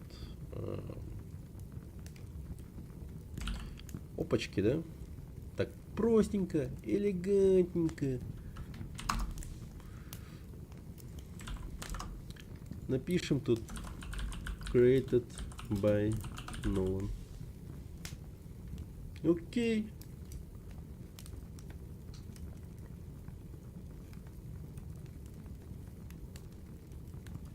Окей. Окей, ёпта.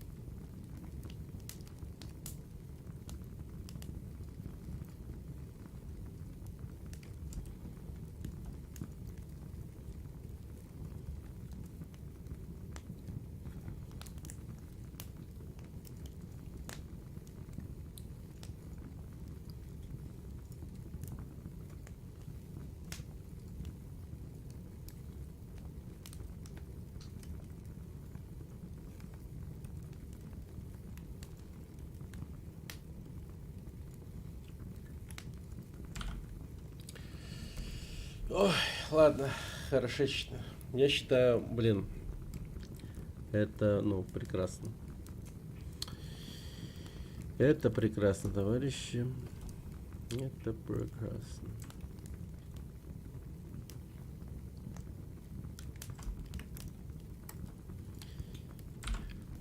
Так, что там у нас?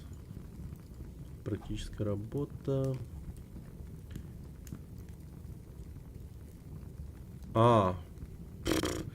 Ну окей.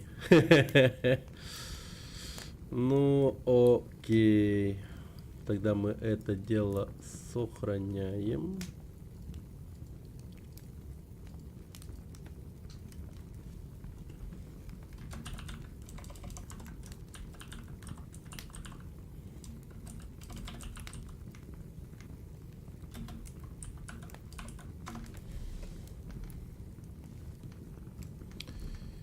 Так, потом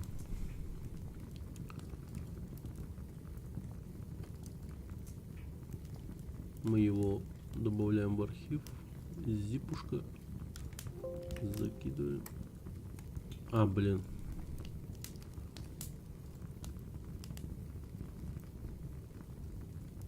Я нормально архивировал?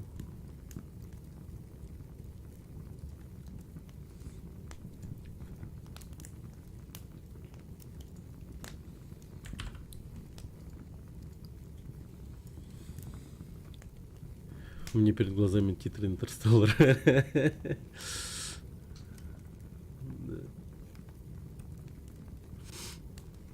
Окей. Ну что ж, это было великолепно. Ну, блин, мы не успели поиграть в Fallout на самом деле. Но есть время посмотреть видосики, я думаю. Какие-нибудь. Чисто расслабиться, отдохнуть.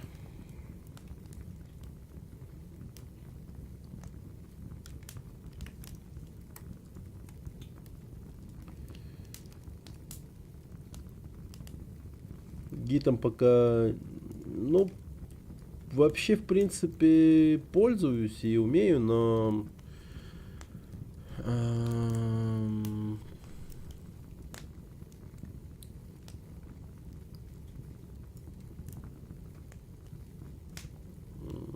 Но чисто вот в рамках этой учебы как-то не это. Пока не особо. Пока ни разу не использовал. Так. Циклы и массивы дальше пойдут какие-то. О, это прикольная тема, скорее всего. Так, потом работа со временем. Потом, блин, чуть-чуть осталось для того, чтобы создать игру Save the Village какой-то. Прикол. Не, ребят, мы ебать прокачаемся, сука. Я такую игру сделаю, потом вообще охуеете, реально. Сейчас вот эти все азы под этого. Будем еще сюда заглядывать потихоньку. Я даже уверен в том, что до конца этого вообще в курсе, в принципе, мы какую-то игру вообще конкретно сделаем. 100%. Короче, вот это, потом мы сюда ебанемся, потом... Ну, короче, пока весь курс мы не закончим, я уверен, что у нас вообще, будет такой опыт, что вообще охуеть можно будет. Мне главное все время практиковать. И все. И нормально. Это будет вообще великолепно.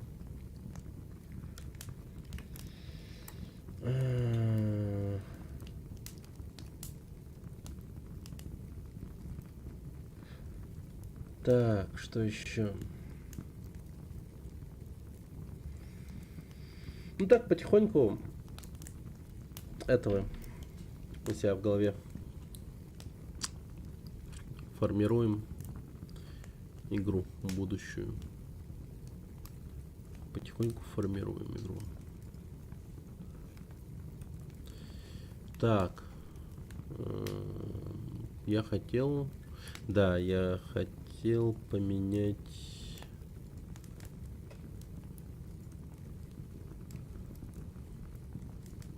категорию.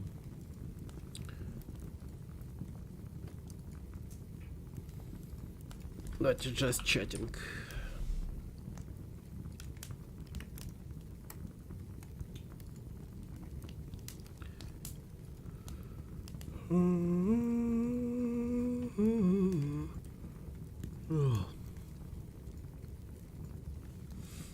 Так, YouTube.